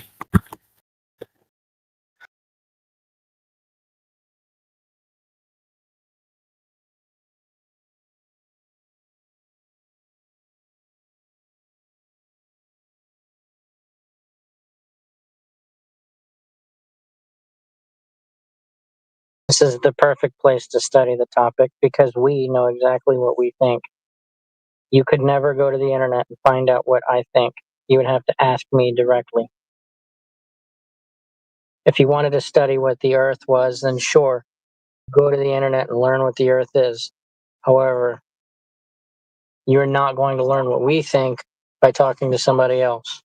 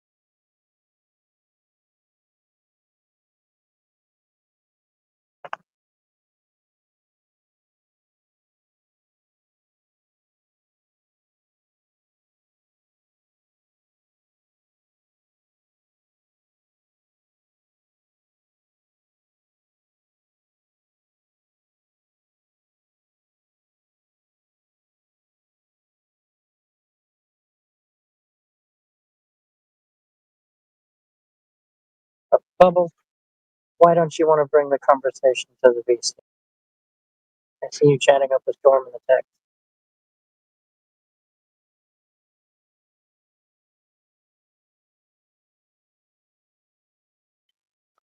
Why is no one talking here? Well, I was just asking Bubbles a question and waiting for Bubbles to reply, but if you want to make you the center of attention, you can do that. Blah blah blah blah blah blah blue blue blue.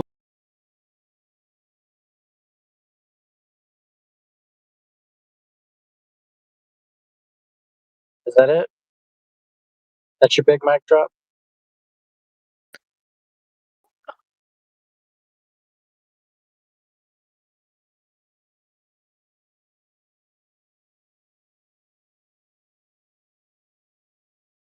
Anything else?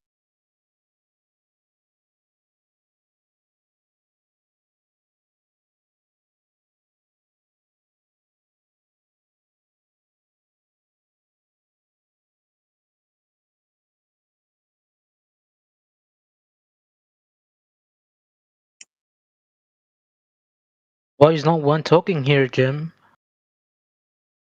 I'm talking to you, but you're not replying, so Oh, sorry what you were saying, bro. I had asked you, is that your big mic drop? My big what? Mic drop? Holding a microphone, say a big punchline, and then drop the microphone and walk out? Yeah, I was doing that actually, like, just enjoying my time. Okay. How do you know that Yeah. the Earth is a sphere? How'd I feel? No, not feel. How do you know the Earth is a sphere? Ball. Oh, the Earth, you know? I got some question about the Earth, like, I don't believe it's flat, I don't believe it's, I believe that it's like oval, you know? And we're living at the top of that oval. Like, So you make it blown up? it's, sorry, first excuse, like, my English, it's not the better. Alright, so, like, it's oval, and it's horizontal, okay? And we're living at the top of it. Or the top side, the upper side. Okay, so you don't have an argument for why you believe what you believe, so you just make something up so you can make a joke out of it. Bro, so we gotta, I believe that. You know, you're not the only one with this, coping mechanism. Others like you have the same problem. Which is,